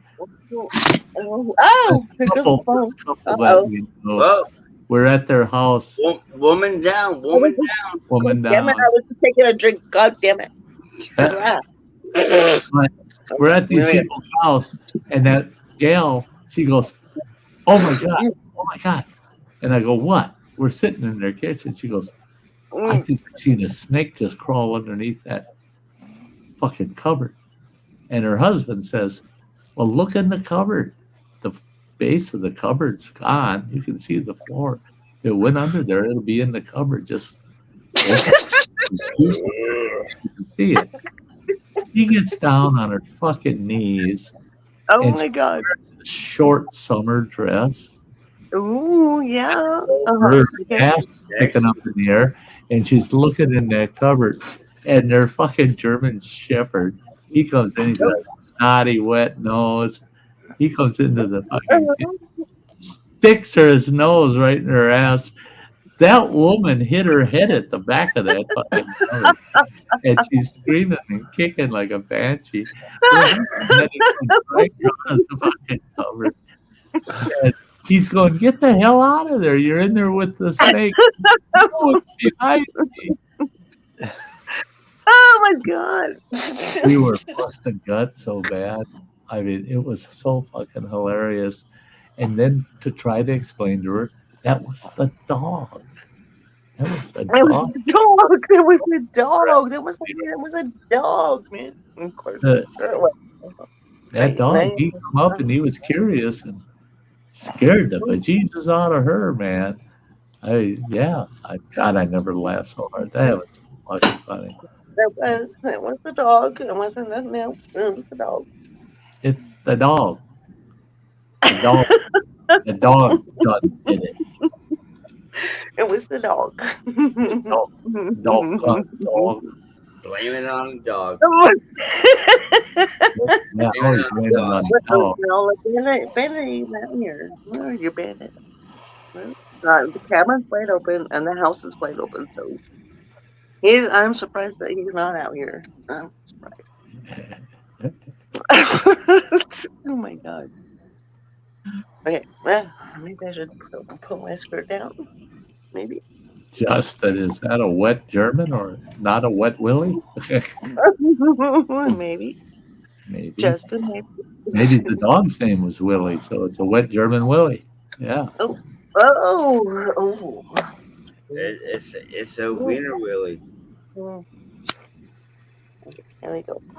Watch with the German jokes. I got a lot of German in my blood. Don't be. You're making my back hurt.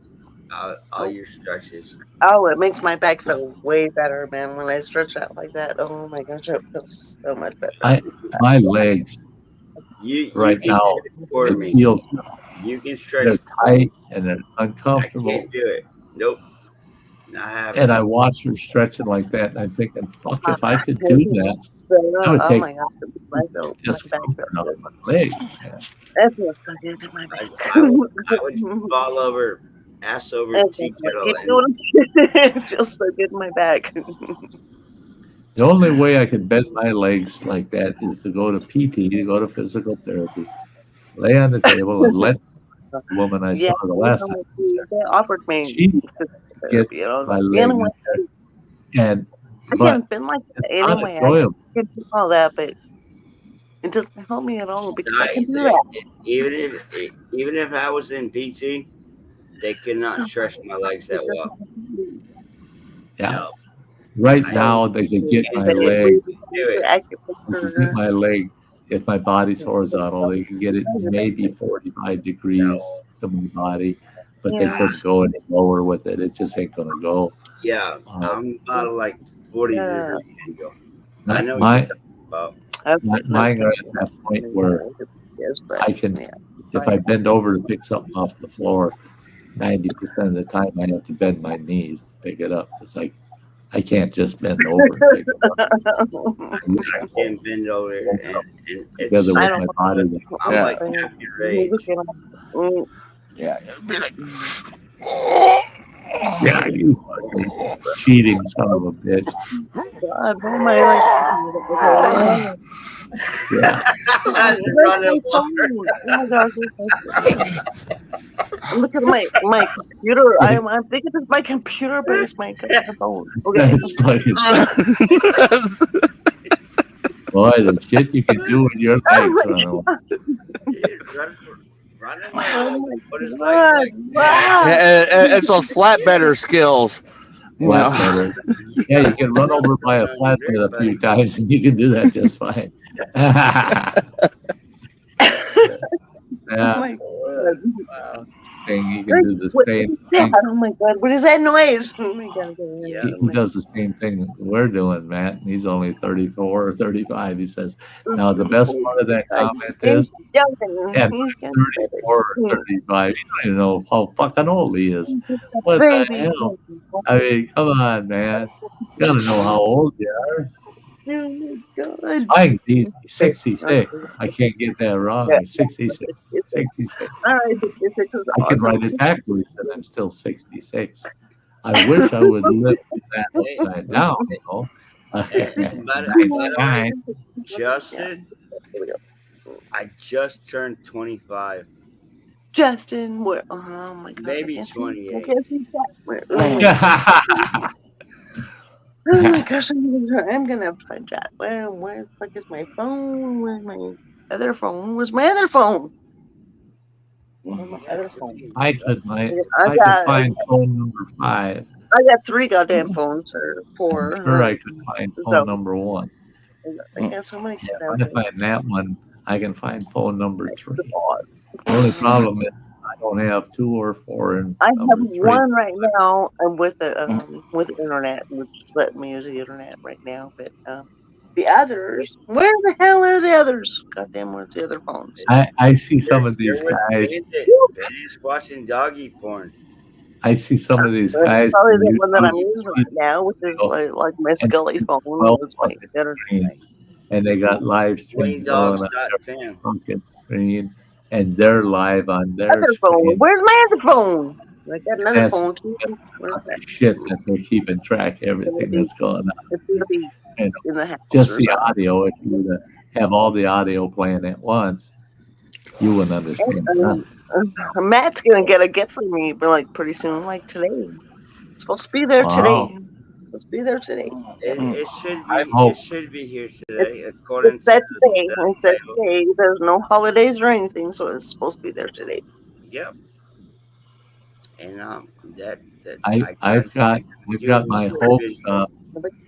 I'm I've got kind of my happy. hopes up, Grammy, that either Wednesday or Thursday I'll get in the shed and back to where those hiking sticks are, so I can get yours out. Get her packaged up and shipped off to you. Cool. Anytime, honey. I don't. It doesn't matter how long. Well, I want to get it out of here while I can. I don't want to be. Yeah. Whenever you can. Whenever you can. Oh, damn it! I gotta get a hiking stick. Out Well, apparently I'm a very patient person, so whenever I get it. Oh, I was expecting a little something there, the way she was standing there in front of the camera. Shucks. Oh, Justin. Yeah. Homeless friend who passed away this spring was 63 or 64. He always said he was 34. Well, I played that game, and if I played it today, I'd be saying, hey, I'm only 40. But I wish I got 26 years. I'm very patient, Sty. I am willing to wait however long, Native. We already know you're like Native. You're only 42. Yeah. I'm only 42. Sure. Yeah, sure. Exactly. I don't even know how old you are, and I don't care. You're beautiful the way you are. I've been a lady for Running water, he's only 28. Huh? Wait, Mm-mm. Sty's only Don't like start that shit. Don't start that shit because I ain't playing that game. I don't play that game. I met a gal in 2021 out at my camp, and she spent a week with me in my campsite. Justin's only I 18. decided I invited her to set up camp in my campsite, save her quite a bit of money. That instead of paying that $15 a day for a week, I said, I got a big campsite. You can set up my campsite. I'm sure. Okay. Every day of the fucking week, you look at that gal and you'd say she might be 25, 26 at the most. And then I found out she was 47 years old. Whoa. Holy That knocked my fucking socks off. I said, holy shit. Some of us age gracefully, Yeah. Some age like fine wine, and then some of us age like cottage cheese. Yeah. Yeah. Oh, no, cottage cheese, the way it ages, it just looks the same. It just smells worse. Yeah. I mean, Well, exactly. Yeah. old age. I mean, I had one of the grandkids ask me once, why do old people smell bad? I said, boy, you come across a bad smelling old person, don't get too close to them. They're dying. Oh my god. Yeah, they're out of here and they don't even know it. I think, yeah. Now my schnoz has gone to hell, and my palliative nurse always, man, I make sure to put on a fresh shirt, a little bit of deodorant, and get myself pretty up a little bit. Those nurses show up. I don't know.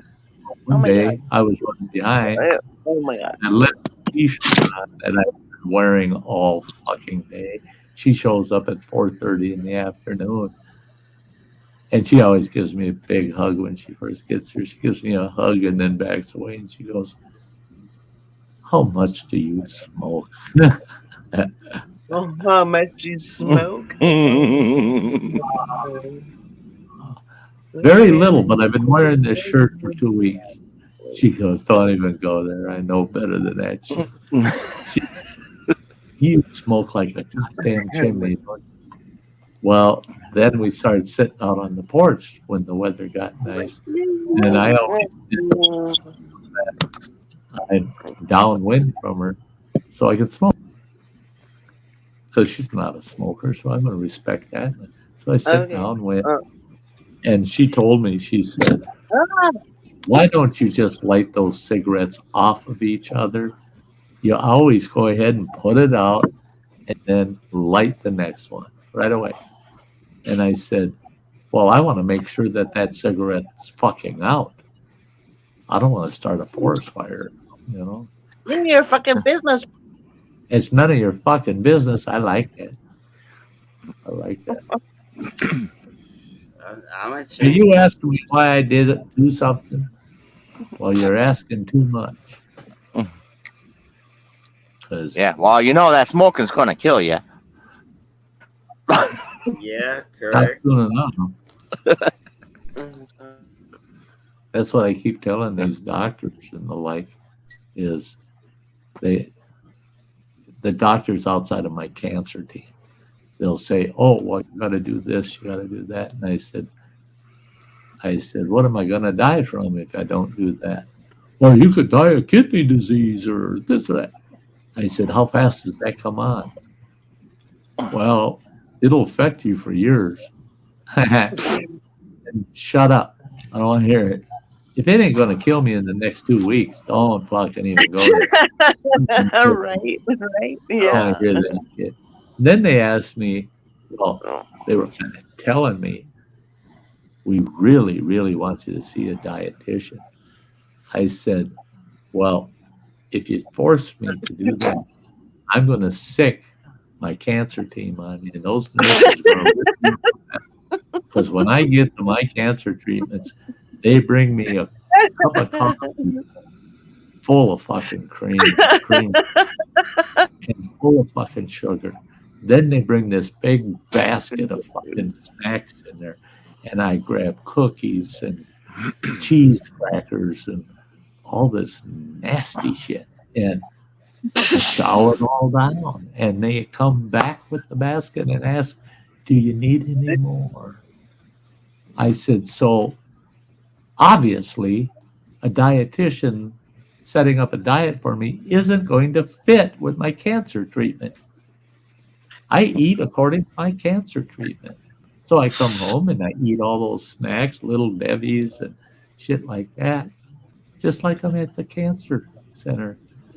Samantha Lee, sweetheart. Oh, it's so good to see you. Love you, too, girl. God, Sam. So good to see you. Oh, yeah. I can't have We this. got this for Samantha Lee. Oh my God! It's so She says I'm breaking it in. You're breaking it in. Going down out here now. I'll never forget the day you got it and you come on my stream and you were wearing and so Mitch took it off for about a half an hour. And I said, "Yeah, back when you were wearing the hat." He goes, oh, and he grabs that fucking hat, puts it back on. Yeah. I got her son's little pictures. Yeah, and the painting, yeah. Mm-hmm. Yeah, Colin's paintings. That was awesome. It's going down. Much love, Samantha Lee, Wow. Colin, Justin. In fact, Samantha Lee, I got a cardboard guitar shipping box laying on the living room floor, and I got the dulcimer and the Hobro set up in there, and I'm getting all the packing material set up in there.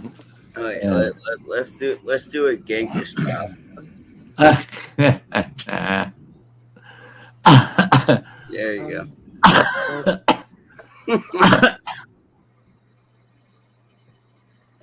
Yep. Stop! Don't do it! Don't shut down, please. Please don't shut down. No. Girl. Looking at this chewy box. Bing, you took the big bag with you. The box is empty. I'll grab it. The what? The chewy box. Beans food. Yeah. Yeah. Looks like it's big enough for that mandolin to fit in it, so I might use that. Yeah. I keep watching these boxes. What'll Like I said, Samantha. Now, I did leave some of those fake Newtons there, right? Yeah. Oh, Okay. fuck. Yeah. Okay. I figured if you left them, I'll eat them. Those are the best. Right. You picked up who, what, where, when, and what? He got these big Newtons that are, what are they? Nature's Kitchen. Nature's Bakery. Nature's Bakery brand. Samantha, And it's big ass big Newtons in there. They're just huge. And they come in fig, blueberry, and apple cinnamon. And they are the fucking die for, man. That's a fig Newton from heaven, man. That makes a fig Newton look like a disgusting cookie. But these big ones, I mean, they're big and they're chewy, soft chewy. They're awesome. Good, great flavor. Well, it makes me think of the old fake Newton commercials, where they're like, "Yo, it's fruit and cake." It's like, no, that wasn't cake. These are cake. It's like I was explaining to your sister. Sexual now. I was explaining to Running Water's sister these things, and I told her it's like they're coated with muffin top, like the topping on a muffin. That I couldn't believe that shit when last time I was in Washington D.C. Now that's been a few years back. They were selling these. They take a muffin and they twist it just right, and they pull it out, and they take the cap off the top, and it's kind of hollowed out like a bowl, and then they fill that fucker with some shit, some whipped cream, some shit, and they were selling them goddamn things for $14 a piece. And I asked them, "What do you do with the rest of the muffin?" "Oh, you can buy those for $3." What? There's something wrong with the bottom half of the muffin if the top is worth $14 and the bottom is only worth $3. I mean, so What? Well, and they actually make pans for making just muffin tops. yeah, they got You know, that. where the bottom of the muffin's only like a quarter inch. And there's a little bubble in there to get that nice crown. I've seen those pans, yes. Yeah, just to make the tops. They figured that out, right? Well, I always liked that at one of Bill Cosby's fucking routines in Vegas where, yeah, the nice family man comes out of him, right? I mean, it leaves him. Yeah. And he was saying that he ordered breakfast in that hotel he was in and room service, right? And he called down to order his breakfast and he said, yeah, I'd like to have 3 eggs, bacon, and hash browns, and wheat toast. And they said, oh, well, sir, we only have 1 egg or 2 eggs. And you want 3? And he says, yeah, I want 3. Well, then we're going to give you a 1 egg, and you'll have to pay for the other 2 eggs separately. He goes, I don't care, however it works. And they said, okay. And they put his breakfast together, brought it up to him. He's eating his breakfast, and he's looking at the tab, right? He said, okay, there's something wrong. There's something wrong. The 1 egg is part of the meal, right? Well, the meal, without the 2 extra eggs, came to like $18. Each of the extra eggs were $8 a piece. Wow. He said, what the fuck is wrong with the first egg? He said, there's got to be something wrong with the first egg. If they're throwing that in with the hash browns and the bacon and the toast, that you get it with the meal, but the other 2 eggs together cost more than the whole meal. What's wrong with that first egg? There's something wrong with the first egg. He says, I think they're old, fucking stale eggs. He said, so I only ate the 2 extra eggs. Well, how the hell do you know which of the 3 are the 2? You know, it was pretty funny.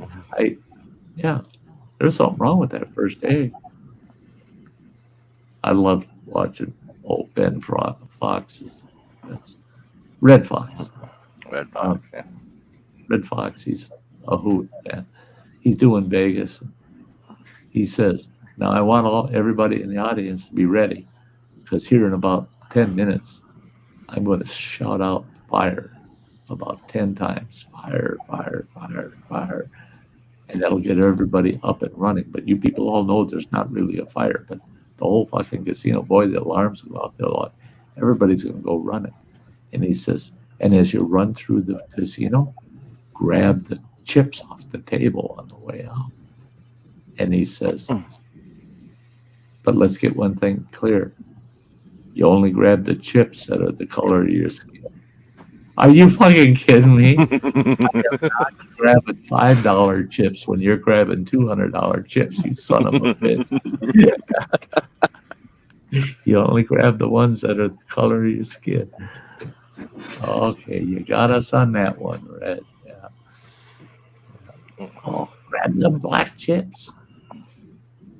Well, I'm going back to bed. I got to get up early in the morning. Yeah, I'm about ready to hit the hay myself, but I'm going to have to too. Yeah, because it's tomorrow now. We've been alive for 10 hours. Yeah, it's 12:02. Yeah, been streaming since yesterday. It's 2 o'clock. It's like 1:02. It's 2 o'clock yesterday. I'm on Eastern, so yeah, you're an hour ahead of us. Yeah. And I gotta get this, and then get down to Indiana and start heading towards Connecticut. That's not gonna be fun dealing with them up there. You bet. You have fun. Yeah, That's what I'm not doing. It's never good up in New England, and Connecticut, Massachusetts, Rhode Island. Yeah, I understand. Yeah, I used to run You guys, when I was small, and I ran so much East come Coast. from Massachusetts, by the way, running water.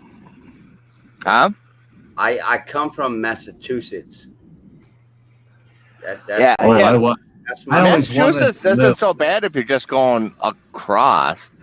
Yeah. It's stop before you hit Boston. Yeah, and that was my problem. Is I would deliver in Providence, Rhode Island, and I always had to load in Boston. Son of a bitch. The freakiest load was they give me the Rhode concrete Island for me. address. I like Pier Southburn 666. You don't want to haul shit out of a pier that's numbered 666. Yeah. No. Well, and now with Providence, you can't go through on 95 with trucks anymore. Really? Yep. Trucks are banned on 95 through Providence. You have to go around. Which really sucks when we have several buildings that are going up and down in New Bedford. So you have to go up and around and come back down. Well, how the hell do you get to the warehouse and dock district there? 95 or what are you dealing with? I can't. Yeah, you have to back down. Oh shoot, what's that highway? That U.S. highway that's underneath. Yeah. But basically sending you through like residential and all the stoplights and stuff with the trucks, instead of having to just run straight up. Right. God, that's stupid. But they're good at being stupid. So crazy. Hey, everybody out there in the audience, thanks for being here. Once again, before you drop your little lady, I want to say thank you for having me. Appreciate absolutely. Running water. Like I said. Thank you for Facebook. I appreciate it. Yeah. I got to check real quick. I want everybody back here next Sunday. Everybody in chat, Scum TV. Rock on. I know it's time to get going because she's begging. She's begging to dance out on the front porch. She wants that dance. She's going, come on, Sty, let's do the jig. Yeah, we will. We will. That's a pretty little girl you got right there, Sty. Yeah. So with that, guys, I'm going out on the front porch, make that little lady happy. I don't know how she can stand it in the fur coat as warm as it is, but whatever. Well, I'd help her lose some weight. I don't know. But hey, guys, we'll see y'all next Sunday. Love you all. Thank you. Thank you for keeping this old man company for 10 hours today. It was awesome. Loved every minute. See you next week, guys. Bye-bye.